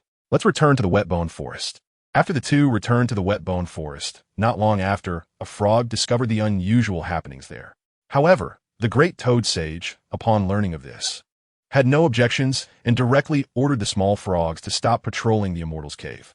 On the Dragon Cave side, there was also no significant reaction. The two major sacred lands had already received news from Jiraiya and Orochimaru about Hiruzen, knowing that someone in the ninja world had obtained the former immortal's cultivation method. Whether it was the Dragon Cave or Mayaboka Mountain, although they had always prevented humans from entering the depths of the spirit world to find the inheritance left by that practitioner, they did not dare to make a fuss when someone actually obtained the inheritance. After all, they had been in the spirit world for so many years and had long gotten used to it. The three great immortals of the sacred lands were no longer beings from that era, but were created long after entering the spirit world. Back at the temple in the wet-bone forest, Zissou, in her white-haired lowly form, immediately rushed over and asked cautiously in a gentle, mature voice, "Lord Hiruzen, did you really find it?" Hiruzen lightly tapped Zissou's forehead and transmitted the cultivation method of the beast to her using his spiritual sense, although he only provided a portion. After all, with Zissou's accumulation over the years, even if most of it was chakra, converting it into life energy was still quite substantial. Disperse your chakra and then start your cultivation again. Okay. The beast's cultivation placed more emphasis on the physical body, absorbing the essence of the sun and moon, leading to a longer lifespan but slower cultivation. In contrast, humans had a natural affinity for the Tao. Although their lifespans were shorter, their cultivation speeds were faster. Beast clan cultivation should be an innate instinct. As long as they lived long enough, they would eventually become refined. Not only the beast clan, but also plants, trees, stubborn rocks, and even artificial objects could occasionally awaken true spirits and become refined beings. Of course, the premise was that the spiritual energy of this world was sufficient. Otherwise, everything would be in vain. Understanding the direction of one's meridians and the essence of cultivation was the key to the inheritance. It took Zissou half a month to completely disperse all her chakra, her main body continuously shrinking, and her avatar becoming more refined. After so many years of accumulation, Zissou directly reached the peak of the chi refinement stage. She only needed to familiarize herself and stabilize for a while before entering the foundation establishment stage. Good. Hiruzen was very satisfied with Zissou's progress. The slug was not considered an innate anomaly and was definitely among the weakest of the beasts. Even at the peak of the chi refinement stage, Zissou still had only one attack method, which was to release highly corrosive acid. Aside from that, she had healing and shadow clones. The healing effect of spiritual energy was better than that of chakra, and with just this one talent, Zissou was already quite important. Although her main body had shrunk, there still existed a large number of slug clones in the wet-bone forest. I want to return to Konoha. Lord Hiruzen, I'll stay here for now. You can summon me anytime if needed. Zissou wanted to stabilize her cultivation and prepare to break through the threshold of the foundation establishment stage. She had already been in the spirit world for so long and was in a hurry. Using the summoning technique, she returned to Konoha, still at the edge of the forest of death in the wooden house. Lord Hiruzen, this was the surprised voice of Mabuki Kai. She hadn't seen Sarutobi Hiruzen for a long time and had been diligently practicing the techniques he had given her. However, a year had passed, and she had only just reached the 5th level of chi refinement. Nonetheless, the girl had developed quite rapidly during this year. At least her figure was no worse than Tsunade's. Well, keep working hard. Hiruzen was somewhat satisfied with Mabuki Kai's cultivation speed. It seemed that despite the influence of chakra, the people of this world could still cultivate. After all, chakra had evolved after so many years of development, and it had mutually influenced and changed this world. It was no longer the original chakra. Hiruzen entering the foundation establishment stage allowed many plans to be accelerated. Therefore, his first stop upon returning to Konoha was not to go back to the Sarutobi clan, but to the Hokage tower to check on his 3 disciples.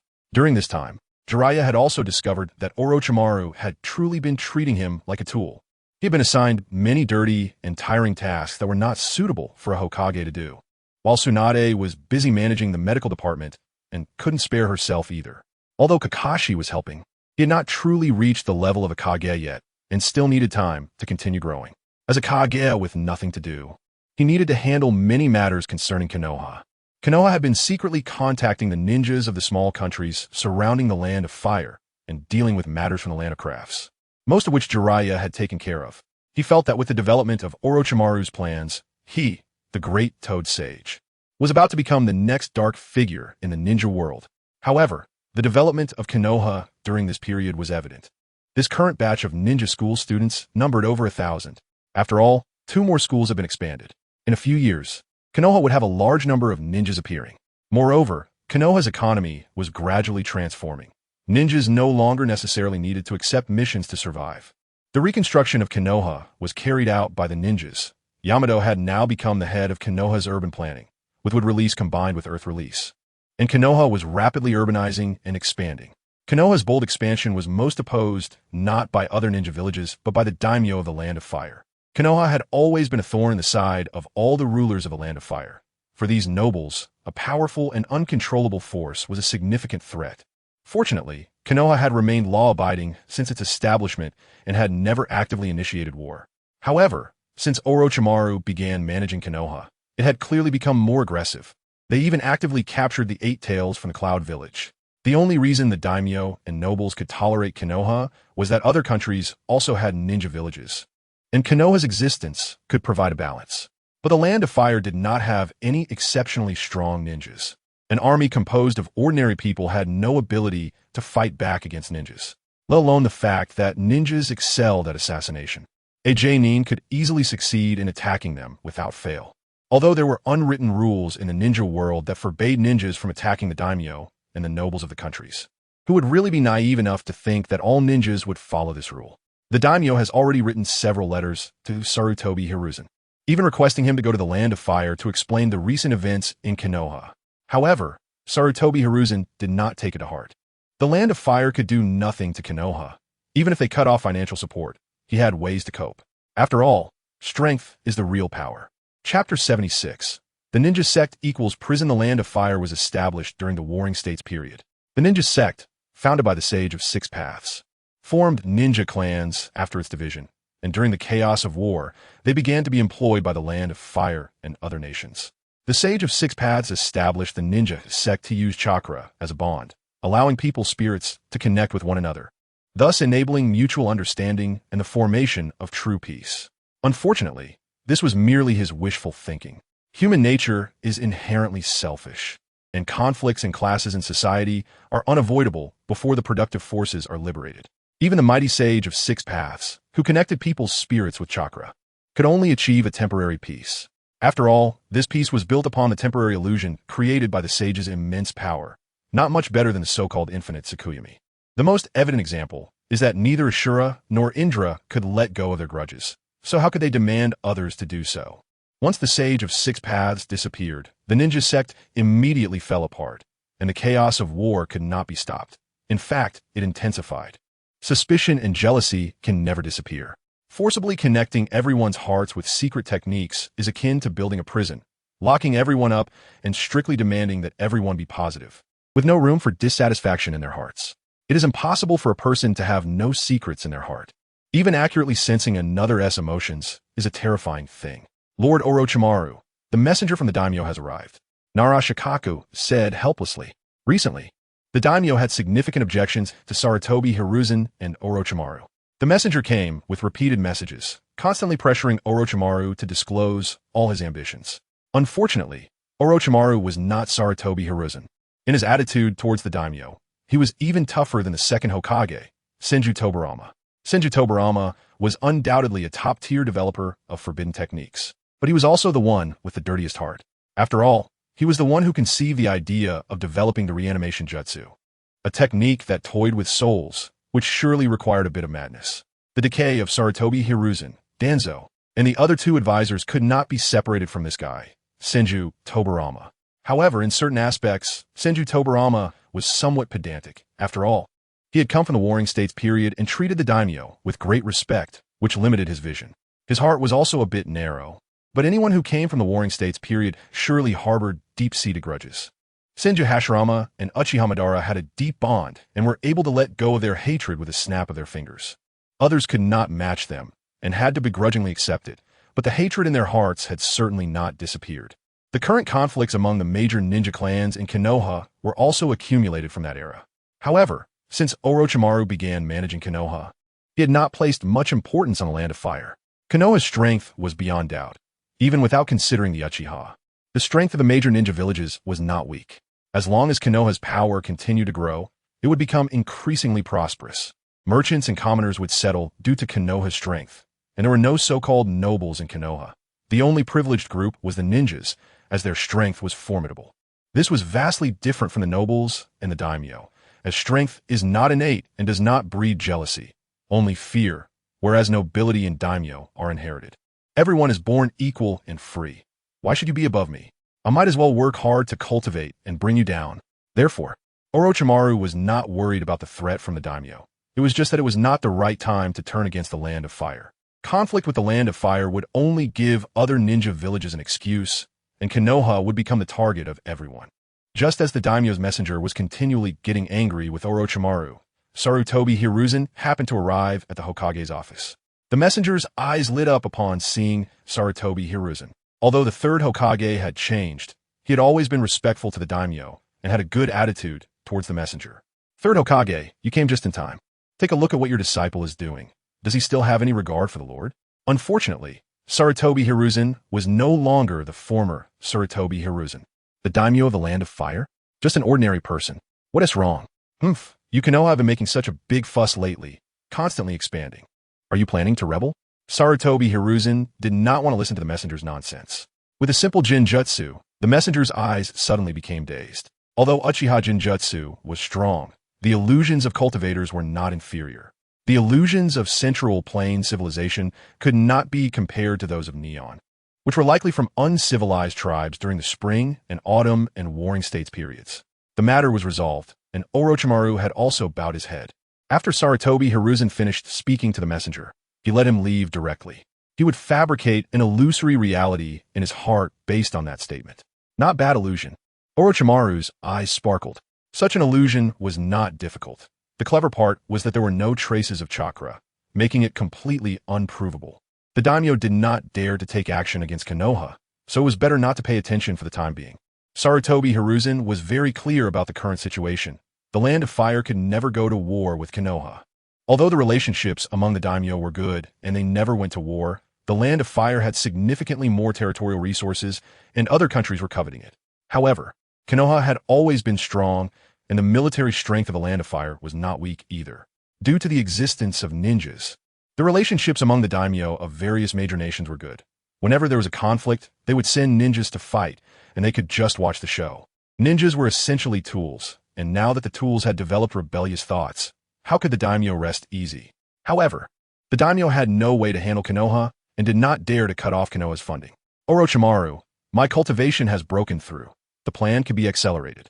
Orochimaru looked at Sarutobi Hiruzen, and although he could not sense any chakra within him, he felt that Sarutobi Hiruzen was extremely dangerous. Teacher, why don't you have a match with Jiraiya? How about it? Orochimaru was very curious about Sarutobi Hiruzen's current strength and the difference between the cultivators he mentioned in ninjas. Orochimaru was greedy. He wanted it all. Whether it was the Otsutsuki bloodline or cultivation, he wanted it all. Of course, now that he had become Hokage, he had plenty of time to study the secrets of the Otsutsuki bloodline. Jiraiya? Sarutobi Hiruzen was also interested. It was time to let Jiraiya see what true Sage Mode looked like.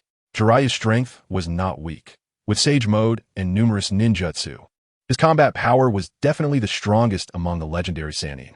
Moreover, Jiraiya could maintain impressive combat capabilities in various situations, making him a solid hexagonal warrior. Alright, it's time for you to know how powerful your teacher is. Chapter 77. Jiraiya, is this what you call Sage Mode? The news that Sarutobi Hiruzen wanted to compete with Jiraiya did not spread throughout the entire Konoha. After all, Sarutobi Hiruzen is the Hokage, and there are still quite a few spies in the village. This kind of thing is considered a secret in Konoha, and it would definitely be bad if it got out. However, the insiders knew about it. For example, the three legendary Sannin and their respective apprentices, Kakashi and Yamato. Sarutobi Hiruzen's two sons, and Meitarumi, as well as the leaders of various ninja clans, were all aware and planned to come watch the match. Everyone was unfamiliar with Sarutobi Hiruzen's current strength, still measuring him by his former abilities. After all, he had become younger. The younger version of Sarutobi Hiruzen and the peak Jiraiya are definitely comparable to Kage level. Being able to witness a battle between Kage level ninjas is a rare opportunity for everyone. Kage level powerhouses are basically the pinnacle of the ninja world, and it's difficult to surpass them without some sort of cheat. Although Guy can surpass Kage level with his full power, it's only a one-time fighting strength, achieved at the cost of burning his life. Old man, you can concede in advance. Jiraiya laughed heartily, not expecting such an opportunity to arise. He wanted to give his teacher a good show of how much he had grown over the years. Jiraiya still harbored quite a bit of resentment towards Sarutobi Hiruzen. Tsunade looked at Sarutobi Hiruzen with a complicated expression. How did this old guy get more handsome? Even if he used a secret technique to restore his youth. He shouldn't be this handsome. But every time she saw Sarutobi Hiruzen, she inevitably thought of that lecherous old man from the past. Like approaching a table full of delicious food only to find it has gone moldy, which is quite disappointing. Orochimaru was very happy. Everything was going smoothly, and the experiments related to Uchiha Itachi and Uchiha Shursui were already underway. The first experimental goal was to make Uchiha Shursui Manjiki Sharingan into an eternal Manjiki Sharingan, and secondly, to help Uchiha Itachi awaken his Manjiki Sharingan. Now he could still see his teacher compete against Jiraiya, regardless of who wins or loses. It will be very interesting. He was eager to see Sarutobi Hiruzen's current strength and his so-called true sage mode. The more Orochimaru researched, the more he realized that achieving true immortality is a very difficult task. Extending life is easy, but continuously extending life is challenging, and each method has its limits. In fact, cultivating immortality is similar. Although the path of immortality has no end, how far each person can go is uncertain. And there are those who cannot advance at each stage, being shackled for a lifetime. Jiraiya, you still have a lot to learn. Sarutobi Hiruzen smiled slightly, not taking Jiraiya's words to heart, but instead shifting the topic to Jiraiya's romantic issues. Danzo already has a daughter. You won't end up lonely in your old age, will you? Upon hearing this, Jiraiya gritted his teeth in anger. Why is that guy Danzo so happy now? On the streets of Konoha, one could see the happy Danzo family of three, which was quite a sight. Absolutely not. I will definitely find my true love. Jiraiya's expression became serious as he looked at Sarutobi Hiruzen. Teacher, this time I won't hold back. All right, let me see if you've made any progress over the years. The match was scheduled for that afternoon. The battle location was chosen to be the Valley of the End. The Valley of the End witnessed the battle between Uchiha Madara and Senju Hashirama, and in the future, it would witness the battle between Sasuke and Naruto. It can be said that the entanglement between Ashura and Indra would always be ignited in this place. However, today's battle was not the fateful battle of Ashura and Indra, but rather between Sarutobi Hiruzen and Jiraiya, the master and apprentice. Facing each other, the ninjas of Konoha stood at a distance, their eyes wide open, afraid to miss a single detail. Some were even considering using secret techniques to record this battle for future teaching at the Ninja Academy. Confrontation seal. Teacher, this time I won't hold back. Jiraiya quickly formed hand seals, summoning Fukasaku Sage and Shima Sage, entering Sage mode. This is my strongest form. Clearly, Jiraiya had already discussed this matter with Fukasaku and Shima. As soon as the two toads descended, they immediately helped Jiraiya enter Sage mode. This is the teacher's Sage mode. I have been training for a long time without success. Uchiha Shursui was very excited to see this scene. He had spent quite some time training in my Bokuzen, but had not yet mastered Sage mode. However, he had great talent for the Flying Thunder God technique and had devoted most of his time and energy to practicing it. Shursui aimed to become Konoha's Blood Red Flash. Uchiha Quick. Itachi was very interested in Jiraiya's appearance. He and Kabuto had also trained in the Sage mode of the Dragon Cave and had passed the White Snake Sage's test. There is still a significant difference between my Bokuzen Sage mode and the Dragon Cave Sage mode. Sage Art. Hair Needle Thousands. Jiraiya crouched down like a toad, his hair transforming into thousands of needles, attacking Sarutobi Hiruzen like a storm. Jiraiya, let me show you what true Sage mode is. Sarutobi Hiruzen summoned a sword from his dantian, infusing it with spiritual energy, instantly maximizing its effects, with clouds and mist swirling and radiating light. At the same time, Black and purple lightning appeared all over his body, directly soaring into the sky with his sword, while taking out a talisman and lightly waving it, causing it to ignite. 5. Thunder Justice, Wind and Rain Summon. Suddenly, a violent wind arose, and the sky darkened. Although the speed of Sage Art, Hair Needle Thousands was very fast and had a wide range, Sarutobi Hiruzen easily dodged it by soaring into the air. Ninja ninjutsu is very strong, but it cannot control the weather. The sudden storm and dark clouds stunned everyone. Summoning Technique, Yatai, Collapse Technique. Jiraiya reacted quickly, directly using the summoning technique to summon Gamabunta, who descended from the sky, pressing down towards Sarutobi Hiruzen. However, the yin-yang body refining technique emphasizes the body, and the strongest aspect is the physical body. Facing the incoming Gamabunta, Sarutobi Hiruzen directly punched Gamabunta back to the summoning realm, leaving only a puff of smoke. Sage Art, Super Large Rasen Shuriken. Jiraiya's battle instinct was very keen. The moment Sarutobi Hiruzen made his move, he gathered a super large Rasen Shuriken in his hand, leaping up to attack Sarutobi Hiruzen. I have to say, the Rasen Shuriken is a simple and versatile technique with extremely high lethality. Unfortunately, at this moment, the lightning technique was already in place, and the momentum was set. Young Lightning, with a loud bang, a black-purple lightning bolt struck down from the thunderclouds, heading straight for Jiraiya's super large Rasen Shuriken. Chapter 78. Let's call it the frog mode. When Sarutobi Hiruzen truly fought against Jiraiya, he discovered that the effects of Foundation Establishment stage techniques were far greater than he had imagined. Perhaps the laws of this world were not perfect, and the heavenly Tao suppression of various techniques was not strong. The Foundation Establishment stage is the initial phase of cultivation, where the foundation of the Tao is built. But the effects of his techniques now were almost comparable to those of a Golden Dance stage cultivator. At this moment, the heavens and earth changed color, and a group of ninjas gasped in shock.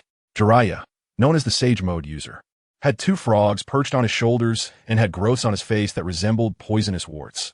He looked nothing like a sage. Meanwhile, Sarutobi Hiruzen stood atop a flying sword, with rolling thunderclouds behind him, looking more like a sage than a sage himself. The lightning struck fiercely, colliding with the Rasengan in Jiraiya's hand.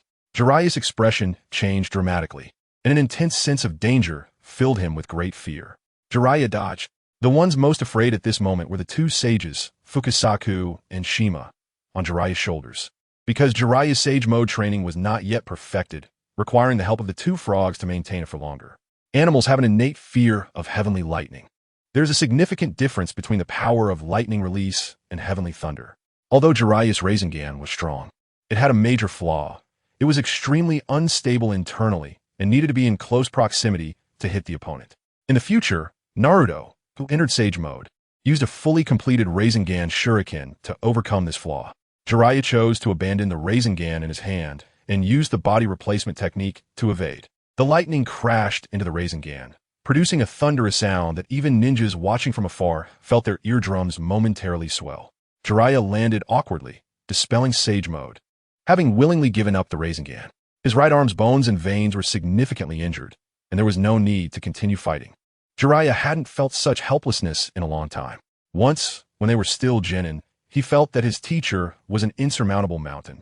But as they grew and Sarutobi Hiruzen aged, the gap between them continuously narrowed. However, now, facing his teacher, Jiraiya felt powerless once again. Not just Jiraiya. The perspectives of the distant watching ninjas towards Sarutobi Hiruzen changed as well. From afar, Sarutobi Hiruzen seemed to represent a magnificent heavenly authority, completely unbeatable. Orochimaru and Itachi's eyes were filled with fervor.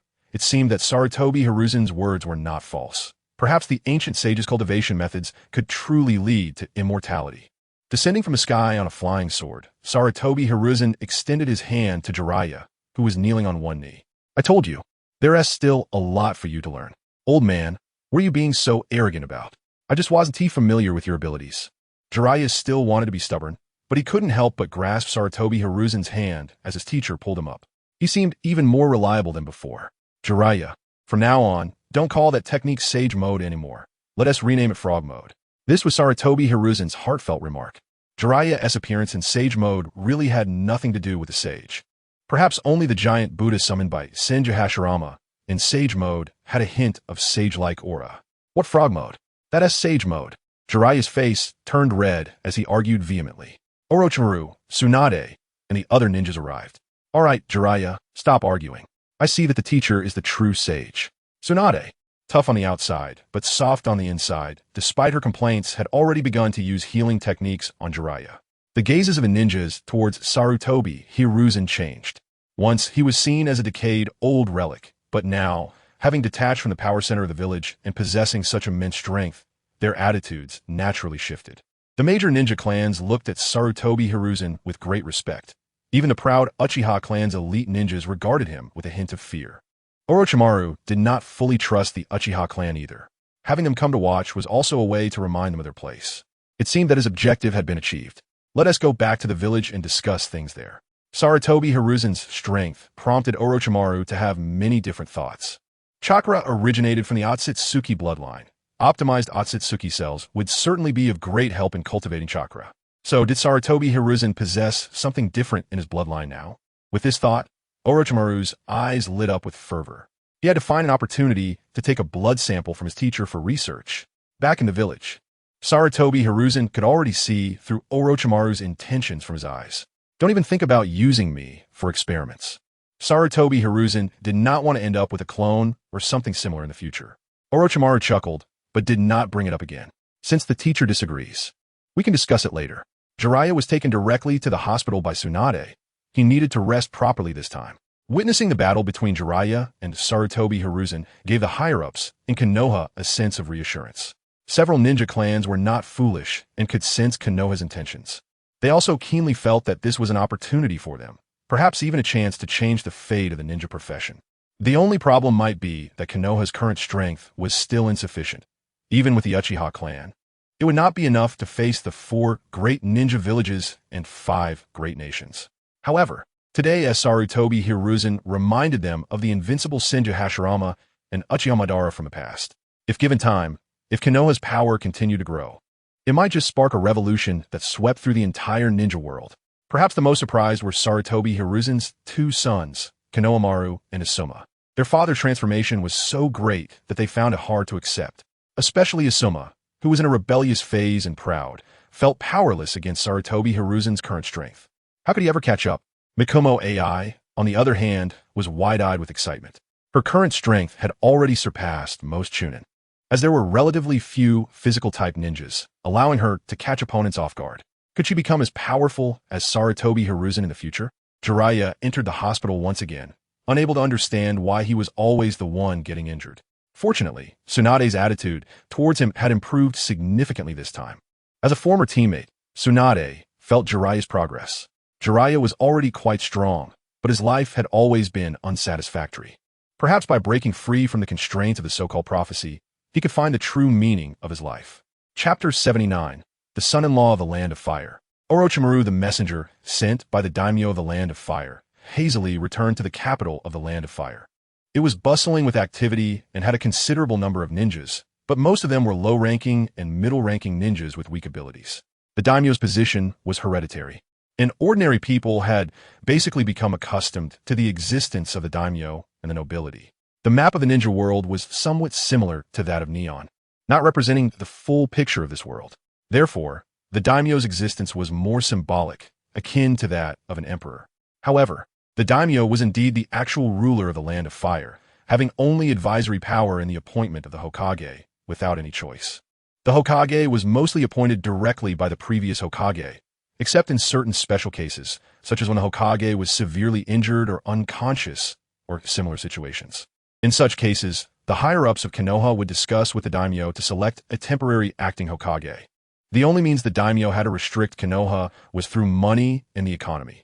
Ninjas did not engage in production, relying on mission rewards for income, which forced Konoha to depend on the Land of Fire for stability. However, now the most concerning issue for the daimyo had occurred. Konoha's economy began to thrive, and ninjas were no longer solely focused on missions. Various ninjutsu helped Konoha develop rapidly. Additionally, the extremely expensive chakra armor provided a substantial and stable economic source. When Konoha's housing prices surpassed those of the capital of the Land of Fire, he knew trouble was brewing. The messenger hurried back, and the first thing he did upon returning was to meet with the daimyo. What happened? What did Sarutobi Hiruzen say? He said it was all a misunderstanding, and everything will be corrected. This was the result the messenger had hoped for most, and having been caught in a genjutsu, he naturally took it as reality. The daimyo frowned slightly. The information he received was not like that at all. Konoha's development showed no signs of slowing down. It seemed that Sarutobi Hiruzen was indeed not easy to fool. Not only did he show no respect for the daimyo, but he had also learned the art of playing Tai Chi to deceive others. What should he do? Normally, he should be pleased that Konoha was growing stronger. But the direction of Konoha's strength was completely different for what he expected. If this continued, Konoha would no longer need to rely on the Land of Fire. While the Land of Fire had to depend on Konoha, it had seemingly become a country within a country, with ninjas inside being powerful and valiant. How could that be managed? After thinking for a long time, the messenger lay prostrate on the ground, sweat dripping down. Suddenly, the daimyo thought of a good idea. Why not marry his daughter to Orochimaru? Everyone knows that the real decision-maker in Konoha is Orochimaru. If they became family, wouldn't he that solve the problem? Tsunade already had blood ties with the daimyo, and in the original story, the name Senju, Tsunade, never appeared. She was mostly referred to as Princess Tsunade. Of course, this might also be because at the beginning, Kishimoto never intended to have the Senju clan. The daimyo had no surname, similar to the Emperor of Neon. Therefore, Tsunade's surname did not appear.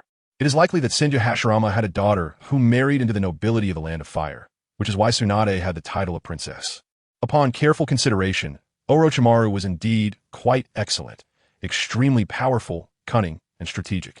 Marrying his daughter to Orochimaru could completely bind the Land of Fire and Konoha together. After all, he had enough daughters. Marrying one off wasn't a big deal. The more he thought about it, the more feasible the daimyo felt this idea was. You go to Konoha again and deliver my handwritten letter. The daimyo of the Land of Fire wrote a letter for the messenger to deliver to Orochimaru overnight. Orochimaru probably never expected that the daimyo would play such a hand. Orochimaru, son-in-law of the Land of Fire. Sarutobi Hiruzen looked at the green skin kappa in front of him, feeling a bit of a headache. Might Guy somehow found out about his victory over Jiraiya and had been pestering Hiruzen, wanted to learn a move or two. Third Hokage. I want to defeat Kakashi. Please take me as your disciple. Guy, with tears of youth, clung to Hiruzen's leg and wouldn't let go.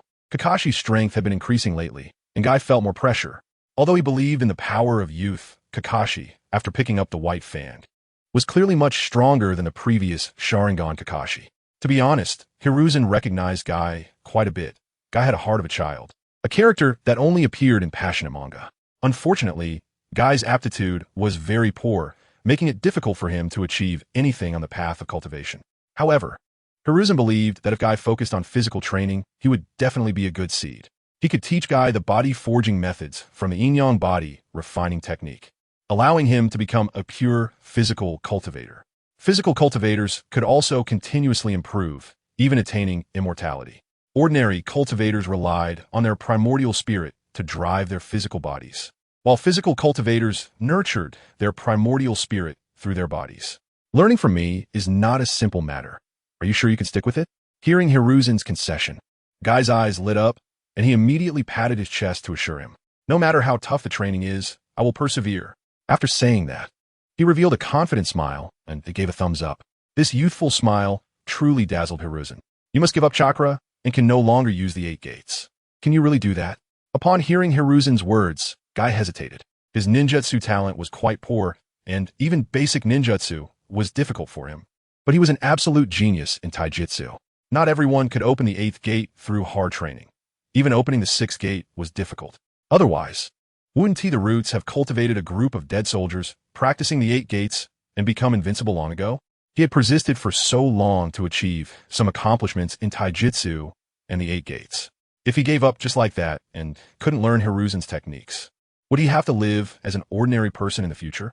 Seeing Guy's conflicted expression, Hiruzen spoke, "You can think about it slowly. However, I still recommend that if you engage in a lot of physical training, the quality of your food must keep up, and you need to use the appropriate medicinal materials as well. Wealth in literature, strength in martial arts. Physical cultivation is relatively rare for 2 reasons. It is arduous to train, and it requires a lot of resources." Guy nodded and responded seriously, "Lord Hiruzen, I will think carefully about it." After saying that, he couldn't wait to leave. He needed to discuss this matter with his dear friend Kakashi.